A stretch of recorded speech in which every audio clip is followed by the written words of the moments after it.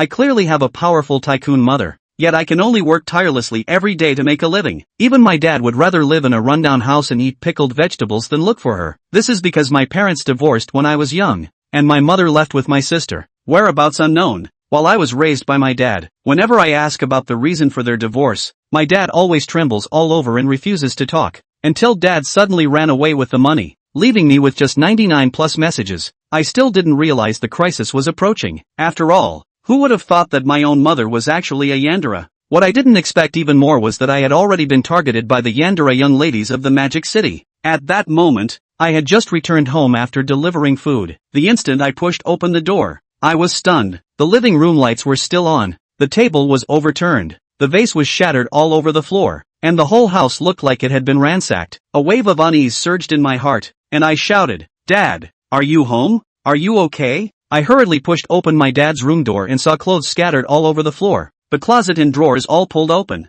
and the suitcase next to the desk was also missing. All of this indicated that dad had left with some things and was in a great hurry. I was thinking to myself, what's going on? It's pouring rain tonight. What's wrong with dad? Did he offend someone? And now they're coming for him? I felt a heaviness in my heart, sensing an ominous premonition. Just then, with a ding, my phone rang. I looked down and a series of messages kept popping up. Dad said he had encountered some issues and needed to go on a long trip, and he wouldn't be back for a while. He also told me to go to the Magic City alone when school starts, and to remember not to mention him to anyone in the Magic City, nor to contact him. He said this matter was very important, and whether he could survive depended on me. He told me not to worry about where he was going, and that we would meet again after everything was over. He reminded me to live well, and finally, to remember not to go home. But I'm already at home. As soon as the message was sent out, a red exclamation mark appeared in the chat interface, indicating that dad had deleted me. I looked up in disbelief. The front door was still open, and the hallway was pitch black, eerily quiet. Dad must have sensed something was wrong and directly sold me out. Humph, I'll remember this grudge. Without hesitation, I walked towards the door, planning to leave first and talk later. Just then, a chaotic sound of footsteps came from the hallway, sounding like more than one person, and the footsteps were hurried. Definitely not like a neighbor. I stopped in my tracks, cold sweat mixed with rainwater soaking my entire body. This is bad. They have come looking for me. I glanced at the wardrobe in the room, thinking that hiding was out of the question. I gritted my teeth, put on my hat, zipped up my delivery uniform to the top, lowered my head, and walked out of the house towards the hallway. The voice-activated lights in the corridor lit up in unison. I lowered my head and took out my phone, pretending to be a delivery guy confirming an order. But my peripheral vision was closely watching the movements in the corridor. After a while, several men in black suits and sunglasses entered my line of sight. My heart instantly raced to my throat, but I still forced myself to appear calm as I stared at the phone screen. The leading man in black stopped me, and fine beads of sweat formed on my forehead. But I asked calmly, "What's wrong?" He took out a photo, compared it under the light, and then asked, "Which delivery are you making?" I casually made up a name, Aunt Wang on the top floor. The man in black frowned. "How do you know her last name is Wang?" I replied without changing my expression. "It's written on the delivery order." He asked again, "Have you ever seen this person?" As he spoke, he flipped the photo and handed it to me. I glanced at it, and the young man in the photo was my dad, Tian, and I suddenly felt a wave of panic. I pretended to be calm and said, "Sorry, I haven't seen it. If there's nothing else, I have to go. The next order is about to time out." The man in black nodded and continued to walk upstairs. One of them leaned close to the leader's ear and whispered, "That delivery guy looks like the person in the photo." The leader shook his head and said, "This photo was left by the head of the family decades ago. That delivery guy is still young. It can't be Lord Tian." As they spoke, they rushed into my house and saw the open door. Their expressions instantly changed. "Oh no, we're too late. Lord Tian might have already escaped with the young master." They turned the house upside down but found nothing. At this moment, a lazy female voice came through the headset. "So, have you tied him up?" The man in black replied seriously, "Master, the Lord has run away with the young master." The female voice laughed teasingly. He, Xiaoluo, this time I won the bet." At the entrance of the community, inside a black stretch limousine, a middle-aged woman in a black evening gown is smiling. Next to her sits a black Lolita girl, who anxiously leans against the car window, wiping away the fog to look at the community gate. In the night, she only sees a yellow figure running out, but she can't make out the face. The girl suddenly flings open the car door and rushes out, saying, "No, I want to go to my brother's house." The driver quickly chases after her with an umbrella, saying, "Miss, it's pouring outside." The middle-aged woman sits alone in the car, pulling out a crumpled photo from her collar. in which Tian is taking a bath. She rested her chin on one hand, her sickly smile becoming even more gentle. Dear, we clearly agreed that you would come to find me once I inherited the family business. Now that no one can oppose us, why are you unwilling to see me? But it doesn't matter. Dear, do you want to play hide and seek with me? Okay, but if I find you... Her pupils gradually turned crimson. There will be punishment. As soon as Xiaoluo stepped through the door, several men in black looked at her with confusion. Miss Tian, what are you doing here? Xiaoluo asked. Where is my brother's room? The leader of the men in black pointed to the locked door next to them. If I'm not mistaken, it should be this one. One of the men in black took 2 steps back and kicked the door open. Xiaoluo said, if there's nothing else, you guys can go find my mother first. The several men in black obediently retreated. The driver is waiting at the door, and only Xiaoluo is left in the room. She raised the corners of her mouth and directly pounced on the bed, hugging the pillow tightly and burying her face in it, taking a deep breath, afraid that the familiar scent in the room would slip away. Brother now has this kind of smell. It's different from before, but Xiaoluo likes it so much, likes brother the most. Xiaoluo's eyes were dreamy, and she was completely intoxicated. She pouted, feeling a bit unhappy. Why doesn't brother come to see my mom? He clearly sent a message to dad telling him we would come to find him. Did dad not tell brother? My brother must be playing hide and seek with me. I will definitely find my brother. What should I do after finding my brother? After a bout of wild thoughts, Xiaoluo reluctantly got out of bed, opened the wardrobe, took all the clothes out and hugged them in front of her, while using her other hand to grab the pillow, and walked straight out of the room. The driver looked surprised. Miss, are you here to take back your belongings? Xiaoluo blared at the driver. It's none of your business. The driver asked again, do you need me to help you carry it? Xiaoluo said, no. The driver immediately shut up, silently holding up the umbrella, and no longer spoke. In the pouring rain, I ran frantically and found a shop far from the community to hide in. After confirming that the man in black hadn't followed me, I finally breathed a sigh of relief. The owner saw that I was soaked to the skin, and his eyes looked as if he had seen a ghost, cautiously asking, young man, do you want to buy something? I awkwardly smiled and said, just hiding from the rain. I'll leave soon. But before I could finish my sentence, the door slammed shut with a bang, and I was pushed out, stumbling and falling into the rain, my face pressed against the glass door. I looked at the owner with pleading eyes. Please, I really will leave soon. The owner threw me a plastic umbrella. Go home quickly. This umbrella is a gift for you. I sighed deeply, took the umbrella,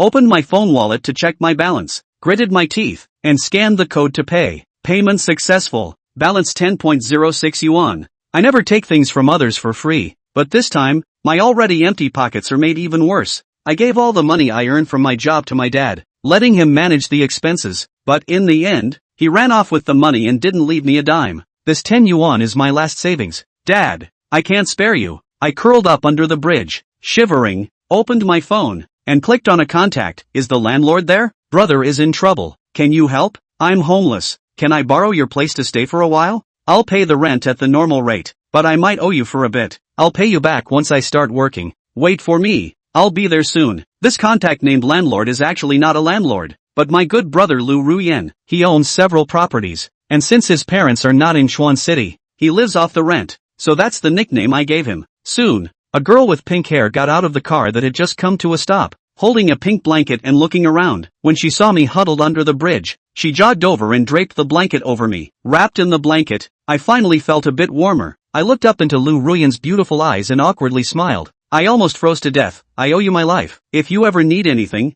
just say the word. I'll go through fire and water for you. Lu Ruyen quickly interrupted me, her eyes filled with concern as she looked at me curled up, and took my hand, saying, come on, let's go home. I was a bit surprised. To your house? I thought she would take me directly to the new rental. Lu Ruyen wouldn't take no for an answer, directly pulling me into the taxi, then turning her head to ask, so what exactly is going on? She looked at Zhang Yi, who was sitting next to her. Zhang Yi was just about to open his mouth to tell Shen Luoying the truth when he suddenly felt that this was inappropriate, in case the people who came to look for his dad came to look for trouble from him. Zhang Knight, if he told Shen Luoying the truth, he might get her involved in trouble. He, Zhang Yi, was a one-man operation, and although even he didn't understand what was going on, there was absolutely no way that he would let his own brother be put in danger, let alone the fact that his own brother was just a girl who had no hands to hold on to. Zhang Knight avoided Shen Luoying's probing eyes and spoke. We owed the landlord a bit too much money and were evicted tonight. Shen Luoying narrowed her eyes. Really? I asked you long ago if you wanted to come and live in my rented room. Why did you reject me? I'm not even charging you rent. What are you still dissatisfied with? After saying that, She skimmed her head and pouted, pretending to look sullen. I, Jiang Knight, will not earn my brother's small advantage even if I die. This is the bottom line. Jiang Yi spoke righteously, amusing Shen Luoying on the side. She surveyed Jiang Knight with a wicked smile on her face. Then, how are you going to repay me for saving your life? Jiang Yi pondered for a while and shook his head. I don't know. Feel free to mention it, as long as it's something I, Jiang Yi, can do. That's what you said. Shen Luoying left Jiang Knight with a meaningful look. Jiang Knight didn't care. What bad thoughts could a good brother have? It was nothing more than asking himself to be a cow for her, which was what happened when he borrowed her money before. Chapter 4 Shen Luoying's plan. Jiang Knight looked out the window through the car glass, and the colorful neon lights melted away in front of Jiang Knight's eyes through the rain-soaked windows. Charters, I really envy rich people like you. Jiang Knight couldn't help but lament. No need to look at the face of the customer or think about what exactly to eat at the end of the month. What's that saying? Your life my dream. A hushed voice came from the side. Certain people obviously have the chance to live like this, but they don't know how to take it. Jiang Knight turned back and pointed at his nose, somewhat disgruntled. Are you talking about me? Are you kidding me? Other than winning the lottery, I can't think of anything that can make our family salty. Shen Luoying threw him a blank stare and stopped talking. The cab traveled for a long time and stopped by a large villa. Ha! Chartered. You moved? It wasn't the first time Jiang Knight had come to Shen Luoying's house. Their two families are not very far apart, so when she was a child, Shen Luoying often called out to Jiang Knight to come to her as a guest. At that time, Shen Luoying's parents would come back to visit her from time to time, and Jiang Knight was also very familiar with them, and the two families were more like a family. I moved here right after my high school exams, and I asked you to come over and hang out, and you still didn't want to. Jiang Knight snapped. It's not that I have to work part-time and don't have much time to come. Shen Luoying fished out a key from her pocket and handed it over to Jiang Knight. This is the key to this villa. Go in first and take a shower. Jiang Knight took it in confusion. Aren't you going home? I'm going to get you some clothes, and after the shower, you have to change. But, it's not too safe for you to go out by yourself in this rain. I can skip the shower. Get lost. It's disgusting. With a disgusted look on her face, Shen Luoying handed Jiang Knight an umbrella and then squeezed him out without mercy. Okay, you remember the money for the clothes first, and we'll return it to you together at that time. Jiang Knight didn't think much about it. It's okay for a big man like himself to get dirty, but it's not good to dirty someone's home. After saying that, Jiang Knight walked towards the villa. Only Shen Luoying and the cab driver were left in the cab. Miss, next, to the South Lake Apartments. This wasn't an ordinary cab. It was merely a private car in the guise of a cab, and this driver was hired by the Shen family as Shen Luoying's personal driver. Shen Luoying was not some ordinary chartered lady, but the eldest daughter of the Shen family, one of the four great families in Magic City. Due to the internal turmoil of the Shen family, Shen Luoying came to Chuan City as a child as a form of protection from her parents. Later,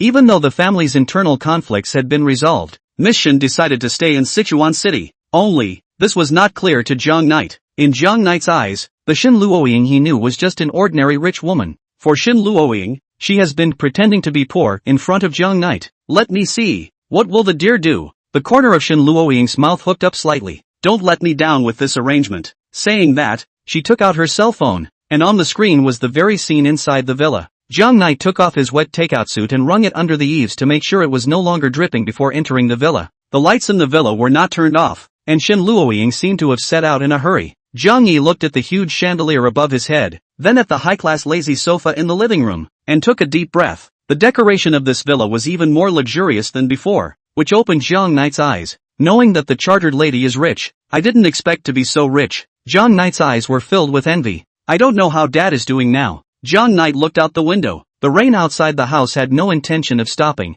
Instead, it was even bigger than before. My son doesn't ask you to give me any big villa, but how come you rolled away my son's living expenses? Jiang Knight sighed. He looked around the first floor and couldn't find the shower, so he walked up the stairs to the second floor. A long corridor stretched out in front of him, with quite a few murals hanging on the walls. He looked at the paintings in shock, not surprised at how good they looked, but rather, they were all from Jiang Knight's hand. When he was in elementary school, Jiang Knight liked to draw, but his drawing skills were all over the place. It just so happened that Shen Luoying was good at drawing, so she often became Jiang Knight's drawing teacher. After the painting was done, Shen Luoying would put it away for him. Jiang Yi didn't expect that she would actually hang all these paintings on the wall. My dear, now, you can understand my feelings for you. Shen Luoying watched the scene with interest, anticipating Jiang Yu's reaction. As expected, Jiang Knight's eyes reddened a bit. I didn't realize that the chartered lady was so sentimental. Jiang Knight was very moved. Worthy of being my good brother. The voice reached Shen Luoying's ears,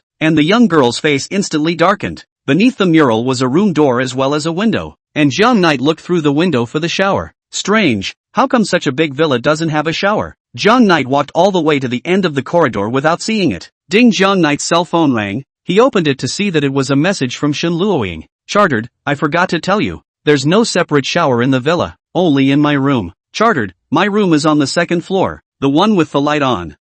Isn't this good? Shen Luoying hadn't replied, so Jiang Yi looked up at the lit room, hesitated for a moment, and then pushed the door in. The walls of the room were pink, and a giant teddy bear was placed on a large white bed. It looked like Shen Luoying was using it as a pillow. She still has it. Jiang Yi instantly recognized it as a birthday gift he had given her when he was a child. How did it break into this? Jiang Knight saw a number of small holes broken on the teddy bear, only they were all sewn up by Shen Luoying. That's right, oh dear. The corner of Shen Luoying's mouth slightly hooked. I've kept it until now. In order to show how much she cherished the bear, she even deliberately poked the bear, then carefully sewed it on for them and placed it on the bed. Now, you can see what I have in mind. Really? How old to be sleeping with a bear in your arms? Shen Luoying, is that the point? Next to the bed was a workstation as well as a computer desk, and on it was Shen Luoying's diary. The diary was open, and there was still writing on it. When did the chartered lady start writing a diary? Jiang Knight remembered that Shen Luoying didn't have the habit of writing a diary before. This was Shen Luoying's carefully prepared diary, which recorded the little bits and pieces of her and Jiang Knight. My dear, after reading the diary, you will surely understand, before the words are out. Really? You don't know to put away the diary when you're done writing. It's lucky that the person who came is me. What if there are other guests in the house and someone else sees it? Jiang Knight helped her close the diary, and thoughtfully helped her clip the pen between the pages. It's okay. Shen Luoying held back the urge to rush home. There's still one last trick. Jingle bell, jingle bell. Jiang Knight was startled. He turned back violently and looked at the closet in the room. No, why did she put the alarm clock in the closet? Jiang Knight frowned and just wanted to open the closet and take out the alarm clock. This was the alarm clock that Shen Luoying had set in advance, and as soon as Jiang Yi opened the cabinet, he would find that the inside of the cabinet door was plastered with pictures of her and Jiang Yi together. This doesn't seem too good. This is a girl's closet after all, Jiang Knight thought, withdrawing his hand. Tell her to take it out herself when the time comes. What a would. In the cab, Shen Luoying's eyes glowed a silky red. Her smile twisted with anger. Haven't you noticed at all how I feel about you? But it doesn't matter. I'll make you understand when I get back. Now, well, let's collect some interest first. Her fingers slid on the screen, and the surveillance scene came inside the bathroom. Shen Luoying's expression gradually became wonderful. After a while, Miss, we're here, came the voice of the cab driver. The cab stopped at the bottom of an apartment building, which was one of the rentals owned by Shen Luoying. TSK, how come it's at this time? Shen Luoying put down her cell phone fondly. So MS, what exactly are you going to do? Nothing, just wait for me here. Shen Luoying got out of the car, opened the trunk, and dragged out a white sack. We're not buying clothes for Mr. Jiang? The driver asked in disbelief. Shen Luoying didn't answer. She strained to carry the sack, walked out of the cab in the rain, went up the stairs, and entered one of the rental houses. Her hair was wet from not having an umbrella, but she couldn't care less about that.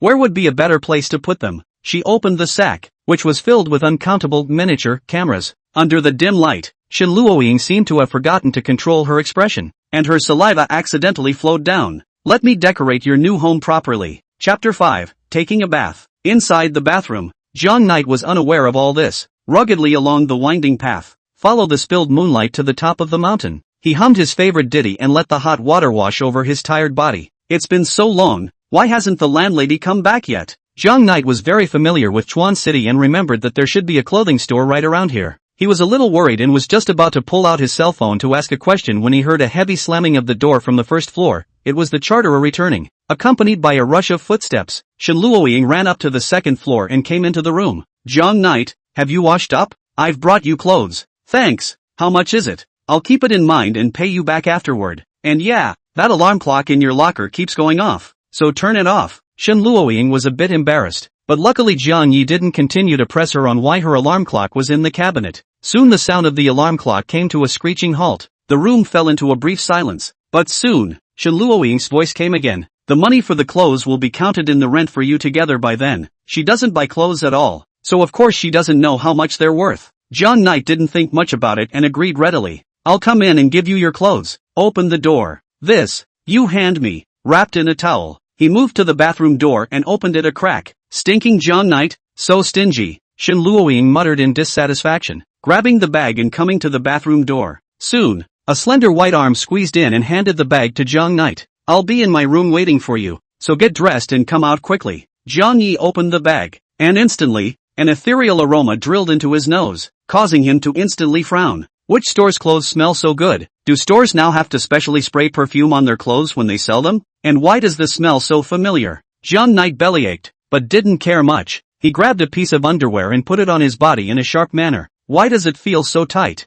Chartered. Did you buy a smaller dress? Shen Luoying's voice sounded a bit aggrieved. I don't know the size you wear. It's not like I've bought you clothes before. Oh well, John Knight felt indifferent. Tighter is tighter, as long as he can wear it. He fumbled around in the bag for a while longer before pulling out a chubby. John Knight looked at the pink triangular chubby with a cute cartoon pattern in his hand and fell into deep thought. Charters? I didn't think you'd buy me this kind of. A mortified voice came from the door. Put it on. I'll ignore you if you talk too much. Unsurprisingly, the chubby seems to be a little tight as well. No matter though, just wear it for a day anyway. Looking at the still bulging bag, a warmth surged in John Knight's heart. It couldn't be seen that the landlady was actually quite attentive, buying all the clothes he needed to change into for the next few days. Although the sizes weren't quite right, it was fine for John Knight to be able to wear them. Then I'll keep these clothes for now. Thanks brother. Good. Outside the door, the corner of Shen Luoying's mouth rose in a bizarre arc. Now it's time to buy her own clothes. When Jiang Yi walked out of the bathroom, Shen Luoying was sitting at the head of the bed, her eyes staring straight at him. What's wrong? John Knight asked. It's nothing. Shen Luoying hurriedly withdrew her gaze. It's my turn to take a shower. She strides toward the bathroom and closes the door. Stinking John Knight, do I have to go this far? Shen Luoying belabored. But it doesn't matter. I'm not as petty as you. It doesn't matter if a girl takes the initiative a little bit, right? She licked her red lips and looked at her flawless cute face and petite figure in the mirror. I'll have you know that people are girls, not good brothers. No peeking she said, followed by the sound of rushing water. John Knight sat on the chair in boredom, rolled his eyes towards the bathroom, and then began to swipe his cell phone. A post quickly caught his attention. Xiao Qingxue's first concert tour will be conducted in a month's time at the Magic City's Heavenly Domain Theater. When? Xiao Qingxue's concert? John Knight's eyes lit up. He swiped down the post, which was attached with photos of Xiao Qingxue from her past appearances. The girl in the photo had long snow-white hair, and her hand holding the microphone was as white as jade. Against the background of the starry sky, her smile seemed to freeze time,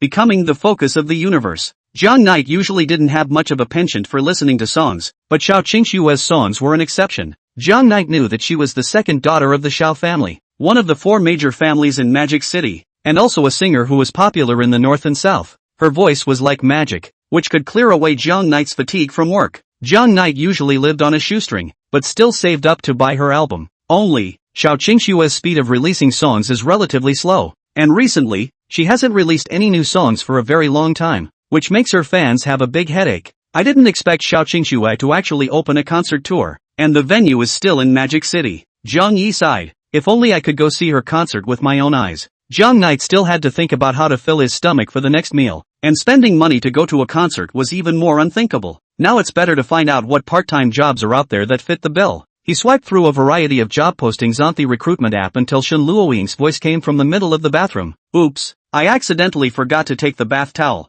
John Knight, help me bring the bath towel over. No more bath towels in the bathroom? Usually I live alone. How come I have so many bath towels? There's a spare one hanging on the balcony, so get it for me. Okay. John Knight got up, removed the towel hanging on the balcony, and walked to the bathroom door. Come in. Shen Luoying couldn't hear anything different in his tone. John Knight suspected that he had heard wrong. What did you say? Come in, Shen Luoying repeated. John Knight, are landladies so spontaneous? Or are rich people like that? John Knight's body felt like it was filled with lead, unable to move, staying in place at a loss for words. What are you waiting for? Come on in. Shen Luoying's tone remained flat, as if she was talking about an insignificant matter. That, although we are brothers, but brothers can't be this honest with each other. John Knight tried to speak as righteously as possible. Why? Shen Luoying snickered. Because you're a girl, so you know I'm a girl. Shen Luoying muttered delicately. Since this is the case, Shen Luoying revealed a bad smile.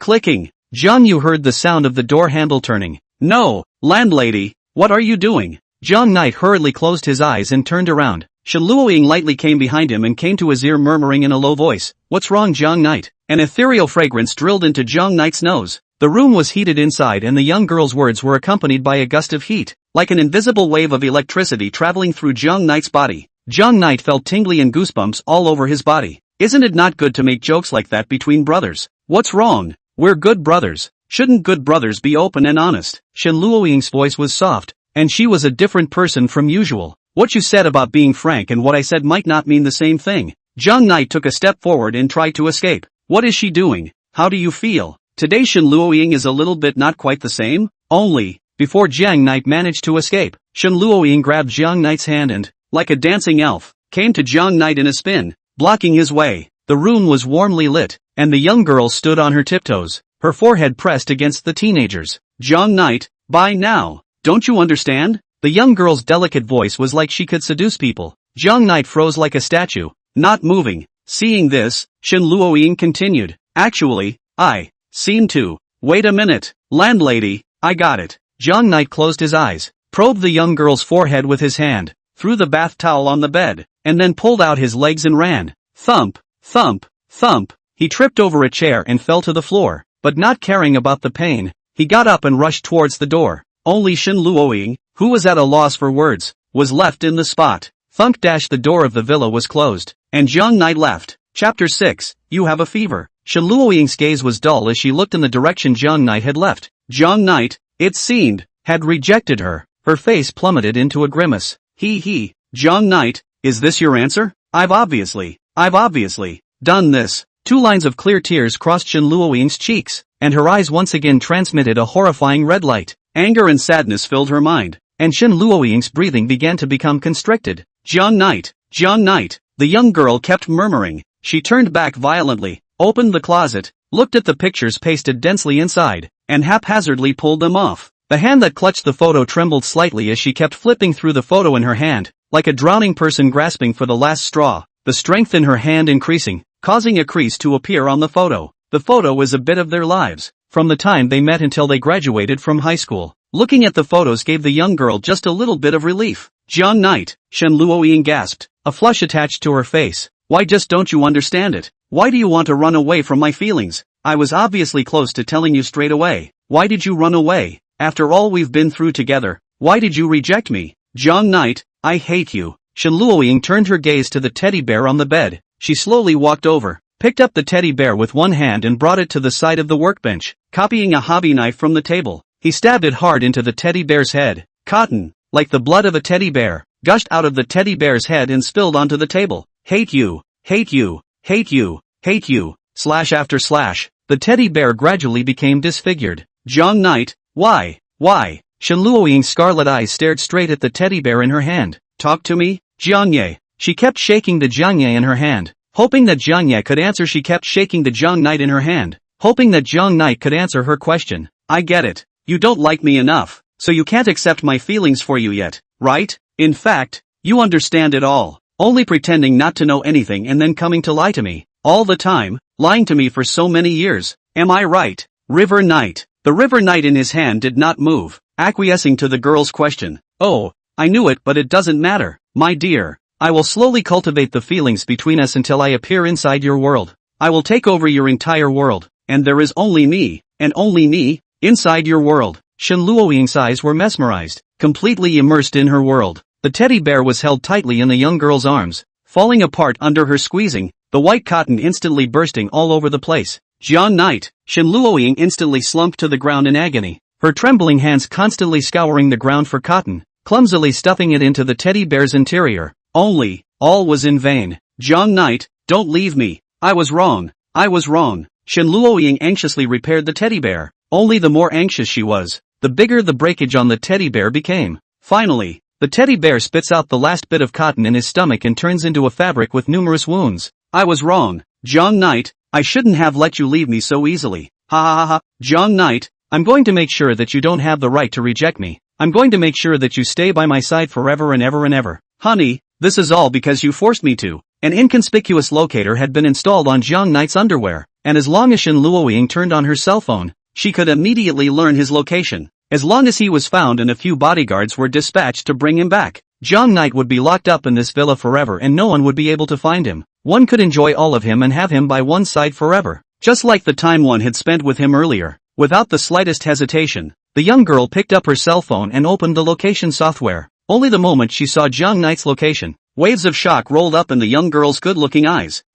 Why? The young girl looked at the red dot on the map, which was moving at a rapid pace. Only, it was in the direction of the villa. Squeak dashed downstairs. The cottage door was opened. Landlady, I'm back. Jiang Knight's voice came. The young girl's gaze became dull. Jiang Knight's return was completely unexpected. Why? Shen Luoying repeated these 3 words in her mouth, and for a moment she was somewhat at a loss for words. Jiang Knight would be coming up soon. What should he do? Shen Luoying violently broke free from the madness, her brain racing. How should she explain this messy room to him? At the moment, teddy bears were abandoned on the floor and cotton was even spread all over her room. Jiang Knight, wait, don't come over. What's wrong with you? Chartered? I am changing. You are not allowed to come in. I was just told to go straight into the bathroom. Why can't I do that now? Shen Luoying was lying on the ground, her hands busy cleaning the cotton on the ground. Pervert, I was wrapped in a towel at that point. Didn't you ask me to get you a towel? I need 2 bath towels to wipe my body. No? Phew. Scared the hell out of me, Charter. Brother, I'm almost impure. That's fine. You hurry up. Shen Luoying certainly wasn't wrapped in a bath towel at that time, except that she was still just an innocent girl in front of Jiang Knight right now. She scrambled to clean up the floor, then shoved the cotton into the closet along with a stream of broken fabric. Then, she hurriedly climbed onto the bed and buried her head into the pillow, not letting Jiang Knight see her tears. All right, come on in. The door to the room was pushed open, and Jiang Knight sat down on the edge of the bed with a bag in his hand. Jiang Knight, what are you doing back here? Shen Luoying's head was buried in the pillow, muttering in a small voice. Why can't I come back? Jiang Knight's face was filled with questions. What are you doing back here? Taking pity on me. Shen Luoying was still lying on her back, gritting her teeth, not daring to look directly at Jiang Knight. What? Jiang Knight was even more confused. He recalled for a while and said, Chartered lady, didn't you have a fever? A brief silence fell in the middle of the room. Jiang Knight tilted his head. Unspecified too. I thought you had a fever, so I went out to get you some medicine. He raised the bag in his hand. It's getting late. If we go any later, the pharmacies will be closed. Shen Luoying was a bit confused. The room fell into silence, and after a long time, she rolled over, her large eyes full of surprise. She couldn't care less about this pearly, pitiful look of hers, and tearfully looked at Jiang Knight. I have a fever? It was when you brought your forehead up to take your temperature that I realized you had a fever. My feeling might be a little more obvious than yours. Your forehead was really hot at that time. Jiang Yi reached out his hand again and probed Shen Luoying's forehead. The burning is very serious. Oh, you can touch it yourself. Jiang Yi felt that Shen Luoying had sensed that she herself might have a fever and was using his forehead to measure her temperature, so she brought her forehead over. Chapter 7, Who asked you to be your own brother? Why are you crying? Is it hard? Jiang Knight was a bit at a loss for words and looked at Shen Luoying with a heartbroken face. Shen Luoying didn't respond. Jiang Knight was a bit flustered. It was not right to speak. It was not right not to speak. He walked briskly to the bed, tossed the medicine aside. And, is it hard? Jiang Knight was most afraid of seeing Shen Luoying cry, regardless of which exam she didn't do well on, or if she encountered something unhappy. Shen Luoying would be the first to find Jiang Knight, crying and pestering him to comfort herself. Jiang Knight would always patiently accompany Shen Luoying. What caused Jiang Yi a headache was that he had no idea how to comfort a girl. There were times when his words even made Shen Luoying cry even more. As a result, Jiang Knight was both heartbroken but somewhat at a loss when he saw the pearly Shen Luoying. He felt that Shen Luoying was crying like this because she was having a hard time with the fever. At the thought, he hurriedly organized his words, but didn't know what to say. I realized you had a fever, so I rushed to get medicine. I know you're not well. When you get wet you catch a cold, and when you catch a cold you get a fever, and the cold won't go away at all if you don't take your medicine. Shen Luoying didn't move. Her good-looking eyes were still staring at Jiang Knight's face, and she couldn't stop her tears from flowing down. Jiang Knight was even more anxious. Had he said something wrong again? All of this sounds like a defense that doesn't help at all. He was always like this, talking without any logic at all, saying whatever came to his mind, and the more he talked, the more confused he became, and now he didn't even know how to explain it properly. Shen Luoying must have gotten caught in the rain while buying clothes for herself or going out to look for herself, which meant she had a fever because of herself. This made Jiang Knight want to slap himself a few times even more. Shen Luoying must be blaming himself for why he didn't buy the medicine back quickly. but he didn't know how to explain, so he just apologized directly. Oops, chartered. Luoying, I'm sorry, I shouldn't have made you wait so long. Mainly, I only have $10 left. I can't afford to take a taxi, so I can only run to the pharmacy to buy medicine for you. So many of the pharmacies in this neighborhood are closed. I had to run to several before I could get you medicine. Zhang Knight put his hand on Shen Luoying's forehead, and then on his own forehead, comparing the temperature. It's hotter than just now. You lie down quickly, I'll go soak the medicine for you. He turned and was just about to get up to get the kettle when his own coat was held in a death grip. Was this not going to let himself go? Zhang Knight felt like the sky was about to collapse. Zhang Yi turned back his head, a little scared that the chartered lady had gotten angry because of him. He was also a little chagrined that he shouldn't have let a girl run out to buy clothes for himself in such heavy rain. But more than that, he was ashamed that he had made Shen Luoying cry, and that he hadn't done his duty as a brother. Are you angry? Zhang Knight asked tentatively. No, or perhaps due to the fever. Shen Luoying's face flushed a little. This feeling, so familiar. They grew up together, and Shen Luoying's parents were always away from her. Usually when she was sick, the nanny at home would be responsible for taking care of her. Only, every time she was sick and took a leave of absence, Zhang Knight would come to the house to visit her. There are times when she brings her homework to her, times when she helps her catch up on her missed homework, and times when she helps her nanny take care of her own care responsibilities. After growing up, her own body seemed to have gotten a lot better, and she hardly ever got sick, especially after she went to high school. Zhang Knight was busy with her studies and hadn't come to her house for a long time, let alone taking care of her like this. Oh, then I'll go make you some medicine, Zhang Knight said and was about to get up. No go. Zhang Knight, a huge force tugged at Zhang Knight's clothes, causing him to fall onto the bed without standing still. Then a soft body hugged him from behind. Zhang Knight, I'm so scared. The voice was soft, and there was a weak sobbing tone. How? What happened? Zhang Knight felt that Shen Luoying might be burning confused. Nothing. After taking the medicine we'll soon be fine. You bear with it, ha. He gently pushed Shen Luoying behind him, only for the latter to stick to him as if she were a dog plaster. Alright. It's not like you're a kid anymore. Get some rest if you're sick. Zhang Yi's gentle tone seemed like it stimulated Shen Luoying's nerves, and she pushed harder and harder, her hand movements getting bigger and bigger, strangling Zhang Yi's waist. Gently. Landlady, when did you get so strong? Zhang Knight grimaced in pain. Shen Luoying was like this when she was a child, and she liked to hug him like this when she had a fever. Only, after growing up, the landlady's strength became a lot bigger, which made the strong and sturdy Zhang Knight a bit overwhelmed. Zhang Knight, you take care of me so much, how can I repay you? Shen Luoying rubbed herself behind Zhang Knight. Just give me back the $10 you bought for the medicine, Zhang Knight replied. Don't. Shen Luoying seemed to have really gotten burnt out, her voice breathless. Ha? Zhang Yi's face was full of questions, and he couldn't help but belly laugh. Why is the chartered lady so stingy? However, he looked back at Shen Luoying, who had already closed her eyes and was tightly attached to her body, and smiled and joked. So what are you going to send me? Hearing this question, Shen Luoying wooed a few times. Zhang Knight frowned. He didn't hear it, so he bent down and put his ear to Shen Luoying's mouth. I want to stuff you into my. Zhang Knight froze, and before his CPU could resume functioning, his head was immediately held down on the bed. What are you doing, landlady? If you want to fight, you should wait until you're better. Zhang Knight. Shen Luoying squinted her eyes slightly, love bubbling in her peach-colored pupils. Want to try it out? 39° me. Zhang Knight? This girl was really burned, and didn't even know what she was talking about. However, Zhang Knight looked at this delicate face with a flushed face, making him unable to resist pinching it. That makes his own brother look kinda cute. Good boy. Zhang Knight, good boy. Shen Luoying's voice became smaller and smaller, and in a while, her breathing became even and calm, seeming to be asleep. Even after she fell asleep, her hands were restless, like she was jerking a cat or petting a small child's head. Put. Zhang Knight didn't hold back a light laugh as he said in his heart, can it be that I'm a small animal in her heart, or a small child who cries? Zhang Knight didn't expect that the charterer would still talk in her sleep at night. At that time, won't I be able to ask her to do a lot of things? Like, make her pay me back for my medicine. As soon as he said it was done, Zhang Knight took out his cell phone, disliked Shen Luoying's face, and took several pictures in a row. Then he opened the recording and brought the phone to Shen Luoying's mouth. That's okay. Zhang Knight smiled badly and tried to get up. Only, he realized that although Shen Luoying was asleep, her body was like she was hanging on herself. Shen Luoying wrapped her hands around Zhang Knight's neck, her chin resting on Zhang Knight's shoulder, and from time to time, hot air came out of her mouth and breathed on his face.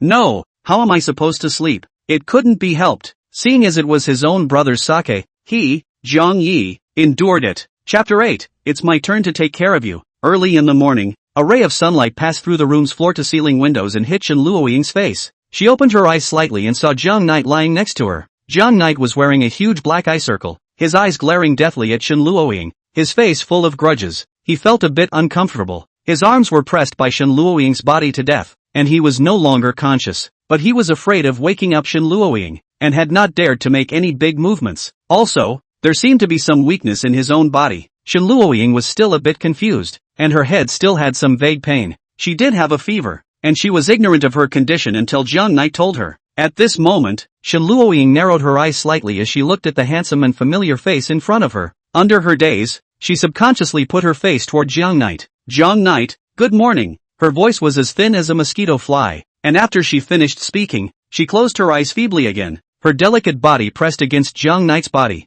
ready to sleep a little longer. Landlady, do you want to take a look at what time it is? Jiang Knight said without a good breath. Only his voice was a bit hoarse. Since the morning, he had noticed that his throat was a little uncomfortable, and he was afraid that he had been infected by the chartered lady. He was tortured alive by Shen Luoying for a night. He wanted to escape but couldn't. There was no way out. He could only obediently lie on the bed, being bound by Shen Luoying to death, being used as her hugging pillow. That's right, Jiang Yi hadn't closed his eyes for a night. Only, Shen Luoying acted as if she didn't hear it and continued to wrap her arms around Jiang Knight's neck, lying quietly in his arms. Jiang Knight secretly sighed in his heart. Shen Luoying was sick like this, all because of himself. Thinking of this, Jiang Yi's indignant emotions calmed down a bit, and his eyes were full of tenderness when he looked at Shen Luoying. Just like this, he continued to act as Shen Luoying's humanoid pillow, not even taking off his jacket, lying quietly on the bed. Am I being treated like that teddy bear by her? Jiang Knight yawned. Strange, where did that teddy bear go? His eyes glanced around inside the room, but there was no sign of the teddy bear. It was here before. Until noon, Shen Luoying finally opened her eyes. Her spirit compared to before a lot better. The brain also gradually from a piece of paste gradually become gradually clear. Did the chartered lady sleep comfortably? Next to him, Jiang Knight spoke word for word. Well, it's quite comfortable. How about you? Jiang Knight, did you sleep well? Shen Luoying sat up comfortably and stretched. The sunlight passed through her thin pajamas, outlining her exquisite figure a bit. Then, let's go check out the rental, Jiang Knight said, and wanted to sit up. But just as he finished speaking, he was held down on the bed by Shen Luoying. What are you doing, charterer? You're sick? Shen Luoying keenly captured the abnormality in Jiang Knight's voice, and as she looked towards Jiang Knight at this moment, a strange light flooded her good-looking eyes. The Jiang Knight at this time was very different from the past. Jiang Knight always looked energetic in front of her. Even yesterday, under the bridge hole, Jiang Knight was freezing and shivering, and when Shen Luoying saw him, he didn't show the slightest bit of fatigue. Jiang Knight always maintained the image of a sunny and cheerful big boy in front of her. As for the current Jiang Knight, he was lying quietly on the bed. His eyes were lifeless, and from his cheeks, to the tip of his nose, a hint of redness had risen. This was a sight that Shen Luoying had never seen before, because Jiang Yu had never been as powerless as he was today. Landlady, what are you doing? Seeing Shen Luoying's strange look, Jiang Knight was a bit puzzled. Shen Luoying swallowed her saliva, stabilized the impulse that surged to her heart, and said calmly, you seem to be sick as well, so just stay in bed and rest today. Harm, I thought it was something? Jiang Knight bitterly smiled and shook his head. This little illness is nothing at all. I was so burnt that my legs were weak before, and I even went to work a part-time job for a whole day. When was it? I don't even know. When Shen Luoying heard this, she couldn't be bothered to appreciate the battle-damaged version of Jiang Knight, and hammered Jiang Knight heartily. Was it during the vacation? You didn't even tell me when you got sick. It's fine, it's fine. What kind of a brother tells his brother as soon as he gets sick? It's not too late. Let's hurry up and get going. Let's go see the rental.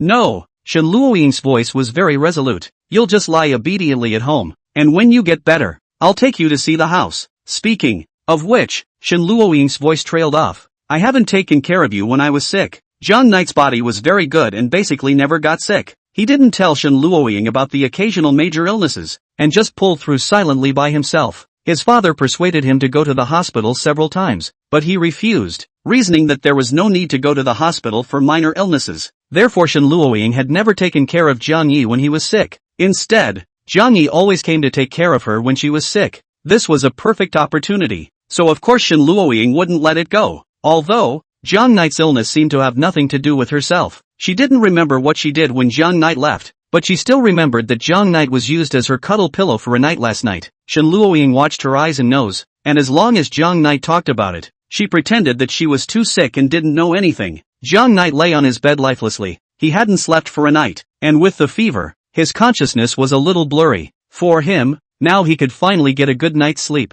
Okay, then, please. After saying that, Zhang Night slowly closed his eyes and never opened them again. The sound of even breathing echoed in the quiet room. He. Zhang Night seeing Zhang Night completely lose consciousness. Shen Luoying squatted beside the bed, the corners of her mouth slightly upturned. Let me take good care of you. She put her hand to Zhang Night's face and rubbed it. At this moment, Zhang Night's face was like a ball of fire, somewhat red. In the room where the heating was turned off, his face was constantly bubbling outwards. So cute, so cute, so cute, I want to eat it in one bite. Shen Luoying saw that Zhang Night didn't have any reaction, and gradually began to let herself go. Her face felt like it was attracted to Zhang Night's face and clung to it. Like a kitten, she rubbed against Zhang Night's cheeks, feeling the hot temperature burning on her face like a flame. Shen Luoying's expression gradually distorted, completely and utterly sinking into it. Only after a long time did Shen Luoying reluctantly get up, one hand resting on top of Zhang Night's cheek, her thumb constantly rubbing that somewhat rough face, while her other hand kept stroking Zhang Night's head. Zhang Night, be good. She was like a mom, coaxing Zhang Night, who had already fallen asleep. She squatted in place obsessively, not caring that she still had some soreness in her body. Zhang Night is so good. What kind of reward should I give you? My dear must be hungry already. Let me feed you some good food. Chapter 9 Telephone Calls. Shen Luoying walked out of the room, took out a piece of bread from the kitchen, and once again returned to the bed. Her red lips parted slightly as she gently bit down on a piece of bread, chewing it delicately for a few moments, ferrying crumbs of it onto her own tongue. Zhang Ye's nose was completely out of order, so he could only rely on his mouth to breathe. Looking at Zhang Night's slightly trembling lips, Shen Luoying was a little excited, and in her body, an inexplicable desire instantly surged up. She foolishly moved down, about to use the conveyor belt to send the imported breadcrumbs into Zhang Night's mouth. Jingling dash. Just at this time, Shen Luoying's phone rang in an inopportune manner. She was already a little weak from doing such a bad thing, and was so shocked by the sudden ringing that the food on the conveyor belt accidentally fell to the ground. She froze for a few seconds, her face instantly grimacing. Who was calling her at this hour? She was a little depressed. It didn't matter though, she wouldn't answer the call no matter who it was. No one could spoil her. With that in mind, she ignored the phone in her pocket and took another bite of bread, ready for her old trick. Only, Zhang Night seemed to have been disturbed by the commotion, and he twisted his body a few times and rolled over, turning his back to Shen Luoying. This made Shen Luoying's plan to secretly feed her completely fizzle out. Shen Luoying wanted to turn his body over, but she was afraid of waking up Zhang Night, and after hesitating for a while, she chose to give up. The corners of her mouth twitched a few times before she grimaced and headed straight out of the room, eyes full of resentment. She pulled out her cell phone and it was her mother calling. Hey, Shen Luoying's voice was listless. Luoying, are you home? A gentle female voice came from the other end of the phone. Aha! Both ends of the phone fell into silence, and after a few seconds, Shen mother's voice came again. What's wrong, Luoying? Not feeling well? No. Is there some kind of trouble? Then? No. Shen mother fell into silence, not knowing what to say. At this time another middle-aged man's voice came from the other end of the phone. It was Shen's father. Then, it shouldn't be that Zhang Night bullied you, right? It's not. Shen Luoying pouted and muttered a few times. Zhang Night is the best to me. Although the voice was small, Shen's father and mother all heard it clearly. Mother Shen forced back her laughter. You're not with Zhang Night right now, are you? Shen Luoying didn't expect her parents to actually guess it so quickly. Her small face quickly turned scarlet. Well, he's in my room, so it's like this. Shen mother instantly understood everything. She said with a smiling face, so it's us who disturbed you too. What? When Shen's father heard this, a nameless fire made him a little uptight. This kid, not honest at all, actually ran towards your home. When I see him, see if I don't take scissors to him. Dad, what are you thinking? Shen Luoying hummed lightly in shame and told Shen's father and mother about Zhang Night's home, while slightly abridging the matter of Zhang Night's illness. After hearing this, Shen's father and mother were both shocked, and both of them sucked in a breath of cool air for a long time before opening their mouths. No wonder we couldn't get in touch with Zhang Ling in the past few days. Their family is really something. They don't even know to look for us to help them out when they have something to do. Why don't you bring Zhang Night to stay at our house in these few days? Didn't he also go to Mordor University? You guys can still have a companion this way, and Zhang Night won't have to worry about his life. Is it really okay? Shen Luoying's voice revealed a wave of delight. Look at. Shen mother's mouth rose slightly, turned her head to look at the nearby Shen father who was full of black lines, and laughed softly. Just now he was not in the spirit of the spirit. As soon as he heard that he could let Jiang Knight live over, all of a sudden he was so excited. But, Jiang Knight, he won't agree. Shen Luoying sighed. He's a person who is dead set on losing face. He can't possibly live in our home for nothing. Besides, I'm not some big miss of the Shen family in front of him. If he knew my identity, I'm afraid he wouldn't be able to socialize with me like this. Shen Luoying felt that if she let Jiang Knight know that she was the eldest young lady of the Shen family, one of the 4 great families in Magic City, there would definitely be a gap between them. AI, you two really give people a headache. Jiang Knight is also really good. Everything is good, just being like a piece of wood. Mother Shen shook her head. Sooner or later, your identity is going to be exposed. You can't keep pretending in front of him. At least, not right now. Shen Luoying gritted her teeth. There were times when she really wanted to open Jiang Knight's head to see if it was a wooden structure or not. She was prepared to keep it hidden until their relationship was finalized, and she told Jiang Knight herself, "Let's do it this way then. I'll buy a villa by the side of Mordor University. You'll say that you're going to share a house with him, then move in with him and live in it. And when the time comes, collect a little bit of rent from him symbolically, so he shouldn't think there's a problem, and your identity won't be exposed. How's that?" Shen Luoying pondered for a moment. Her eyes lit up, and she agreed.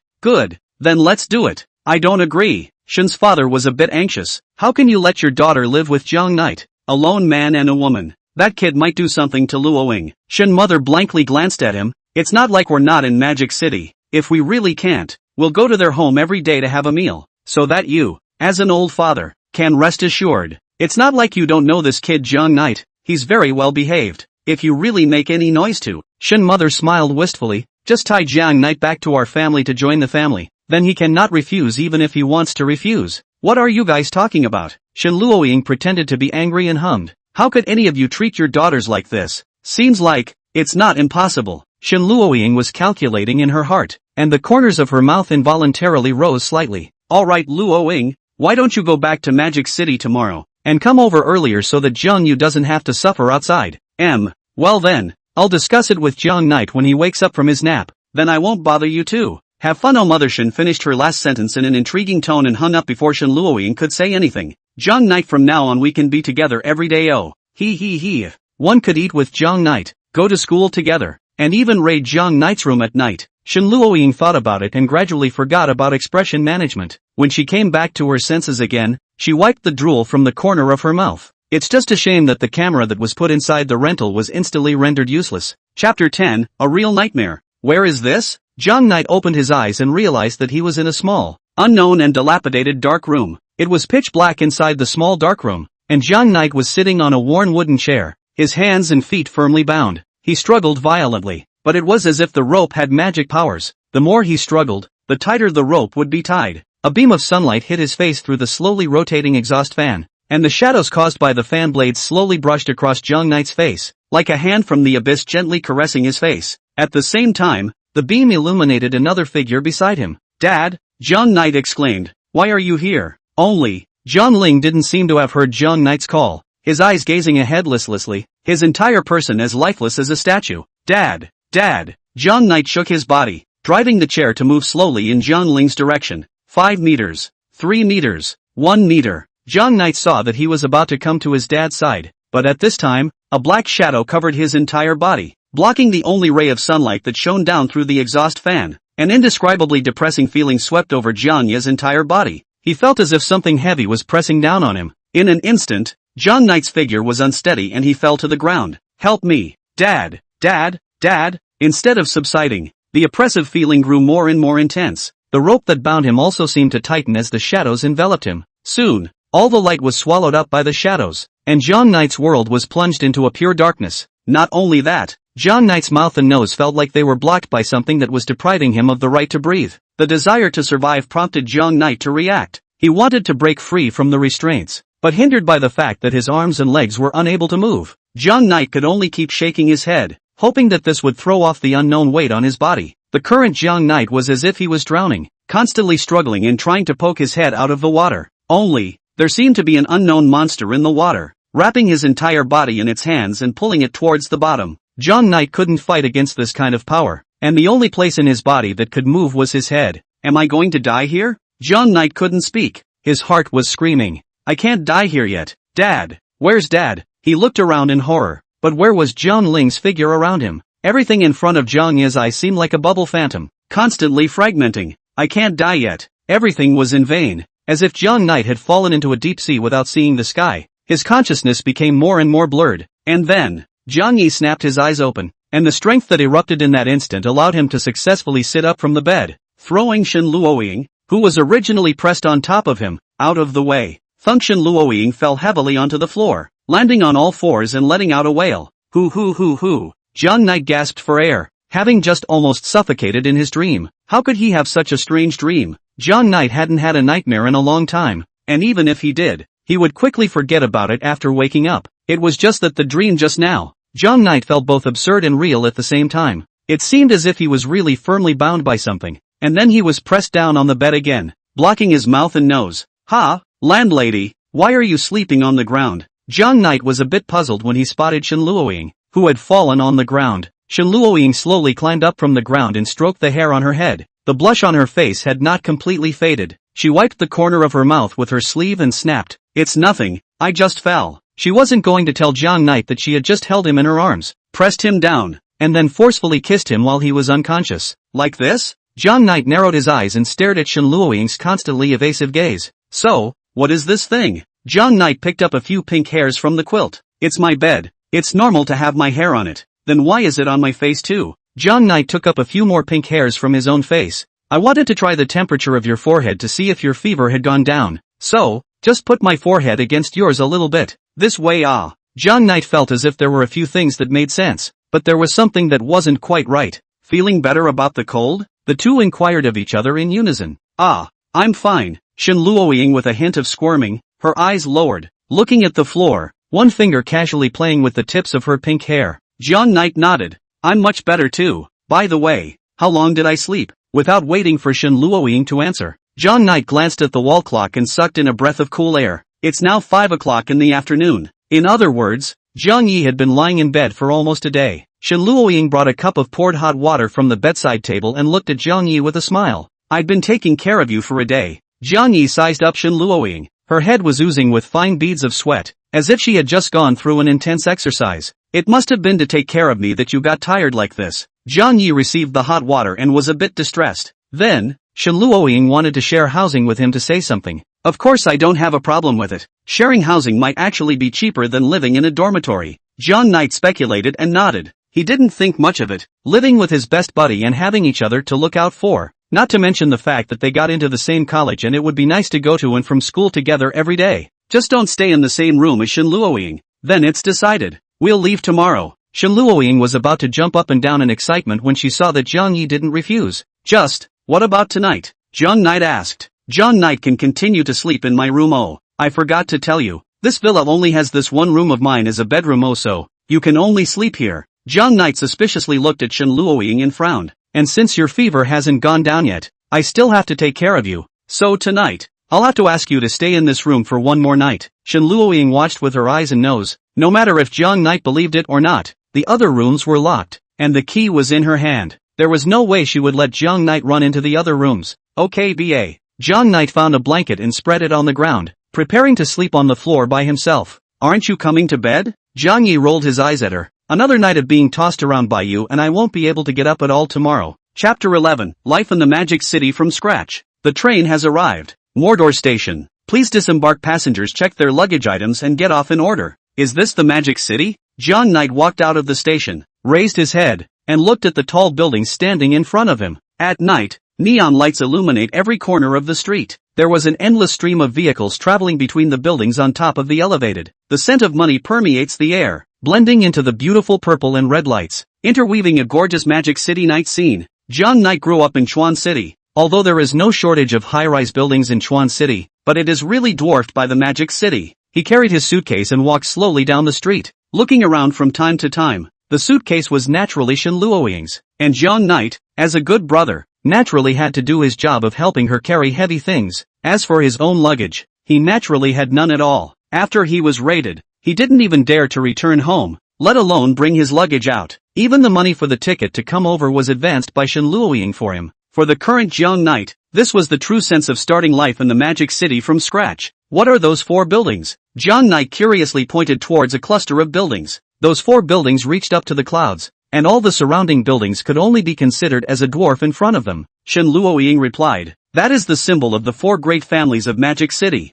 Usually not open to the public, only when the families have major banquets, they will be used to entertain the guests. Jiang Knight nodded his head, waves of shock rising within him. These 4 tall buildings directly dominated the center of Mordor. Were they actually closed on weekdays? How many guests can be entertained in such a large building? It's a big family after all. At one time, it's possible to invite tens of thousands of people to the feast. Last time, in order to celebrate the listing of their new company, the Lin family directly threw thousands of invitations down from the roof of the building, and everyone who picked up the invitations had the chance to attend the Lin family banquet. It's illegal to throw things from a height, so guys don't learn. Jiang Knight felt like the world had been turned upside down. For these big families, it seemed like money was really the most useless thing. What's the matter? Want to go in and take a look? Jiang Knight swallowed a mouthful of saliva and nodded. Put, what are you laughing at? It's hard to believe that you don't want to go in and take a look. Jiang Knight looked at Shen Luoying breathlessly. Maybe there will be a chance in the future. Shen Luoying stretched out half of her hand, pulling on the corner of Jiang Knight's coat,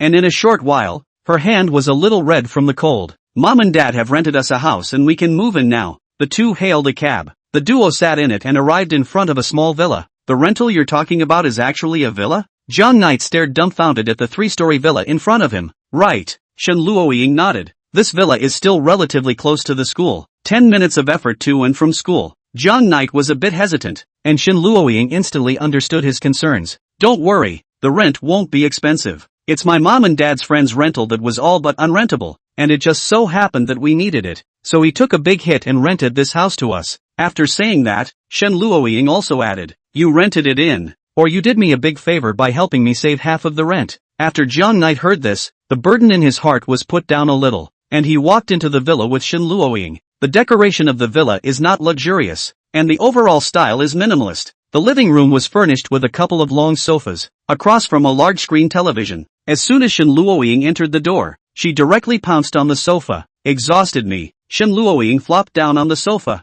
her legs wobbling about in an unfaithful manner, and her slippers flew out east and west, almost smashing into the TV set across the room. Landlady, get up, you still have to go put your luggage down. Jiang Knight put a big bag in his hand on the suitcase and pushed it to the stairway. No, you can just help me organize your room. Don't you organize it yourself? Jiang Yi came to the sofa somewhat helplessly, sidled up, and sat next to Shen Luoying. What are you doing? Shen Luoying turned her head and looked at Jiang Knight with a wary face. What do you say? A bad smile surfaced at the corner of Jiang Knight's mouth, and his hands reached for Shen Luoying's soft underbelly. No, there is no. There, Shen Luoying twisted her body violently. Get up or not, get up or not. Jiang Yi skillfully attacked Shen Luoying's armpit. Shen Luoying giggled and begged for mercy. Calling you lazy, calling you disobedient. Jiang Knight didn't stop the movements in his hands, and the amplitude even intensified. I was wrong, I'll organize my own room. Only then did Jiang Yi stop and pulled Shen Luoying up, leading her towards the second floor. You can organize and tidy up your room first.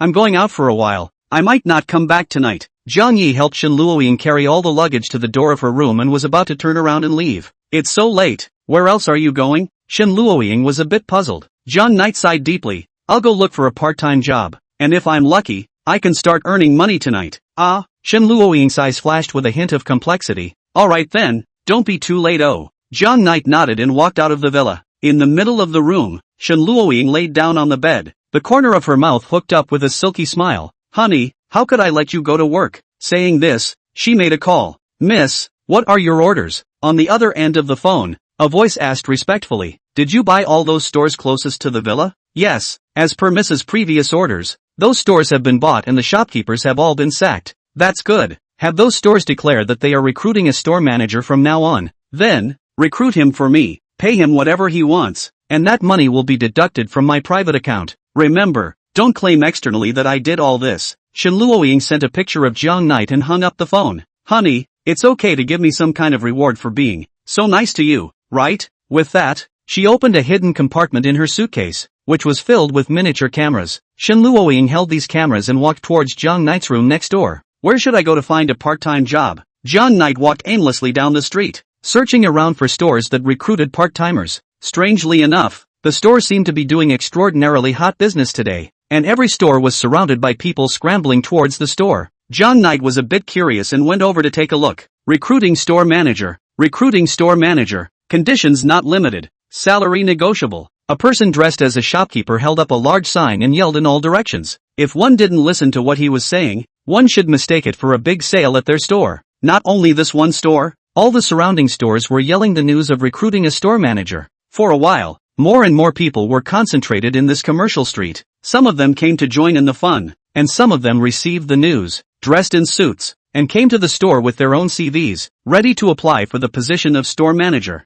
John Knight's jaw dropped to the ground when he saw such a scene for the first time in his life, and it even shook his worldview. Did these bosses do something wrong and then get fired en masse? And does it make sense to have these store clerks out there yelling? John Knight couldn't help but bellyache. Magic City. It's too scary. Chapter 12, Cousin. Why you? John Knight's gossipy soul was burning. He looked around and quickly walked to a person who was watching around him. Older brother. What's the situation of this commercial street? The man wrapped his arms around his chest, narrowed his eyes and looked John Knight up and down before turning his head again. You're from out of town, aren't you? John Knight nodded sardonically and didn't deny it. This matter is strange to say the least. This street is just an ordinary commercial street, and the location it is in is not in the center. But just yesterday, this whole street was bought out. One day, to buy a street? John Knight suspected that he had heard wrong. Right. The man's brow furrowed. The main thing is, this street, all the store owners were all fired overnight. He pointed at a store owner in a clothing store who was theorizing with a recruiter and said in a deep voice, that person I know, is the original owner of this clothing store? He's been running this store for more than 10 years and his business has always been very good, but it was yesterday that he was told from above that he was fired. You say, it's a person who can't accept it. John Knight nodded and sympathized with him. Not only this store, but as John Knight's pace deepened, he saw scenes that he had never seen before in his life. The surrounding stores were all, without exception, yelling for shopkeepers to be recruited. From time to time, there were also tirades coming from the store owners who were suddenly fired, venting their anger. Some travelers were holding their cell phones, frantically snapping pictures, and the shopping street was instantly bustling with activity. After looking around for a long time, John Knight found a restaurant that had a posting for dishwashers and walked in. This restaurant is just a mediocre store on this commercial street, but business seems to be extraordinarily hot today. A modest box was packed with people. The box seemed to have been temporarily commandeered and used as a recruiting location for the shopkeeper. Inside, a suited interviewer sits at a desk, impatiently flipping through the resumes that have been submitted. A long line formed outside the door, leading almost directly to the door. They nervously held the small slips of paper in their hands, on which were recorded dense handwriting that seemed to be some of the mandatory memorization for the interview. John Knight had a bit of a headache. Generally speaking, positions like dishwashers were directly recruited by the store manager. Only, now that even the store manager was no longer there, who was he looking for to apply for the job? Ah, young man, dinner? A waitress next to him asked in a small voice. Oh, no, I'm here to apply for a job as a dishwasher. It's just that the store manager here doesn't seem to be around. Applying for a job as a dishwasher. Well, that's a bummer. Our boss got fired yesterday for something he didn't know what he did. If you're applying for a job as a dishwasher, you might want to ask the interviewer. John Knight's eyes widened in disbelief. Isn't that where the interview for store manager is held? Auntie shook her head. I don't know what's gotten into the nerves of the higher-ups, but they specifically instructed that all the jobs from the store manager down to the dishwasher are now in the hands of that one interviewer. For the first time, John Knight heard that the job of washing dishes was subject to an interview. It's just, wouldn't be a good idea to go to a job interview in my outfit. John Knight glanced at the long line on his side. Every single person in it was wearing a formal dress with a bow tie and leather shoes. On the contrary, he was wearing a heavy cotton coat and his hair was still a bit messy. In this condition, I guess he would be kicked out as soon as he met the interviewer. Young man, these people are all applying for the job of store manager. In Magic City, trying to recruit a dishwasher can be harder than recruiting a store manager. Auntie glanced at those people disdainfully. Low-eyed and overambitious. People nowadays want to get a better job in Mordor, and in the end, they can only end up in the dust. We don't pay dishwashers low wages here, but just no one comes, and in the end, it's still not dignified. Like Auntie, getting a stable job honestly is better than anything. She smiled towards John Knight. Young man, I'm optimistic about you. That, Aunt, John Knight asked tentatively, are there any requirements for doing your waitressing business in Magic City? Auntie pondered for a moment and said, it's not too much to ask, just know 3 or more languages. John Knight gulped and had an urge to flee. I'm going to deliver the groceries. Cheers, haha. With that, The waiter left at a quick pace. Is this the Magic City? I just want to get a job. Is it easy for me? A hint of despondency flashed in Zhang Knight's eyes. He turned his head toward the noisy interview box and hesitated for a moment before joining that long line. He didn't believe that with his years of dishwashing experience, he couldn't be a dishwasher in this restaurant. The teenager straightened his cotton coat and pushed down his upturned hair before sticking his hands in his pockets and puffing out his chest, following the lead of the interviewers around him and trying to look as confident as possible. Just then, two arguing voices arose from the back of the group. Stop squeezing me. What's wrong with you? It was the voice of a woman, her voice laced with anger. Just you are applying for the job of store manager? It's not too late. Go home early. It was a man's voice, sounding civilized and with a bit of effeminate yin and yang. It's none of your business that I'm applying for a job as a store manager. What are you tugging at, you hairless college student? Do you have a degree? Do you have a diploma? Do you have turtle experience? The man let out a sharp clip sound with mockery. The people next to him looked at him. Their brows couldn't help but wrinkle, unconsciously moving away from him. The man was about to continue when his voice came to a screeching halt, as if he had been grabbed by the throat. A big man is such a pussy, and you're cutting in line? Do you understand? Zhang Knight frowned. Why was this voice a bit familiar? He looked back at the woman curiously, his eyes widening momentarily. The woman had flaming red waist-length hair, a leather coat on top and a pair of leather pants wrapped tightly around her slender legs. She grabbed the boy she was talking back to directly by the collar and was about to lift him up whole. Let go of me, the civilized man shrank, his voice getting smaller and smaller, reaching out his hand and feebly slapping the back of the woman's hand, like a shy and petulant little girl. Cousin? He waved towards the woman, and that woman sniffed and glanced towards Zhang Knight, instantly revealing a smile. Little cousin? The anger under her eyes instantly faded and a smile crept onto her face. She loosened her grip on the man's collar and pushed with one hand, and the man fell to the ground without standing still. She was none other than Zhang Knight's cousin Zhang Ting, Zhang Ling's brother's daughter. In Zhang Knight's impression, after her cousin graduated from college, she came to the Magic City and worked alone. Only at the time of the new year, Zhang Knight can see her. When he was a child, Zhang Knight was bullied by her. Although Zhang Knight was strong, but the bloodline suppression engraved in his DNA made him lose many battles against his cousin. Only that his cousin would give him a big red packet on New Year's Eve. And sometimes, she would take advantage of Zhang Ling's inattention and run out to play with Zhang Knight during his study time. Zhang Knight was wrapped in her arms, and the knuckles of her index fingers were pressed against Zhang Knight's temples, turning them with force. Why didn't you tell sister when you came to Magic City? Sister missed you. It hurts. Zhang Knight grimaced in pain and managed to break free.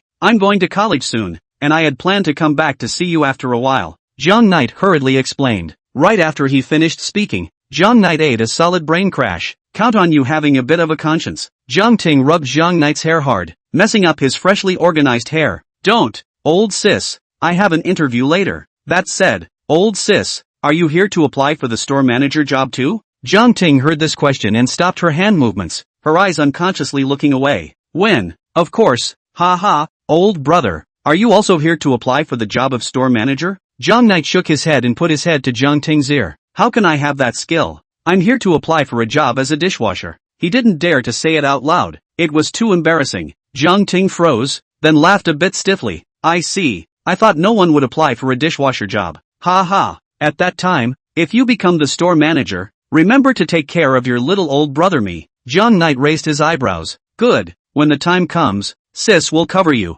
Zhang Ting patted Zhang Knight's shoulder. Only, her force became less and less. Chapter 13, Humiliate Me. Ahem. These chapters are mainly to introduce Zhang Ting, the main character, and Hai, the negative character, who will be used later on. There will be no face palming in the future. It's all sweet everyday life. If you really have an aversion to this kind of plot, you can move to chapter 17, where the new heroine appears right away. It hurts me. The man who fell to the ground covered his butt and the black-rimmed glasses on his face fell to the ground. Highly nearsighted, he became blind as soon as he left his glasses. Plus it was nighttime. He couldn't even find where he dropped his glasses. In full view of everyone, his hands groped around on the ground carelessly. After a long time, he finally felt his glasses and put them on. The frail man showed his teeth and glared at the sibling duo. What's the matter? You're the one who jumped the queue first. Don't you understand first come first served? Still want to cut in my queue? I'll teach you a lesson. Do you have a problem with that? Zhang Ting raised his fists and looked down condescendingly at the civilized man who was a head shorter than him. Humph. What's wrong with jumping the queue? The man's eyes were filled with fear. He knew that the woman in front of him was a hothead, and if he pissed her off, I'm afraid that her fists would really land on him. However, the pride in his heart did not allow him to just settle for less. So, he forced himself to be calm. held up his glasses, and revealed an expression that he thought was menacing. Fear and anger were written on the same face, making his face look a little twisted. The whole person looked like a cat that had blown up but was meowing arrogantly. "Do you know who I am?" The man almost squeezed these words out from between his teeth. "I don't know who you are, but I know I'm your stack." The fist instantly slammed downward, and it was about to land on the bridge of the civilized man's nose. Only, Jiang Knight stepped out in time and grabbed her arm, stopping Jiang Ting's injurious behavior. The civilized man closed his eyes at the move, letting out a petulant grunt as his head involuntarily shrunk back. "Forget it, sis. There's still an interview to go." Jiang Knight heard that unusual grunt coming from the civilized man, and tried his best to contain the gastric juices that had already turned over in his stomach, pulling Jiang Ting back. He knew that with his cousin's violent temper, he probably would really beat this man up on the street. Jiang Ting glanced at the civilized man and gave him a middle finger before wrapping her arms around Jiang Knight's neck and continuing to chat with him. "You wait for me." The frail man stared at the backs of his siblings, his face showing ruthlessness. He turned directly away, and as he passed the crowd, they all subconsciously took a few steps back, frowning with wonderful expressions. The pain on his buttocks was still fiery, and the frail man covered his buttocks, as if he were a willow in the wind in the middle of the night wind, and if he didn't pay attention, he would be blown down. He limped and bumbled his way to a deserted alley, sat paralyzed against a wall, pulled out his cell phone, and dialed a number. "Hi Xiao." The voice coming from the other end of the phone was none other than the interviewer of that restaurant. "According to your father's intention, the position of the director of this restaurant has long been reserved for you. You've come for an interview just to go through the process, so please wait a little longer. Lousy don't come to face what test." Inside the dark alley, the frail man looked around and finally dared to let go of his voice and speak loudly, except that his voice was still shrill, and onlookers might think he was singing. "I'll send you my resume and identity information directly in a moment, and you can just write whatever you want about the interview process. The store manager's position will end up being the old man's anyway." Then, he sent over a photo of Jiang Knight as well as Jiang Ting, which was a photo of the siblings that he had secretly taken of them from behind when he left, when they weren't paying attention. In the photo, Jiang Ting was resting her arm on Jiang Knight's shoulder, and the two of them were smiling and seemed to be chatting happily. Although their faces could not be seen, the two of them were dressed in a particularly conspicuous manner and could be recognized at a glance. The man's expression grew more and more twisted as he looked at the smiles of the two men in this photo. "I want you to humiliate these two severely during the interview." He laughed petulantly, covering his mouth with one hand. "I'm so looking forward to you guys making a fool of yourselves in plain sight." Inside the interview box, "Look at me. I'm a turtle PhD graduate from Stave University, well versed in business statistics as well as," says a recently returned turtle who was browbeating about his specialty as well as his expertise.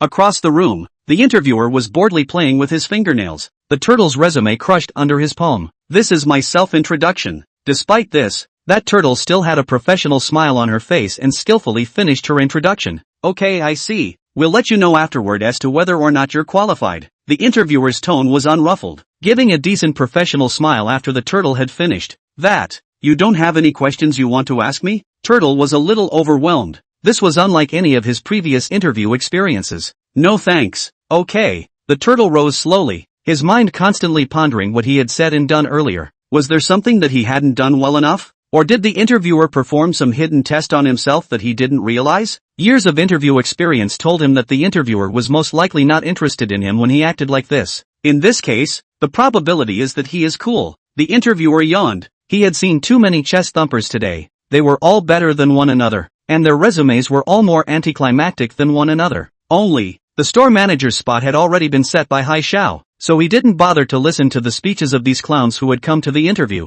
The fact that he was still sitting here now was nothing more than just pretending. The so-called Hai Xiao, his father, Haida Fury, was the person in charge of this entire commercial street. Their family seemed to be quite prestigious and powerful in Magic City, backed by one of the four great families. Therefore, he agreed to Haida Fury's request to make Hai Xiao the store manager of this store. As a member of the interviewers, he of course knew the person that the higher-ups had asked them to recruit. Only, how could the person who had been named and recruited by the higher-ups condescend to come to a small restaurant as a store manager? Therefore, he simply sold Haida Fury a direct favor. This was a favor from the Hai family, and he knew with his feet that it was very valuable. When you come out, you have to be powerful and have a background. What's the use of a turtle? What's the use of a good resume? If you want to mix in the Magic City, you can rely on more than just the 10 years of hard study. Chapter 14, Humiliation. Next, the assistant at the side opened the door to the box, and Jiang Knight put his hands in front of him respectfully, with the word well-behaved written all over his face. The soundproofing of the booth wasn't very good, and he had been eavesdropping on the interview in the box from just outside the door. If he didn't hear it, he seriously questioned whether he was worthy of being a dishwasher or not.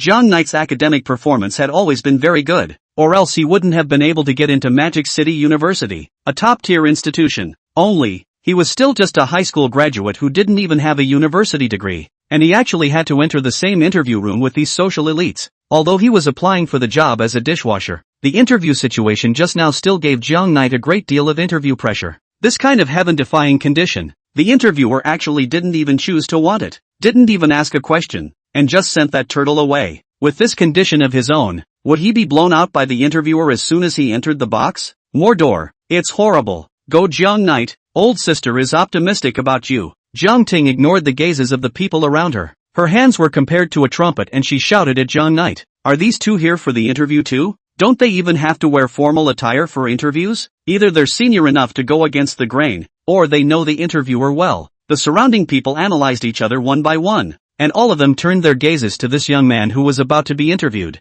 It couldn't be helped. After the scene with the frail man just now, coupled with the clothes that didn't fit in with them, it managed to make Zhang Knight and Xiao Ting the center of attention. Only, who would have thought he was applying for a job as a dishwasher? It would be a great shame if they found out. Zhang Knight would like to directly end the cracks of the floor into a puddle of mud from the cracks quietly slipped away, secretly cursing the rules let the dishwasher to go through the interview with the senior staff. Cut. Shen Luoying, who was in the process of installing a miniature camera, sneezed for no reason and almost fell off the top of the chair. That's right. The delicate-minded Shen Luoying had purposely requested that whatever position in the store be interviewed by an interviewer in order to ensure that Zhang Knight would become the store manager. She knew that Zhang Knight definitely wouldn't have half an idea about the store manager, and it was impossible for him to come to the store and directly apply for the position of store manager. Therefore, she had to take this approach so that he had to come in front of the interviewer no matter what position he was applying for, so that the interviewer who received his picture could recognize him, thus forcing him to become the store manager.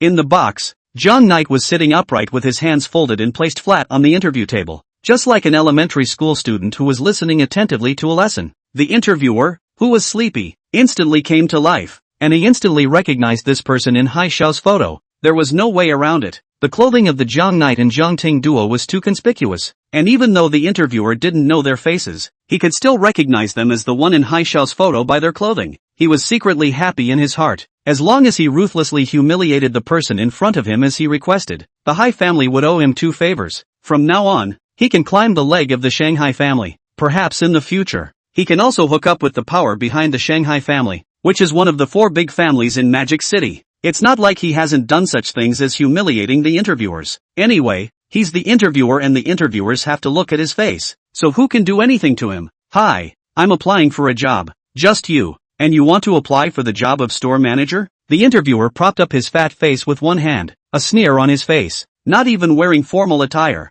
just wearing this raggedy dress. Are you here to apply for a job, or to beg? His tone of voice was filled with yin and yang. That, I'm not. Zhang Knight's forehead was oozing with a slight bead of sweat, and his speech was a little sloppy. His fists clenched up tightly as he stared nervously at the interview tabletop. What aren't you? The interviewer slammed the table and pointed at Zhang Knight's nose. I've seen a lot of college students like you, and you want to apply for the job of store manager when you're all hairless? What else do you know besides a few anime lines? Let alone coming to Mordor. Even if you were thrown inside the desert, those stinking beasts wouldn't even bother to look at you. The assistant on the side looked at Zhang Knight. He was curious as to what kind of person could make the interviewer insult him like this. Only, why did this person look a bit familiar? He couldn't help but narrow his eyes. The interviewer swept Zhang Knight up and down and sneered. You're from out of town, aren't you? No wonder. Dressed like a country white bun. What's the matter? The family is bare and can't afford to buy you clothes? Your xylophone is probably gone. Or you wouldn't have no one to teach you the rules of the big city. Oh,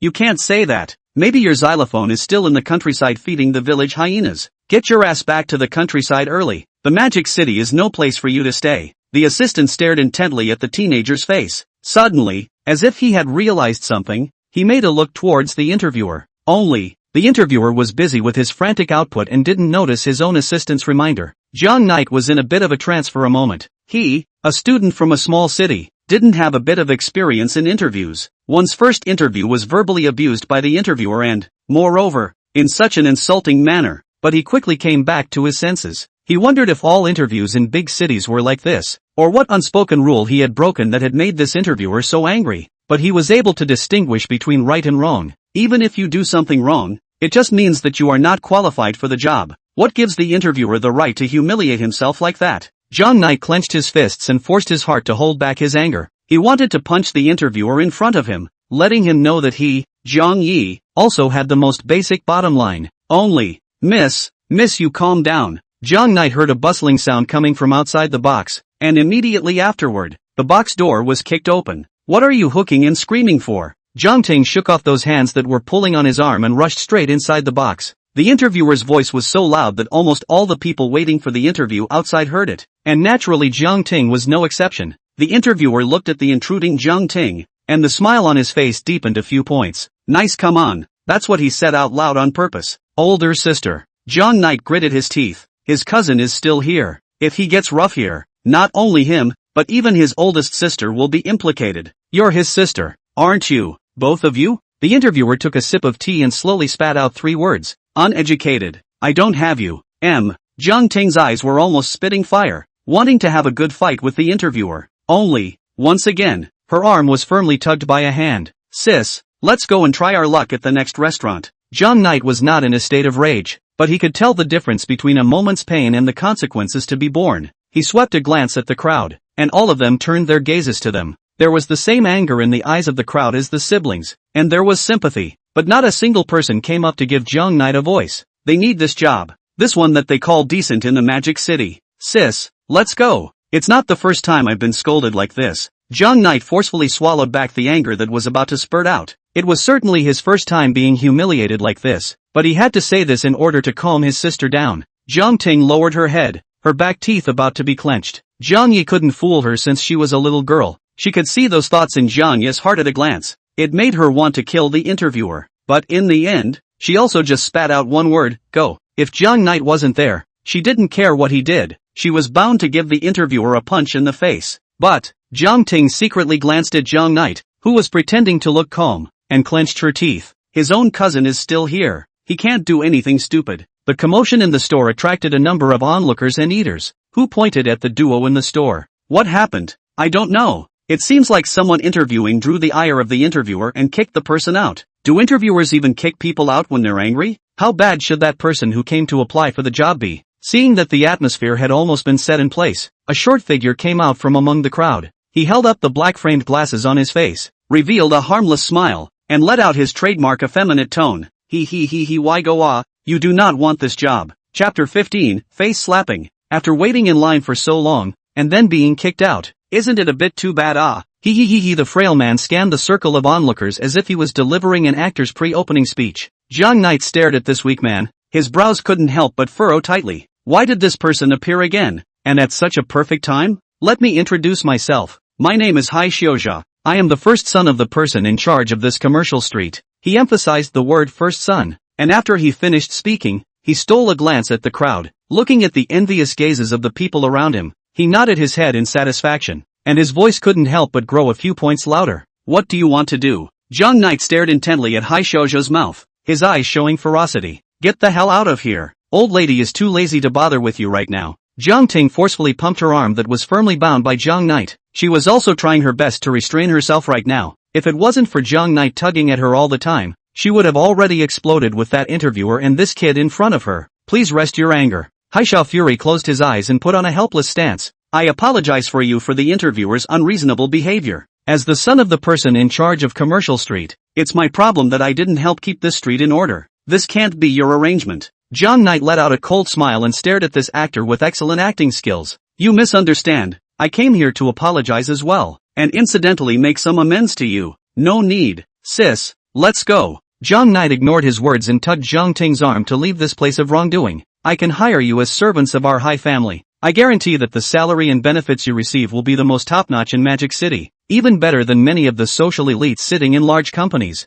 This will also save you from having to work everywhere. How about it? Xiaoluo intentionally emphasized the words working around, and with his special effeminate voice, he said. Zhang Knight didn't reply, buried his head, and walked forward. Only, there always seemed to be someone in the crowd who was intentionally or unintentionally obstructing their path. If they wanted to pass through the crowd, Then there would be someone squeezing in the middle of the crowd, not leaving a gap for them to pass through. Obviously, Hai Xiaojia had arranged people amongst the crowd to obstruct their departure. The siblings quickly realized this, and Jiang Ting directly cursed, "If we can't beat my old lady, we'll come to these underhanded things, right? Quickly let us leave. That's a bit hard for me. After all, it's me who's wronged you guys, and it's too much for my heart if you don't accept a little compensation." Saying that, Hai Xiaoxia pulled out a wad of cash from somewhere.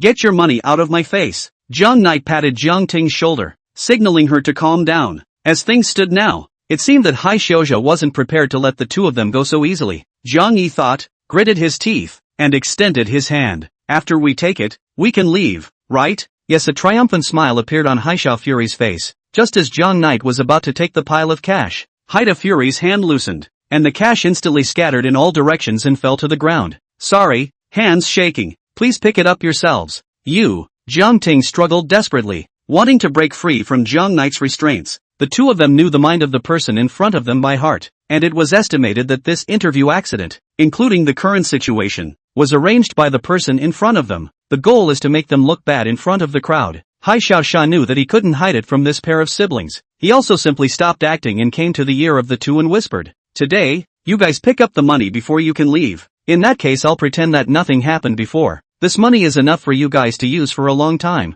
Right? He. Well, hurry up and pick up the money at my feet." Of course, these words were spoken so quietly by Hai Xiaoxia that the crowd of onlookers could not hear them. Wait! A fat figure ran out from inside the restaurant, and because he was in too much of a hurry, he tripped over the threshold of the restaurant on his way out, and then his front body was unsteady, and he stumbled and fell to the ground, rolled on the ground a few times, and came into the middle of the crowd. He didn't care about that and hurriedly stood up, holding Jiang Knight's shoulders and bending down, his face filled with embarrassment. "That, young man, I wasn't paying attention just now and spoke a bit louder. Please forgive me. Also, you've been hired as our store manager, so you can report tomorrow." The surrounding crowd fell into a dead silence. All of them froze in place for a long time. The crowd then erupted into a heated discussion. "Holy, is this some kind of urban Dragon King plot? Poor kid endures humiliation for 3 years and returns to become an urban big shot straight away. Dude's exaggerating a bit, isn't he? It's just a store manager.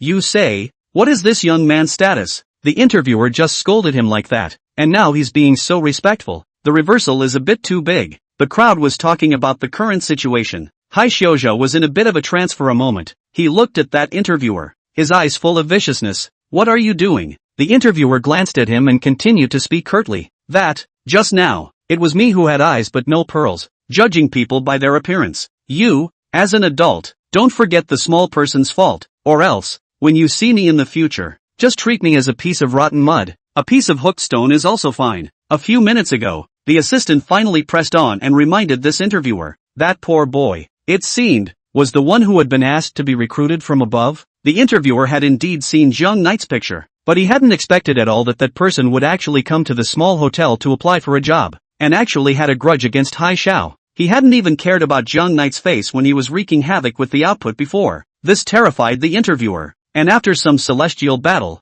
he decided to give up this old face and risk a feud with the Hai family to flatter Jiang Knight. After all, Jiang Knight was the power behind the Hai family. That is, one of the 4 great families of Magic City took care of by name, and if he was offended, and the slightest bit of wind came out of his mouth, 10 Hai families wouldn't be able to protect him. In front of the 4 great families, the Hai family was nothing more than an ant that could be lost at the snap of a finger. The interviewer, a workplace veteran, couldn't be clearer. He now just wanted to slap himself a few minutes ago. A step to heaven was in front of him, but he played himself hard to death. Now, one can only pray that the lad doesn't hold a grudge. Chapter 16, The Slap. Jiang Knight Clank looked at the interviewer who was on the verge of kneeling in front of him, and froze a bit. Unconsciously, he loosened his hold on Jiang Ting. Jiang Ting rushed to the interviewer in a few steps, raised her palm, thought about it, and resisted the urge to slap down. She wanted to smoke over the interviewer as well as both Hai Xiao Fury. In fact, she herself didn't care. Even if someone came after her, she wasn't afraid. Only, her brother was still here, and the series of reminders from Jiang Knight just now had calmed her down a bit. She couldn't let her brother fall into danger just after coming to Magic City. She pointed her finger at the interviewer's nose, but then looked at the comical way he was on the verge of crying, and for a moment didn't know what better to say. Although Hai Xiaozia was not punched, his face was still green and purple, obviously infuriated. It was just that in front of the crowd, It was not good for him to say anything directly to the interviewer. After all, he still had to maintain his positive image of elegance and kindness in front of the crowd. The corner of his mouth pulled out a smile as he came to the interviewer, pretending to go up to mediate. There's no need for this. I've already apologized to these two friends. How about you stand up first and apologize to these two, and this will be over. Even he detected a hint of something wrong. How could the interviewer change his attitude so much in an instant? His behavior like this was slapping his Xiao's face. If something special hadn't happened, giving the interviewer 10 guts, he wouldn't have dared to disobey himself like this. The interviewer remained impassive, treating the Xiao fury on the side as air,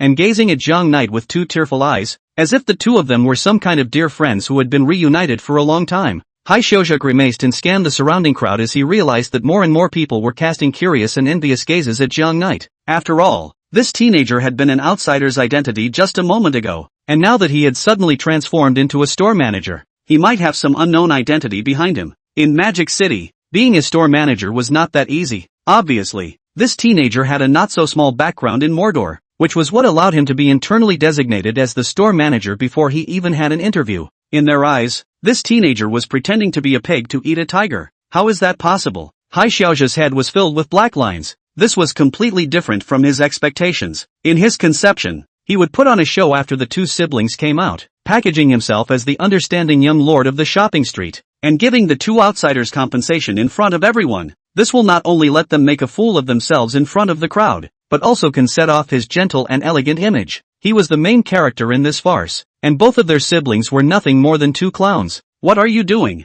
He smiled stiffly, crouched down, found an angle where the crowd couldn't see him, and glared at the interviewer with a scowl on his face. His voice was as thin as a fly. I asked you to humiliate them, and this is how you humiliate them? The interviewer couldn't care so much anymore, and ignoring Hai Xiaozha's obstruction, he swooped down and knelt in front of Zhang Knight amidst the crowd's shouts of surprise. If you still won't forgive me, please slap me a few times. He doesn't want any dignity. Right now, living is more important. He knew that after offending the four great families of Magic City, the family had 10,000 ways to put him to death. Want us to forgive you? Zhang Ting became interested, although she didn't know what was going on. But the anger that was silted up in her heart finally found a vent. You first slap yourself 10 times. Pa.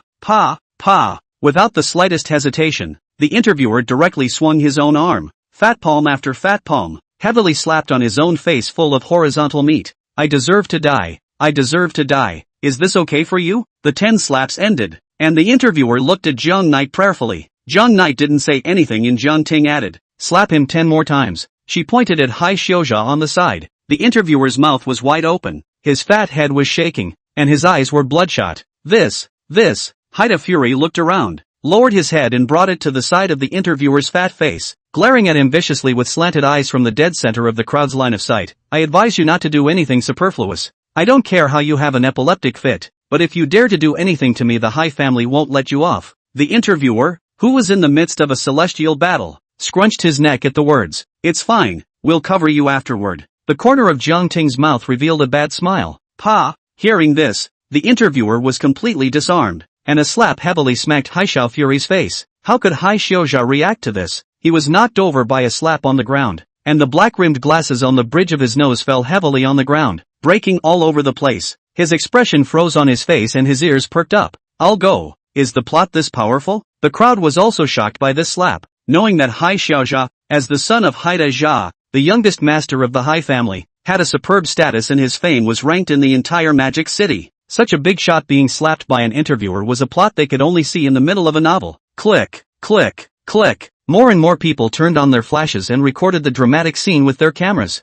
After a few seconds, Hai Xiao Fury slowly came back to his senses and looked at the countless cell phone lenses pointed at him, and finally couldn't hold back and revealed his truest face. No shots. None of them. He did his best to raise his voice, but his natural sissy voice made him sound like a sulking, cursing woman. The smiling faces around him were like demons from the abyss, devouring his mind and soul. It's not over yet. Go on. There are still 9 more slaps, Zhang Ting reminded. The interviewer clutched Hai Xiao Fury's collar with one hand and lifted his entire body in front of him. It's all you. It's all you. If you hadn't told me to humiliate them, I wouldn't be in this situation. After smacking the remaining 9 slaps, he snappily raised his head, revealing a fawning smile as he looked at Zhang Knight, whose head was full of black lines. It's all because this Hai Xiaozha forced me to treat you like this. It's all his fault. Is it actually like this? The people around them were talking, and the spearheads were all pointing at Xiao Fury, pointing at him. Under the double attack of physics and mind, Xiao Fury's eyes went black and he directly collapsed. Young master!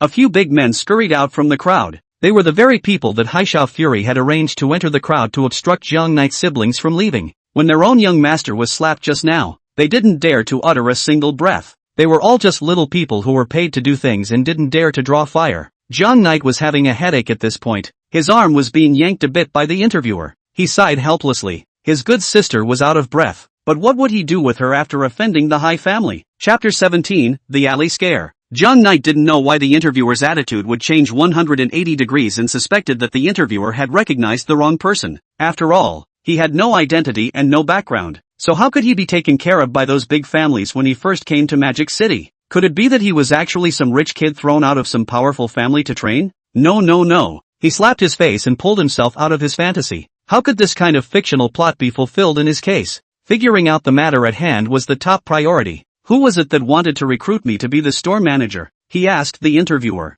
You don't know? The interviewer's CPU raced. The man in front of him actually didn't know. Was he testing himself? Or was there some other reason? Asking you. Hurry up and answer. Jiang Ting urged. Before the interviewer could figure out how to answer, the crowd around him bustled once again. Is he the one who asked to be recruited from above? Many shopkeepers noticed the commotion over here and scrambled over. You must come to our store. A dessert store clerk looked at Jiang Knight with a prayerful gaze. Jiang Knight's scalp tingled. I don't know how to make any desserts. It's okay. Beside the clerk, the interviewer who was in charge of the dessert store's recruitment matters looked at him with a gaze tinged with supplication. As long as you're accredited store manager, you don't have to do anything, and the salary is whatever you want it to be. No way. Please, you must come to our restaurant to be the store manager. The interviewer was once again picking at Jiang Knight's arm like a dog's skin. Whether or not the little man can live depends on you. It's obvious that you deserve it. What business is it of this lord's if you can survive or not? The clerk of a makeup store trotted to Jiang Knight with their interviewer. Please be sure to come to our cosmetic store. We have a lot of beautiful women in our store, and you usually don't have to come to work very often. You can come whenever you want. Is that okay?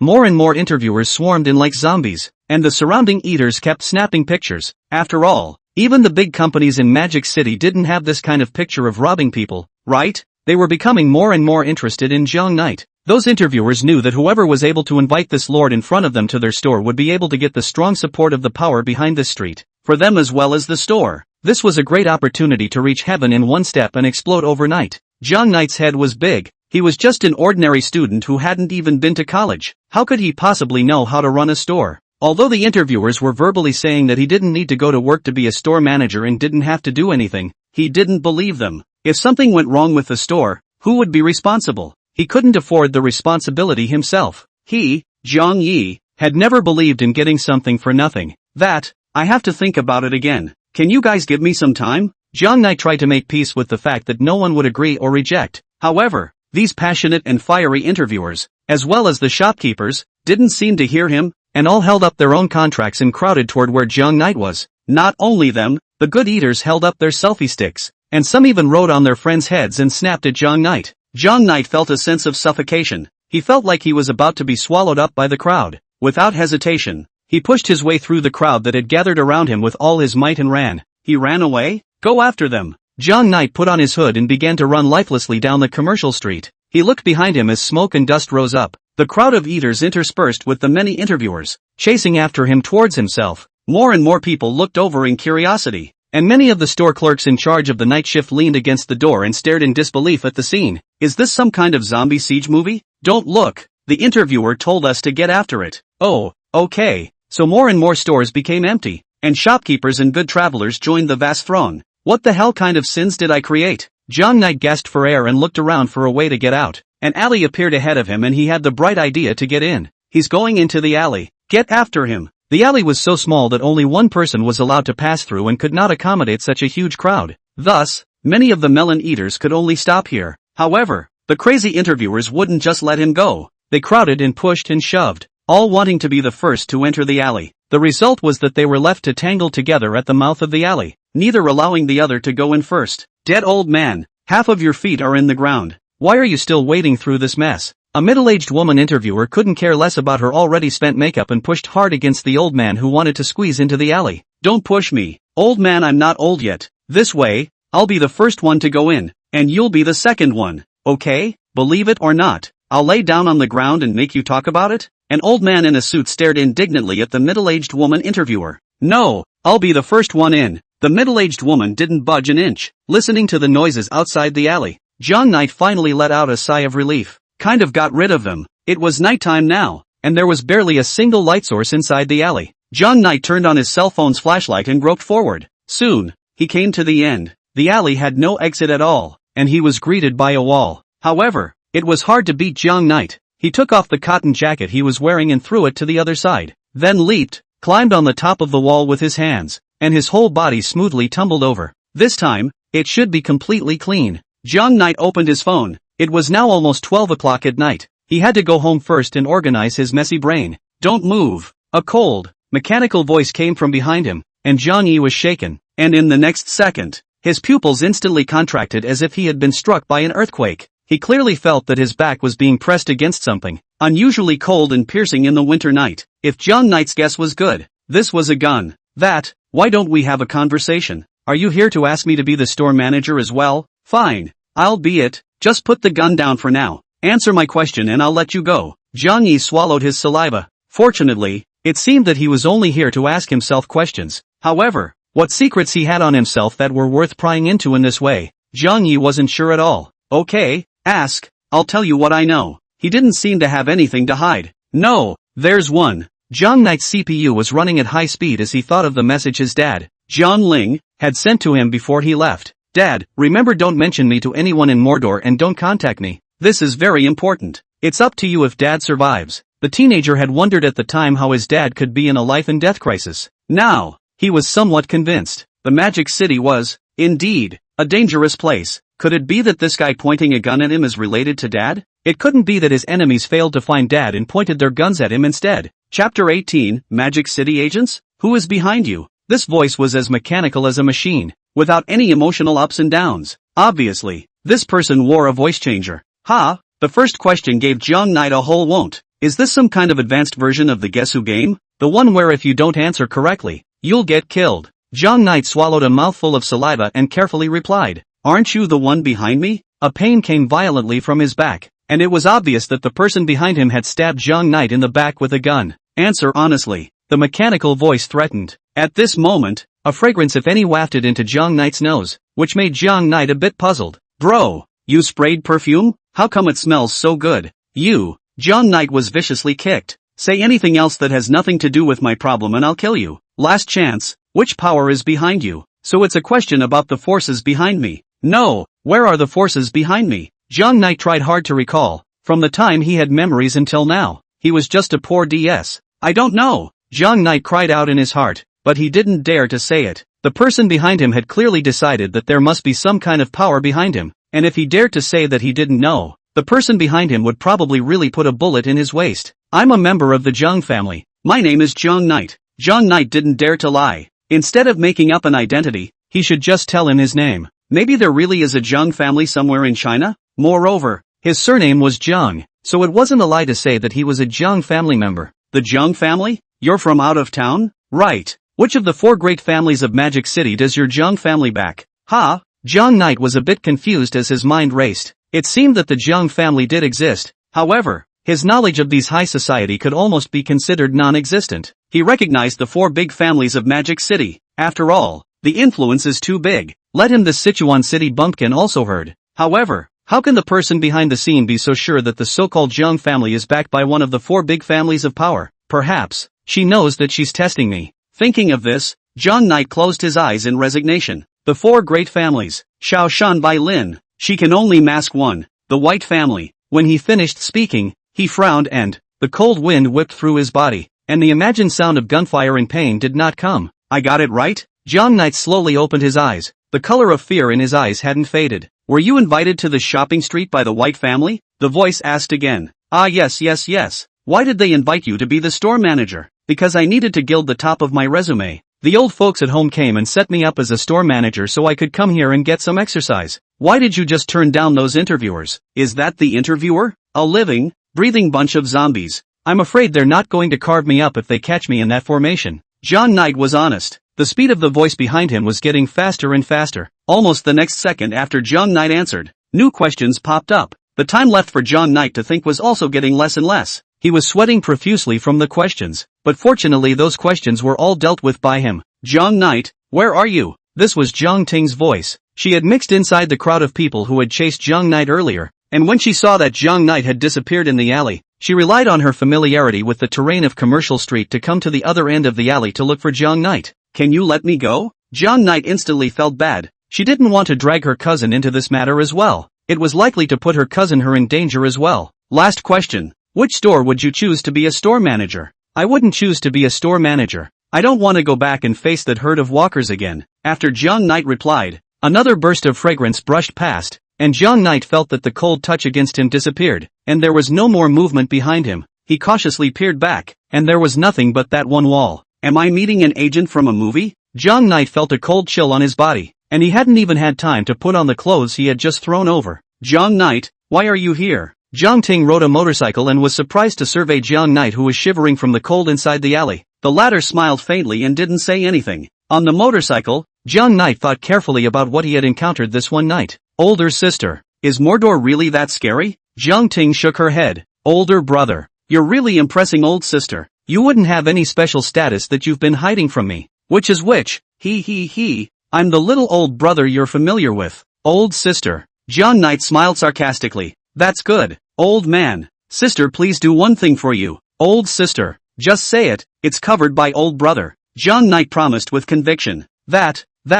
Jiang Ting rarely appeared a hint of squirming. If you, old brother, become the store manager of that restaurant, can you pull old sister over to be a dishwasher? Jiang Knight? Inside a Western-style mansion, a beautifully dressed woman leaned against an old-fashioned sofa. The bright red liquid in the wineglass rippled with the movements of her hand. In front of her, a young girl in robes was half kneeling on the ground. Her eyes were closed and her delicate face was expressionless. She removed her hood, and a dull hair freed itself from the suppression of the hood and stood up from the top of her head. A skull-style hairpin was pinned to her ponytail, glinting in the dim light. So it's just a kid who came to gild the lily? It doesn't seem to have much value. The beautiful woman sat up. She had seen too many rich young masters who came to Magic City to gild the lily, so she didn't care. She came to the young girl and gently touched her head. Well done. It's been hard on you for so long, Fiber. Then, she sighed. The clan has obviously prepared so many blood slaves for you, and you can't even look at any of them? The young girl slowly opened her eyes, her purple pupils as deep as swirls.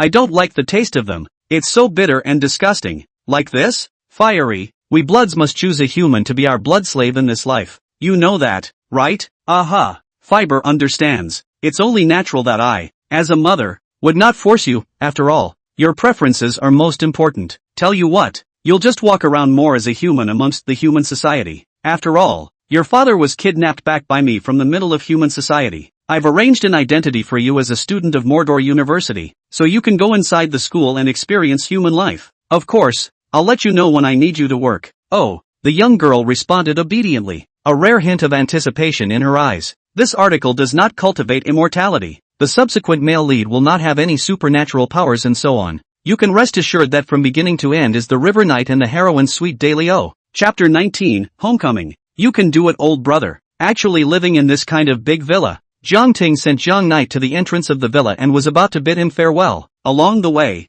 Jiang Ting kept asking why all those store interviewers wanted him to be the store manager. And Jiang Knight was so overwhelmed by the questions that he didn't know how to answer. After all, he didn't know the answer either. As for what happened inside the alley, Jiang Knight didn't tell Jiang Ting. He didn't know the other party's purpose, and if he let Jiang Ting go back on her own now, she might be targeted as well. Old sister, it's getting late, and it's not safe to go back now. Why don't you stay in my room for the night? You'll sleep on my bed. I can hit the floor. Jiang Knight proposed. You can but you go sleep on your bed. Old sister, I have no problem sleeping on the sofa. Jiang Ting didn't think much about it. She yawned and dragged her tired body, following Jiang Knight into the house. The chartered lady should have already fallen asleep. Right. Jiang Knight gently closed the villa's door behind him, dragged his tired body, and lightly climbed up the stairs. Jiang Knight, why are you just coming back? A slightly grumpy voice came from the second floor. Wearing a pink bear pajama, Shen Luoying sleepily pushed open the door to her room. As soon as she went out, she saw Jiang Ting, who was following Jiang Knight. Sister Jiang Ting? She was a bit surprised, and then revealed a bright smile. Luoying, why are you living with this kid? As Jiang Knight's childhood friend, Shen Luoying certainly knew Jiang Ting. who was close to Jiang Knight.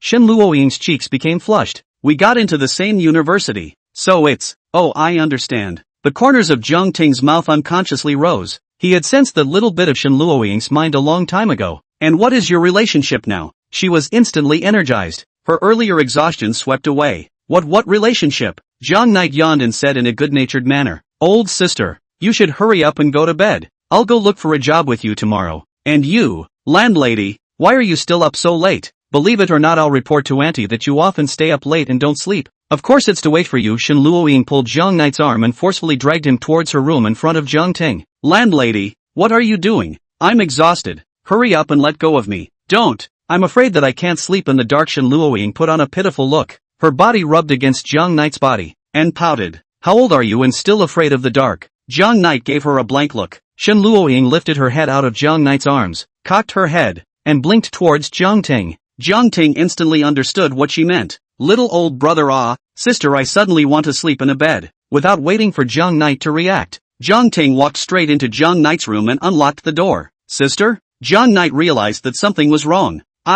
Sister, Jiang Ting is also tired. How about, let's let her have a good rest. A hint of cunning showed in Shen Luoying's eyes as she closed the door to her room. Really convinced you too? Jiang Yi could only resign himself to staying in Shen Luoying's room. Jiang Knight was already out of strength, so he simply laid down directly on the seat within Shen Luoying's room. How about it? Did you find a part-time job? She looked at Jiang Knight with a smiling face. Jiang Knight remembered the series of encounters tonight and couldn't help but sigh again. No, I still have to get up early tomorrow to visit the stores at the far end.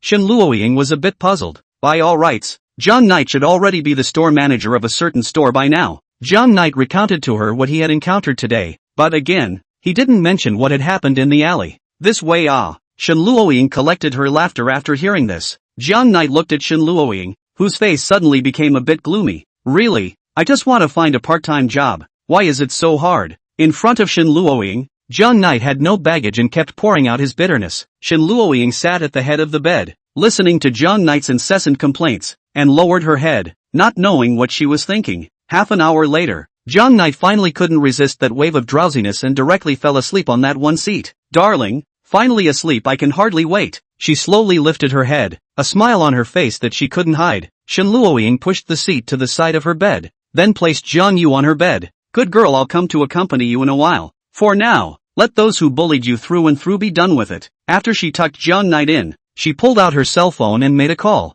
TCH, why aren't these two moving at all? I don't suppose little old me can't, can he? In Jiang Knight's room, Jiang Ting was lying on the wall, eavesdropping on the movements next door. She'd been eavesdropping since she'd entered the room. Only, I don't know if it was because the walls were so soundproofed, she hadn't heard anything. It's so meaningless. Jiang Ting sighed helplessly. She had felt since she was a child that Jiang Knight and Shen Luoying were really a match made in heaven. And she, Jiang Ting, liked to kowtow the most to her childhood sweethearts. Therefore, without the slightest hesitation, she had just forced Jiang Knight, her little old brother, to stay in Shen Luoying's room. Originally, she had counted on them being able to have something happen, but in the end, it didn't go her way. No, I have to go and take a look at what they're doing. Jiang Ting, as a female single dog, had never even seen a pig run, not to mention having eaten pork. She was curious as to what tricks Jiang Knight and Shen Luoying could play when they shared a room. At the thought, her back wasn't sore, her legs didn't hurt, and she was pumped up. She pushed the door to her room open quietly, looked around with a stolen sense of humor, and then tiptoed to the door of the next room.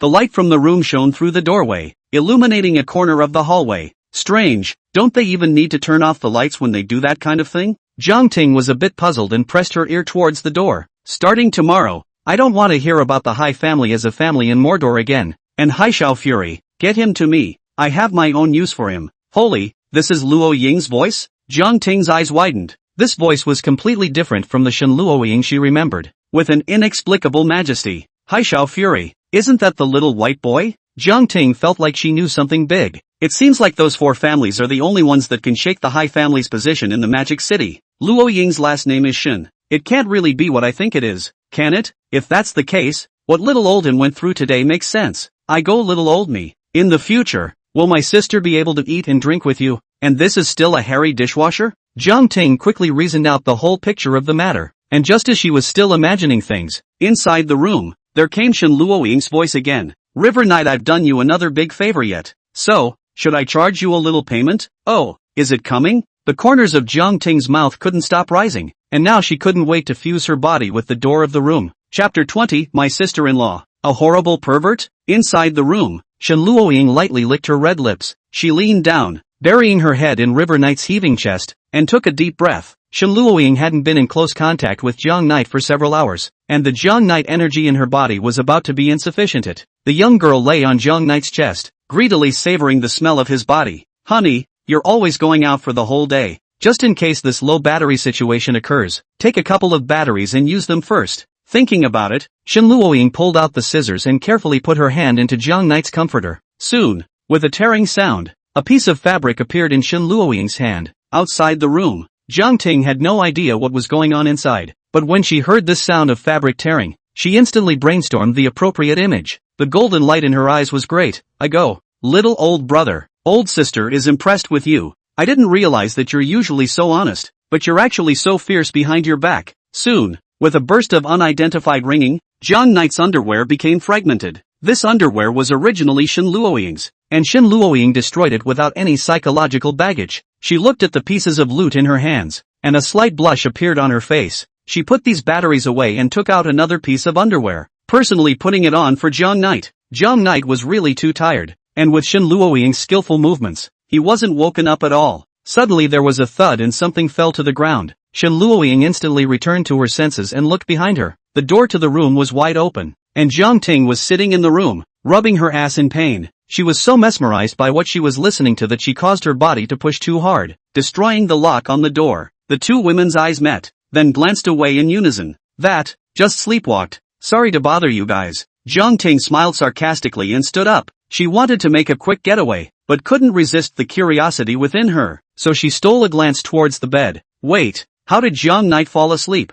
Xiao Ting's brain raced as she looked at Xiao Knight, who was sleeping soundly on the bed. She had just thought that the sound of clothes breaking was Xiao Knight's doing, but now it seemed that the sleeping Xiao Knight was the victim. Doesn't that mean that Shen Luoying, she's actually a, do you know it all? Shen Luoying lowered her head, her voice as thin as a fly. The big, probably know it all. Xiao Ting eyes and nose, as long as he is not embarrassed, the embarrassment is not himself. Well, Shen Luoying's head was about to go up in smoke. When she did this kind of thing she was actually discovered by Xiao Knight's cousin. If she told Xiao Knight, don't worry, I definitely won't tell him. Xiao Ting raised her hand and swore to the heavens. No, can't let Xiao Knight know. Shen Luoying kept muttering to herself as if she didn't hear. The temperature inside the room plummeted a few degrees, and the heater seemed to have lost its usefulness. Luoying, this matter is actually quite normal. Xiao Ting's face was covered in fine beads of sweat as she righteously explained. The two of you have always had a very good relationship, and sis has always been very optimistic about you. So,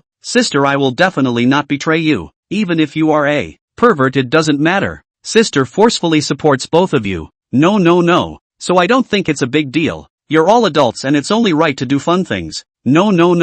Xiao Ting felt as if she had been completely ignored as she frowned and waved her hand in front of Shen Luoying's face. No.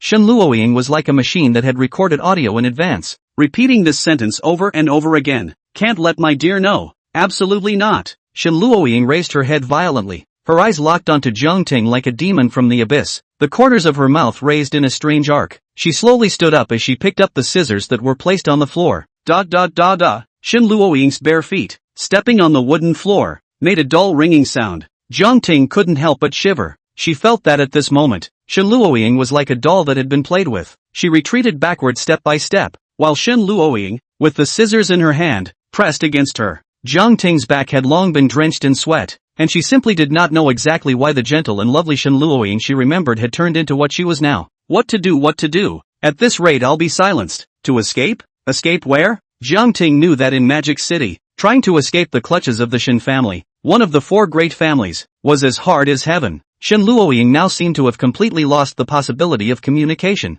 and the words in her mouth became more and more indistinct. Xiao Ting could only hear the two characters Xiao Knight, which were constantly repeated in her mouth. Xiao Ting pushed her way to the door and rushed straight out without a second thought. Xiao Ting flew down the stairs and rushed towards the front door of the villa. Running first is always right, no matter what. If she didn't run, she, Xiao Ting, might have to account for herself here today. It wasn't that she hadn't thought of resisting, only that Shen Luoying's current appearance really made her feel a little creepy. She could feel that Shen Luoying had a strong killing intent emanating from her body. She took 3 steps and rushed to the front door, frantically turning the top doorknob. Dead door. Open it. Xiao Ting struggled to turn the door handle, but it was as if it was welded shut. Not moving at all. What's going on? How come it won't open? Xiao Ting looked back. Shen Luoying had already descended the stairs. Her eyes swept around the living room and locked onto Xiao Ting's position. Her peach-colored pupils bubbled with an eerie red light in the darkness as she walked slowly in Xiao Ting's direction. Window. Yes, window. Xiao Ting was in a hurry and fell. She immediately grimaced in pain and rolled and crawled to move to the floor-to-ceiling window in the living room. She reached out and turned the handle that controlled the window switch. Shen Luoying was getting closer and closer to her, and now there were only about 3 steps left. Chapter 21, Live Well. Xiao Ting fell helplessly to the ground. Her eyes filled with panic as she kept moving towards the corner. The temperature inside the room had dropped to freezing point, and Xiao Ting's back was already pressed against the wall, which meant that there was no more room for her to retreat. The scissors drew a graceful arc in Shen Luoying's hand and were held in her hand backwards. The desire to survive allowed Xiao Ting to overcome her fear. She stared at the scissors in Shen Luoying's hand, and at the moment it stabbed down. Her hands directly gripped Shen Luoying's hand that was holding the scissors. Shen Luoying's hand appeared to be soft and boneless, but at this moment, it had exploded with amazing strength, and Xiao Ting gritted her teeth, trying her best to resist this massive force. At this moment, Shen Luoying kept murmuring. Xiao Ting couldn't hear what she was saying, but she could vaguely hear that almost every sentence could not be separated from the word Jiang Knight. Yeah, Jiang Knight. Xiao Ting only focused on escaping, forgetting the most important point. Shen Luoying had become this way in order to keep Jiang Knight from knowing her true colors. As long as one started with Jiang Knight, one could always come up with a solution. Only, Shen Luoying had already arrived in front of her at this moment, leaving her little time to think. I have pictures of Jiang Knight as a child. Xiao Ting spoke tentatively. Shen Luoying and didn't hear it in general. Her eyes were lifeless, but she was still staring at Xiao Ting's eyes. No, no, no, she's a childhood friend of Jiang Knight's. A picture of Jiang Knight as a child has no allure for her. That. Xiao Ting held her red face. I know those girls who liked him when I was little. Yes, Jiang Knight's looks could be said to be very good, so there were not a few girls who liked her. When Xiao Ting went to look for Jiang Knight on New Year's Eve, she didn't like to ask him the classic question of how many points did you get in your final exams. She liked to find another way to ask questions like how many girls did you reject this year. Then, she would keep asking for the girls' looks and information, and if Jiang Knight didn't say anything, Xiao Ting would use force to make him tell the truth. It was just that the force that Xiao Ting was proud of in front of Jiang Knight was not worth mentioning in front of Shen Luoying in her current state. The red light in Shen Luoying's eyes intensified. Her other hand also gripped the scissors and pressed down hard. The balance of power was instantly broken, and Xiao Ting was no longer able to stop the scissors from advancing. Why are you still in a hurry? Those girls can't compare to you. Xiao Ting felt bad that the scissors were getting closer to her throat. What could be in Jiang Knight to interest this pervert? Wait, she's a pervert. Perverts must like perverted things. Xiao Ting only hated herself for not thinking of this. What's sick enough? I have River Knight's fat ass, she yelled. Of course she didn't, but in order to survive, she could only say this. If she couldn't, she could just borrow one from Jiang Knight afterward. Although Jiang Knight might look at herself differently from now on, but as the old saying goes, when there's a green mountain, there's no fear of not having any firewood to burn. Shen Luoying's hand movements lurched, and a slight glow appeared in her eyes. Jiang Knight's chubby, he. When Xiao Ting saw that there was an effect, a glimmer of hope rose in her heart. I have all the underwear and underwear. Xiao Ting said everything she could think of like a grocery list. It was only that Xiao Ting, in a moment of fast talking and a bit groggy in the head, said a word that she shouldn't have said. Jiang Knight's omen? Shen Luoying's CPU frantically processed this information, like an AI encountering a good human asking what its brother's husband's name was, and fell into a long thought. How did Jiang Knight come to be? Shen Luoying seemed to remember something, and the whole person unconsciously trembled. Ha. I know. It's another woman who sent her. Shen Luoying's brain was like it was dead, and she kept chanting something under her breath. At this moment, Xiao Ting knew what it meant to be desperate, and that she should immediately become a tool for Shen Luoying to vent her anger. No, I can't die yet. The scissors had pierced her skin, causing her to feel a stabbing pain. I'm sorry, old man. She closed her eyes and shouted. It was stolen from your house by Jiang Knight. Jiang Knight stole it back? Right. Xiao Ting breathed heavily and continued. Last time he went to your house as a guest, he brought one back when he came back, and was afraid that his father would find it, so he put it at my place. Jiang Knight, like, my omen? Yes, he said he likes you the most. Jiang Ting's words were like a C-pin, completely stabilizing Shen Luoying's mind. Ha ha ha ha, the scissors fell to the ground with a snap. I also like River Knight the most. Jiang Knight Hu Shen Luoying looked like she had used up all her energy and directly planted herself on the ground, huffing and puffing. Jiang Ting leaned against the corner, tears almost bursting out. Who would have thought that the girl who sweetly called her sister in front of her was actually a pervert with superb fighting skills behind her back? Oh old brother, you are blessed. Jiang Ting slowed down for a long time and finally had a hint of strength to stand up. She carried Shen Luoying into her room and put the scissors in the drawer again. She looked back at the sleeping duo and pursed up a bitter smile. She felt around the room and found the switch that controlled the villa's gate, then rode her motorcycle and left the villa as fast as she could. The next day, sunlight poured onto Jiang Knight's face. He opened his eyes in a daze. One of the few times he slept until he woke up naturally. Just like last time, he was held tightly by Shen Luoying and firmly bound to the bed. Bad. I still have to find a part-time job today. As if he had remembered something, he struggled to break free from Shen Luoying's bonds and pushed open the door to his own room next door. Sis, are you up? He shouted, and no one answered him. Strange, did my oldest sister go first by herself? But yes, I got up so late that my oldest sister shouldn't have waited for me and gone ahead herself. He pulled out his cell phone and saw the feed letter his oldest sister had sent him. Jiang Knight looked at the time of the message at 1 a.m. above as well as the content of the message and fell into deep thought. Demoness, I have to go now. I'll see you later. When school starts, remember to come and see me. Fist.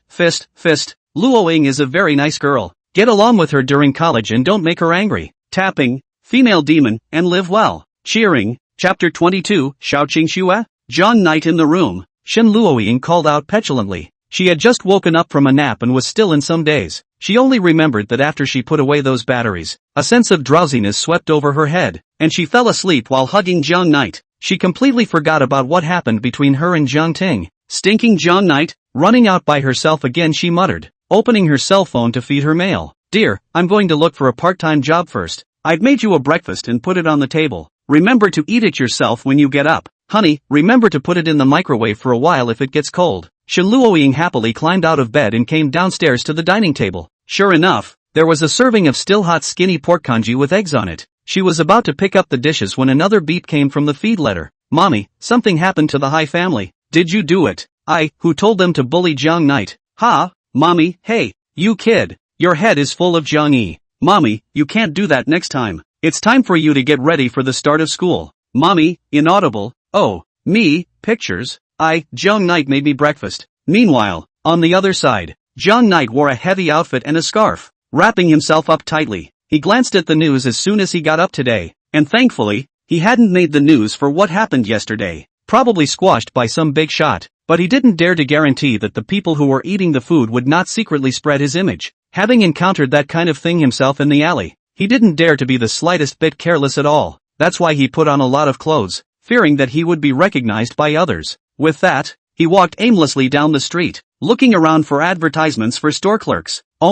He searched for a long time, but found nothing. It was not easy to come across a job to distribute flyers, but Jiang Knight was also directly dissuaded by its recruitment requirement of must know 3 languages. Looks like we're going to return without any success again today. Jiang Knight shook his head inside, feeling that life was a bit hopeless. He borrowed all his money from Shen Luoying, and at this rate, he didn't even know how long it would take to pay it back. Mordor, it's horrible.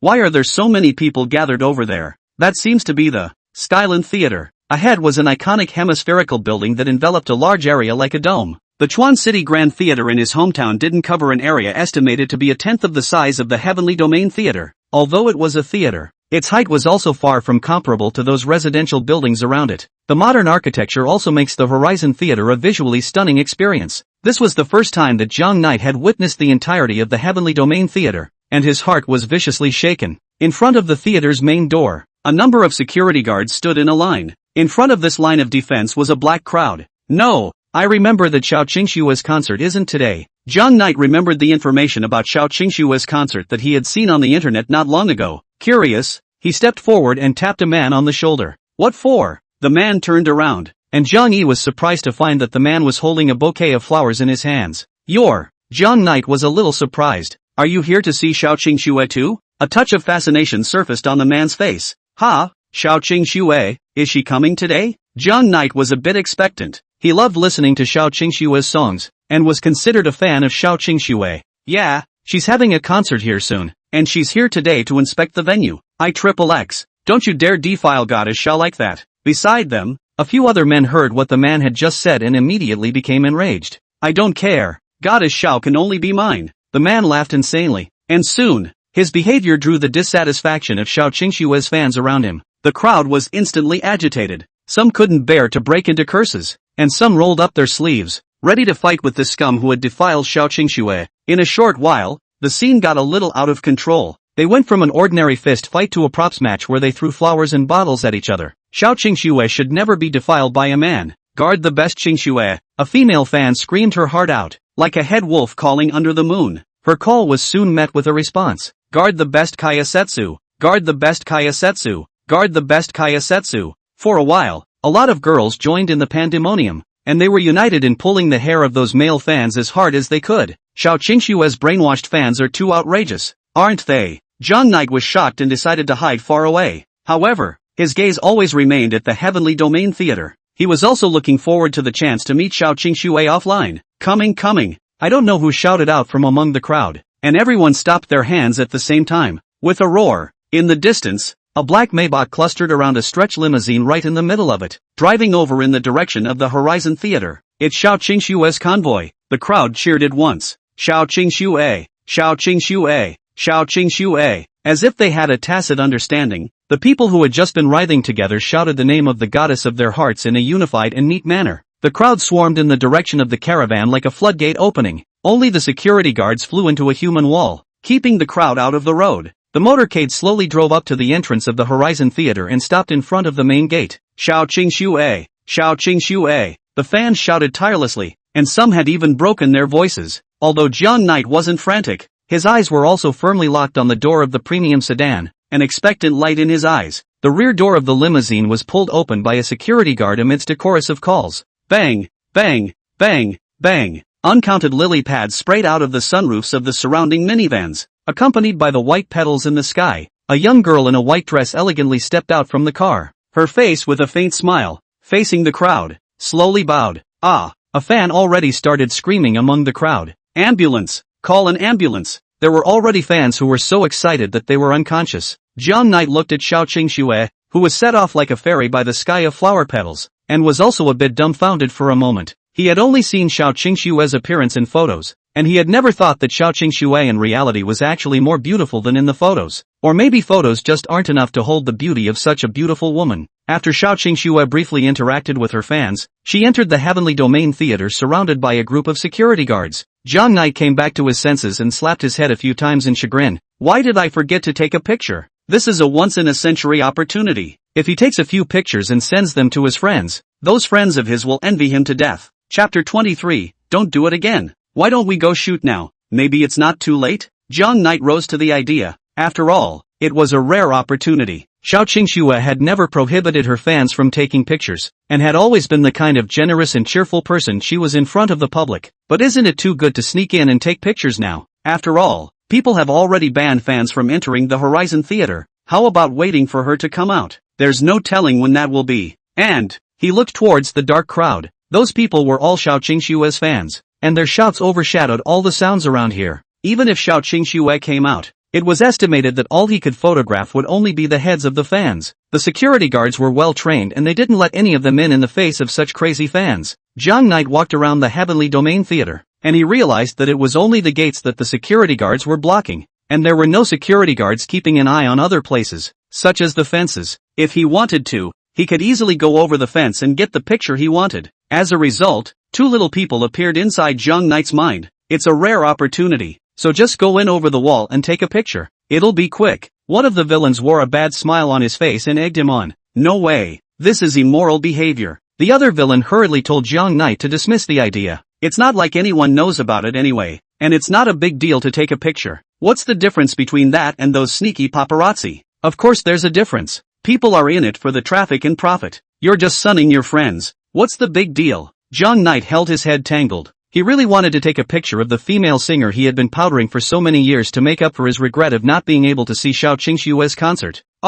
Never mind. What the hell? It's not like anyone knows anyway. He walked seemingly carelessly around the fence of the Horizon Theater, found a less crowded area, made up his mind. took a few steps backward, and was ready to go over the fence in one sprint. This, student. A euphonious voice came from behind Jiang Knight. The voice was small, but it startled him. He tripped over his left foot and fell to the ground. Are you okay? Seeing this, a pair of petite little hands grabbed Jiang Knight's arm and helped him up. Classmate, what are you doing? Cough cough. Jiang Knight coughed twice somewhat awkwardly as he patted the dust on his body and replied without blushing. I'm a physical education student, and I was just practicing my starting position. Jiang Yi fixed his eyes on the young girl in front of him. She was wearing a thick cotton jacket, sunglasses, and the scarf hanging around her neck wrapped around most of her face. The scarf also had a strawberry-style doll sewn onto it. Pulling that side of the scarf down a bit, revealing half of her white and red face, there was a great deal of doubt written all over this face.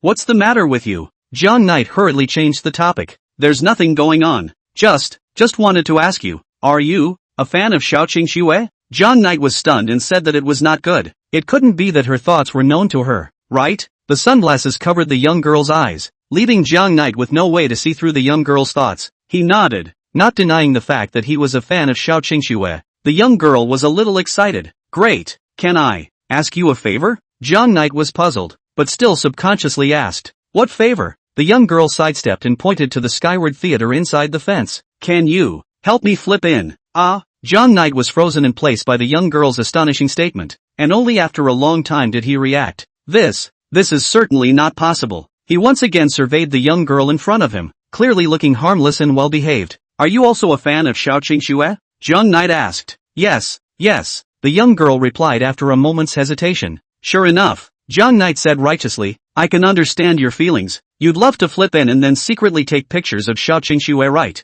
But that's unethical behavior. First, followed by, finally. So, I'd still suggest you dismiss the idea. Jiang Knight a long speech, from sociology, psychology and other aspects to explain the drawbacks of over-the-wall clandestine photography, as well as may bring all sorts of negative consequences. During this time, the young girl was like a small child who had made a mistake, with her hands placed in front of her body in a disciplined manner, hanging her small head, listening to Mr. Jiang Knight's on the hazards of crawling over the wall and stealing photographs. Aha, that's right. Seeing this appearance of the young girl, Jiang Knight was satisfied. Apparently, the education he had just given had managed to dissuade a young girl from her evil thoughts of taking pictures over the wall, and had managed to get her onto the right path. He himself had done another great deed. The young girl spoke weakly. Jiang Knight waved his hand. There's no need to apologize or say words of thanks, so don't do it again. I can pay you for it. Besides, I'm not going to steal other people's pictures. The young girl's voice was so weak that it was almost only audible to her, and there was a little bit of aggravation mixed in with her voice.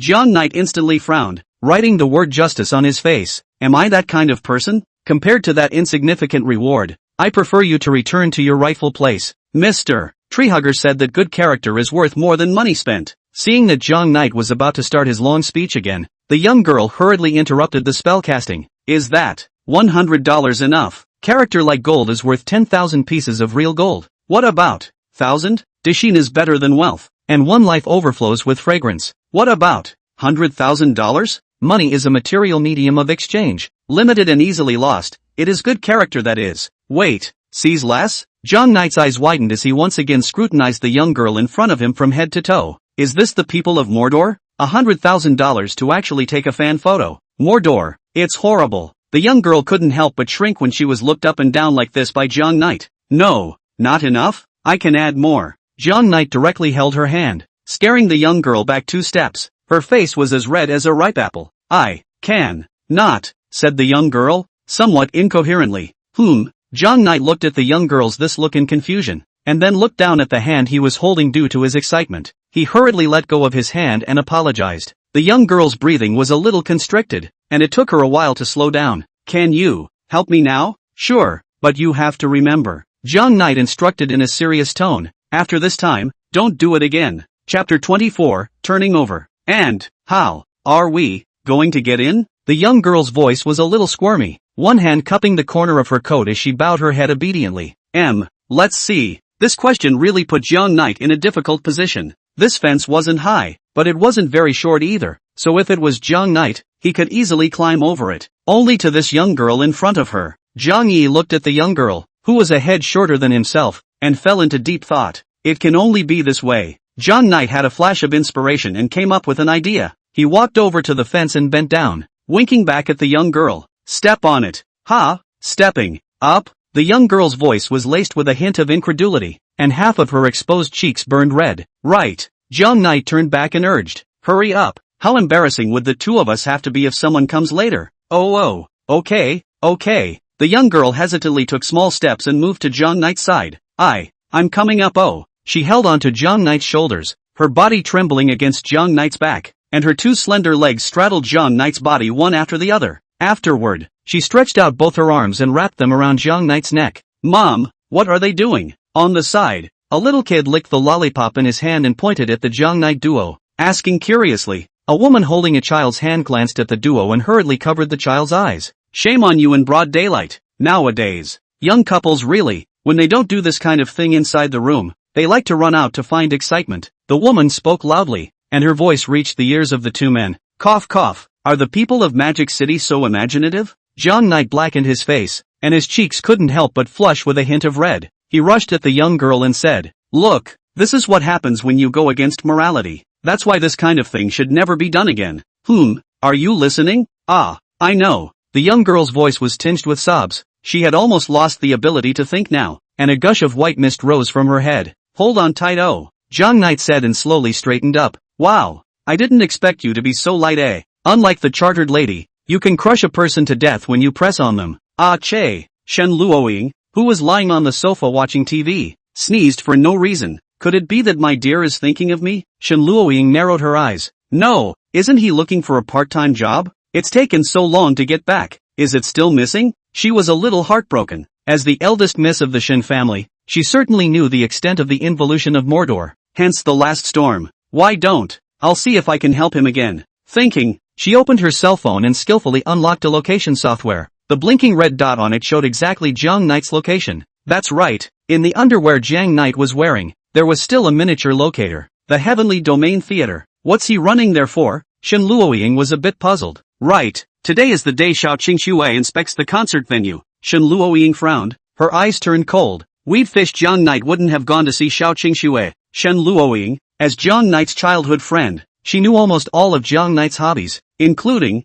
of course, the matter of Jiang Knight being a fan of Xiao Qingxue. Miscellaneous fish. Jiang Knight, not staying at home with me, going out to look for a part-time job on your own even though, and now giving up on looking for a part-time job to go see Xiao Qingxue. Doesn't that mean that Xiao Qingxue part-time me? No way. Jiang Knight, how can another girl override me? The corner of Shen Luoying's mouth hooked up in a slightly imperceptible arc as she pulled open the door of the villa and walked out. She would like to go and see with her own eyes what her own mongrel, Jiang Knight, was actually doing. Aha! As Jiang Knight moved, the young girl on his shoulder let out a shriek. Only, this scream was soft, and to others, it sounded like. The few pedestrians passing by gave the duo disdainful glances. It was clear that they, like the woman, thought of them as a young couple in the middle of a play. Jiang Knight closed his eyes in despair. For the sake of this $100,000, he was really going to give up. How about it? Can you grab the top edge of the fence? Jiang Knight raised his head and asked. You don't look up. Why? You're wearing a duvet, not a dress. I'll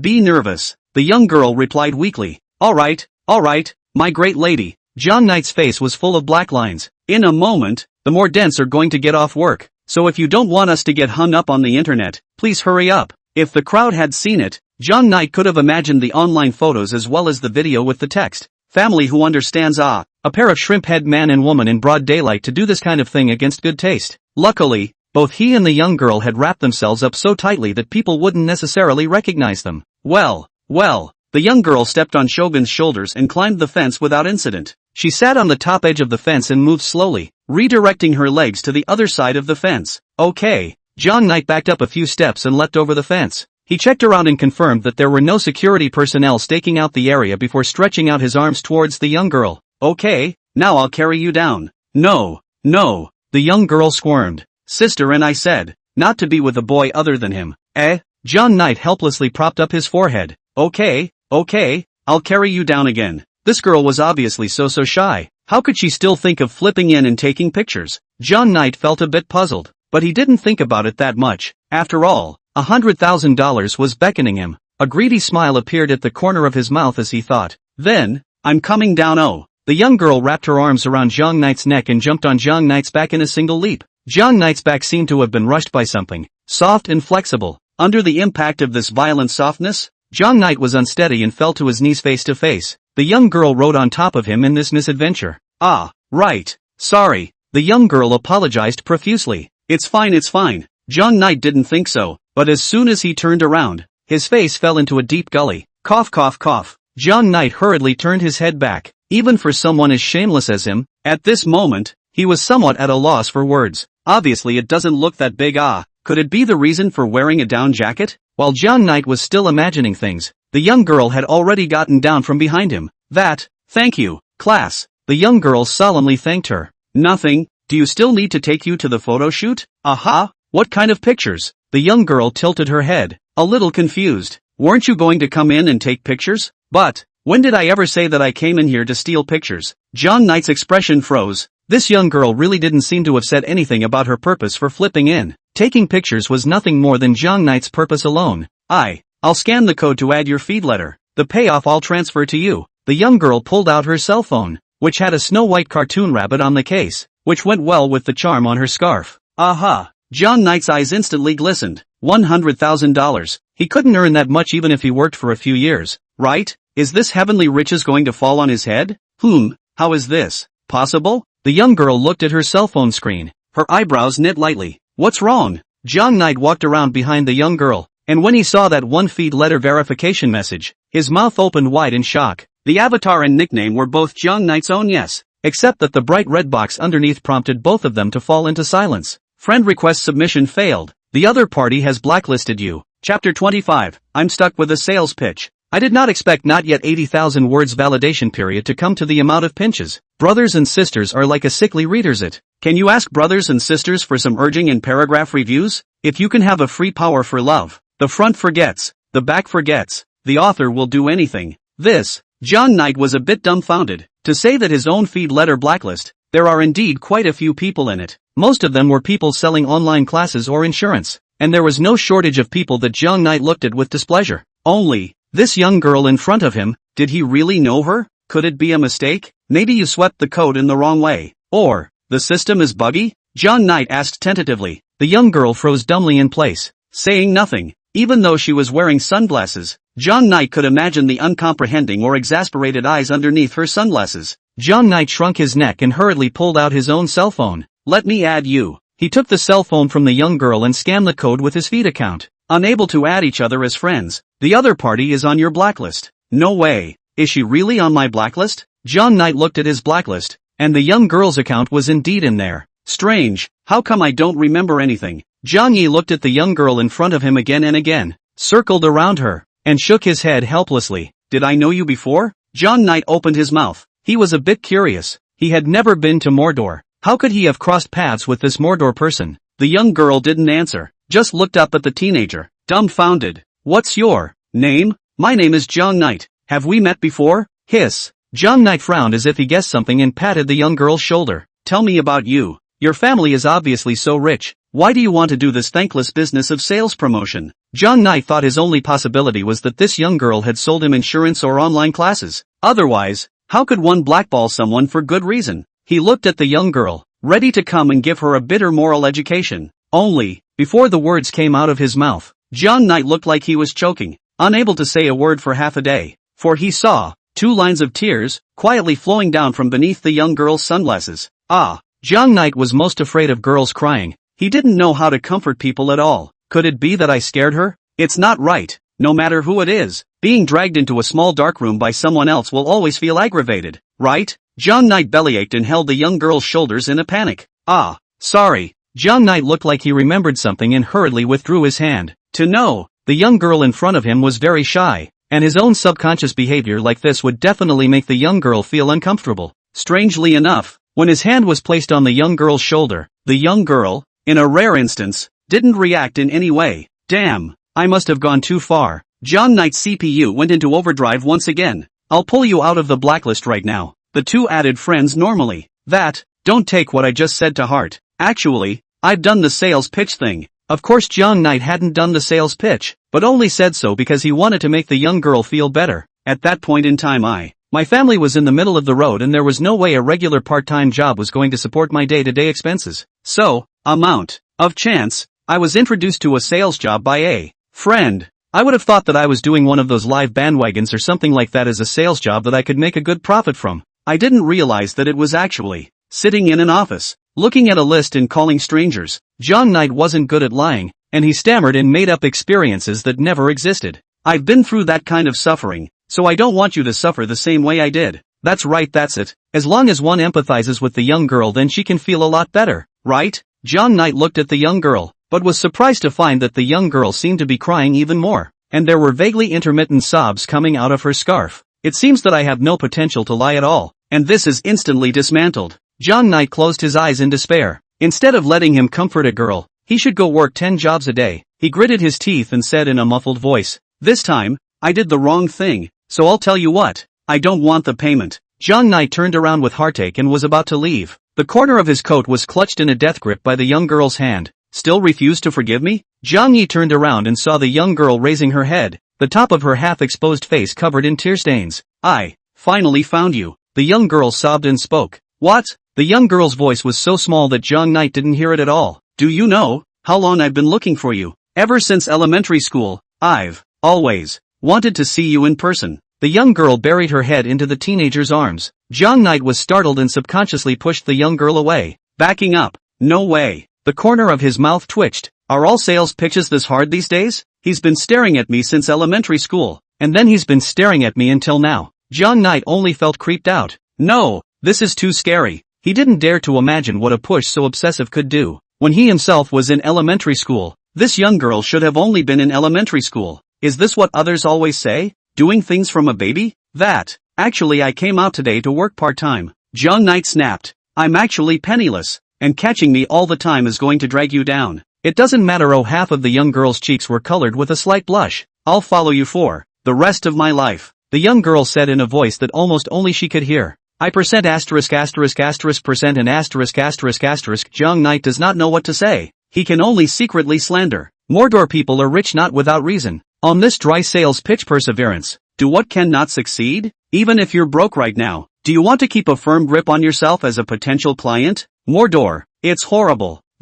If there's nothing else, I'll slip away first. Take your time in the theater. Have fun. Zhang Knight decided to leave this place first. No way. Oh, too. If you want to go, you have to take me with you too. The young girl grabbed Zhang Knight's arm, just unwilling to let go. Is this another way to follow me to my house and get all my addresses? He guessed. Zhang Knight turned back helplessly. This was being pestered by this salesman. He was clear that there was only one plan to get out at this point. You fuel the road, run fast. Zhang Knight took advantage of the young girl's daze and jerked his hand back, then accelerated and flipped over the fence. The young girl was the only one left on the spot. The redness on her face grew even more, and tears flowed down in strands as if they didn't need money. No way. Oh, Qingxue, you've obviously found him. You can't let him leave you again. Qingxue, you can do it. Grab him and Qingxue, you can do it. Qingxue, you can do it. As if she was chanting an incantation, the corners of the young girl's mouth gradually drew out a bizarre arc. I'm not going to let you, once again,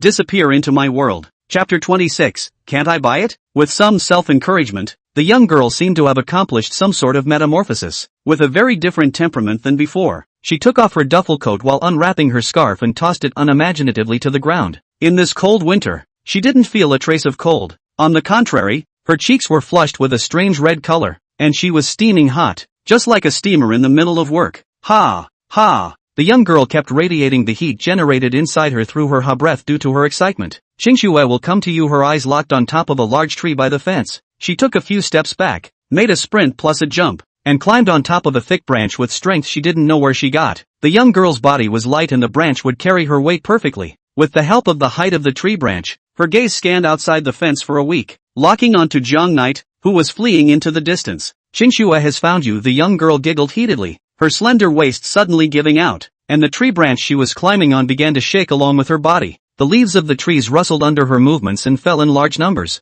The leaves fell onto the young girl's sweater and were hooked by the wool. In a short while, the girl's whole body was covered with fallen leaves. Her hair also looked disheveled because of the embellishments of the fallen leaves. Mommy, it's that sister from before. What is she doing? The same child from earlier was again captivated by the commotion, holding his mother's hand and staring at the scene with rapt attention. His mom looked at the scene, her brows tightened. Normal play can't satisfy this little couple. Have to have a little nature atmosphere? She sighed. This little girl looks quite innocent, but I didn't expect to play with such flowers. Only she couldn't possibly tell her child this, and could only touch his head and solemnly reply, she's filming a movie here. And not surprisingly, it should be the sequel to Mad Men. Yes, Primitive Man. I want to be a primitive man in the future. The child's eyes glowed with hope. Mommy, look, that sister is coming out. The young girl's waist gave out and shook the branch she was climbing. Her expression didn't change in the slightest with the movement, her gaze always locked on the unfamiliar back. The entire tree was used by her as a giant swing, and the higher she swung, the faster she swung. And finally, the branch had no way to withstand the enormous centrifugal force and thumped and broke. At the same time, the young girl's figure swung out beyond the fence along with the branch. Bang! Smoke and dust rose up as the young girl grinned and giggled as she held the section of branch thicker than her thigh in one hand. On the other side, John Knight was completely unaware of this movement. Ha ha ha. John Knight dumped the sales pitch. No, hundreds also have dozens. Those old foxes who have been in the jungle for many years have not been able to earn a penny from you, Zhang. Not to mention you, a little girl. If you want to sell products to me, go practice for another 100 or 80 years. John Knight let out a loud laugh. His arrogant tone as if he was saying how many girls liked him and how many times he had rejected confessions. While running frantically, he took out his cell phone, opened his feed, and directly deleted the friend he had just added and then blacklisted him again. After double-checking, he was satisfied and stuffed the phone back into his coat pocket. Bang! Due to looking down at his cell phone while running, John Knight didn't notice the utility pole above his path of advance. Hiss, it hurts. John Knight covered his forehead in pain. His eyes glazed over. There's no way she's going to catch up, so it's good to rest around here. He chose a stone step at random on the side of the road and sat on it. The bitterly cold winter wind blew on his face like a knife cut. Asterisk. Why is it bleeding? John Knight released his forehead and looked at his palm, which was just like a crimson red. It's really bad luck. I haven't encountered anything good since I came to Magic City. He couldn't help but spit out. You're hurt? What's going on? A gentle voice drifted into his ears along with the chilly wind, and then, a fragrance of lily flowers drilled into his nose. Oh, it's fine. I didn't look at the road when I was walking and bumped into it. John Knight was a bit groggy and replied subconsciously. In that case, let Qingxue bandage you up. John Knight lowered his head and heard what sounded like fabric tearing at his side. Qingxue? A nice name. Thank you, miss. The only word inside John Knight's head was pain, and he had almost lost the ability to think. Then, a pair of soft little hands from the back around to his body in front of him, one circle after another. For John Knight wrapped bandage. John Knight closed his eyes and enjoyed himself comfortably. Thank you so much. You actually have the same name as my favorite star. Is that so? That's really great. The voice was incredibly chirpy, moving like a bird. For some reason, John Knight instantly felt as if his forehead didn't hurt as much anymore, and his entire body was much more refreshed. He hummed a certain song sung by Xiao Qingxue, sniffed the lily scent that came from nowhere, and for a moment, he was somewhat intoxicated. Ha! What a familiar tune. The person behind him was a bit surprised. You're also a fan of Xiao Qingxue? Well, not oh. In that case, that's right, Xiao Qingxue's songs will be enjoyed by many passersby who hear them. So, you like Xiao Qingxue a lot? The voice of the person behind him suddenly became a little shaky. Yeah. John Knight didn't think too much about it. Then, I have a question I don't quite understand. John Knight came in the spirit. I'm also considered Xiao Qingxue's old fan, so feel free to ask any questions. I should be able to answer them all. The man behind him leaned down and came to John Knight's ear. Why, then, did you run away? John Knight instantly got goosebumps as his pupils suddenly contracted and he looked sideways at the young girl. The corners of the young girl's mouth still wore a faint smile as she gazed fondly at John Knight's face. John Knight couldn't see her eyes through the sunglasses, and her expression didn't match the picture of this delicate and lovely face at all, appearing a bit distorted. At this instant, John Knight was afraid, not in the fear of the young girl stalking him, but the instinctive fear of a creature when it sees something horrible. He stumbled and fell down the stone steps, unable to get up for a moment, so he sat down on the ground, rubbing his hands against the ground and stomping his feet on the ground, driving his body back and forth. The young girl did not react, still wearing a smile, looking at the panicked John Knight. Only after retreating to a certain distance did John Knight realize that the young girl was still holding a thick branch in her hand, and his mind instantly figured everything out. Holy, is this young girl a gorilla? Swinging out directly with the help of a tree branch? That, classmate? No, big sister. I was wrong. You are selling something. Insurance? No problem. I'll buy it. I'll buy another one for my dad. If it's an online class, it's even more of a problem. So many of my best friends are lonely at home during winter vacation. so it's a good idea to buy some online classes for them to kill time. Only, as long as you're willing to let me go, I'll buy it, okay? Chapter 27 Conditions for Love. Like this the young girl straightened up, placing one finger to her mouth and resting her other hand on her cheek. Then I'll sell myself to you, okay? The young girl squirmed, her voice a little wiggly. No problem, no matter what you market. John Knight's voice ended abruptly. Wait, what did you say you marketed to me? Of course it's myself. Really? Why? Why do I have to say it twice? The young girl's voice was getting smaller and smaller, and seemed to revert back to the shy little girl from before. These words dry-burned John Knight's CPU as he kept trying to understand the meaning of the young girl's words. What do you mean? Sell you to me? John Knight lowered his head constantly shaking as he tried his best to organize his thoughts. In an instant, he had a flash of light and had a guess of his own. Only, this guess gave him some creeps. No wonder. John Knight nodded his head frequently in his panic, feeling that he had caught the key to the matter. I told you, how could any salesman be able to do this? Jiang Knight belabored. Could it be? She's not a salesperson, but a commodity. Before she tried to get me to do a favor and said she'd give me $100,000 was all a lie. It was all an excuse. Her goal was to get close enough to me so she could force herself on me. There must be a huge human trafficking ring involved behind this, where young girls are groomed into submission from an early age, then shown how to approach those clients and then sell themselves back to the criminal gang. And if you fail to complete the task, you will receive unimaginable punishment. That's why she's onto me. Even finding her way to Mordor. John Knight's mind constantly surfaced those images inside the movie and television drama. After piecing together, it quickly restored the truth of the incident. No wonder you're chasing after me like this. You have your own hardships. Zhang Yi sighed, stood up, walked over to the young girl, and patted her shoulder. For so many years, it's my fault. If I could have known earlier, this young girl wouldn't have to suffer so much, he secretly said in his heart, wanting to say something to comfort the person. Only, this touched John Knight's skill blind spot again. He pondered for a long time in his mind, fixed his mind, and said solemnly, it's been hard on you for so many years. You. The young girl was suddenly stunned in place when she heard these words. The branch in her hand also fell to the ground, raising a cloud of dust. You turned out to know it all. The young girl couldn't stop her tears. I've been looking for you to meet you in the middle of the real world. As long as I can be with you, even more efforts, even more grievances, Qingxue can swallow them alone. Caught off guard, the young girl dragged her body and staggered towards Zhang Knight. She must have suffered a lot of punishment because she couldn't complete her mission. Zhang Yi looked at this young girl and couldn't produce a feeling of loathing. There was only sympathy from the bottom of his heart. Shall we call the police? No. In that case, the criminal gang will surely double her punishment. But I don't have that kind of money and I can't help her. Zhang Yi decided that it was better to ask the other party's conditions before considering. Then, how can I take you? Zhang Knight made up his mind that he must help this poor young girl as much as he could. After all,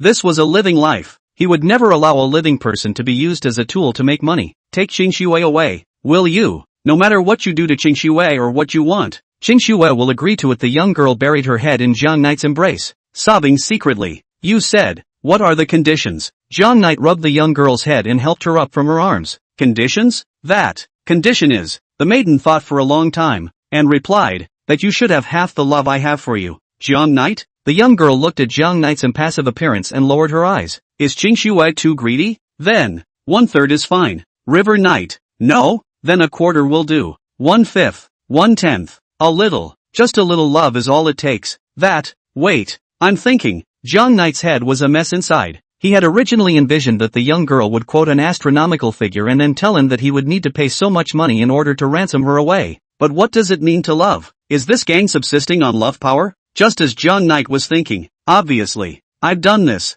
That day, after you blacked me out, I went crazy looking for you. I don't know what method you used to hide your identity. Traces. From that day, I used all the resources and means. But, if it wasn't for you, the one who listens to my songs every day and never tires of encouraging me and comforting me, I wouldn't have everything I have now. The young girl looked up violently, and under the sunglasses, the purple glow grew even more, laughing while shedding tears. So I can give me to you, but what about you? Won't you even shower me with a little love? She covered her heart, her hand so hard that her fingers penetrated to imprint 5 deep indentations in her chest, as if she wanted to rip her heart out. That you calm down first. We can have a good chat. Zhang Knight was scared silly. He finally realized that things didn't seem to be as simple as he had imagined. No surprise, he was in big trouble. Suddenly, the young girl compared her hand to a claw shape and violently attacked Zhang Knight's left chest. At the same time, The whole person exerted a force forward. Zhang Knight did not react at all, and was toppled to the ground by this huge force, and then,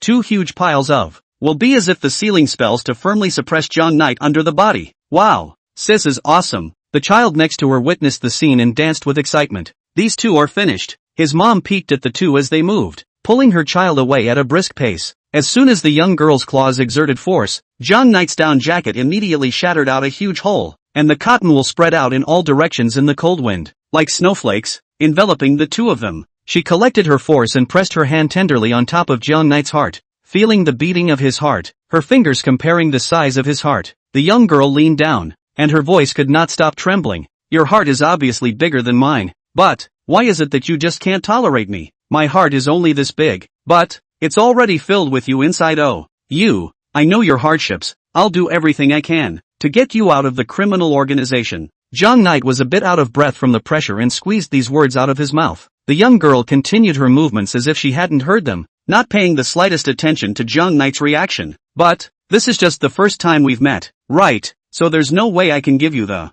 love you're talking about. Love, I have no way to give you. Love, I have no way to give you. Love, I can't give you. The last half of Zhang Knight's sentence was like a bolt from the blue, causing the young girl to freeze in place like a statue. After a long time, the young girl came back to her senses and looked straight at Zhang Knight underneath her. Zhang Knight closed his eyes in despair. He felt like he was going to be finished. He was ready to be yelled at and even beaten up. Don't ask Zhang Knight why he would be suffocated by a girl him underneath. Ask is that he can't fight. The other party is able to unscrew tree branches with his bare hands. Zhang Knight again confident. There is no way to believe that he can defeat a young girl in this state. Zhang Knight closed his eyes and prepared for the young girl's retaliation. Just, tick-tock, tick-tock. Bean-sized tears fell onto Zhang Knight's face, causing him to slowly open his eyes. It doesn't matter, oh, I can make concessions, oh. The young girl's speech is getting faster and faster. Her face is full of anxiety and despair. So, what do you like? Kittens? I can turn into a kitten, oh listen. Meow meow meow. Like it? I can become whatever you like as long as you like. It's not just kittens. Puppies are okay too. Woof woof woof woof woof woof. Next, the young girl mimicked the cries of various small animals, and if she had heard such a sound while swiping the video on a normal day, Zhang Yu would have found it very cute. Just for now, Zhang Ye's eyes widened as an invisible sense of suffocation enveloped his body. Master don't like small animals? Master, what exactly do you like? I can be the table, chair, toilet, airplane that is uniquely your star. There is nothing I can't do. Only the master can't think of. Oh. Chapter 28, Psychosis? The young girl lay on top of Zhang Knight, squirming and mimicking the state of various types of objects. Zhang Ye's mouth opened wide as he looked at the young girl on top of him, only to feel a vicious chill. Those who didn't know thought that this young girl was performing acrobatics, and Zhang Knight had to admire the young girl's imagination and acting ability. The young girl bent backward and braced her hands on the ground, telling Zhang Knight that this was a stool, meaning that Zhang Knight could sit directly on her stomach. She lies down on the ground again, opens her mouth and tells Zhang Knight that it's an airplane asterisk. Zhang Knight's expression was complicated. It was obvious that the young girl in front of him had done everything she could in order to gain his love. How did you meet such a weirdo? The teenager tremblingly reached out his hand, gritted his teeth and held the girl's shoulders. The girl was in a trance, thinking that Zhang Knight was impressed by her sincerity. The corner of her mouth revealed a strange smile. Master, you can enjoy yourself. She pressed her forehead against Zhang Knight's face and came to murmur in a whisper in his ear. Dominate me. When she finished, she withdrew her eyes and stared at the ground, her burning face haunted by white mist. Only, things didn't go in the direction the young girl expected. Zhang Knight clenched his teeth and took advantage of the moment when the young girl neglected to defend herself, and fought to push the young girl away. Zhang Knight gasped for air, exhaling gusts of white mist in the middle of the cold winter night. The young girl sat on her knees beside Zhang Knight, doubt written all over her dull face. Zhang Knight was like this, sitting face to face with the teenager, his eyes staring deathly into the teenager's eyes. This face of the teenager, through the pitch-black sunglasses, occupied the pupils of the young girl. The teenager closed his eyes and sighed. I'm sorry, I can't promise you that. Ah, did I hear it wrong? The young girl stared at Zhang Knight's serious look and shook her head imperceptibly. I must have heard it wrong, right? I can't give you that so-called love. No, I didn't hear it. I misheard it. It was all in my head. Do I have to say it again?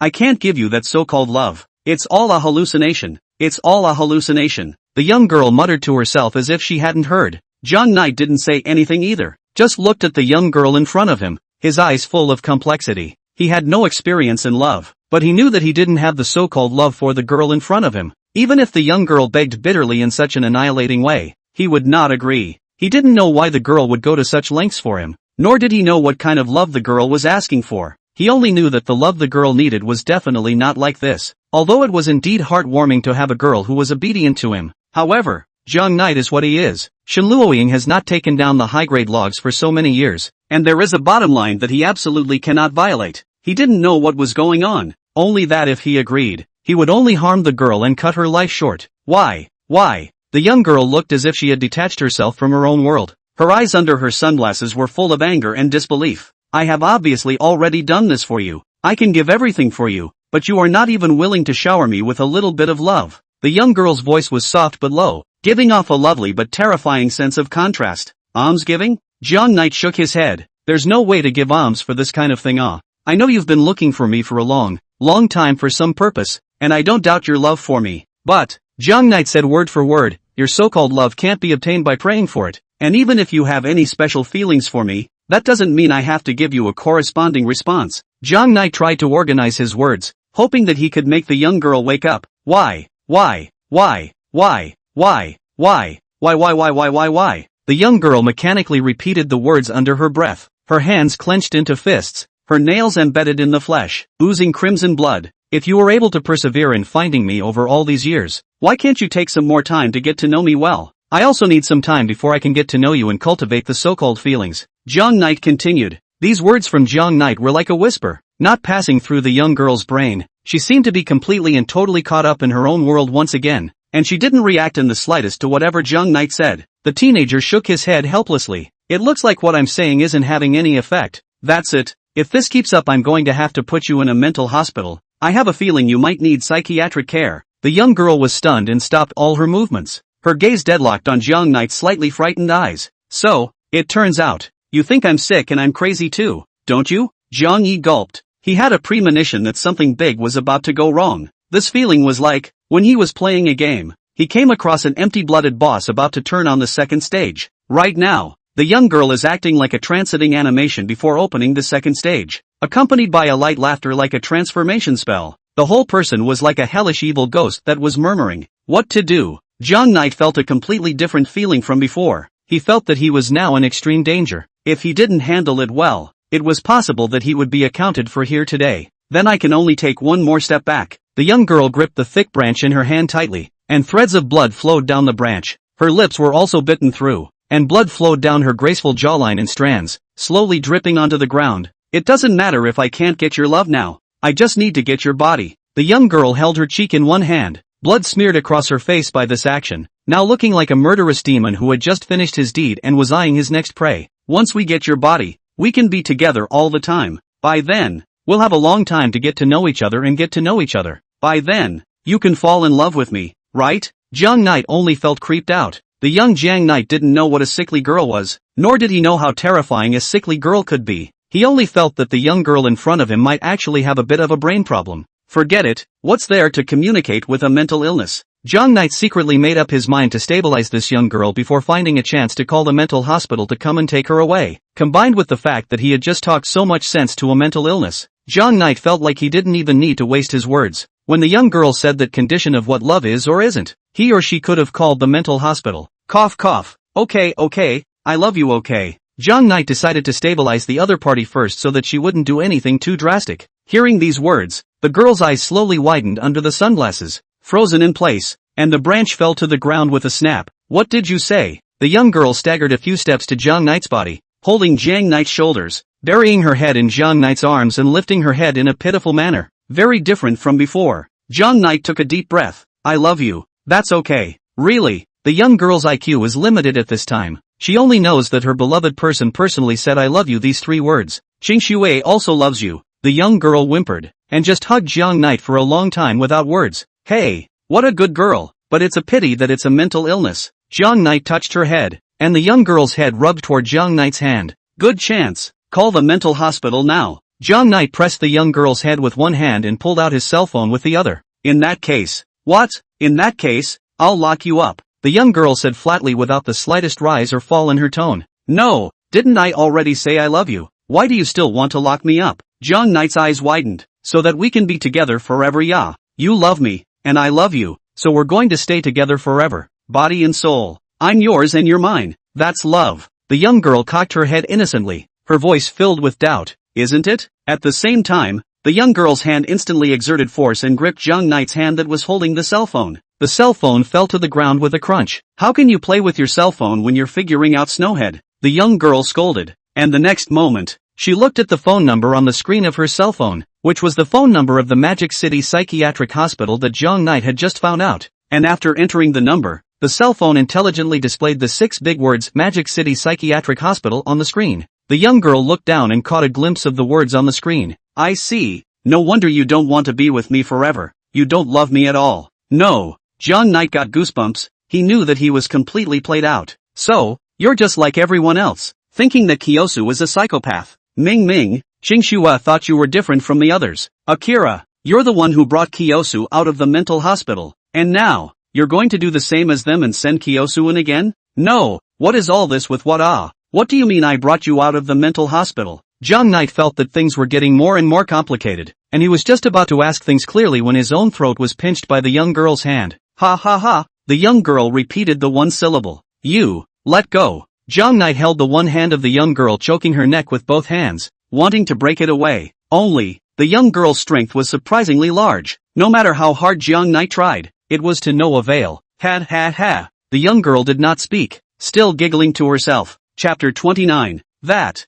Jiang Knight revealed a harmless smile with good behavior written all over his face. Can we reconcile? The branch under the young girl's swing was currently lying quietly on the ground, and with a stomp of her foot, she stepped on the front end of the branch. The branch immediately flew into the air, traced several perfect circles in the air, and was steadily grasped in the young girl's hand. The branches of the tree seemed unable to withstand the force of the young girl's grip and cracked several times.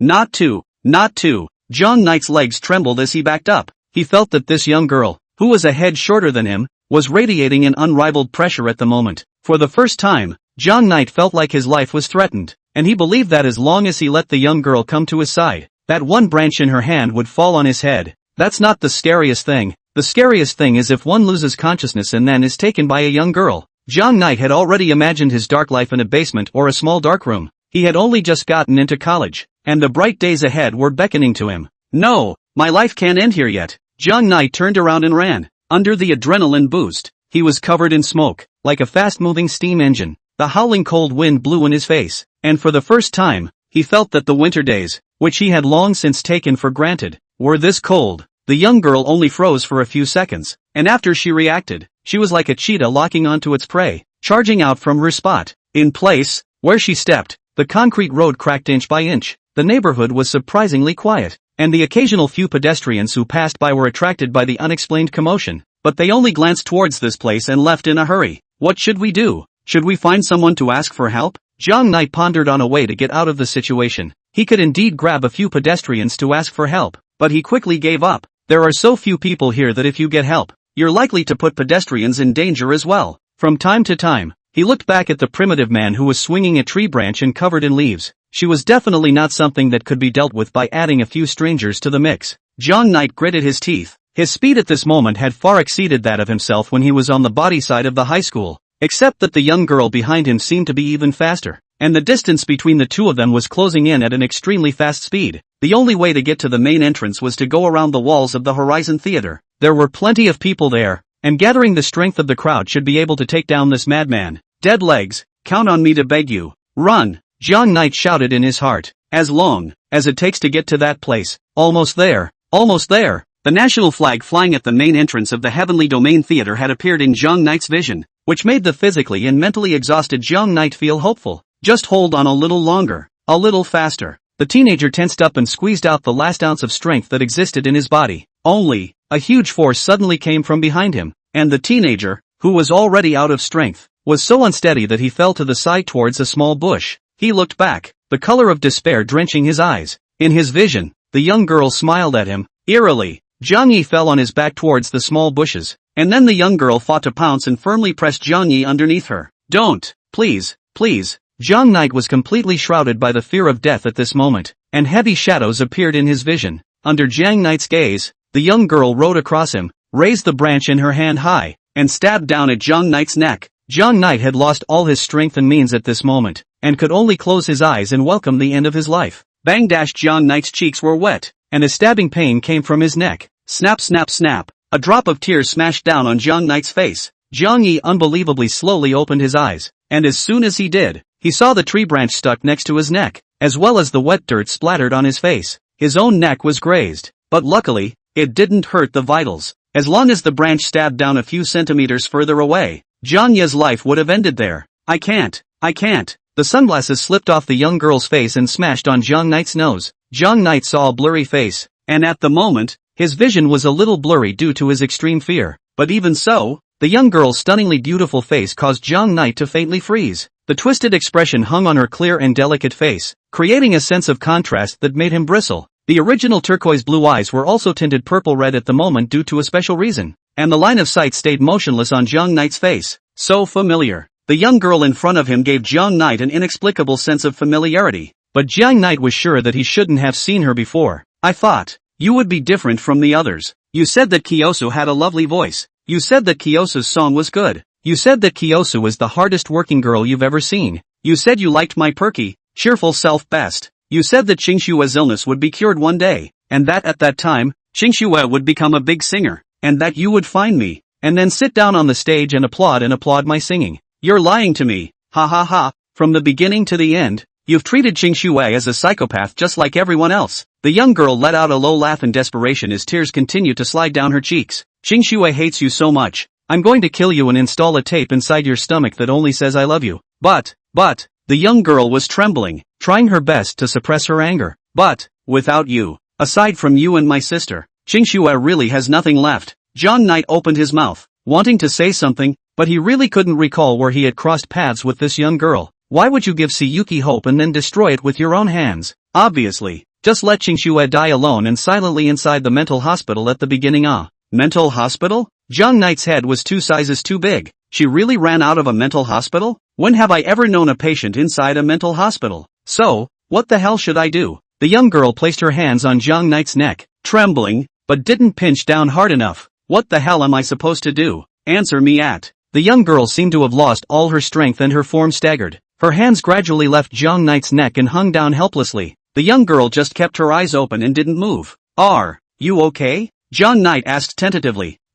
Wait. With Jiang Knight caught off guard, the young girl's entire body fell towards his face. Jiang Knight was not overwhelmed this time, but only gently held the young girl, his face somewhat complicated. The young girl's body was actually very light and skinny, pressing softly against Jiang Knight's body. But it was such a body that had just exploded with that kind of power. She's, what, asleep? But she clearly still has her eyes open. Jiang Knight closed her eyelids for her, held her shoulders, and slowly sat up. It was only at this moment that Jiang Knight could see that face of hers clearly and was taken aback. How is she so similar to Xiao Qingxue? Jiang Knight felt that he had misread the situation, rubbed his eyes, and looked again. Oddly enough, it really does seem like it. She just called herself Qingxue. Shouldn't. A thought bubbled up into Jiang Knight's mind. Soon after, Jiang Knight shook his head. Impossible. Xiao Qingxue is still inside the Heavenly Domain Theater right now. Coincidence? All coincidence. Jiang Knight wanted to pick up the young girl, but he couldn't make any effort, so he could only drag the young girl's body and put her on a bench. The young girl let out a faint snore,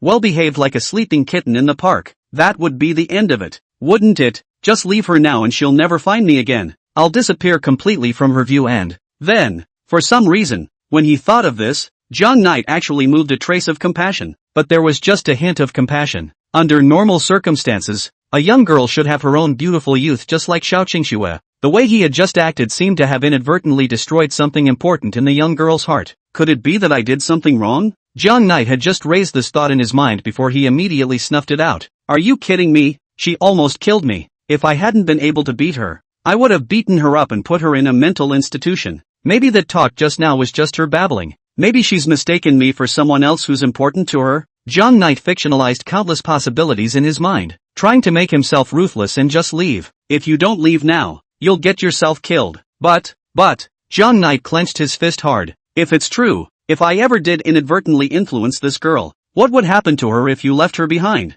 Jiang Knight imagined the empty, helpless eyes of the young girl when she woke up. River Knight imagined, As she glared silently at the gray ceiling of her hospital room, Jiang Knight imagined that she was like a walking corpse, trapped in her memories day after day. If it was really as she said, she had searched so hard for so many years, and yet she was so cold to her. What difference does that make between yourself and being born? After a bit of self-PUA, Jiang Knight faltered. He, Jiang Yi, couldn't be cruel to this heart. Why don't I just help her out? Chapter 30, The Teenage Girl's Cell Phone. The young girl's hands were bruised and battered, and the shocking wounds hanging on her white and tender hands were particularly obvious. Wisps of blood were still emerging from the wounds, coloring her palms red. This guy, can he really not feel any pain? Jiang Yi looked at her hand full of wounds and frowned. If such wounds appeared on him, he would probably have fainted from the pain already. The wound may even worsen if left untreated. The first order of business is to bandage her up to prevent inflammation. Jiang Knight decided to sacrifice his own clothes, only that his down jacket had been opened up a few big holes by the young girl earlier,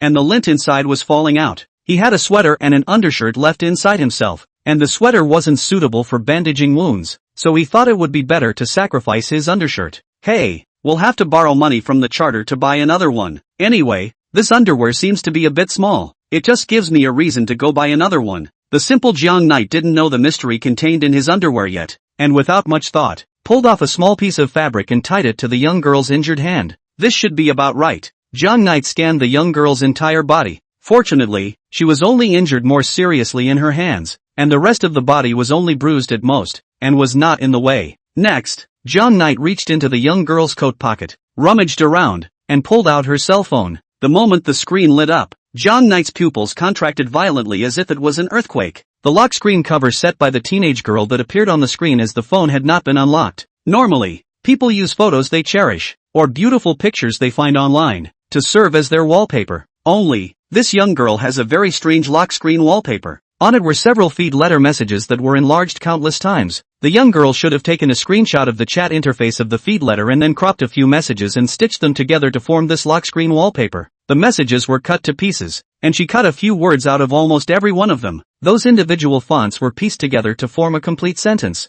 I love you. Let's be together forever. How could someone use something like this as wallpaper? Jiang Knight felt like he had absolutely no way of understanding the aesthetics of a psychopath. No, is she crazy or stupid? Jiang Knight was a bit speechless. If you want to use that as wallpaper, wouldn't it be fine to send a paragraph to your own account? Is it necessary to splice it together in such a disconnected manner? Splicing it crookedly like this isn't aesthetically pleasing at all. Jiang Knight felt that his IQ had taken the high ground and became somewhat complacent. Jiang Knight held up the young girl's finger and unlocked the screen with her fingerprint. The home screen and lock screen had the same wallpaper. Then Jiang Knight opened her feed letter. I'm sorry. It's not right to look through other people's privacy. Jiang Knight silently apologized and opened her address book. The young girl's address book looked very simple, and according to her notes, there were no other friends besides her family. At the top of the address book is a contact labeled sister. This young girl, she's quite pathetic. Jiang Knight pulled out his own cell phone, pulled her out from inside the blacklist, and added her feed letter. What's next? Send her some words of comfort.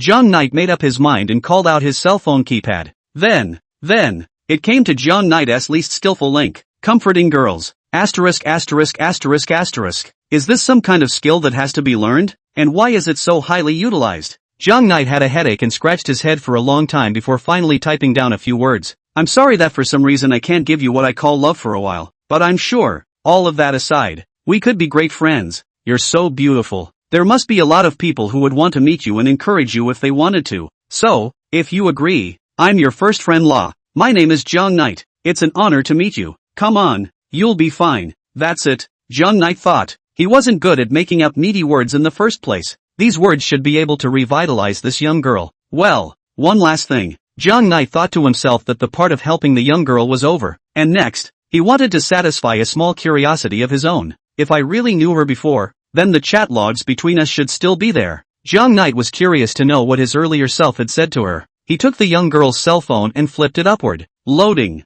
Johnny swallowed a mouthful of saliva and stared straight at the screen. Loading.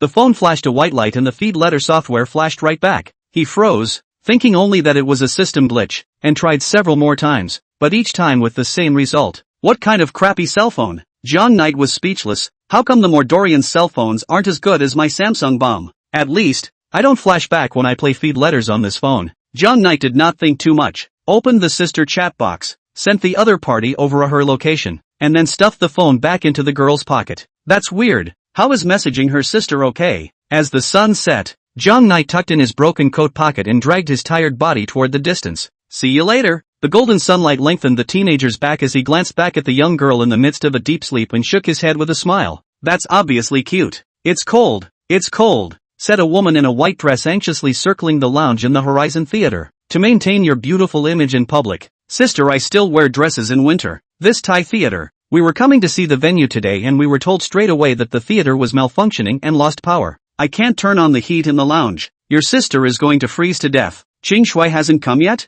The woman rubbed her hands against each other's arms and shivered. Missy, we've already sent people to look for it. Your sister should be coming for you soon. A black-clothed bodyguard stood to the side and handed over a coat for the woman. I shouldn't be. I clearly agreed with her that we'd come in first and she'd sneak in. Why isn't she here yet? Something can't be wrong, can it? The woman had a bad feeling. Ding dash, the feed message beep sounded, and the woman pulled out her cell phone, her pupils contracting violently after seeing the message sent. She pushed the door open and hurried toward it. Missy, the theater people are still around here, the bodyguard reminded. It's okay, you tell them that the grounds I've already seen. The woman looked too flustered to care. She put on her sunglasses, draped herself in the one coat the bodyguard had handed her, and took off. Xiao Qingxue, in front of the theater. The audience has been here tirelessly chanting for almost a whole day. When they saw the silhouette walking out from inside the theater, their gazes were cast over in unison. Only, after they saw this outfit of the woman, they took her to be Xiao Qingxue's bodyguard and didn't pay too much attention to her.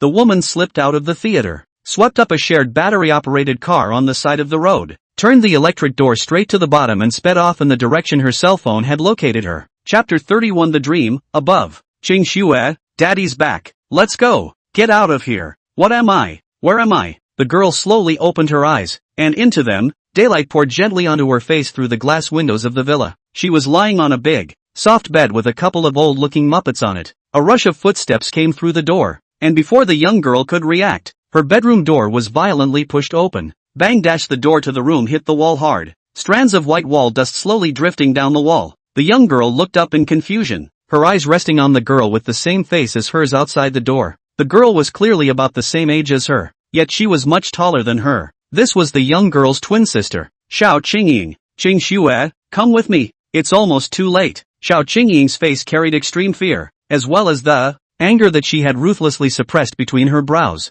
Her sister didn't move, her hands gripping the sheets tightly, her eyes lowered as if she was making some kind of choice in her mind. What are you waiting for? Seeing her sister's lack of action, her sister took a few steps forward and pulled her sister's arm. If you don't leave, when Dad finds you, you'll be. Her sister seemed to choke on her words in the middle of her sentence, and she felt the urge to vomit just thinking about that scene. But, if you continue to stay here, you'll only become that venting tool. Sister, I've saved a lot of money over the years. Sister will give you all the money. You run away to a place where he can never find you. Sister's speech became faster and faster, and her eyes gradually filled with the slightest of crystallized tears. Count on my sister to beg. Okay, doesn't Kiyosu love to sing? Sister can discuss with those studios and provide Qingxue with the resources to make her debut. Qingxue will definitely be able to become a big singer in the future. What will my sister do when I'm gone? The sister looked up, her empty eyes dully meeting her sister's anxious ones. Don't mind me. I'm still useful to Dad. He won't do anything to me. But, where can I run to? Anywhere. Even if you're taken by traffickers, you can't be worse off than if you stayed. My sister finally lost control of her emotions and bean-sized teardrops dripped down her face. I'm sorry, sis.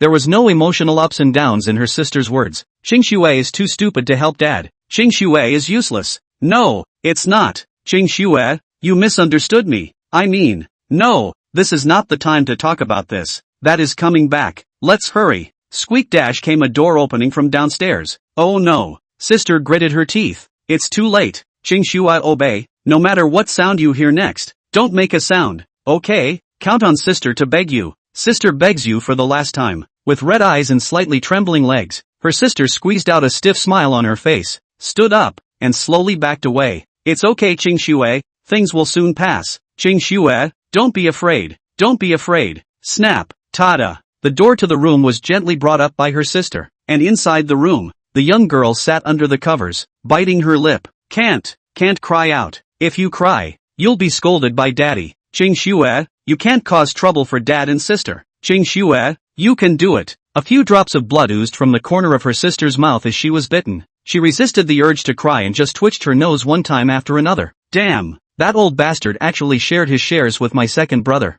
How dare he? The entire Xiao family should be mine. Mine only. The sound of a vase breaking mixed with the man's roar came up from downstairs. Xiao Qingxue, Xiao Qingxue, get your ass over here. Father, Qingxue, she's sleeping. You need to tell me anything. Sleep. Ha ha ha, did I allow her to sleep? The man let out a roar. Has she learned everything I've asked her to learn? Has she memorized all of the company's statements over the past 3 years? Father, Qingxue, she's really too tired. Did I give you permission to speak? A heavy slap was thrown across his sister's face. Why do you always do superfluous things? Obviously you only need to learn how to take care of the company every day, so that you can control the Xiao family together with me in the future. Why don't you understand my good intentions? It's because you guys are like this that the old man doesn't see me. It's all because of you guys. If you guys could have been a little more diligent and worked a little harder, the Xiao family would have long been in control of my hands. You and your useless punk of a sister don't let me off the hook. I give you a big villa and buy you good food every day, and this is how you repay me? Father, I'm sorry, Qingxue, she's already working hard. It's my fault. I didn't follow my father's teachings. You punish me. Sister's voice came. Good, good. Ha ha ha ha ha. Have the balls. Worthy of being my Xiao Lingtian's daughter. Ha ha ha ha. Qingxue is useless. Qingxue is useless. The voice from downstairs clearly reached his sister's ears. If Qingxue could have worked harder, she wouldn't have made her sister suffer so much. But, Qingxue really doesn't know how to run a company. She really doesn't understand all that you and I in business. Xiao Lingtian often brought the two sisters to various business banquets, and every time, Xiao Qingxue was like a transparent person, cowering behind Xiao Qingxing. She couldn't understand what those people at the banquet were talking about, and in his opinion, the smiling faces above the banquet were just as scary as the skeletons and evil ghosts from hell. But, Qingxue can still do one last thing for sister. No way. Xiao Qingxue's turquoise blue pupils trembled slightly. The previous scene of horror surfaced in her mind. She gripped the bedsheets with a death grip.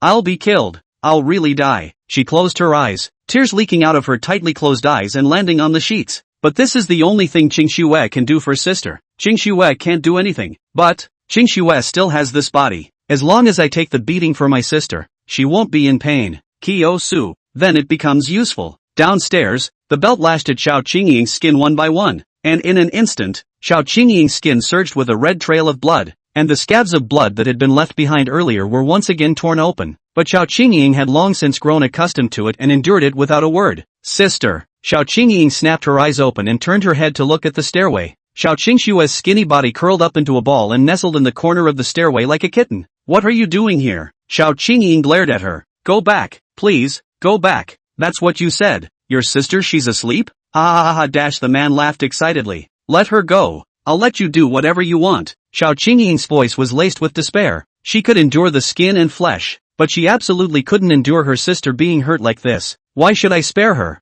Ha ha ha ha ha. You all deserve to be punished. You all deserve to die. So, what are you doing here? The man spoke, his eyes filled with teasing. I, Xiao Qingxue murmured in a low voice. I want to be punished for my sister. Don't. Xiao Qingxing sat up violently from the ground, rolling and crawling to her sister's side, embracing her tightly into her arms. But sister, I want to do something for you. Qingxue doesn't want to be a useless child. Chapter 32, Dreams, Medium. Qingxue, sister doesn't need you to do anything for me. Sister's voice was hoarse as she rubbed the girl's delicate and soft face. Sister, as long as you're happy every day and can sing on stage as much as you want. Singing? Ha ha ha ha ha. The man's face twisted as he kicked away Xiao Qingxing, who was dead set on protecting Xiao Qingxue. He showed his teeth and pointed at Xiao Qingxue's nose and scolded. What's the use of singing? Can singing put the Xiao family under control? Can singing make you a human being? All you know how to do is sing day in and day out. If you had spent all that time you spent singing learning about business,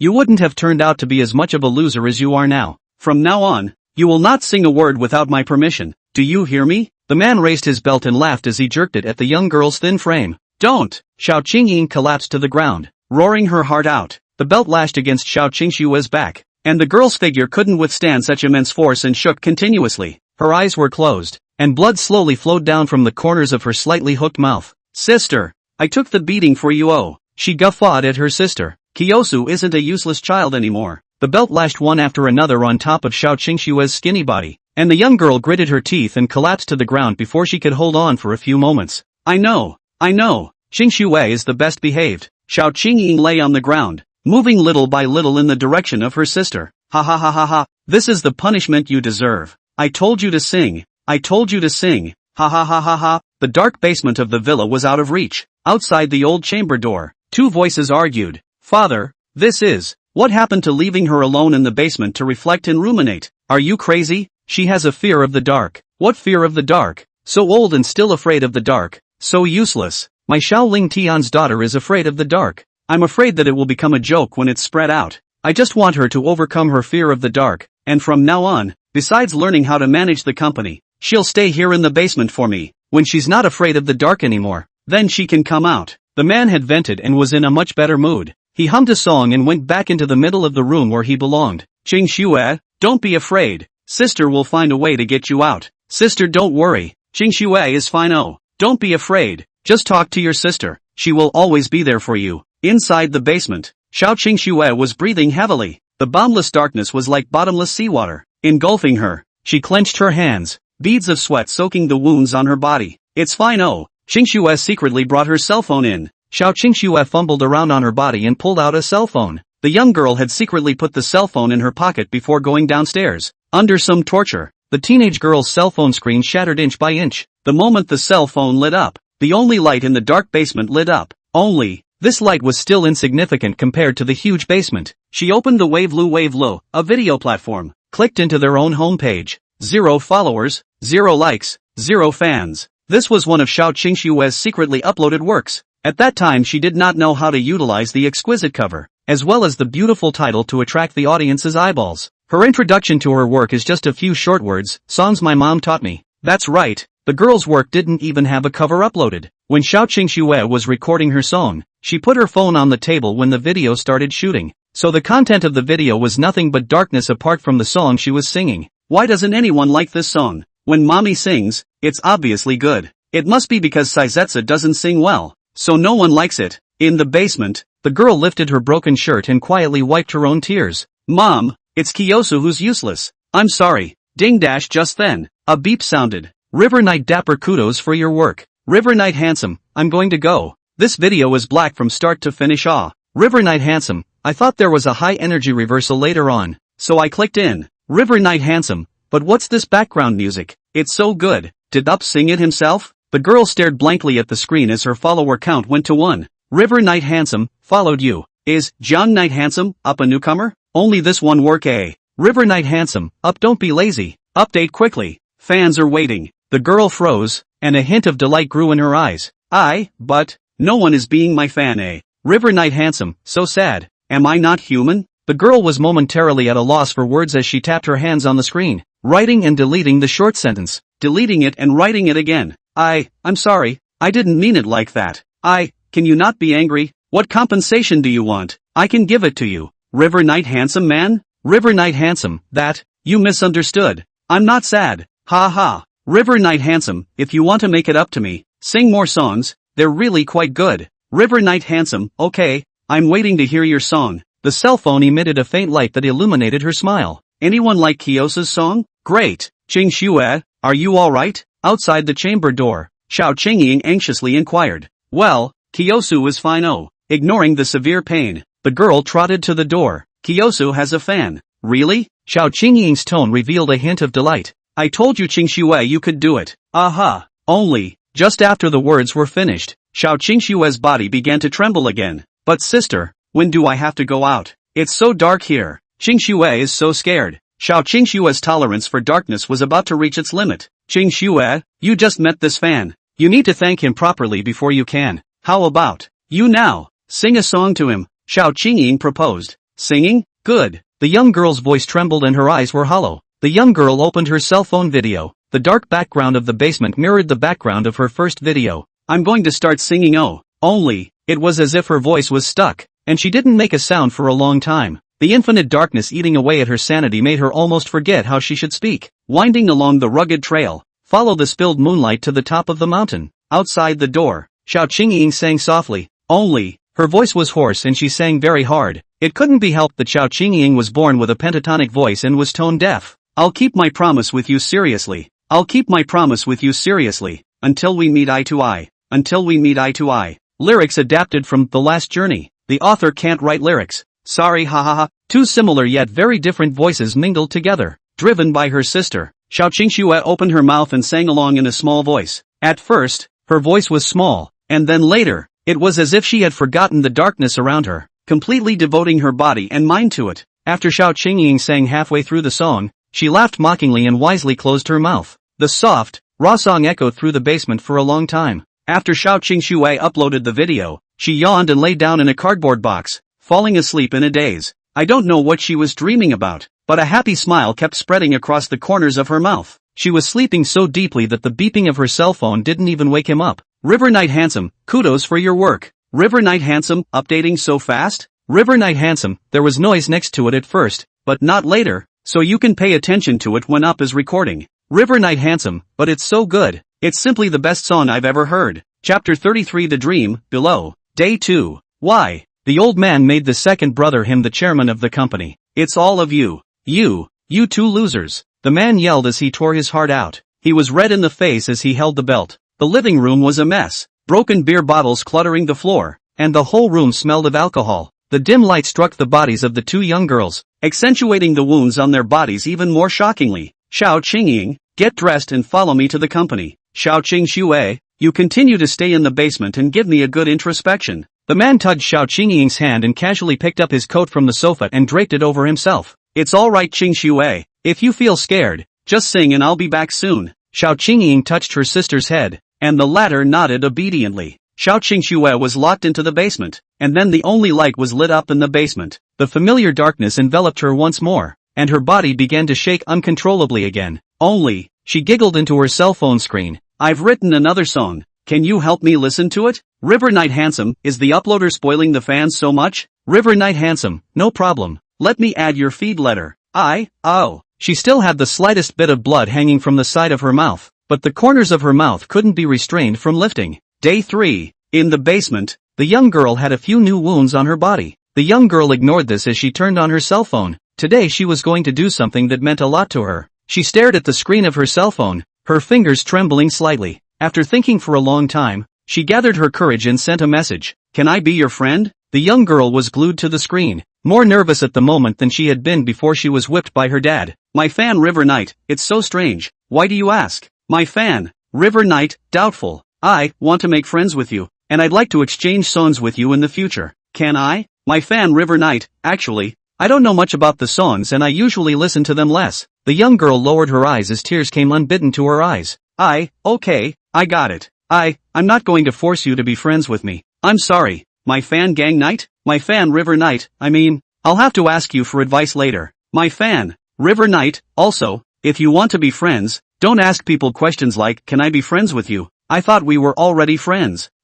So, we'll be friends from now on? My fan Gang Knight, haven't we always been friends? The young girl was in tears, clutching her cell phone with a happy smile on her face. From then on, a person she labeled as a friend appeared in the girl's feed contacts. Day 4. What do you think of the lyrics here? My friend Young Knight, if it were me, I'd change it to, okay, I'll change it right away. My friend Young Knight, don't. I'm just making a suggestion. Qingxue, you don't have to change it if you like it.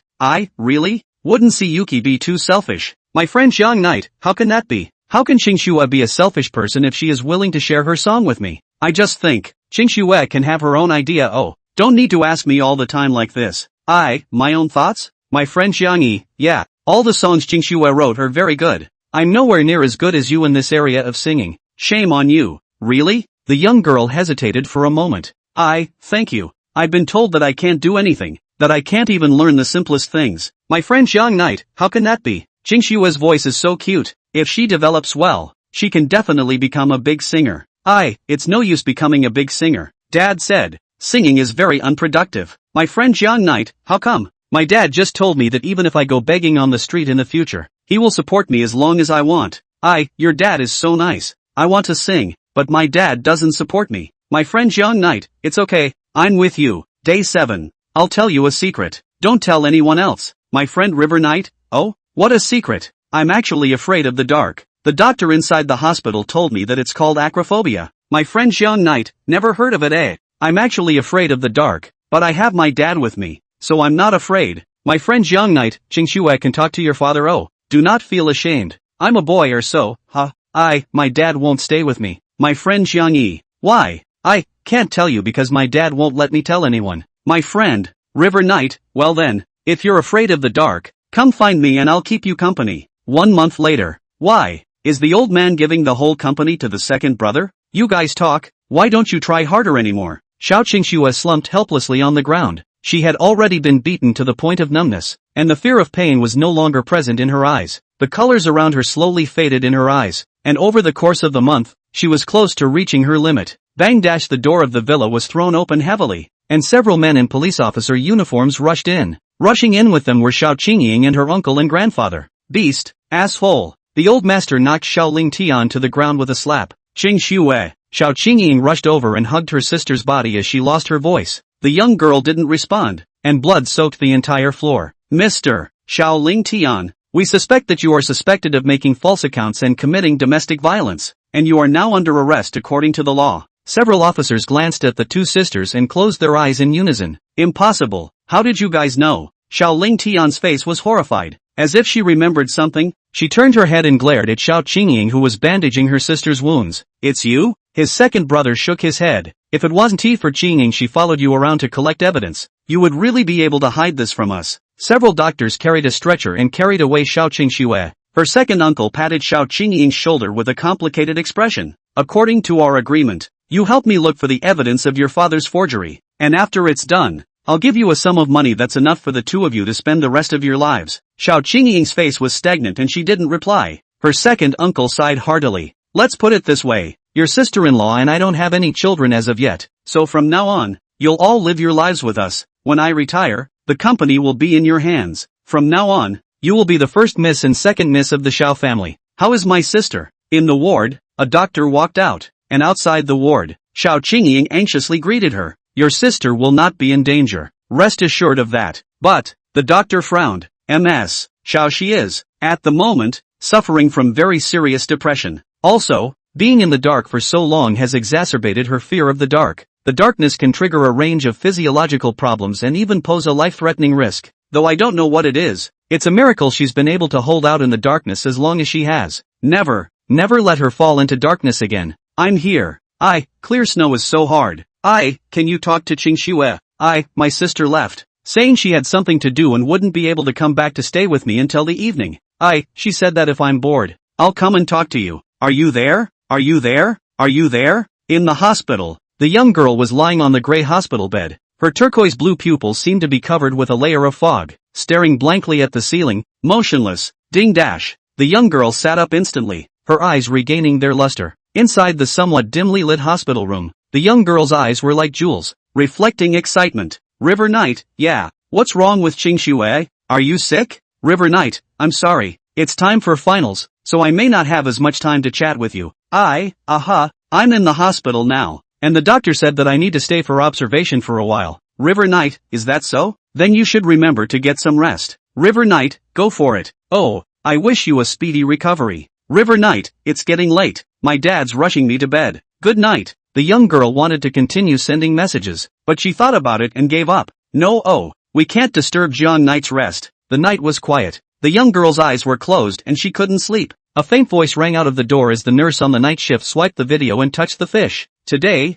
Up will take you on a conversation about what it means to love. What are the manifestations of love? First, love is a resistance that prevents one from separating oneself from the other. Love is a kind of dependence, like one's own gravitational pull to keep oneself away from the other. The young girl listened in silence. Don't want each other to leave. Keeping yourself away from each other. She imagined that one day, Jiang Knight stopped paying attention to her. No. The young girl shook her head. All these thoughts deleted from the center of her head. Is Qingxue already inseparable from him? Does Qingxue love him? To love someone, you must want to take the other person for yourself. That upstart continued. To love someone, you must be brave to pursue and use all means to get him. Gatherers, let's pursue the love in our hearts. What followed was lost on the young girl. A sleepless night. Me, Jiang Knight, will you leave me? I love the night of the river. I don't know. Oh, my beloved River Knight, Dad and I said that one day, everything inside our world will disappear. Do you love me? I love the night of the river? I don't know. What do you mean by love? Do you want me to leave you? Of course I don't want to. Me, would you be sad if I left you? My lovely River Knight, what are you talking about? The doctor said I wouldn't get better for a while, but wouldn't tell me what it was. My beloved River Knight, no. You'll be fine. My beloved River Knight, when you get better and become a big singer, I'll sit on the stage and applaud you myself. Me, if you can't leave me, you love me. My beloved River Knight, what if something bad happens to me one day and I disappear all of a sudden? Then I'll send you messages all the time. As long as I don't leave you. It's the same as you not leaving me. Day 2.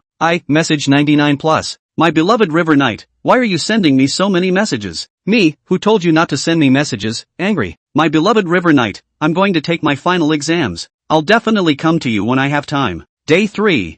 Message 99 plus. River Knight, don't send me messages. My cell phone keeps ringing during class, and the cell phone I secretly brought with me has been discovered. I don't want it. You'll leave me if I don't send you a message. Day 4.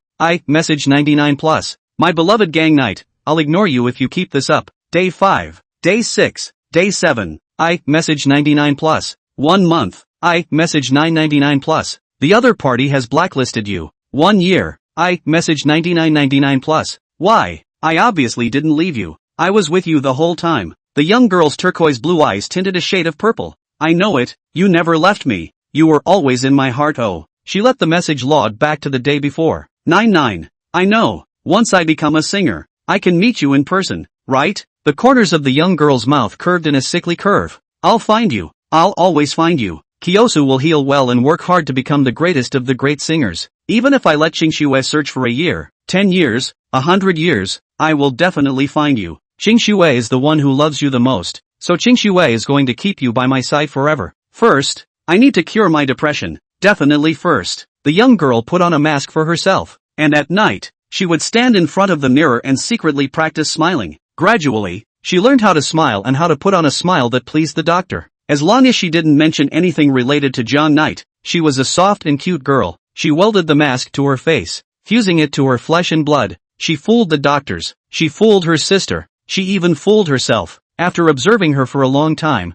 the doctor declared her cured of her depression. It was just that every time she stood in front of the stage, the young girl had an inexplicable panic. She couldn't look directly at the smiling faces of the audience on stage. She couldn't bear the sight of the crowd focused on her. To her, and to everyone else, it was nothing more than shyness of a greater degree. So, in order to fulfill her sister's wish, her sister became Xiao Qingxue, appearing in front of the public on her behalf and creating an optimistic and cheerful image for her. She worked hard on her singing, releasing album after album, and was loved by her fans. The usual Xiao Qingxue was a fragrant and soft little social terror, but certain times, she would become incredibly crazy, at which point even her sister would wonder if she was really Xiao Qingxue. Privately, she searched for Jiang Knight like crazy, only that his information seemed to be secretly protected by some force, and Xiao Qingxue didn't get her wish. Such an obsession once made her sister very worried, and she took Xiao Qingxue to a mental hospital. Only, the doctors there couldn't do anything about it. Sister,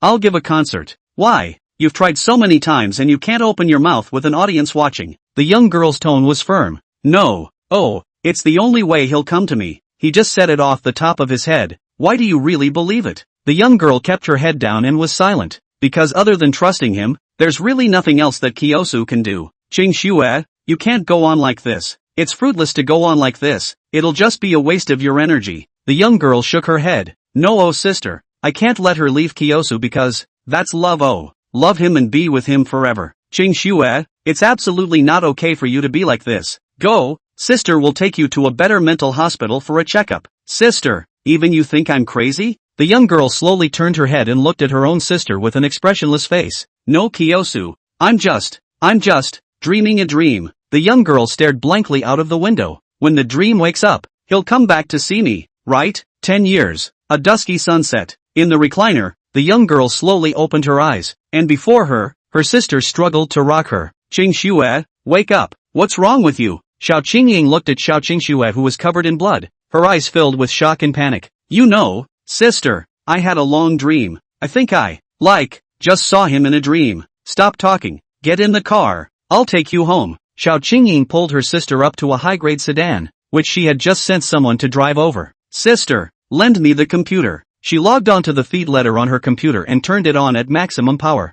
Message 999999 plus. My most, omit 9999 most here, loving Jiang Knight, I'm sorry, because of some reasons, I can't give you the so-called love for the time being. Xiao Qingxue didn't clean up the chat logs. The computer couldn't handle such a huge amount of information and the temperature rose dramatically. Jiang Knight had previously blacked her out, so he didn't receive these messages. 10 years of time had made Jiang Knight almost forget about the little girl named Qingxue, but the little girl still remembers him. Sister, I think I found him. This dream, it was really long and scary. The violet color in the young girl's eyes had long since faded, and her gem-like, beautiful turquoise blue pupils shone brightly. Chapter 34, Tie it up and give it to him. Xiao Qingying looked at her sister in the rearview mirror, and her heart was incredibly complicated. It should be considered a good thing that my sister found the person she was looking for. She listened to the back row, as her sister droned on and on about what she had just experienced with Jiang Knight. Sister, you say, will he hate me now?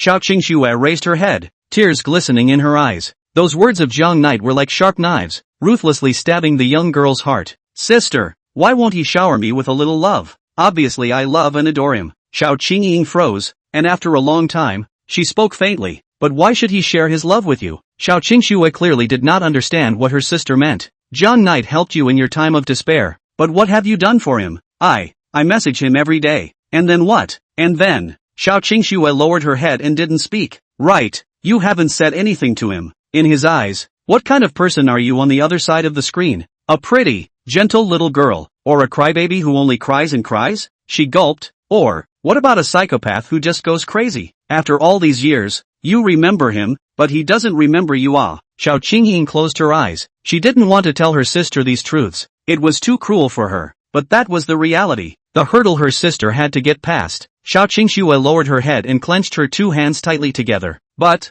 what should I do? Xiao Qingxue bit her lip. Probably, there's no way for me to leave him anymore. Oh sister, you've been looking for him for so many years. Why can't you go further? Love doesn't come through prayer. Xiao Qingxue looked up blankly as he remembered that Jiang Knight seemed to have said the same thing. You've been trapping yourself in the past. No matter what, the past is gone. Now he is. It's a brand new him. And you, too, are no longer that youthful little girl. You are now the beloved singer. Xiao Qingxue. You can work on it. Make the present him fall in love with the present you are. Besides, he seems to be a fan of yours, so it looks like he might have taken a liking to you? Xiao Qingxue bowed her head, pondering. After a long time, she nodded. I see. Xiao Qingying was surprised and looked at her sister through the rearview mirror. Really? Do you know how to make him fall in love with you? Kyosu knows. Oh. Xiao Qingying had tears in her eyes. Has her sister finally gotten the hang of it? She had thought that Xiao Qingxue would say something like I love him, so he must love me now. She gave a relieved smile. It seemed that people grew up after all, and her good sister could finally let go of the past. So tell me, what should we do next? Xiao Qingxue blushed scarlet and thought seriously. Xiao Qingying wore a smile and looked forward to her answer. Kyosu knows. Oh, tell me? Xiao Qingying was curious as to what her sister, a love idiot, would come up with to rip off Jiang Knight. Qingxue has memorized his face. Oh, he's in Magic City right now, so I have to find him first. Aha. Xiao Qingying nodded. And then, I'll get myself all dressed up. And then what? Then, Xiao Qingxue's face was flushed and bubbling with heat. Then, I put myself into the express box and mailed myself to him using Against the Wind Express. After he unpacked the delivery box, I mimicked the grunt, then called him master, and finally let him take me at his leisure. I'll sing whatever song he wants me to sing. He's a fan of mine and will love my songs. Yes, that's right. I'm going to be his very own octave box, and if he doesn't like it, it can still take me and throw me in. In disgust, Xiao Qingxue looked like she had triggered some switch. Her eyes were mesmerized, and white mist continuously hailed out of her mouth. Xiao Qingying was careless and didn't hold the steering wheel tightly, almost crashing into a pole on the side of the road. This is what you said, the way to raid him? Xiao Qingying almost sprayed a mouthful of old blood. Yeah. Xiao Qingxue blinked her turquoise blue glasses in confusion. The internet says that boys will like it. I think this is your special fetish, Xiao Qingying said breathlessly. Come on, I can't rely on you, so let my sister figure it out for you. Really, sister? Xiao Qingxue excitedly waved her small fists. Aha, in this regard, I definitely have more experience than you. The corner of Xiao Qingying's mouth hung up in a confident smile. But doesn't sis not have a boyfriend either? We're twins, and my sister is only a few minutes older than me. Cough cough cough. Xiao Qingying choked on her own saliva. Although sister doesn't have a boyfriend and isn't much older than you, sister is still very knowledgeable in this area. Xiao Qingying blushed. Although she was very pretty, up until now she was just a mother fetus solo without any relationship experience. Are you kidding? I've read hundreds if not thousands of romance novels. She felt that with the experience she had learned from her novels as a pawn, helping her sister to take down an innocent young boy would not be an easy task. Well, what do you think I should do then, sister? Ahem. First of all, we need to investigate the purpose of his coming to Magic City. He should be around your age, so it's likely that he came to Mordor for college. Just need to figure out which school he attends. Then you can enroll in as Xiao Qingxue.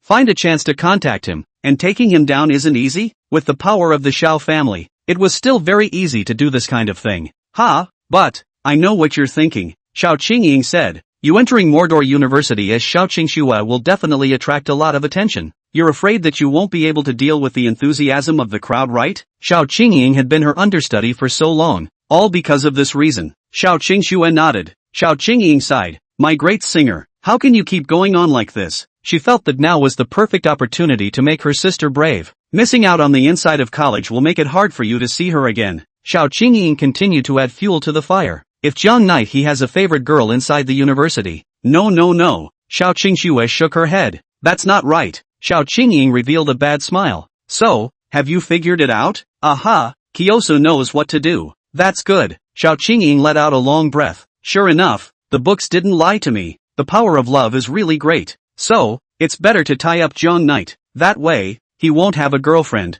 He. I'll tie him up and then tie myself to him so we can never be separated. Xiao Qingying. Chapter 35. What are you laughing at? Books into the validation period. Please urge more in paragraph review. Your reviews and comments. The author will seriously look at it. What exactly do I have to do to make this perverted sister of mine enlightened? Xiao Qingying pondered silently. Forget it, give her some time to think it over. To her, everything was happening so suddenly now. It seemed normal for her to have those strange thoughts for a moment when her head was spinning. After all, Xiao Qingying had already gotten used to this appearance of her sister. She decided to send Xiao Qingxue home first and then make plans afterward. Tonight, will you stay back at second uncle's house with your sister? Xiao Qingying asked. No, just drop me off at my own house. But you're hurt, she worried. It's okay, Kiyuki can handle it herself. Moreover, Qingxue still has some things to do at night. Xiao Qingxue replied obediently. Alright then. Xiao Qingying didn't think too much about it and didn't notice the corners of Xiao Qingxue's slightly hooked mouth.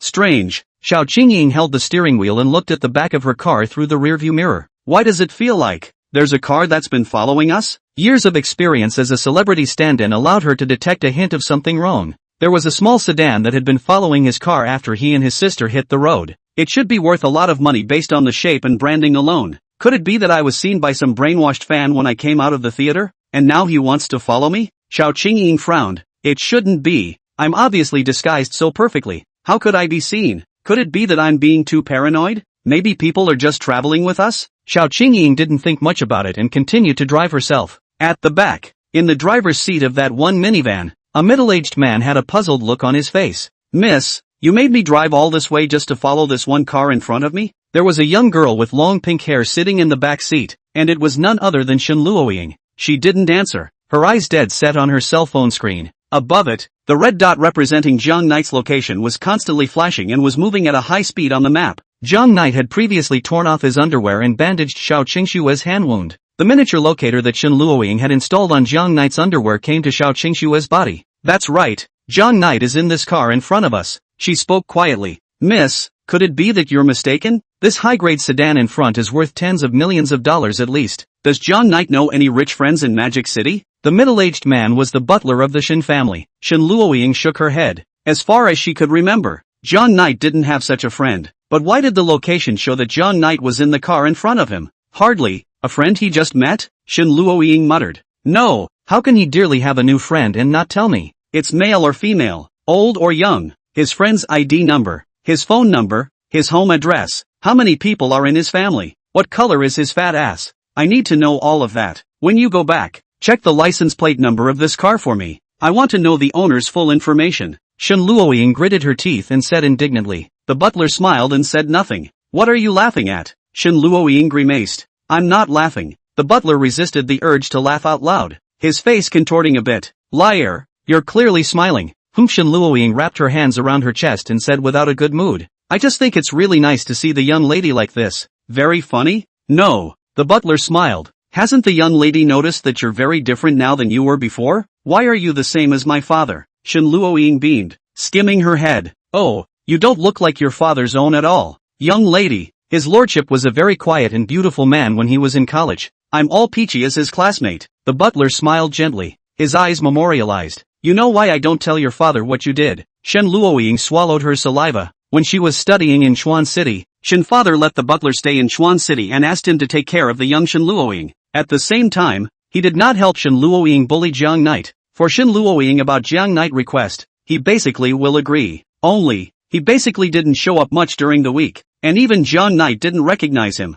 Previously, Shen Luoying had abducted Jiang Knight to her family's villa with his help. The cab that brought Jiang Knight to the villa, as well as those cameras installed in the rented room, were arranged by him. At the same time, the housekeeper did not tell Shen's father and mother about this. In their hearts, Shen Luoying had always been a good boy. In any case, it really shouldn't be something a housekeeper should do. Why? Shen Luoying gulped. Because, the butler's voice trailed off. Because that bastard Shen Luoying's father, comes to flirt with me every other day about why I'm not married and why I don't have a beautiful daughter like him. I hate it. So I'm going to get back at him and show him that his precious daughter, the only good girl in the family, is mesmerized by Jiang Knight. That's why I'm helping you chase after Jiang Knight. I want to see the way that asshole let out a loud cry on top of your wedding. I want to see his desperate look after he learns that you and Jiang Knight kissed, plastered, and rolled in bed. Ha ha ha ha ha ha ha. If it wasn't for him back then, if it wasn't for all the girls around me being attracted to him, would I still be single at over 40 years old? Ha ha ha ha ha. Shen Luoying's jaw dropped to the ground in shock, while at the same time blushing in shame. You and my dad are really close. Good pee. When I find a chance, let me sneak inside the kitchen and add a bag of salt inside his rice bowl. Let him say that the weight of the girlfriends I've talked to combined doesn't weigh as much as the salt he's eaten. I'll let him have it. Ha ha ha ha ha. Put. Shen Luoying couldn't help but laugh as well. What are you laughing at? The housekeeper collected his laughter and looked at Shen Luoying in the rearview mirror with a serious face. I didn't laugh. Shen Luoying hurriedly held her breath hard, her expression pained, her face red. You're obviously smiling. Ha! The butler said, imitating her tone. Ha ha ha ha ha. Shen Luoying didn't want to laugh either. This is really can't hold it in. The butler eyed ahead, and Shen Luoying's fuzzy smiling face was imprinted on the windshield. Miss, you really have changed a lot. The butler shook his head slightly as he looked at his own young lady's smiling face. The next 2 chapters were sanctioned by Shen He. So wait a minute, guys, when it comes out, it's guaranteed to satisfy the brothers, who know what they're talking about. Ha ha ha. 37 chapters often appear not to be reviewed. You can just skip to read 38 chapters. Does not affect the story development. The author will try to change out. Chapter 36, Cheating. Xiao Qingxue's villa had a separate garage, and Xiao Qingying and Xiao Qingxue's car stopped at the villa. It was located in the suburbs of the Magic City, and there were many fewer vehicles on the roads compared to the center. This was where Xiao Qingxue usually lived. There was a separate recording studio in the house, and except for certain special circumstances, Xiao Qingxue usually didn't go out. She would stay in the house by herself, writing and singing songs in silence. Due to Xiao Qingxue's fear of darkness, the lights in this room were basically on. The villa's location was relatively remote, so Xiao Qingxue did not have any neighbors. At night, her house as well as the few street lamps scattered on the road became the only source of light in this area. Qingxue, I'll send you here first law. See you later. Xiao Qingying was concerned about her sister's injuries before she drove and left the house. After she left, another minivan sneaked up and parked not far from the house. Miss, do you need me to stay with you? The butler asked. No, you can go back first. So, MS, you, don't worry about me. I'll take a cab back myself. The butler knew Shen Luoying's small mind,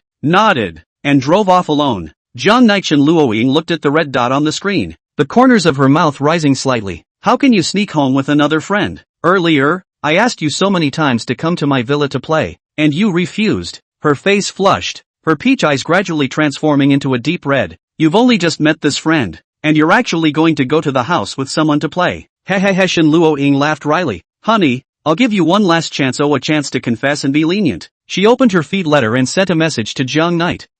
It's so late. Why aren't you back yet? A few minutes later, Jiang Knight replied to her. Dear, I found a suitable part-time job, and I'm applying for it now, so I may not be back tonight. Ha ha ha ha ha. Jiang Knight, the last chance was wasted by you. Oh, honey is not honest at all. Shen Luoying clenched her teeth, the corners of her mouth curving up into a bizarre arc. Dishonest Jiang Knight, needs to be properly tempered it. Just let me see what the dear is doing first. She opened the locator software and turned on 2 operational settings. As the eldest miss of the Shen family, how could she possibly use an ordinary locator? This locator was customized by Shen Luoying, who asked her butler to specially find someone to customize it. With 4 functions: locating, monitoring, listening as well as punishment. She just turned on the watch and listen function. She put on her headphones, her eyes glued to the screen of her cell phone, desperate to make herself drill into it and reach the other side of the screen. A few minutes ago, inside the villa, Xiao Qingxue sat in front of the dressing table. It was said to be a dressing table, but she basically didn't put on much makeup during the week, and the only useful object on the dressing table for her was a small mirror. On weekdays, the young girl would follow her routine and practice smiling in the mirror. It was a habit that she had held on to for 10 years. She needed to be in front of the mirror, trying to curl the corners of her mouth to make her smile look calmer and gentler. Only today, it was as if she had never practiced, and she smiled a very stiff smile. Not because she was unhappy, but because she simply could not suppress the upturned corners of her mouth. "John Knight, you wait, I will make you fall in love with me." She entered that special state again, and in the mirror, her pupils were translucent with purple light. Inside her head she pondered her sister's suggestion. Do I really use the singer's identity to go inside his school? Xiao Qingxue hesitated. To her, she wanted to get in touch with Zhang Knight, and this was indeed the most direct way to do so. But Kiyosu was really scared. "Zhang Knight, I'm sorry. For so many years, Xiao Qingxue had been trying to overcome this problem, only that the fear of being the center of everyone's attention seemed to have penetrated deep into her DNA, unable to be erased. Her family thinks she's like this because she's shy. Only she knew that when she stood in front of people, an unexplained feeling of inferiority grew in her heart. Crowds praising her or shouting for her will subconsciously create a strong sense of resistance. Therefore, she didn't want to go to places where there were many people, just to avoid interacting too much with others. This was also the reason why she bought this villa. There must be other ways, although it will take a bit longer. But Qingxue doesn't lack this amount of time. Qingxue can spend her whole life to get your love. River Knight, you're going to like me, aren't you? River Knight, I want to give myself to you so badly, the young girl thought as her thoughts wandered away from the original topic. If I'm not mistaken, this dress was worn by Zhang Knight, right? Xiao Qingxue's face was colored with a blush. The way she looked at the fabric in her hands gradually changed, and a strange urge rose in her heart. She slowly unwrapped the cloth and held it in the palm of her hand, examining it carefully. No way! She let out a squeal for no apparent reason. How could I even entertain such a thought? How can I initiate a conversation with you? Qingxue deserves to die. Qingxue deserves to die. Her expression grew frantic, and when she finished, she wrapped the fabric around her palm and slapped herself hard. Kiyosu knows it's wrong. Ooh. No, Kiyosu doesn't know it's wrong. Qingxue is willing to be punished. One at a time, she lashed her face with her cloth-wrapped palms, not caring about the injuries on her hands. After a long time, she collapsed to the floor as if she had used up her strength. Outside the villa, Shen Luoying's earphones heard a faint stirring sound, and the creaking sound of an unknown object rubbing against the floor. The screen, on the other hand, was pitch black. Shen Luoying was careless and didn't add a night vision effect to the camera. However, listening to the voice, Shen Luoying had already guessed what exactly Zhang Knight was doing. I see. Honey would have claimed that too. Why do you need another woman when I can fulfill you? If I'm not here today, tomorrow darling and this woman's baby are going to be born. I think, honey, I didn't want to use this method, but you asked for it. Oh. With a twisted, frantic smile, she pressed the punish button on her cell phone screen. The punishment link in the later chapter was sanctioned by Shinha, so when I change it, I'll make sure my brothers have a good time reading it. Chapter 37, Shen Luoying's punishment. It's not too much to ask for a little gift at this point. Free or paid is fine. Zhang Knight, this is a small gift I specially prepared for you. You will definitely like it. Shen Luoying squatted in a small bush next to the door of her room, staring blankly at the screen of her cell phone. Inside the villa, the miniature on the cloth made a subtle sound, as if it had activated some switch. Although the sound was very small, Xiao Qingxue still heard it due to the strange position the cloth that was in. The cloth seemed to be building up energy.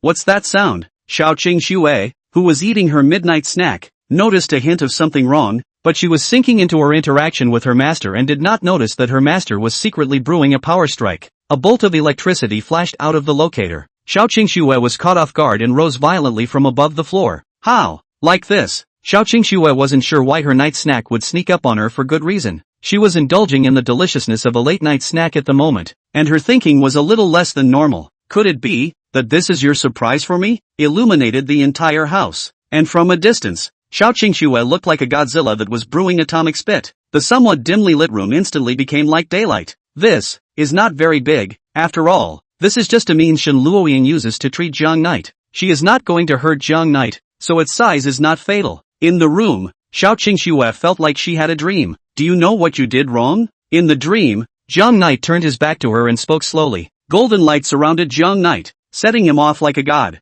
Master, I don't know. You don't know. Ha! Jiang Knight still had his back to her. Not knowing is the greatest fault. Kyosa knows she's wrong. Ooh, no, I have to teach you a lesson. Jiang Knight's voice carried an undeniable majesty. In the dream, Jiang Knight was like a godman, just moving his fingers. Strange, why would it be this woman who made the sound? Outside the villa, Shen Luoying's head was filled with black lines as she glanced at the lights that were on inside the villa. Her house is clearly lit, so why is it pitch black on my screen? Shen Luoying fell into thought, and the more she thought about it, the more she felt that something was wrong. The locator was clearly on Jiang Knight's clothes, but it was this woman who was attacked. That is to say that Jiang Knight's clothes had substantial contact with her, while Jiang Knight did not touch him, indicating that Jiang Knight did not have contact with his clothes. There is only one answer. The woman put Jiang Knight's clothes on her. They exchanged clothes. Dear, so you like girls like this? Shen Luoying got to the point. Her face lowered. The corner of her mouth hooked up in a dangerous arc, and she snorted coldly. But, this is all left over from my play. After all, the original owner of Jiang Knight's clothes was none other than Shen Luoying. This kind of tactic, Shen Luoying, was the original. Also, did she just call dear lord? So Jiang Knight eats this. No wonder all the hints I gave him before never worked. Shen Luoying silently memorized it. Although it's shameful, but, she blushed scarlet, imagining that kind of picture. As long as my dear likes it, Luoying slightly sacrifices. It's also okay. But how dare my dear take the initiative to play this kind of game with another woman? Ha ha ha ha ha. Unforgivable. Thinking of this, anger washed over her head, and she laughed out loud, opening the operation page hidden on the screen. In that case, my dear, let this mistress take the pain for you. She pressed a button on the screen, her mouth curling into a wicked smile. Wasn't going to use this mode. Who told you to seduce your darling? Dreaming. Qingxue hurt so much. It's so hard, but no amount of pain is as great as, well, my love for you. She struggled to lift her head, an intriguing smile tugging at the corners of her mouth. Why? Jiang Knight with the holy light turned his head in surprise and stared at Xiao Qingxue in shock. Did you really have to go this far for me? Xiao Qingxue endured the pain and used amazing perseverance to keep her lips, which were already unconscious, closed. She clenched her lips tightly, not letting go even in death. As long as it is your test, I can bear it. As it happened, just then, her wish came true. She suffered the pain, a miserable smile on her lips. She could no longer speak, but inside she was screaming desperately. Come back to. The more punishments that are given, the more it shows my love for you. Keep going, don't stop. Only, while she was a hunk in her dreams, in reality, she was a little too braced. Xiao Qingxue was lying on the ground like a miscellaneous fish that had been salvaged from the shore. #%yuan hashtag at hashtag yuan. A jumble of unidentified voices emanated from amongst the headphones, actually still able to make a sound. Shen Luoying's lips were bitten out by her with a trace of blood. It seems that it is not enough. Shen Luoying had completely lost her mind at this point, and without the slightest hesitation, she unlocked the safety lock. If the safety lock is forced on, the positioning device may suffer damage. Is it confirmed to be on? Shen Luoying smiled broadly and pressed the confirmation button. Suffer to die Junior. Jiang Knight can only be mine. Sure enough, this operation seemed to have worked, and Shen Luoying could no longer hear that Junior's voice. This Junior should be in a lot of pain right now. Ha ha ha ha ha. Shen Luoying laughed excitedly. The thumping sound of some object hitting the floor frequently came out from amongst her headphones, and she immediately guessed a generalization. You should be hating Jiang Knight right now. After all, he was the one who gave you the clothes to wear. That's right, no one can take River Knight from me. All girls who have thoughts about my dear must be punished. Shen Luoying acted like a villain, making her own declaration of victory. In a short while, the master seemed to have lost his last strength and means, and surrendered completely. Let me hear what you will say. Shen Luoying was very much looking forward to the way their relationship broke down. River Knight, the young girl murmured softly. The young girl's mouth was tinged with a smile, and she was hot and bubbly. I love you. After saying this, Xiao Qingxue collapsed on the floor,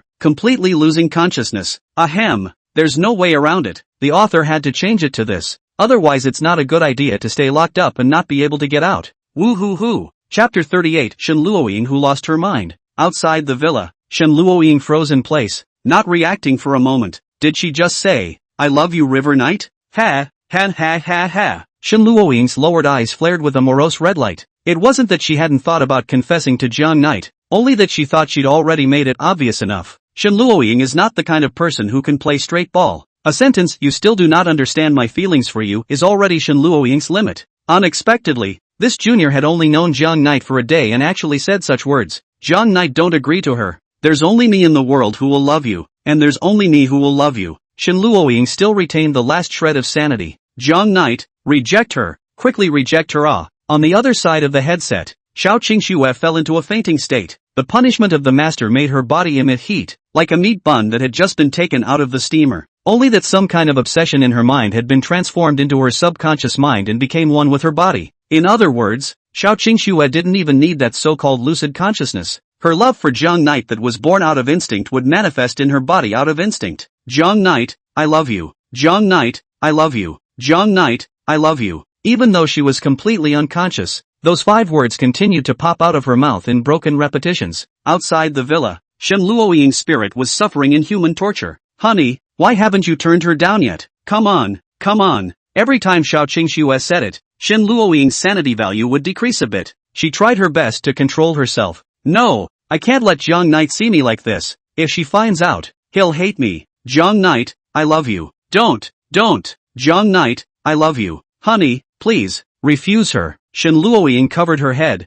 She felt that in the next second, a certain impulse inside her body was about to take full control of her body. Jiang Knight, I love you. Jiang Knight, I love you. Jiang Knight, I love you. Shen Luoying tilted her head, tears streaming down from the pupils of her scarlet eyes. Her body trembled violently as if she had been electrocuted, and the amplitude was no less than that of Xiao Qingxue in the electrified state. Jiang Knight, ha ha ha ha ha. She couldn't care less about hiding herself anymore and let out a loud laugh under the night. Her laughter was disoriented mixed with madness. Under the moonlight, the tips of her pink hair swayed in the wind, and her eyes were like a red black hole, completely losing their usual high beams. Shen Luoying completed her metamorphosis and became a pink ghost to claim her life from that adulterous couple. Fortunately, there was no one else in the vicinity, and Xiao Qingxue had lost consciousness, or else it was really likely to scare someone out of a heart attack. Knock, knock, knock. She clenched her hands into fists and slammed the cottage door with vigor. Ha ha ha ha ha. Jiang Knight, open the door. No one answered her. Jiang Knight, don't be afraid.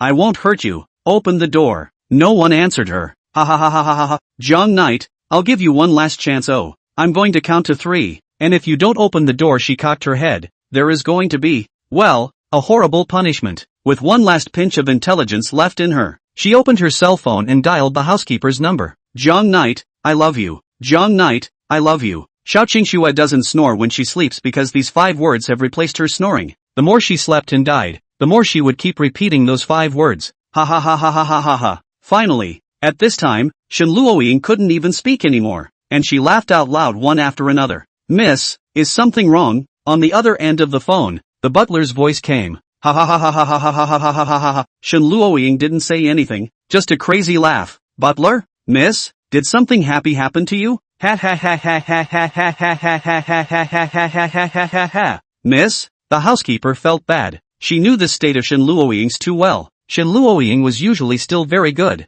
at least in front of strangers. She was a well-behaved and beautiful little girl. The only person who could make Shen Luoying lose her mind was Jiang Knight. The housekeeper guessed what was going on, but was still a bit incredulous. It shouldn't be. Didn't Jiang Knight just make a new friend? How could Luoying's girl be like this? Could it be that? The housekeeper had a gossipy smile on his face. Luoying, I told you a long time ago, if you don't confess before it's too late, Jiang Knight may not belong to you in the end. Hey, it's the same as your dad back then. He turned the car around and sped towards the villa he had just been in. Ha ha ha ha ha. Honey, you made me do this. Ha ha ha ha ha. Shen Luoying took out a piece of cloth from her pocket and put it in front of her nose and smelled it. That's right, just Shen Luoying carry battery. She can replenish the river night power anytime, anywhere. Shen Luoying obsessively replenished her energy, and after a long time, the power in the battery was completely absorbed into her body. Then, she jumped onto a large tree on the side of the villa with amazing strength. With her legs bent, she stepped on the branches of the tree and jumped with vigor, leaping towards the villa's balcony. The branch she had stepped on thumped and snapped, falling to the ground and smashing a large crater in the grass below. Shen Luoying drew an arc in the air and actually did come to the edge of the balcony. Immediately afterward, she stretched out a hand and climbed on the edge of the balcony. Soon,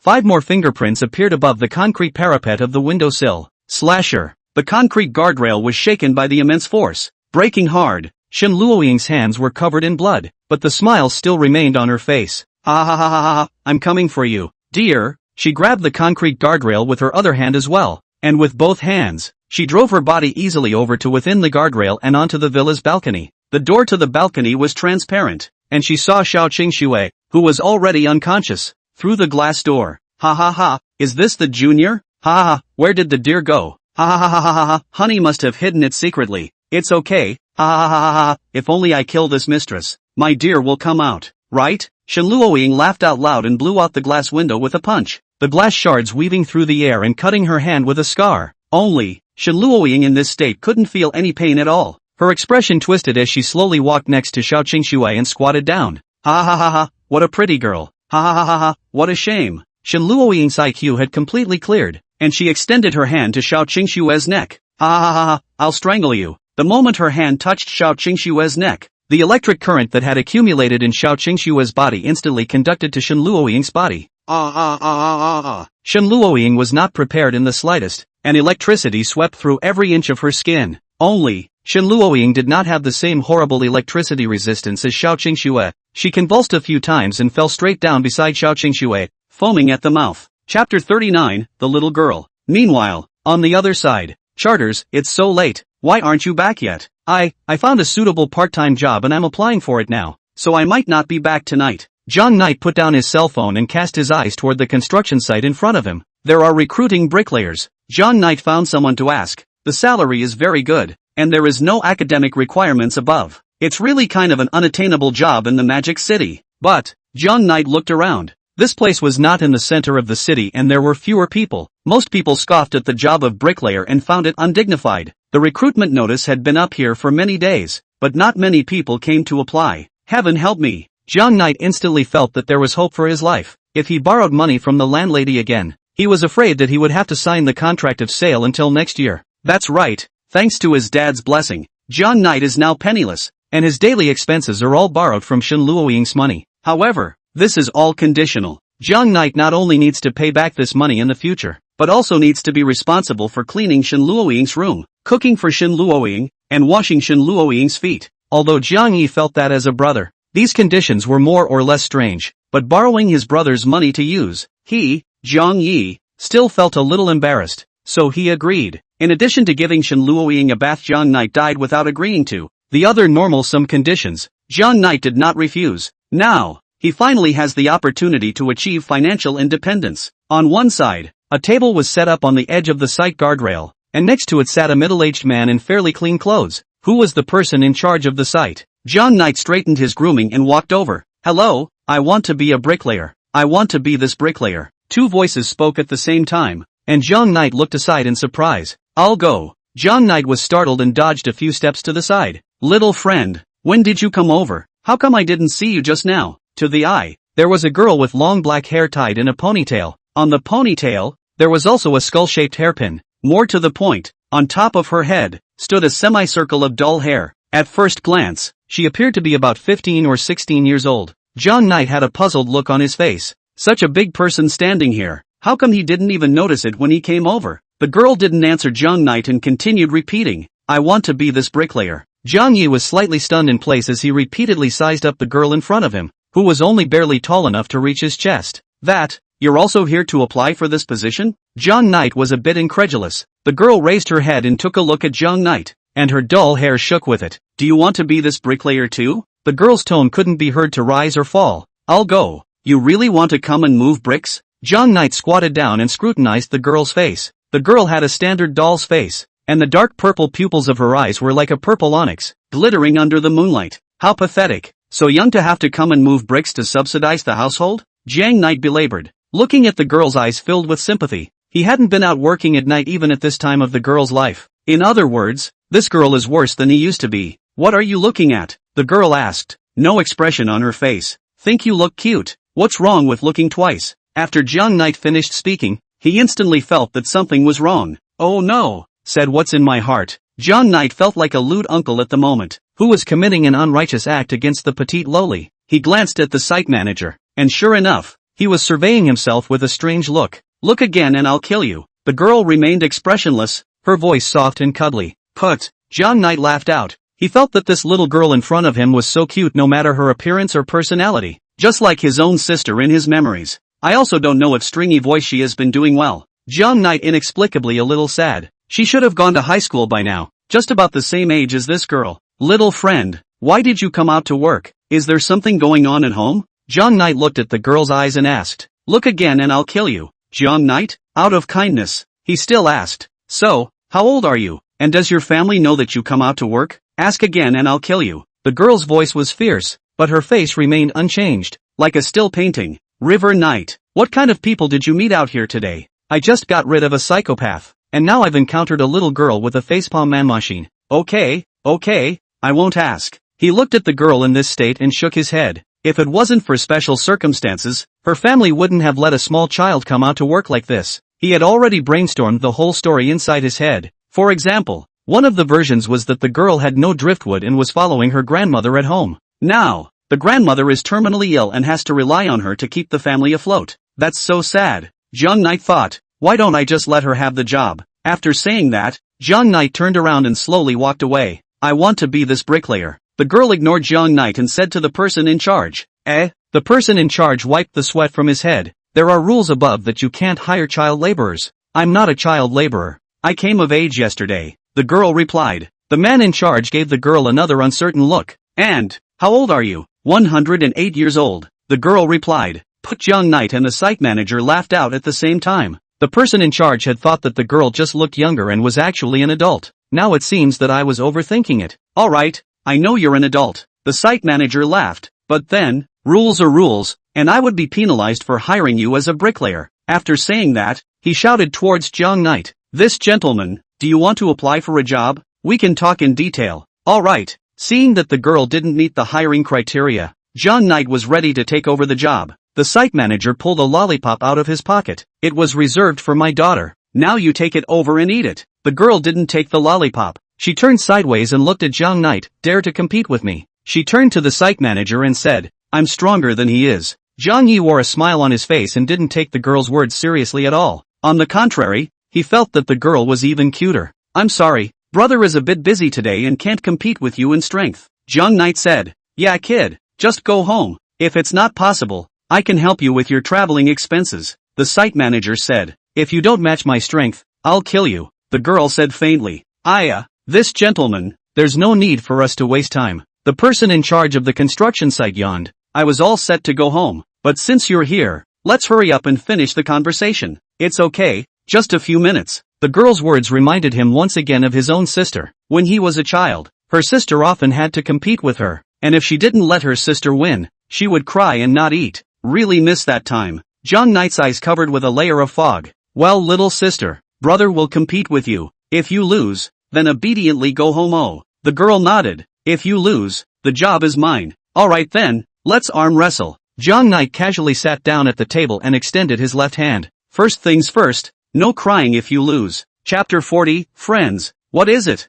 The author has received more and more gifts. Pinch. Thank you for the support of a new writer. You urge, comments, and gifts are the author's creative drive. Thank you. An extra chapter today is a thank you for all your support. In the future, if the total proceeds of the gifts received on a certain day exceeds 20, a new chapter will be added, and this will be set as a permanent activity. I wish all of you who like sickly pussy to be approached by a beautiful sickly pussy, who first gets you up, then injects you hard, and finally just hangs you in a frenzy. Pinch. The girl sat down on the opposite side of Jiang Knight and stretched out her white hand, setting it up on the table in a wrist wrestling stance. Jiang Knight was slightly stunned as he looked at her hand. He looked up again, by the light of the table, and took a long, hard look at the girl's face. This skin is too white, he muttered in a low voice. Is she from a foreign country? Jiang Yi imagined the cold white skins of the foreigners he had seen and shook his head slightly. Even if they were, their skin couldn't possibly be this white. It's simply not like human hands. The girl's hand was like a glazed marquee under the light, refracting a faint light.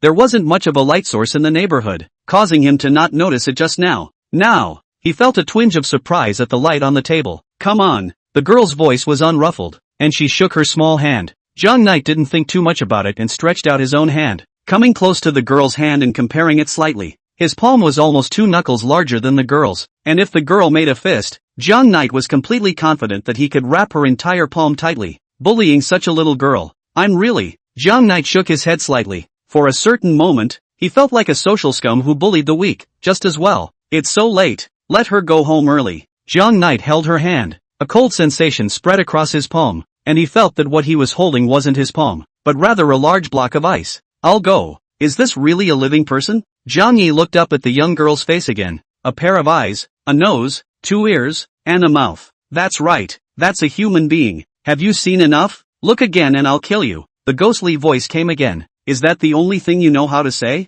Jiang Knight bellyached. He felt that describing the girl in terms of a man machine was overestimating her. After all, AIs don't even reply to their users like this. Although the girl's hands were cold, they were very soft and pleasant to the touch like most girls' hands. Okay, I'll count to 3, 2, 1, and we'll push together. 3, 2, 1, begin. Jiang Yi exerted a slight force, carefully testing the girl's strength. He didn't dare to use his full strength in an instant. He was afraid that would hurt the girl. Therefore, he decided to test the limits of the girl's strength before using slightly more force than her, so that he could protect the girl's safety in case he won and make it less embarrassing for the girl to lose. Jiang Knight was very good at competing with small children. After all, when she was a child, she often used this method against Jiang Yanin in order to make her obedient, and there were even times when she actively lost to her. But how come I don't feel any force at all? Jiang Knight felt the strength in his hand and felt that something was wrong. It shouldn't be. Is the boy so weak? With so little strength, you still want to come and move bricks?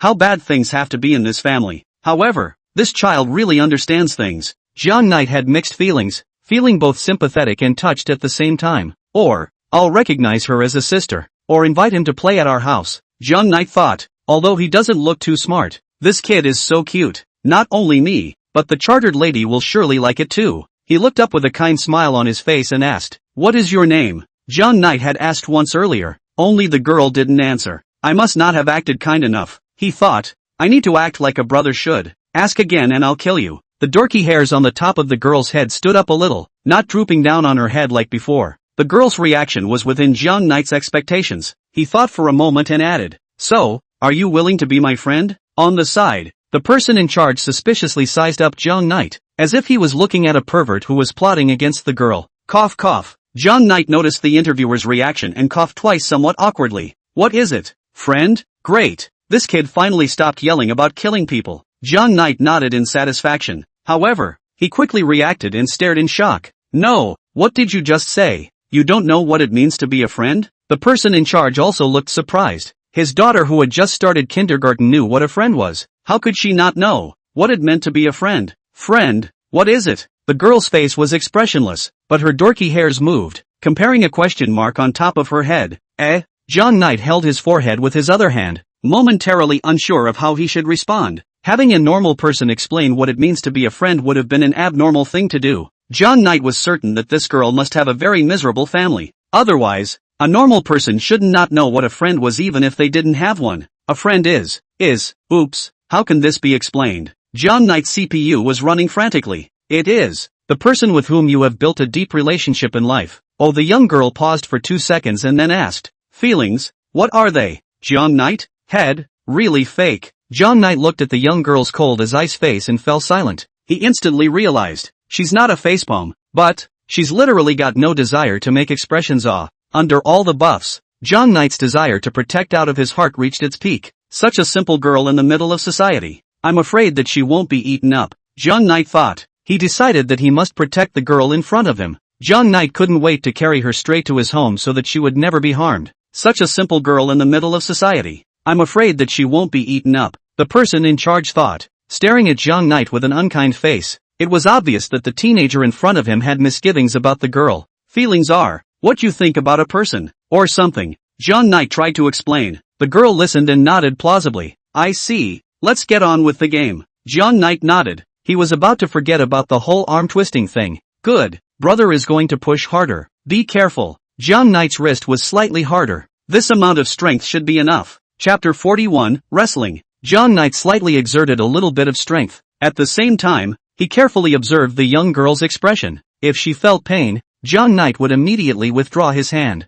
Only, out of his Jiang Knight's expectation, the girl still had a cloudy look. With a slate face, unable to see what she was thinking, the girl's hand didn't move at all. Not affected in the slightest by Jiang Knight's power. Actually really has some strength. It's brother who underestimated you. Jiang Knight slandered and increased his strength some more. Will this be too heavy? He was a little worried. After all, when he was wrenching with the landlady, he had used about the same amount of force as he was using now. The chartered lady's strength was considered to be relatively large amongst the girls, and there should be no way for this little girl to withstand such a force. However, the little girl's hand remained steady in the air, like a statue. What are you doing? Make it quick. The person in charge stared at Jiang Knight's hand clasped with the little girl. His face lowered. He suspected that Jiang Knight was doing something demented in the name of arm wrestling. Is that all the strength you have? The little girl spoke faintly. Are you good or not? I'm going? Upon hearing these words, a nameless fire surged through Jiang Knight's heart. After all, this involved the underlying code that a boy engraved into his DNA. A man can't say no. You can positively accuse a guy of doing something wrong,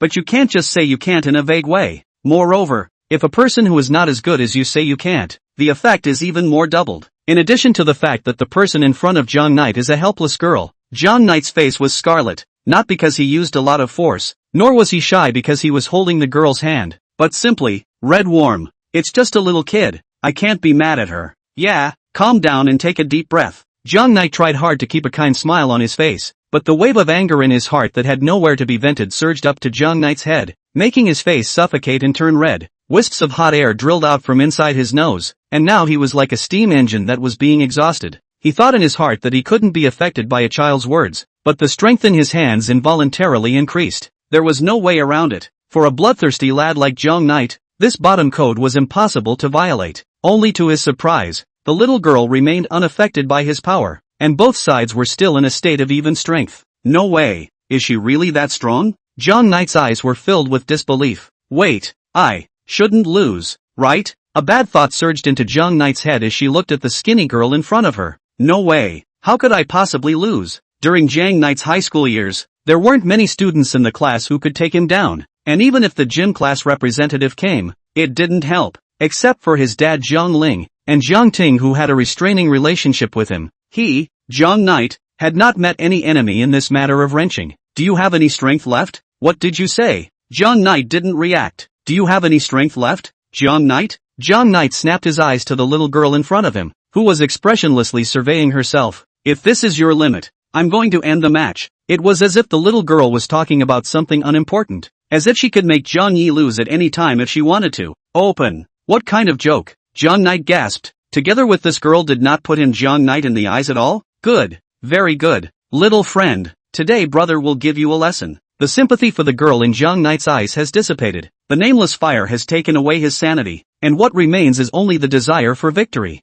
Jiang Knight no longer held back, using all his strength and going all out. He imagined, in the next moment, the girl losing the game and then crying out. An inexplicable thrill washed over his every cell at the thought. Yes, kids who don't know any better should be taught a hard lesson. The obsession for victory caused Jiang Knight to tickle the corners of his mouth as he shouted, "End it! End! Not!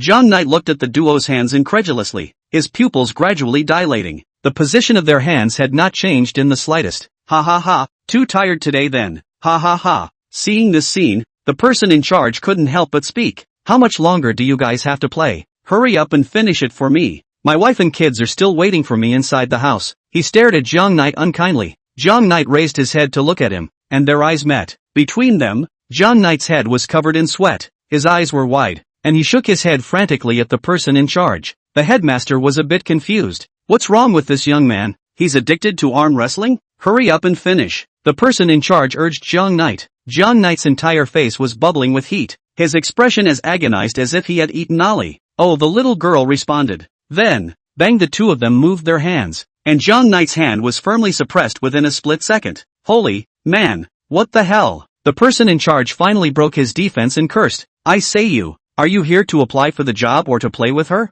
Lousy me. The words aren't finished. Click dash, the wooden table cracked a large slit from the center, then directly split into two halves. At the same time, inches of cracks appeared on the legs of the table, and it directly crumbled. Rumble dash, the table collapsed. Dash, Jiang Knight violently pulled his hand out of the young girl's hand. He felt that his bones were about to be cracked whole. At the same time, blood flowed from within the wound he had cut with the wood shavings, coloring the back of his hand red. The little girl sat mute as she stared at the back of Jiang Knight's hand, looking at the blood flowing from it, not knowing what she was thinking. You, the pupils of the person in charge of the earthquake, and unsteady, fell to the ground. Jiang Knight stared at the little girl in front of him. Who the hell are you? No, this isn't even a strength that a human can possess, is it? Jiang Knight covered his blood-covered hand and gritted his teeth. I shouldn't have encountered a ghost. Jiang Knight could only imagine this one possibility. The little girl slowly stood up and took one step at a time towards Jiang Knight's direction. You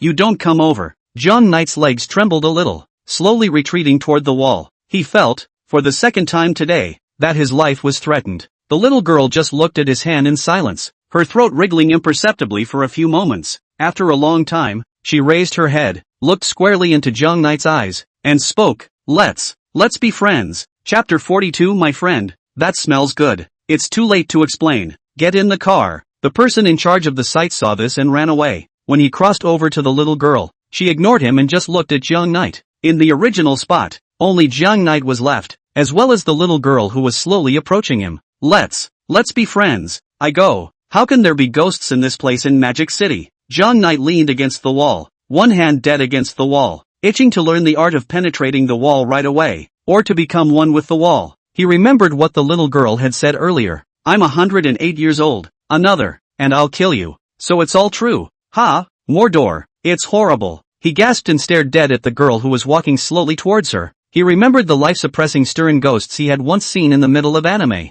Some of them would ask this question as well, and if they answered willingly, they would become the stern ghosts' playthings. If they answered unwillingly, they would be killed by the stern ghosts and pass away on the spot. So, it's a certain death situation. Dead brain. Think of something. Only, his mind went blank. Think of a way to run. But, how can I run? He was a fast runner, but he wasn't confident enough to match speed with a ghost. Seeing that Jiang Yi didn't respond, the girl repeated, will you be my friend? There's no way around it. I'm willing. Oh. Jiang Knight struggled to make a bemused smile. Really? That's great. The girl remained expressionless, but the dorky hair on top of her head kept wagging like a puppy wagging its tail.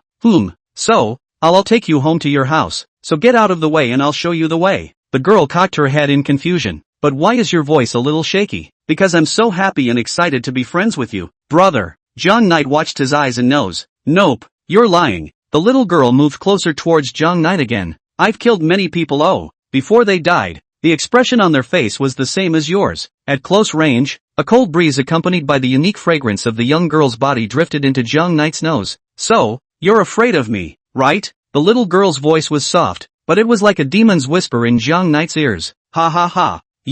What are you saying? Why can't I understand? Of course I want to be friends with you. I even asked you before. Did you forget? The girl thought for a moment and nodded. Yes. Oh, and you asked me if I wanted to be friends with you. Right.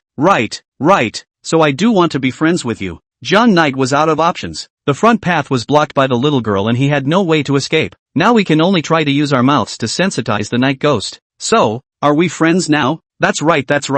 Jiang Knight nodded his head. Great. Let's play then. The little girl's voice grew hollow. Yeah, how do you want to play? Jiang Yi thought of a way to stall for time. By the time the sun rose, this ghost should have disappeared, right? Just get through the night. The little girl licked the corner of her mouth. Let's lick each other's palms. As she said that, the dull hairs on her head slowly stood up, forming the shape of a love heart. Jiang Knight? What kind of weird playstyle is this? Licking palms? However, Jiang Knight didn't think much about it. What the ghost said, he just did as he was told. After all, for him right now, surviving was most important. He nodded in agreement. Then, I'll go first. The girl's tone was rarely agitated as she took 2 steps forward and directly held Jiang Knight's injured hand. The icy touch traveled down his arm to Jiang Knight's brain, causing him to shiver. At the same time, he sensed a hint of something wrong. The girl now, and just a moment ago, were like two ghosts. The girl's eyes were filled with infatuation, staring at Jiang Knight's hand as if she was looking at a worldly treasure.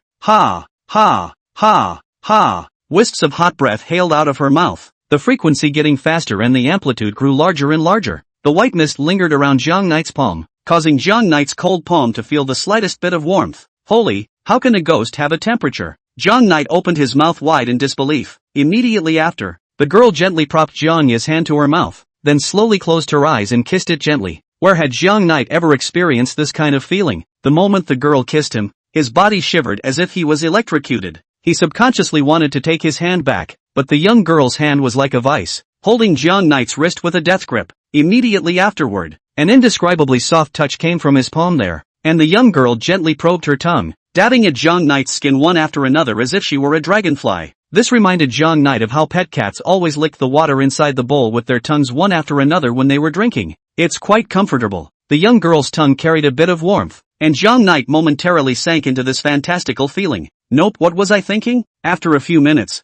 Zhang Knight pulled his thoughts back from the clouds. Is it okay? Zhang Knight asked. As if she heard it completely, the girl came closer again, holding Zhang Ye's wrist with one hand and holding Zhang Ye's fingers with the other, placing Zhang Ye's palm flat in front of her. Then she changed her angle and brushed it on as slowly and carefully as if she were spreading sauce on bread. Hissed Zhang Knight, sucked in a mouthful of cold air. This is too much. Miraculously, his palm no longer hurt, and all that spilled blood was licked clean by the girl. Is it over? Zhang Knight thought. Soon, the young girl opened her eyes, her scarlet pupils staring straight at Zhang Knight. It's so nice to be friends with you, she gasped in ecstasy. Why, my friend, you smell good, Zhang Knight? Without waiting for Zhang Knight to react, the young girl stretched out again, but this time the target was clear, precisely the wound on the back of Zhang Knight's hand. The softness was accompanied by tingling, making Zhang Knight feel a rush. The girl pressed hard on his wounds, and soon, her wounds were oozing silk blood. Wait a minute,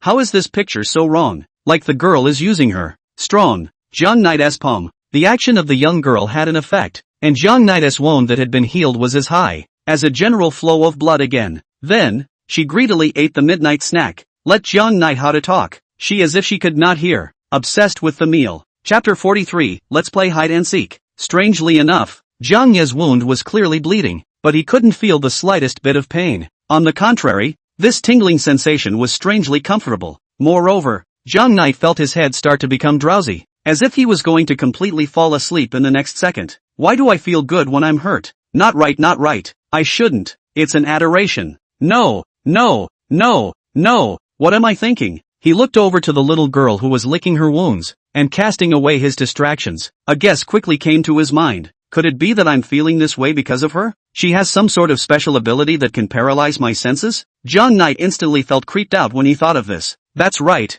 This little girl in front of her was definitely not a human being, but an evil spirit that was plotting against her. The reason why she didn't reveal her nature right away was because she wanted to boil the frog in warm water and enjoy the thrill of playing with her prey. He almost fell into her trap. If he continued like this, he was afraid that he would pass out and then fall into her dish. Zhang Knight forced himself to calm down, frowned, and immediately began to think of a way to break the situation. Only, the girl didn't notice the change in Zhang Knight's demeanor as she buried her face in the back of Zhang Knight's hand, the dull hairs on her head drawing circles in the air excitedly. This ghost, it seems like it doesn't look too smart. Why don't I try the same thing I did earlier with my sister? Zhang Knight possessed a wealth of experience in dealing with his own sister. After all, when he was a child, his sister clung to him every day, especially when he was at home. His sister could appear from anywhere, including but not limited to Zhang Knight's closet, under Zhang Knight's desk, under Zhang Knight's comforter, the bathtub in Zhang Knight's bathroom. Thus, in order to gain free space for himself,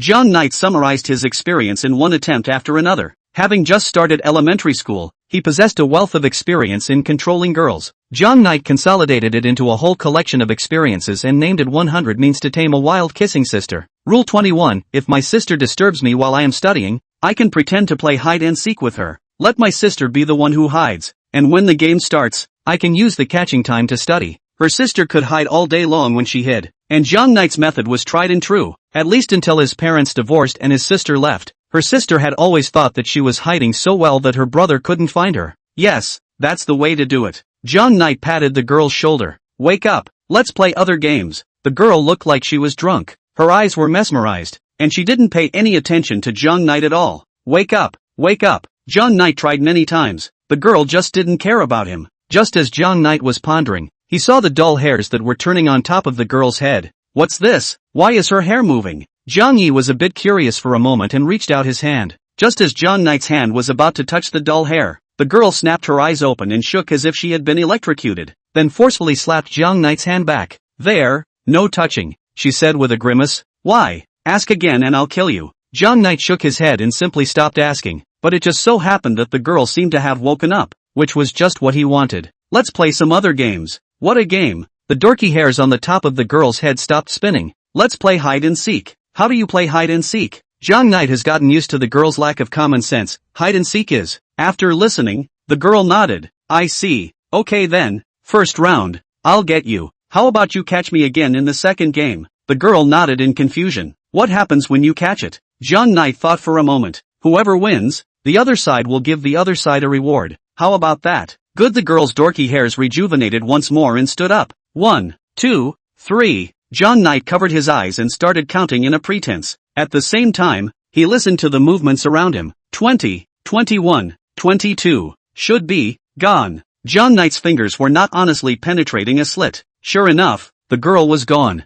A smirk of triumph appeared at the corner of Zhang Knight's mouth. He lowered his hand and sprinted towards the distance with all his strength. Ha ha ha ha ha, didn't expect it. This is my Zhang Knight's escape route. Zhang Knight let out a loud laugh as he ran. His palms gradually regained their senses, and the drilling pain was etched into his head. Except that the thrill of escaping from death made him forget about it for the time being. There were gradually more lights around, and just a few kilometers further on, we would be back in the center of town. As long as I can reach that place, I, Zhang Yi, will be completely safe. The girl hid next to a large pillar within the construction site, revealing her own little head as she searched for Zhang Knight. Obviously, she was hiding very well, and Zhang Knight couldn't find her at all. What reward should I ask for later? The little girl's face was expressionless, but the dull hairs on her head began to sway from side to side. 5 minutes passed. Why hasn't my friend come yet? Am I hiding too well? That's right, 2-0. Usually when I'm on a quest, there's no one who can spot me. She thought, should I give him some tips?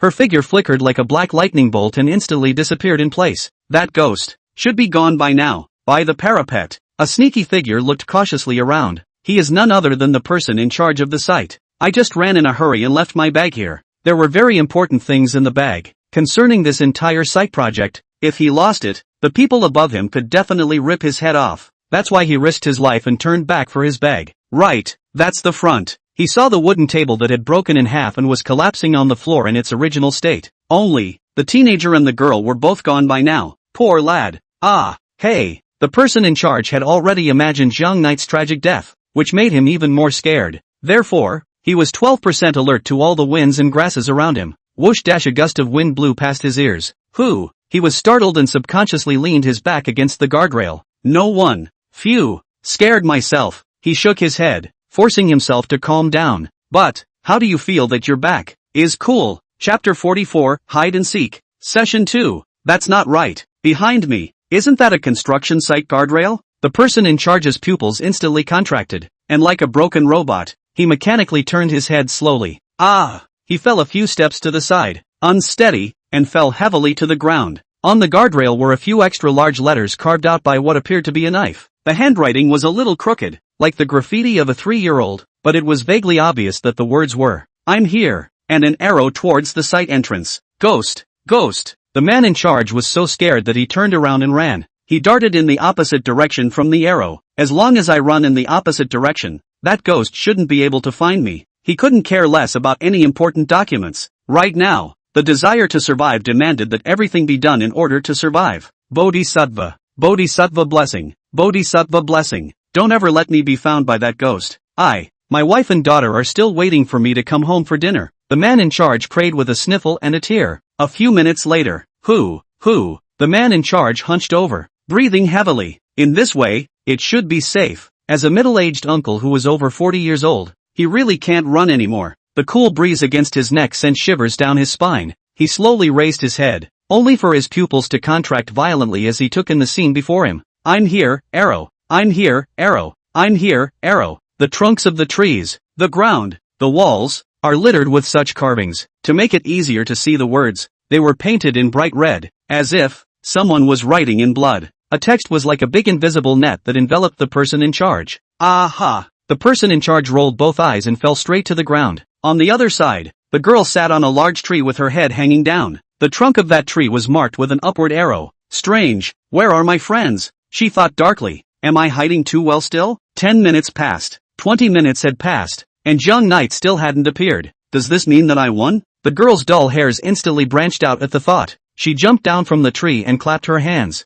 So, the second game of hide and seek. It's about to start. Oh, it's my turn to catch you. Her dorky hairs began to turn up once again, and her figure instantly disappeared in place. What's going on today? Why do I feel like I'm running away all the time? Zhang Knight ran while frantically spitting inside. But luckily, I have a great life. No matter what, I survived. Ha ha ha. If he sent today's experience to those friends of his, he himself would be able to play hard to get in front of them. Just with you, a brat with no hair. You want to eat me? Are you kidding? At this moment, he had already arrived at the city center. That's right, he ran those kilometers at twice the speed of his usual physical test, and at this moment, he was like a candle in the wind, and at any moment, he might fall to the ground and die on the spot. Find a place to rest a little. John Knight dragged his tired body, holding onto the wall, and walked into a restaurant. Today is a special situation, so let's be extravagant and have a late-night snack. Normally, John Knight wouldn't go for a late-night snack at all. He didn't have that financial condition after all. But today was different.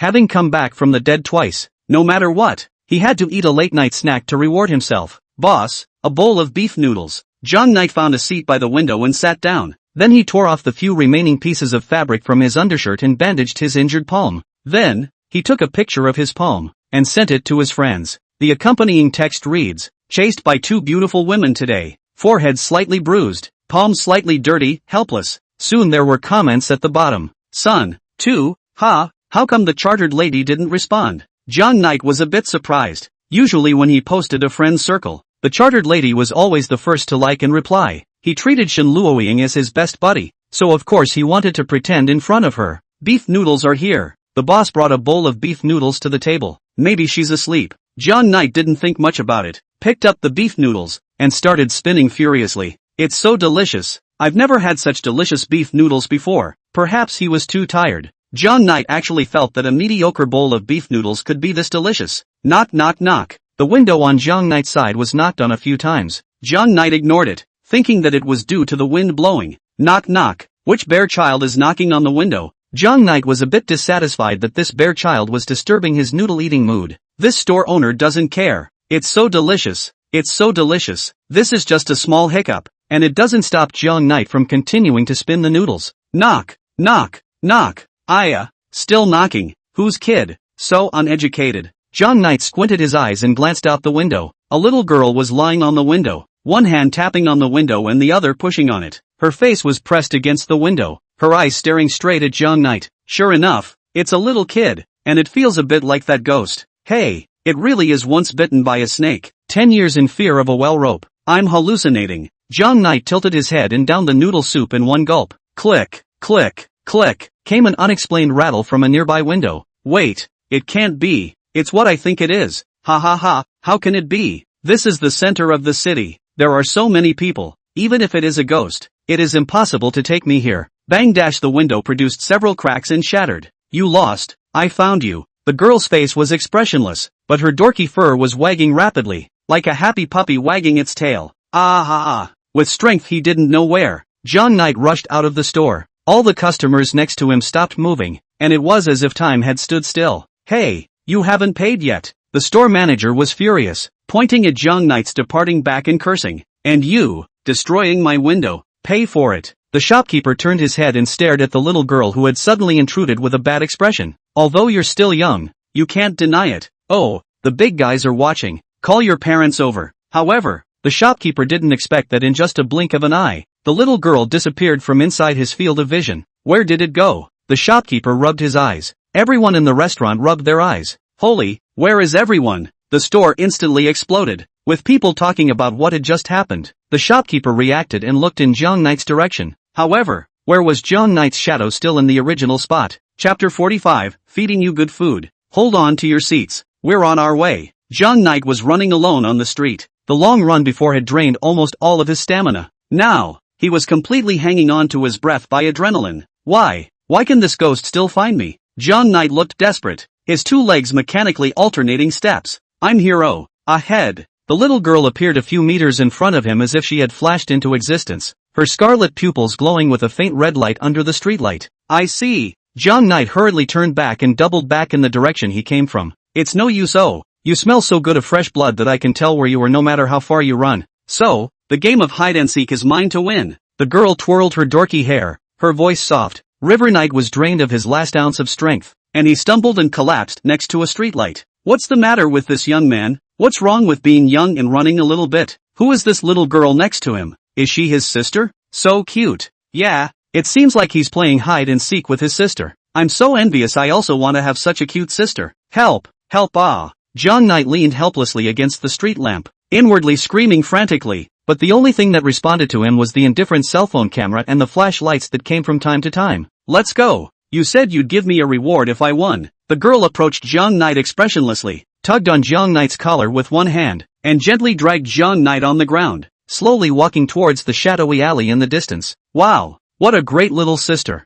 I also want to be dragged around by such a cute little sister. The lad's a real piece of work too, with the eyes of a stranded and then sun-dried stray fish, and I'd be absolutely thrilled to death if I were him. The crowd was pointing at the image, and there was an instant buzz around it. They all thought that this was Jiang Knight's sister pulling Jiang Knight to play a little game between brother and sister. After all, how could such a cute girl have bad intentions? People don't have the same sorrows and joys. And at this time, Jiang Knight was thinking about his aftermath. Soon the girl dragged him into the alley. Reward? I want a reward. The red light within the girl's scarlet-eye pupils increased. What to do? What to do? Jiang Knight's clever brain began to work quickly. With the adrenaline boost, he quickly figured out a logical loophole. Who said you won? Jiang Knight leaned against the wall and spoke faintly. The girl remained expressionless, except for the dorky hair on her head, then became a question mark. I caught you, so I win. No, no, no. Jiang Knight shook his head slightly. You did catch me, but since we're staying together now, doesn't that also mean I caught you?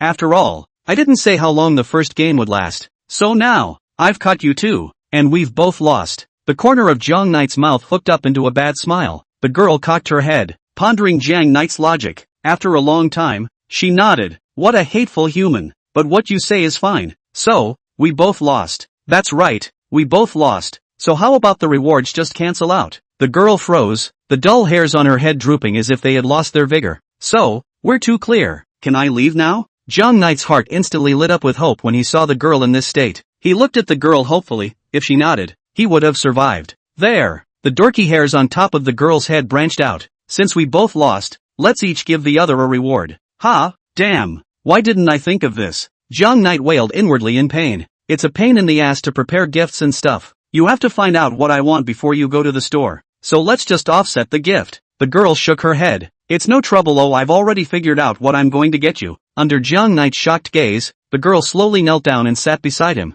Her two slender and graceful jade legs unreservedly displayed in front of Jiang Knight. She patted her thigh. You can lie up now. What are you doing? Jiang Knight looked at the girl dumbfounded. The CPU was a little bit unable to function for a moment. He was slightly puzzled and confused by the girl's behavior. Lie up here and I'll feed you something tasty, the girl said faintly. What is it that you have to lie down to eat? Jiang Knight belabored. Come on, if the reward is just food, big deal. I'll just buy her some in a while. Jiang Knight obediently rested his head on the girl's thigh. It's soft, cold, and stretchy. What kind of delicious food are you going to feed me? Jiang Knight inexplicably became a bit expectant. It's delicious. Oh, I've never given it to anyone before, the girl said lightly. What snack? So mysterious? Jiang Knight belabored. In the next second, Jiang Knight's pupils instantly dilated. The girl gently touched Jiang Knight's cheek with one hand, while the other reached into her mouth and bit through her finger. You, what are you doing? Jiang Knight had a bad feeling. I can feed you and drink my blood. Oh, the girl spoke faintly.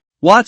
Don't. Jiang Knight shook his head and struggled. Only, the girl's other hand instantly exerted force, wrapping an arm around Jiang Knight's head, causing his head to move upward a bit, pressing it against the small of her back. Jiang Knight's head was like a part waiting to be processed in a factory, firmly fixed on top of a machine tool. Then, before Jiang Knight could agree, the girl's finger came to Jiang Knight's lips and went straight in. The slightest hint of fishy sweetness melted in Jiang Knight's mouth, and he opened his eyes in despair as blood spread out in his mouth. Oh, his mouth was gagged and he couldn't get a word out. I'm a blood. My blood is delicious. Oh, what do you think? Whoa whoa, whoa, too good to drink already? I'm so happy if you like it. Whoa, still want to drink more? Sure, I'll feed it to you. The girl bit through two more fingers and placed them by Jiang Knight's lips. Jiang Knight's eyes were hollow, as if he had completely lost his vitality. Should be almost full. The girl calculated the time. Usually, this is how her mom fed her. At the thought, the girl slowly withdrew her hand. Cough cough cough cough.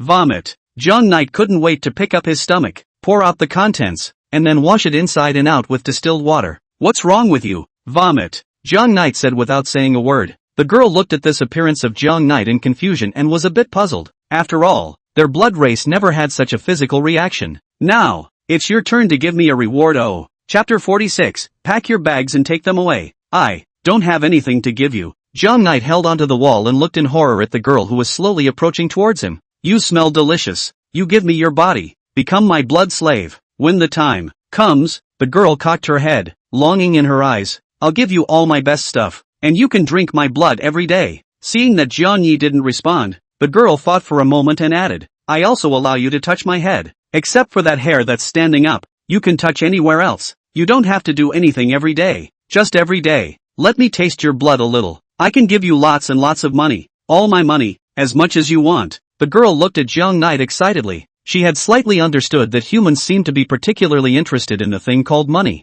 She felt that, as a human, Jiang Knight should have no way to refuse such a tempting offer. Your body is the reward you gave me. And now, it's mine. The girl moved up to Jiang Knight's neck, buried her head into his collar, and took a deep breath. Well, her eyes instantly became mesmerized, and her cheeks were tinted with a slight blush. Human, I can give myself to you. You give yourself to me as well. Half conscious, the girl stood on her tiptoes, her face gently rubbing against Jiang Knight's neck before gently pressing her lips together. A cold touch caused Jiang Knight to jolt, instantly sobering up. Ha, ha, ha, ha. Jiang Knight laughed softly for no reason. Hitchhiker, verbal Walua. Jiang Knight used the last of his strength to press down on the girl's shoulders and pushed her out with one hand. One of my favorite things to do at River Night is to say no to self-righteous guys. The girl took a few steps backward, squinting her eyes. Still not having gotten over the mood she had just been in, a smile emerged from the corner of Jiang Yi's mouth. Yes, the girl's conditions were indeed enticing. However, Jiang Knight he also had pride that belonged to a man.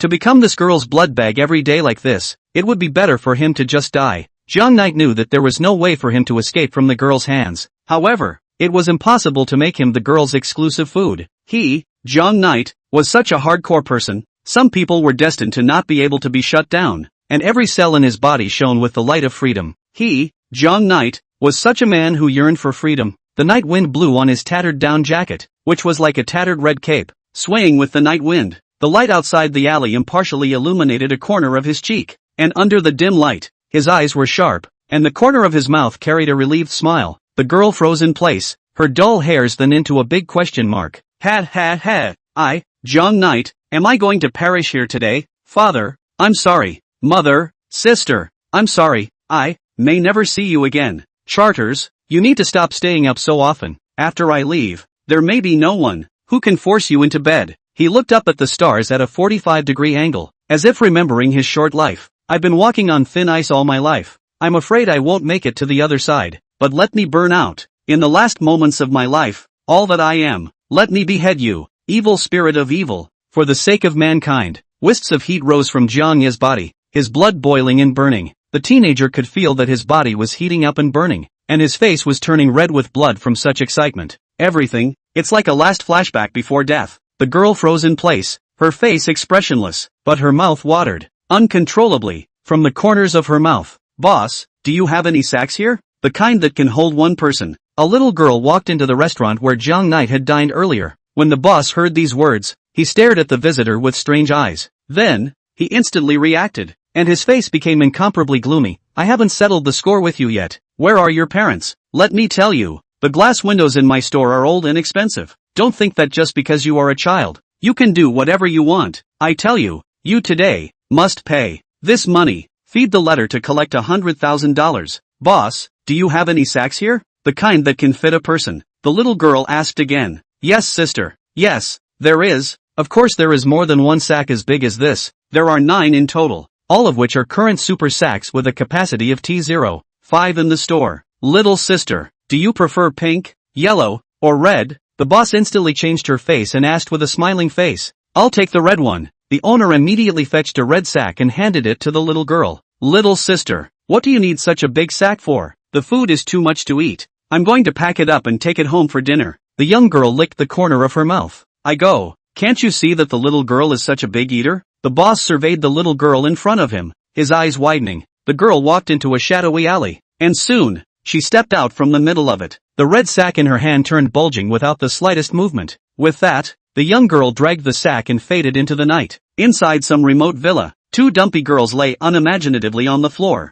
The body of the girl with the white hair curled around her body, and even though she was unconscious, the corners of her mouth rose out of instinct. The girl with pink hair was different. She was frowning, her hands in a clawed position, and even though she was unconscious, She maintained the same chokehold she had earlier. It was only by some coincidence that their fingers happened to touch. Zip, zip, zip. A white light rose again in the villa, and the two girls, for reasons unknown and opportunistic, instinctively wriggled as they drew a little closer together. Then their fingers touched again. Zip, zip, zip. They moved a little closer. Their bodies touched again. Zip, zip, zip. Touchdown. Zip, zip, zip. Soon, Xiao Qingxue's accumulated power was thus exhausted. Master, is there no more? Xiao Qingxue beamed, her face full of unhappiness. Master, where are you? Young knight, where are you? Shen Luoying frowned with a pained expression. They were so close that their hands were constantly groping the floor. Soon, Xiao Qingxue found the master, and at the same time,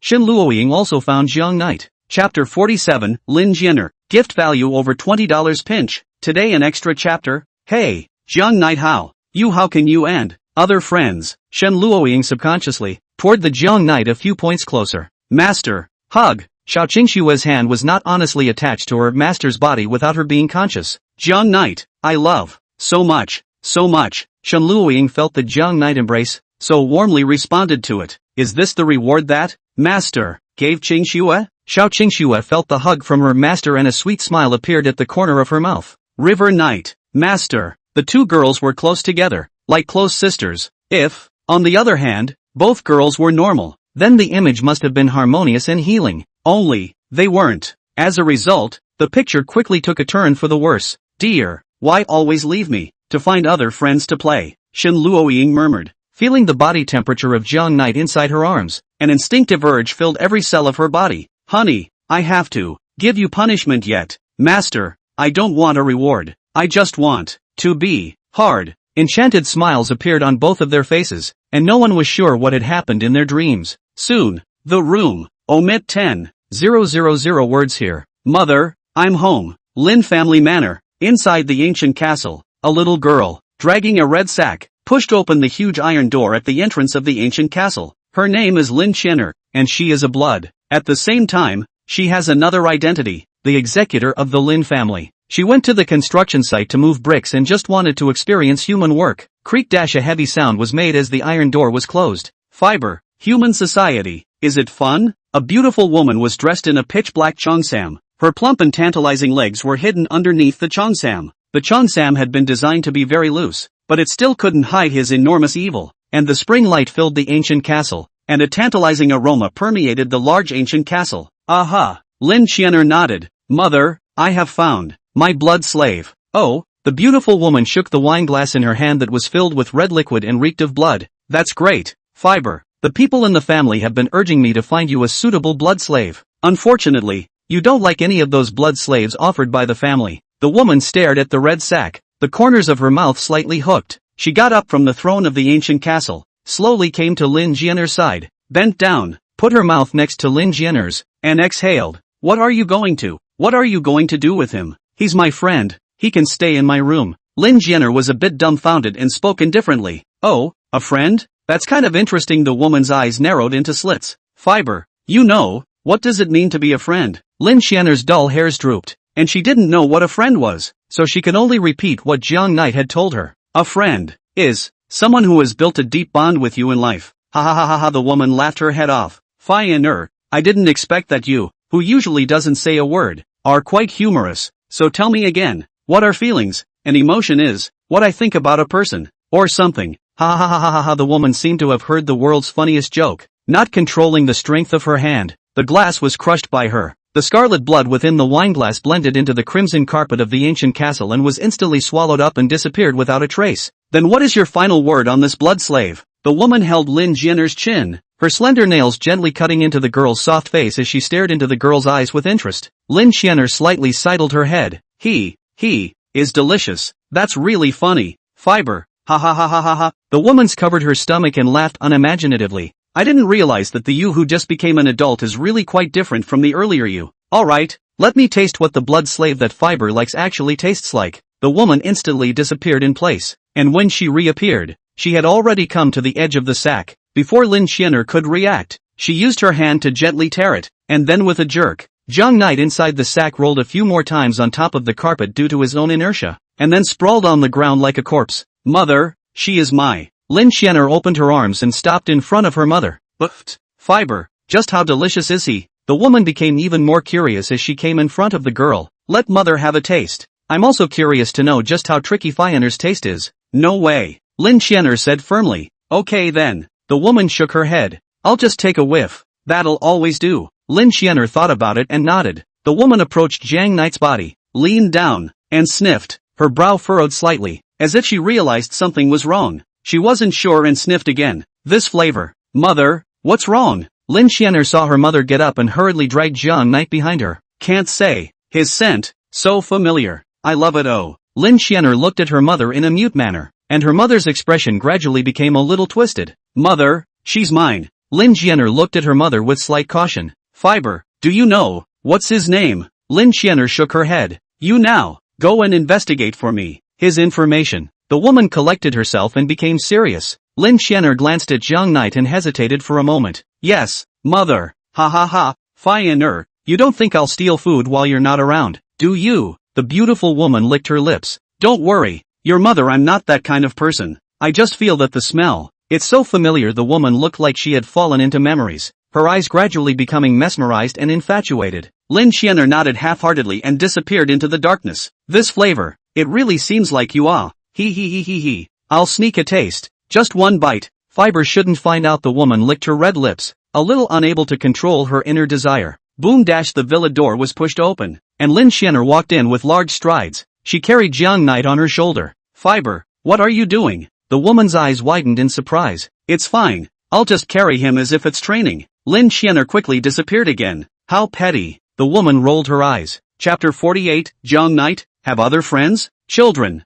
the bus to kindergarten is here. Get on. Lin Xianer carried Jiang Knight and arrived at the outskirts of the ancient castle. She placed Jiang Knight in a hidden place to hide. Then her figure flickered and disappeared. Soon she turned back. How is it possible? How could it not be investigated? She hung her head down, contemplating. She had utilized the Lin family's intelligence network and exhausted her means, yet she could only investigate information about him after he came to Magic City. It was as if his past had been deliberately hidden. As one of the 4 great families of the Magic City, the Lin family had intelligence networks all over the world. Those who could do all this had to be at least at the level of the 4 great families of Magic City. Who the hell is he? Lin Xianer got a little curious. For now, there is only one way left. Lin Xianer came to the location where she hid Jiang Knight's body, felt around on Jiang Knight's body, and quickly rummaged through his cell phone. After unlocking it with Jiang Knight's fingerprints, Lin Xianer began flipping through his phone. First was the feed letter. He opened it and quickly flipped through it. It was full of Jiang Knight's daily chats with others. It did contain a lot of information, and Lin Xianer wrote them down one by one. She then opened her cell phone's browser and began flipping through Jiang Knight's browsing history. The browsing history was cleanly deleted by Jiang Knight, but it was hard to beat Lin Xianer. After she did some tinkering, Jiang Knight's browsing records for the past 3 years were revealed in their original form. It's full of study materials, conic curve level 2 conclusions, a fast algorithm for normal vectors, a complete list of exercises related to the theorem of momentum. Lin Xianer was bewildered. She hadn't received any education in this area since she was a child. She had received her family's training as an executor. She was proficient in human language, but her attainments in mathematics and science were not even as good as a human elementary school student. Jiang Knight's browsing record is full of these useless things. Not even as serious learning materials cannot be found. Lin Xianer quickly lost interest in continuing to flip through it. She closed the browser and opened Jiang Knight's photo album. Inside were some cell phone screenshots, all of which were screenshots that Jiang Knight used to submit his homework online during his high school years, or screenshots of web pages filled with knowledge points. From the screenshots of certain assignments, Lin Xianer learned Jiang Knight's name. Jiang Knight didn't have the habit of cleaning up his photo albums and usually didn't take many pictures. The last time he tried to take pictures of Xiao Qingxue, he also failed due to some uncontrollable reasons. These screenshots were kept in their original form and almost took up his entire photo album. There are only a few images, sandwiched in amongst the many screenshots, that stand out. Inside the photo, a girl with pink hair, lying on a bed, her face red. These photos perfectly showed the young girl's sleeping posture from all angles, and they were exactly the photos that Jiang Knight had secretly taken when Shen Luoying had a fever. Originally, he wanted to use the photos to coerce Shen Luoying to return the medicine money to him, but until now, it hadn't come in handy. Who is she? Lin Xianer stared blankly at the girl in the photo. River Knight, sleeping with a girl? The girl froze in place. Mother said that men and women sleep by touching each other's bodies. And, one side will suddenly have an animalistic outburst and eat the other side. Obviously, Lin Xianer didn't pay attention to the meaning of the word eat. The dull hairs on her head stood up as she seemed to think of something. Then, could Jiang Knight have already been eaten by her? At the thought of this, Lin Xianer's body involuntarily began to tremble. Jiang Knight has been eaten by someone else. Jiang Knight's body has been touched by another human being. Lin Xianer thought of this possibility. The purple pupils of her eyes contracted for a rare moment, then gradually shifted towards scarlet red. No, no, no, maybe it was Jiang Knight who ate her. Lin Xianer thought of another possibility, but that possibility was equally unacceptable to her. No, Jiang Knight can't drink human blood. She can only drink mine. I can't let a lowly human taint the quality of his blood. What to do? My food is not clean. What to do? What to do? What to do? There, I'll cut off Jiang Ye's skin with a knife, and then he can grow a new skin law. That way, even if he's been touched by a human it doesn't matter. Oh, then, I'll take out his stomach and clean it a little bit, so that it won't matter even if Jiang Knight has drunk the blood of another human. And in the future, he'll only have my blood in his stomach. The blood he produces after drinking mine must be even better than it is now. The more Lin Xianer thought about it, the more excited she became, and the dull hairs on her head whirled pleasantly. She substituted her blood race's physical qualities into Jiang Knight's physical qualities. A wry smile appeared at the corner of her mouth as her fingers skimmed over the short group she wore, and a dagger that emanated a chilling aura appeared in her hand. It'll be fine in a while. It doesn't hurt. Oh, fine. Have you investigated? The woman opened the door of the ancient castle and looked in Lin Xianer's direction. She had just heard a rustling at the door and came out to look. It was a shock not to see it. If he came out a little later, Fiber's blood slave would have become disposable food. It was not easy for Fiery to catch a blood slave she liked, so she had to be captive and use it for sustainable development before she could do so. She snatched the dagger from Lin Xianer's hand, thinking that she was going to do her best to kill the blood slave and then suck this blood slave dry in one go. As if Lin Xianer had reacted, the scarlet in her eyes faded at a speed visible to the naked eye. Mother? Lin Xianer stared at the woman in stupefaction. Then, her pupils were like an earthquake. Himself, actually having such a crazy thought just now. He was well aware of what the human body's physical qualities were like, but she had actually missed such a crucial thing for a moment just now. This wasn't like her usual self at all. As the family's executive, she could calmly deal with any unexpected situation. It was just that the moment she thought about what happened to Jiang Knight, it was as if her sanity had been emptied in an instant. She almost killed Jiang Knight just now. What is wrong with me? Lin Xianer shook her head, uncertain. She carried Jiang Knight and entered within the ancient castle with her mother. How's that for an investigation? Her mother spoke. Lin Xianer reported truthfully, his name is Jiang Knight, and he attends Chuan Chang. She had wanted to directly tell her mother the information she had collected within Jiang Knight's cell phone. Wait, what did you say his name was? The woman spoke, her voice slightly shaky. Lin Xianer was stunned, but still answered. His name is Jiang Knight. The woman stood up from her throne and instantly came to Lin Xianer's side, holding her shoulders. Were you unable to find out information about him through our family's network of connections? Lin Xianer lowered her head, thinking that her mother was trying to punish her for not doing her job properly. Ha ha ha ha ha, Bai Yulan, you really do have two brushes. Do you think that you can hide this little mongrel forever? I didn't expect it. I didn't find your husband, but your son was found by me. The woman laughed insanely without reason. For so many years, you used the power of your Bai family to hide the two of you. Ha ha ha ha ha,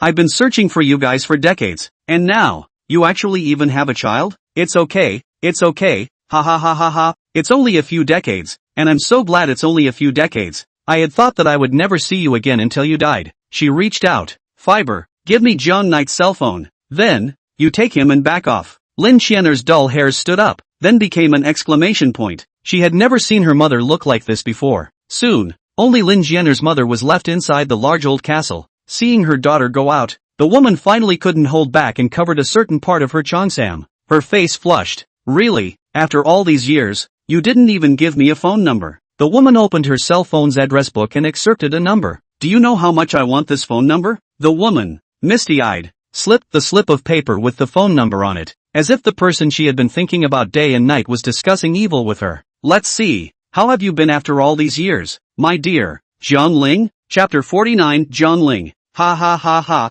this isn't the bus to kindergarten. You've been tricked. The doors are welded shut. No one leaves. The corners of the woman's mouth lifted as she dialed the number with Jiang Knight's cell phone. She wanted to give Jiang Ling a surprise. I'm sorry, the number you have dialed has blacklisted you. Woman, who's a good person to pull the plug on their own son? But doesn't that just show that there is disharmony within their family? The more the woman thought about it, the more excited she became that she might be able to capitalize on it and take a shot across the bow. With a slight smile, she pulled out her own cell phone and dialed the number. I'm sorry, the number you have dialed has blacklisted you. Snap. The woman's cell phone was directly crushed by her. A terrifying light flashed through her scarlet pupils. Ha ha ha. Zhang Ling, didn't you forget to pull the plug on me even after you changed your cell phone number? Little mongrel, not good at all. I haven't been this angry for a long time. Snap. In her other hand, Zhang Knight's cell phone shattered in response. Oh, but it doesn't matter. I have as many cell phone numbers as I need for something like this. The woman pulled out another cell phone from somewhere and dialed.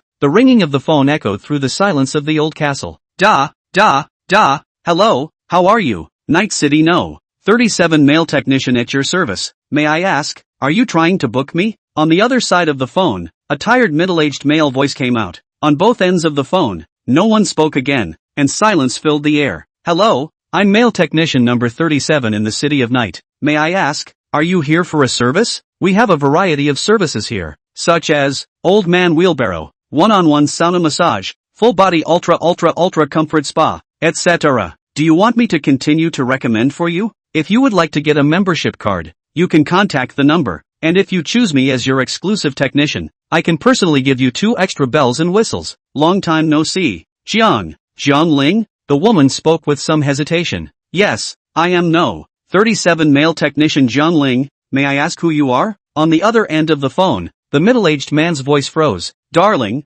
I've finally found you. The woman laughed excitedly, her body trembling violently under the excitement. This voice, why does it feel so familiar? WC, it's you. How the hell did you find me? Zhang Ling exclaimed, about to hang up the phone. Honey, wait a minute. Your son is in my hands. Oh, if you hang up the phone, something bad might happen to your son. Zhang Yu, oh, my dear, haven't you missed your little bat at all after all these years? The woman's eyes were closed, one hand resting on her white chin, and she blushed a little shyly. Damn, what the hell is he up to? Zhang Knight, I told him to be careful with everything after he came to Magic City. How come he still got arrested? But Elisa, I do miss you quite a bit. Zhang Ling's voice was low. The woman's cheeks reddened even more. Darn it, to actually say that in front of a girl. Do you know, dear, just how much of a killer it is to me? I'm about to lose control of my own blood then. My dear, so much that I want to pour all of my blood, not a drop of it left, into your stomach. In this way, nourished by my blood,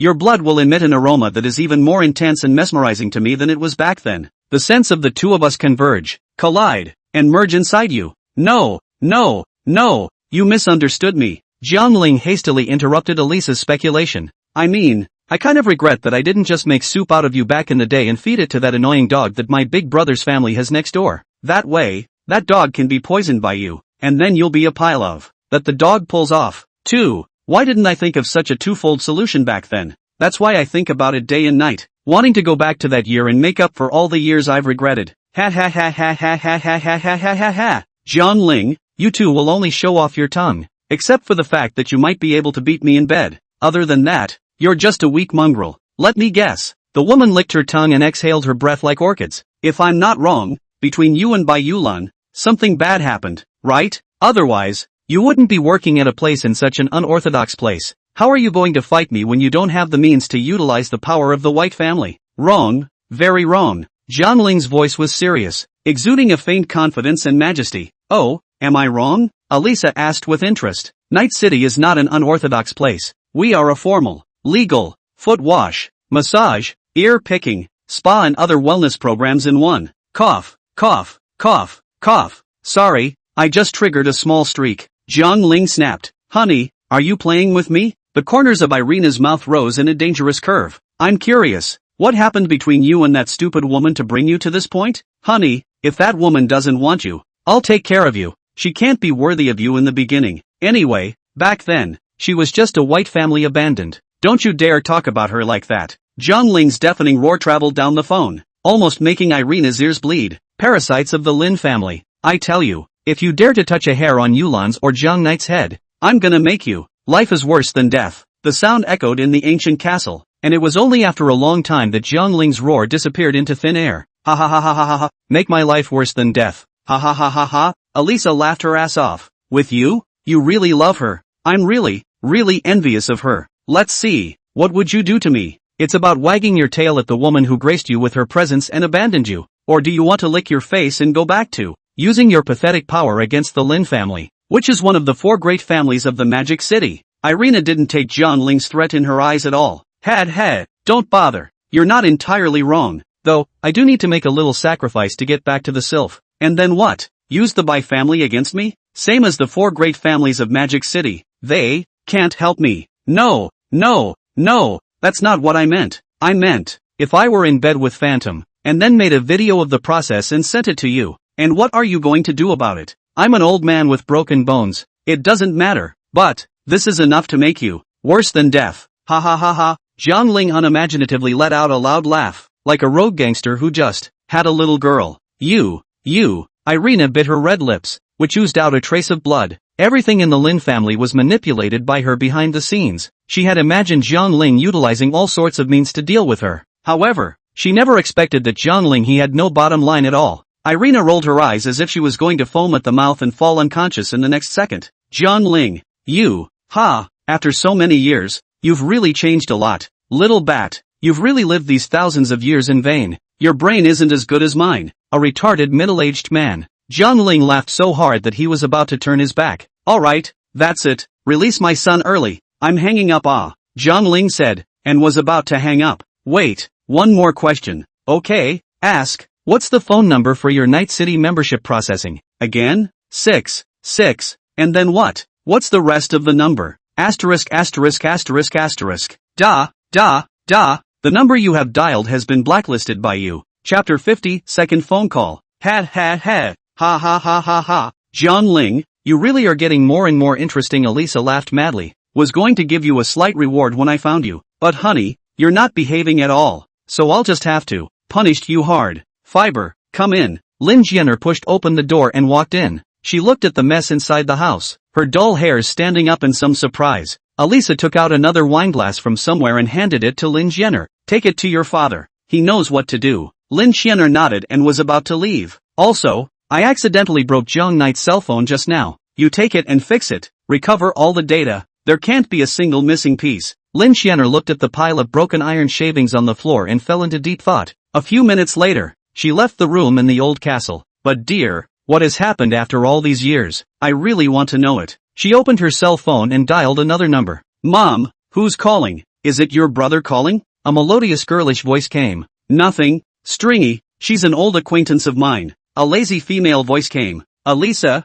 what is it? Elisa laughed softly. White Phantom, why are you willing to answer my calls? I'm in a good mood today. I don't mind the company. Say, what is it? Oh, White Phantom Orchid. I'll be blunt then. Elisa had no interest in beating around the bush with Bai Yulan. Jiang Ling he isn't with you now, is he? On the other end of the phone, Bai Yulan froze for 2 seconds. How can that be? He's been with me all along.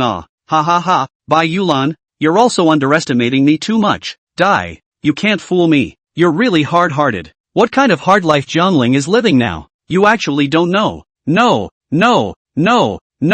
You misunderstand. Although his body is not with me, but his heart, it's always been with me. Oh, Bai Yulan was like a shy little girl in love with her brain. Whispering, she added, my heart, too, is with him. Oh, bad Jiang Ling, stole my heart and secretly hid it to keep me from getting your body. Obviously I could have traded myself, but it doesn't matter. His body will soon be mine. Oh, Elisa? No, it can't be. You're lying to me. Ha. Bai Yulan, your relationship is broken, right? Let me guess. He must have done something really over the top. Do you now want to find him and punish him ruthlessly? Take revenge on him? I tell you, White Phantom, I will find him before you do. And then forever captive in my room. I will protect him so that you will never find him. On the other end of the phone, Bai Yulan was silent. Ha. White Phantom, I guessed right. Asterisk.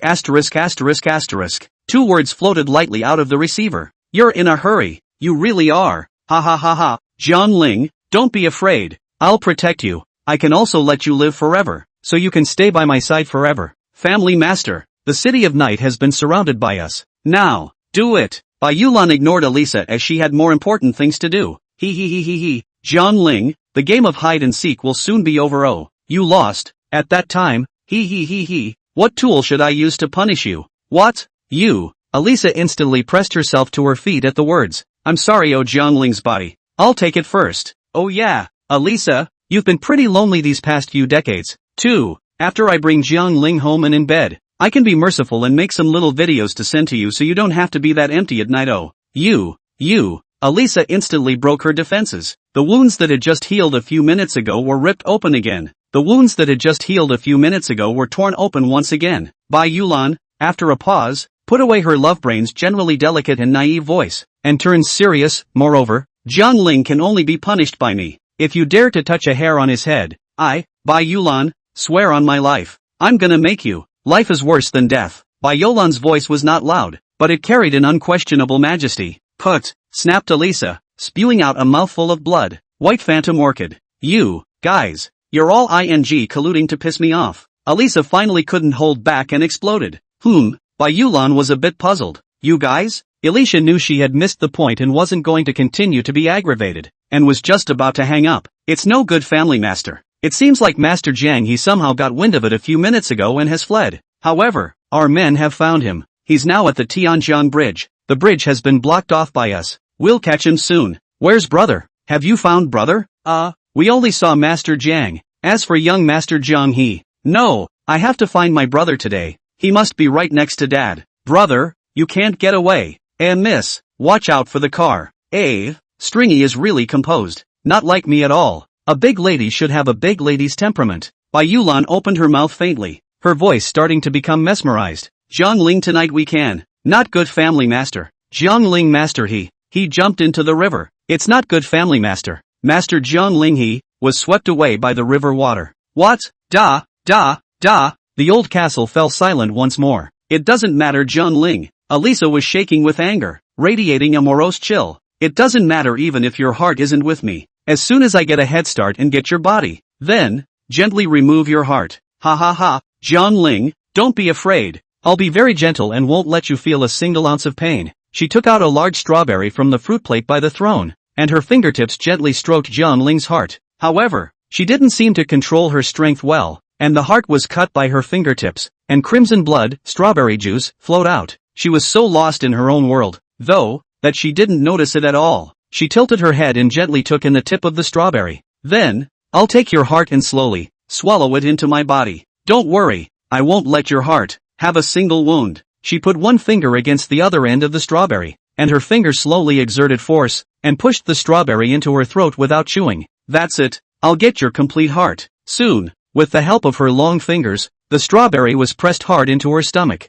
Jiang Ling, that's fantastic. In that case, our hearts will be together forever. Ha. The insane laughter echoed through the old castle for a long time. Chapter 51, Fathers. The author has a fan skirt. The number is in the last chapter of The Author Has Something to Say. Harmonized terrain. You all know. Lin Xianer held her wineglass and walked at a slow pace within a dimly lit stone pathway. On the stone wall, a few wall lamps emitted a faint light. The light hit the girl's pale face, setting it off like a glazed lamp in the darkness. The rocky pathway was silent, the sound of the girl's footsteps echoing between the rock walls, crisp and loud. She walked up to a huge stone door, reached out her hand, and pushed it in. Clatter, clatter. Many tiny stone chips and dust fell from the ceiling of the stone room along with the opening of the stone door. The lighting inside the stone room was even dimmer than outside, and a small wooden table was placed in the center of the room, with a few slowly burning candles sticking out of it. An old man with gray hair leaned against a rock wall, his eyes closed. Above his head were bottles and jars, large and small, containing various liquids.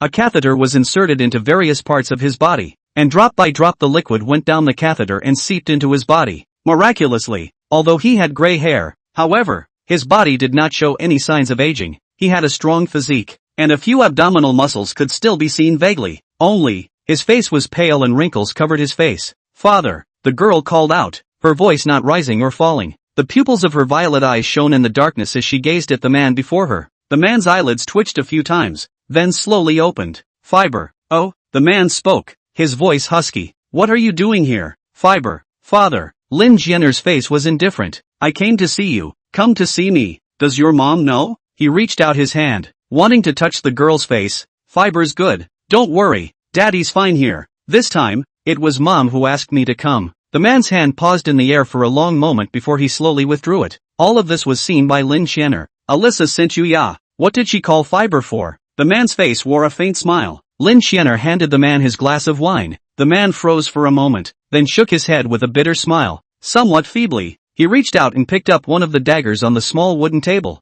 then stretched out his other arm and rolled up his shattered sleeve, revealing his wrist. Father, let me help you. Lin Xianer stared tightly at the man's wrist, still expressionless. No, I'll do it. Crimson blood ran down his wrist and pooled into this one glass. With a trembling hand, the man handed the cup back to Lin Xianer. You take the cup to your mother, the man said. Lin Xianer nodded and took the wineglass. A brief silence fell over the stone room. Lin Xianer gazed into his father's eyes, while the man just looked at Lin Xianer twice before closing his eyes again. Fiber, is there anything else? Father, I was, yesterday, an adult. Lin Xianer spoke faintly. The man's eyes opened instantly, some of the luster returning to his empty eyes. Fiber, you're an adult? The man spoke a little faster than just now, but soon he lowered his head again, his eyes full of despondency. Have I been here for over 100 years? Fiber, me, happy adulthood. The man's eyes held a faint tear in them. Father, are you unhappy? Lin Xianer asked. Dad, happy? Ah, how can I not be happy? Dad had thought that I would just die in silence before you came of age. Dad actually got to see you grow up.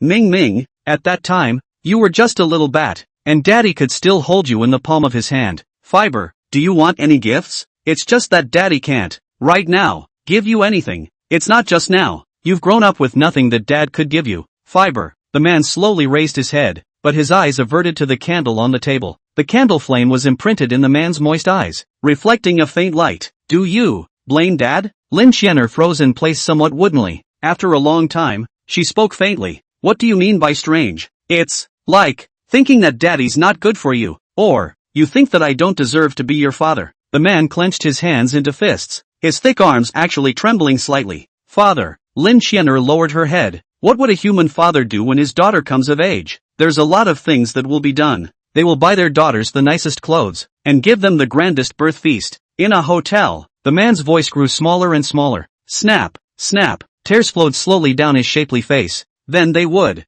touch their daughter's head and say, okay, this is it. Lin Xianer suddenly said. Then, in the midst of the man's shocked eyes, he brought his head to the man. Fiber, what are you? The man froze. Within the pupils of his eyes was imprinted Lin Xianer's indifferent face. I'm an adult, and my father can touch my head. The man froze for a long moment, then slowly extended his hand. The hand slowly lifted to mid-air, at which point, Lin Xianer grabbed the man's wrist and placed his hand on her head. And then what? Father, what will they say to their daughter? Seeing that the man still didn't move, Lin Xianer rubbed her head against the man's hand. At the same time, her dull hair swept over the back of the man's hand one after another, and in the end, directly pressed against the back of the man's hand. For example, a sleeping child, lying in his father's arms. They'll say. The man's voice was tinged with sobs. Fiber, Daddy loves you. Father, Fiber doesn't understand. Lin fiery confusion flickered in her eyes. Love,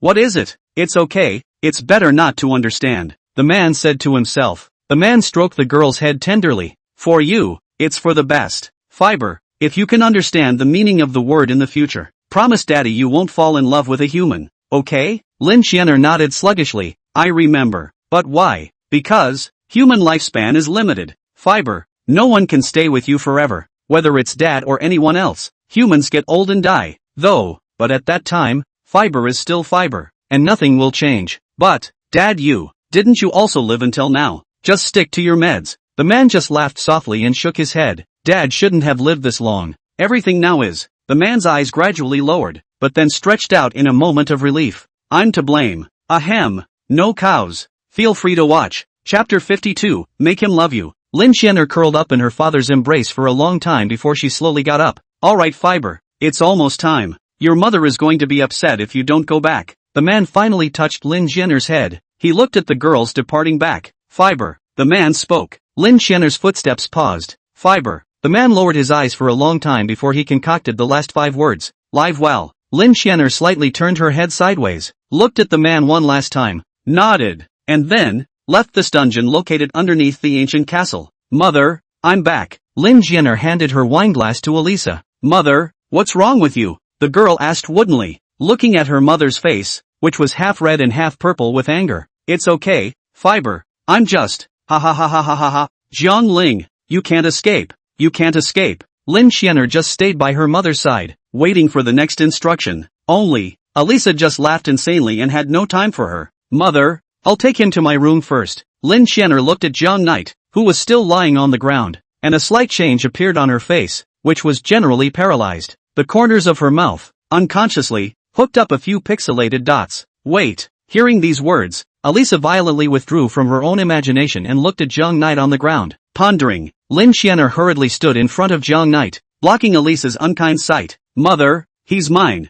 and I'm taking him with me. Fiber, you can't do this to this blood slave. Elisa's eyes rolled, and the corner of her mouth brought up an unkind smile. Why? Lin Xianer's dull hairs stood up, then became a big question mark. The flavor of human blood changes with their emotions. If they are more excited, then the flavor of the fresh blood will be more mellow. On the contrary, if they are depressed all day, then the taste of the fresh blood will be much worse. Lin Xianer cocked her head, somewhat unsure. It's all mother's experience. How could mother lie to you? Elisa said, eye to eye. Lin Xianer thought about it and nodded as she felt as if there was some truth to it. So, if you want to taste more delicious blood, you have to make this blood slave. Like you, Lin Fear? Like, what is it? Oh, that's it. Elisa licked the corner of her mouth. Fiber, you don't need to know what liking is. All you have to do is, do what I say. I promise that I will make this blood slave, forever and ever, fall in love with you and obsess over you. Love. Lin Xianer hesitated a little when she heard this term. Mother, can you tell me what love is? Hearing this, Elisa looked furiously at Lin Xianer, the corners of her mouth slightly raised.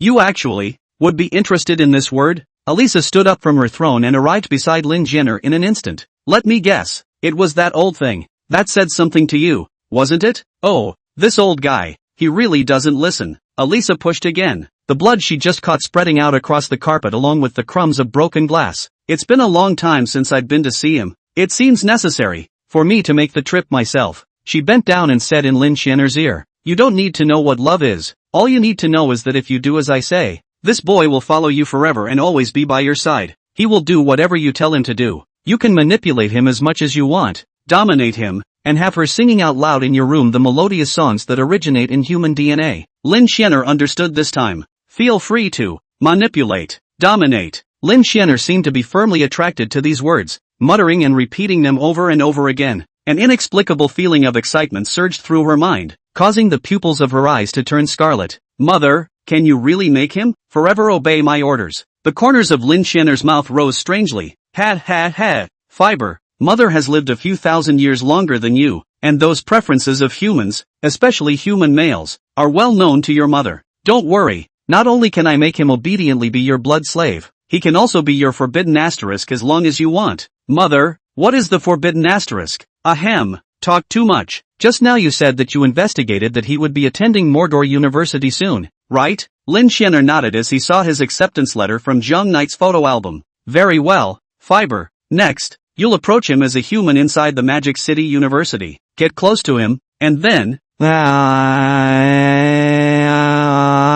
and make him fall hopelessly in love with you. Now, you can lift the restrictions a little. Mother, I understand. Lin Xianer raised her hand and touched the one skull hairpin on top of her head. The skeleton haircard immediately emitted a scarlet light that enveloped the girl's entire body. The red light faded away, and within the ancient castle, the girl's figure disappeared, and a young pavilion girl appeared in her original position. The young girl was dressed in a black sari, with the hemline reaching her knees. Her features were exquisite, just like the dark elves that appeared in anime. She bent back slightly, stretching her long suppressed body. Her blouse was slightly brought up by her movements, and her flat belly as well as her slim waist were exposed to the air. The young girl opened her eyes, her violet eyes slightly curved in a seductive way, similar to Elisa's, only her dull eyes gave such a chic sense of contrast. Elisa sized up Lin Xianer and nodded in satisfaction. When you enter Mordor University, remember to keep your distance from other people. Otherwise, I don't even know how many human males will pester you. Then I'll kill them all.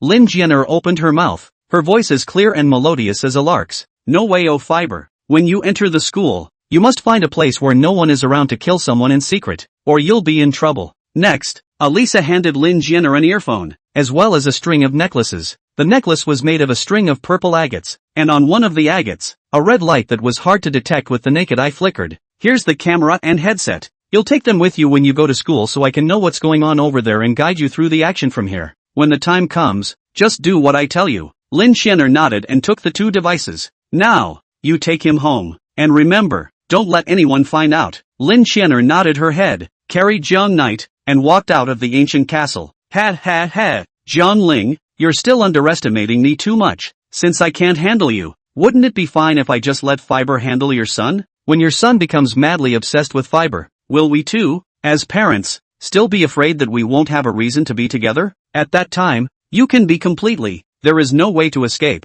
Ha ha ha, ha ha ha ha ha ha ha. Chapter 53, Jiang Knight, surely already. There are already 150 fans in the fan skirt, so hurry up if you want to join. Just like that, Jiang Knight spent a long and fulfilling day. Lin Xianer carried Jiang Knight and walked out of the ancient castle. She stuffed a new Samsung cell phone into Jiang Knight's pants pocket. There was really no way for her to recover that pile of iron shavings, and it was already a miracle that she was able to recover the data. The duo passed through the streets and alleys like ghosts, and soon, Lin Xianer found Jiang Knight's residence. The lights in the villa were turned off. Lin Xianer placed Jiang Knight on the grass at the entrance, looked around the villa, and after realizing that there was no one inside, she skillfully fished out the key from Jiang Knight's body, and then led Jiang Knight inside. She looked around the living room of this villa with some curiosity and didn't find anything worth her attention. So, she carried Jiang Knight and went to the second floor. Two rooms appeared side by side in the corridor on the second floor. The one near the stairway was Shen Luoying's room, while the other was Jiang Knight's. Lin Xianer wanted to put Jiang Knight on the bed,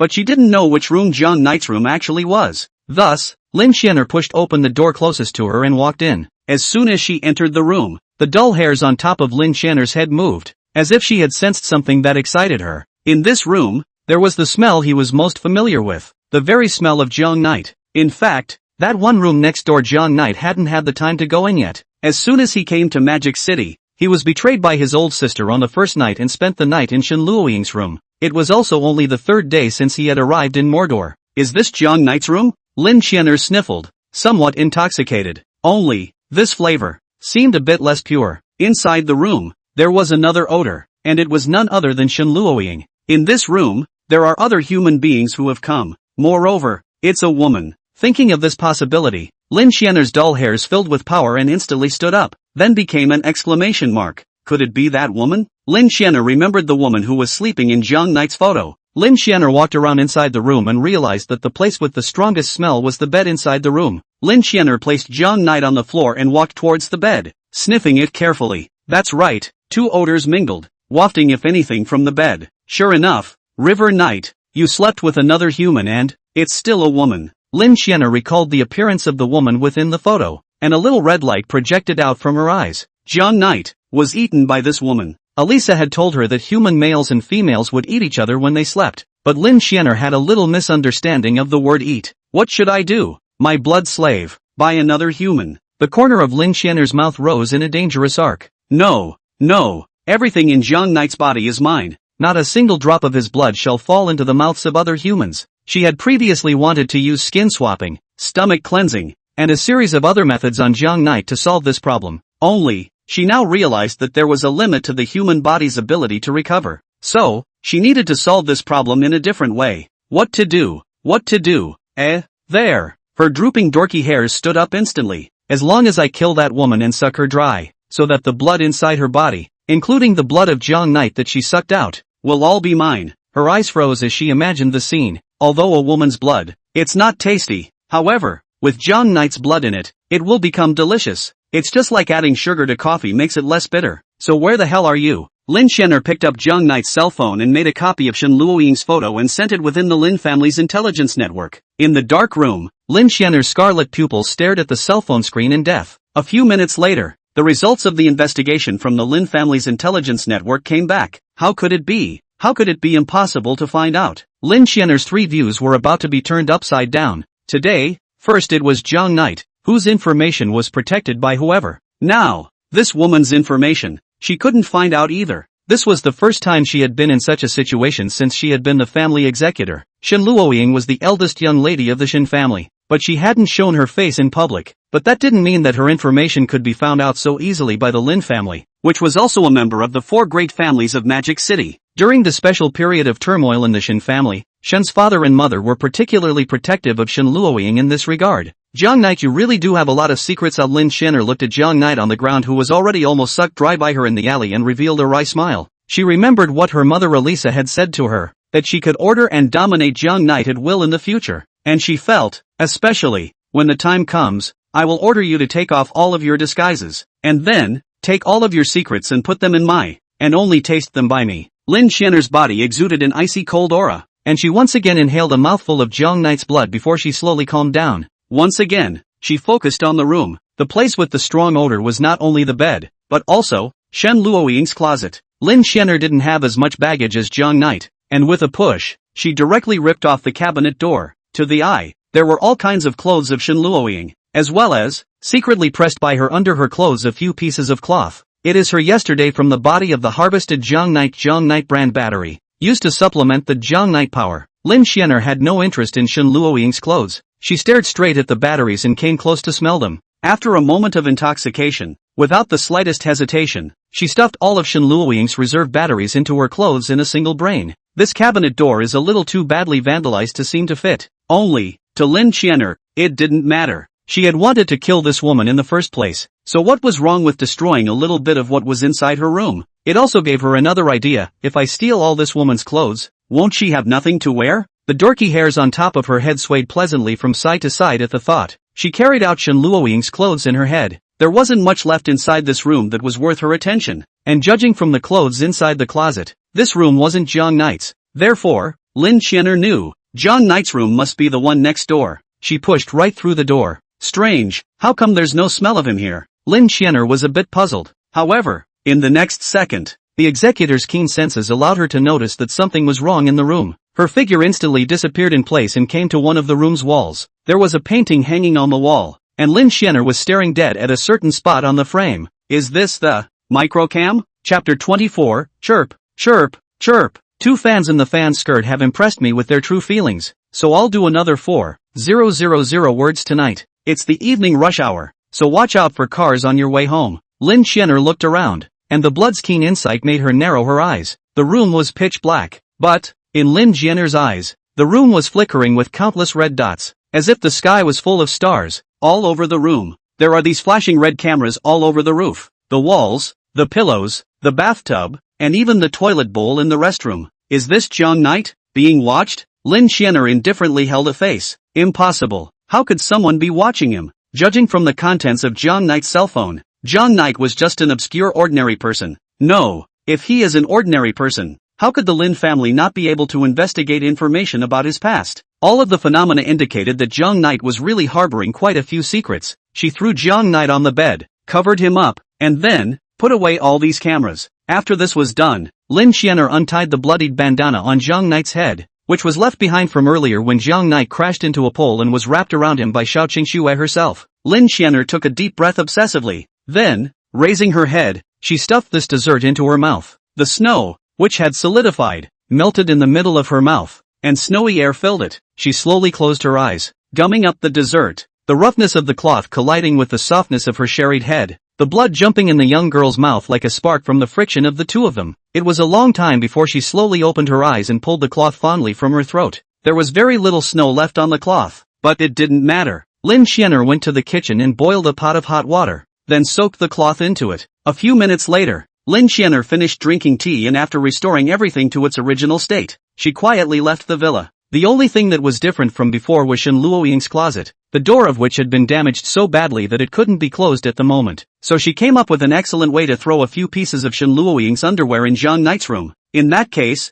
this bad woman would think that Jiang Knight had stolen her clothes, and in that case, she would hate Jiang Knight. Then, she wouldn't pester Jiang Knight. After Lin Xianer did this, she closed the door and left the villa. And by now, a faint glimmer of light had appeared in the sky, and the sun was about to rise. Chirp, chirp, chirp, chirp. The early bird gets the worm, and 2 industrious birds climbed up early in the morning, ready to start their day's routine. They stopped above the treetops. A bird said, "Chirp, chirp, chirp, can't you see?" The branch fell to the ground. "Jojo, don't know. Oh, Jojo, look, the glass door of that house seems to be broken. Oh, chirp, chirp, chirp, we can go in and see if there's anything good to eat." The 2 little birds flew inside the villa and found the 2 girls lying on the floor. "Jojo, what happened to them?" "Chirp, chirp, chirp, I don't know. Let's go check it out." They bounced across the floor to the 2 women. They were hugging each other tightly, with a little bit of fine sweat on their heads. Obviously, they were very close girlfriends who had worked out all night together. Chirp dash, a little bird popped up on the white-haired girl's head, and then, pecked her hard on the head. "Chirp, they seem to be asleep. So the other bird, jumping onto the pink-haired girl's head like a hard-working woodpecker, began to peck the young girl's head. Just then, a soft hand suddenly came from behind it and grabbed the naughty bird. Chirp! The mischievous bird couldn't avoid it and was caught firmly in his hand. Begging for mercy will not loosen it. Shen Luoying's face inexplicably floated in a gush of flushing, as if she had grabbed a treasure of the world. She moved gently, her thumb stroking the bird's head one after the other. Chirp! The little bird above the white-haired girl's head saw her companion caught and let out a sharp popping sound. With a flap of its wings, it was ready to fly to Shen Luoying's hand and rescue its companion. Hey, master, punishment is over. It's time to give Qingxue some rewards. Before the bird could fly, it was firmly held in Xiao Qingxue's hands. Fantastic, master, Qingxue, it's on. Xiao Qingxue's neck rose and she was about to bring the bird she had just caught into her mouth. Chirp! Don't eat the little bird. A mouth teeth. The little bird made all the effort to wriggle itself out of Xiao Qingxue's hands and then flew away without looking back. The little bird used all its strength and twisted its body to break away from Xiao Qingxue's hands, and then flew away without looking back. Shen Luoying grabbed in her hand, like a little doll, at Shen Luoying's mercy. River Knight, this sparrow, hands down, master, is so petty. Chirp! Being a free bird, being caressed by a human like this is just too insulting to it. It twisted its body and frantically pecked at Shen Luoying's tiger's mouth. Chirp! Good opportunity. Taking advantage of Shen Luoying's lack of attention, the little bird in its hand seized the opportunity and broke free, and after a long chirp, it sailed away. This is the story of husband and wife are birds of the same feather, but they fly apart in great distress. Well, Shen Luoying rolled over,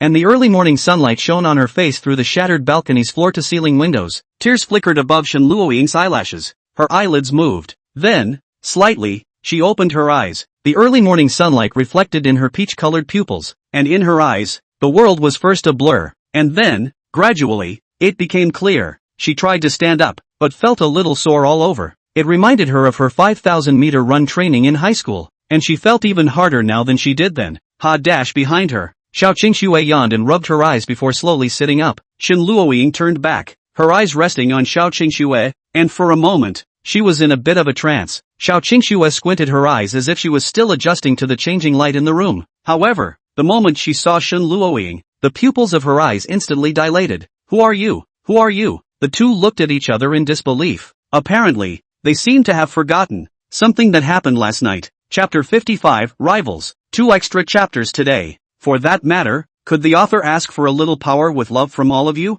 How did you get inside my home? Xiao Qingxue panicked and took a few steps backward, her cute and small face carrying a great deal of surprise and panic. Aside from facing her family and River Knight, it was just a fragrant and soft little social terror. Shen Luoying was similarly caught up in thought when she heard this question. She didn't seem to know, either, how she had gotten in. She didn't seem to remember anything after she pressed the button to increase her punishment. The two looked together again at the shattered floor-to-ceiling window. What is going on? Xiao Qingxue was even more confused. She was doing well, treating herself inside her home. After waking up with a sleep, how did a stranger appear in the house? Moreover, how did this ground of glass slag come about? Shen Luoying lowered her head and looked at the dotted wounds on her hands. Did I do this? Shen Luoying thought back to last night's experience. As if she remembered something, her eyes lowered, her face with a huff, pointing at Xiao Qingxue's nose. You're that junior? Little junior? Xiao Qingxue panicked and waved her small hand,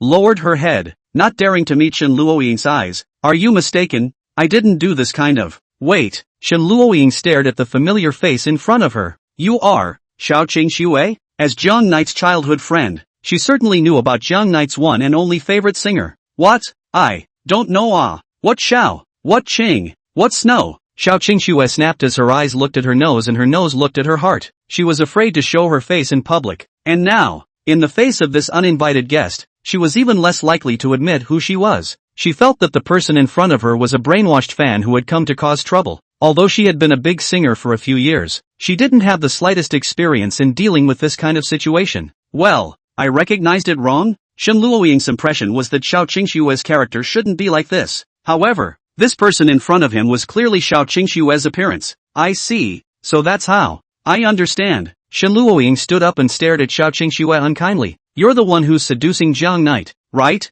Jiang Knight? Xiao Qingxue heard the word and froze in place. Seeing this, Shen Luoying became even more certain of the speculation in her heart. You, Xiao Qingxue, I didn't expect that you, as a big star, would actually come to this with your fans. It's not good for you to seduce anyone but my family's Jiang Knight. Ha ha ha. What about unforgivable? You. Hearing Jiang Knight's name, Xiao Qingxue's heart felt like an earthquake. She looked at the beautiful and moving young girl in front of her and was in a bit of a trance. She, too, likes Jiang Knight? Somehow, the cowardice that had lurked within her was swept away in an instant. You know Jiang Knight? What kind of person are you to him? Xiao Qingxue closed her eyes and after taking a deep breath, she raised her head, her beautiful eyes locking with Shen Luoying. The corners of Shen Luoying's mouth rose slightly, but her eyes were a bit evasive. I'm his girlfriend. And you, are Junior. Are you, his girlfriend? Xiao Qingxue stared into Shen Luoying's eyes as if she had changed into a different person. That's right, where is he now? Xiao Qingxue's face was as normal, and her eyes rolled. But how come I haven't heard that he has a girlfriend? Jiang Knight, last night, I even asked him specifically, and he told me everything, including whether or not he has a girlfriend and how many brothers he has. He told me everything. You, guys, Shen Luoying heard, gritted her teeth and clenched her two small fists tightly together. My dear, you actually said this to her. A scarlet color gradually rose in the pupils of her eyes. No. She looked at Xiao Qingxue's pair of turquoise blue-eye pupils, and Xiao Qingxue's face carried a faint smile. You're bombing me. Shen Luoying understood. She had been listening to the movements inside the room last night, and from the beginning to the end, Jiang Knight hadn't said a word. She had just been momentarily overwhelmed by anger and hadn't thought of that. Since you are not her girlfriend, we, then, are just in a competitive relationship, Xiao Qingxue faintly said, her demeanor self-conscious. Why is she so calm? Am I being underestimated? Shen Luoying secretly slandered.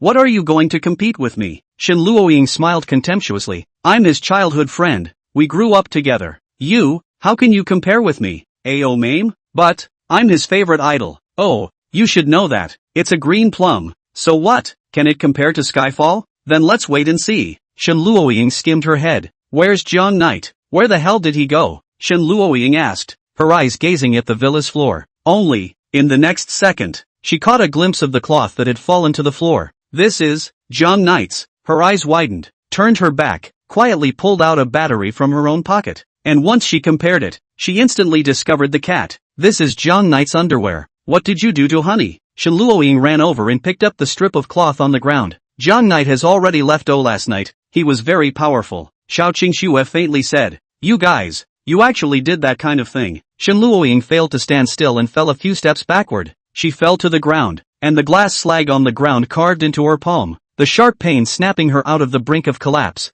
No, if Jiang Yi was here yesterday, he should have been electrocuted by my punishment long ago. How could he do that kind of thing with this junior? Shen Luoying had suffered a loss once and wouldn't fall for it again. Xiao Qingxue saw that Shen Luoying had responded, and her brows furrowed slightly. My name is Xiao Qingxue. What is your name? Xiao Qingxue asked. Shen Luoying sneered and stood up. Shen Luoying. She limped, heading for the stairway to the villa. She pulled a card out of her own pocket and placed it on a table. This is my way of making it up to you. I shouldn't have broken into your home and shattered your glass. It was my fault and I apologize. But for dear. She snapped back, locking eyes with Xiao Qingxue, her silver teeth clenched together. I won't back down half a step. Xiao Qingxue still wore a smile on her face as she quietly looked at her departing back. She walked over and picked up the one card, her pupils instantly contracting. This was a black card issued by the Shen family in Mordor, and even though it was said to be a black card, it was not open to anyone other than the Shen family. This one black card is enough to say the identity of the young girl. Shen Luoying. Xiao Qingxue gently bit her lips, and the corner of her lips oozed out a trace of blood. Bang! The door of the villa was slammed heavily. Inside the villa, the young girl sat down on the floor with a thud as the heavy door closed, revealing a very different look from earlier. Xiao Qingxue gasped for air, her pupils resembling an earthquake. She had just put on a mask for herself. It was the result of years of training in the mirror, and no one could recognize her disguise about her inner self. Not even herself. The person she is now is the real her. She braced herself against the ground, breathing heavily. Splat! Splat! Teardrops rolled down the young girl's cheeks. A thought surged into her mind. Lingering. It was like a seed lurking deep inside her, taking root in an instant. River Knight. There's a chance that someone else will snatch it away. Moreover, she was Jiang Knight's childhood friend, accompanying Jiang Knight to grow up, and experiencing every bit of life with Jiang Knight. Qingxue is nothing more than a competitor. Qingxue, you can do it. Chapter 56, confessing to him. Outside the villa, Shen Luoying leaned against the side of the villa door and lowered her head. Miss, you are here. The housekeeper trotted over in a hurry. Miss, what are you? He looked at Shen Luoying's scarred palm and sucked in a breath of cool air. He took out the medical kit from the car and carefully bandaged Shen Luoying up. Miss, remember to talk to me if it hurts. The housekeeper carefully wrapped the bandage around her palm one after another. Shen Luoying's wound was still dripping blood outwards. The housekeeper frowned. This clearly looked painful. However, Shen Luoying also just lowered her head and didn't say a word. A few minutes later, the butler finished treating Shen Luoying's wounds and brought Shen Luoying to the car. The car let out a roar and drove off into the distance. Miss, what's going on? Where is he? Jiang Knight, the housekeeper asked with concern. Shen Luoying was silent, resting her head on her other hand to look out the window. The window reflected her stunning beauty as car after car swept past it, the street trees on one side coloring the background of the window green. When the housekeeper saw the young lady's appearance, he guessed a general idea. Miss, who is she? Shen Luoying was silent for a long time, and she slowly lowered the window. The howling wind outside the window poured into the car in a flash,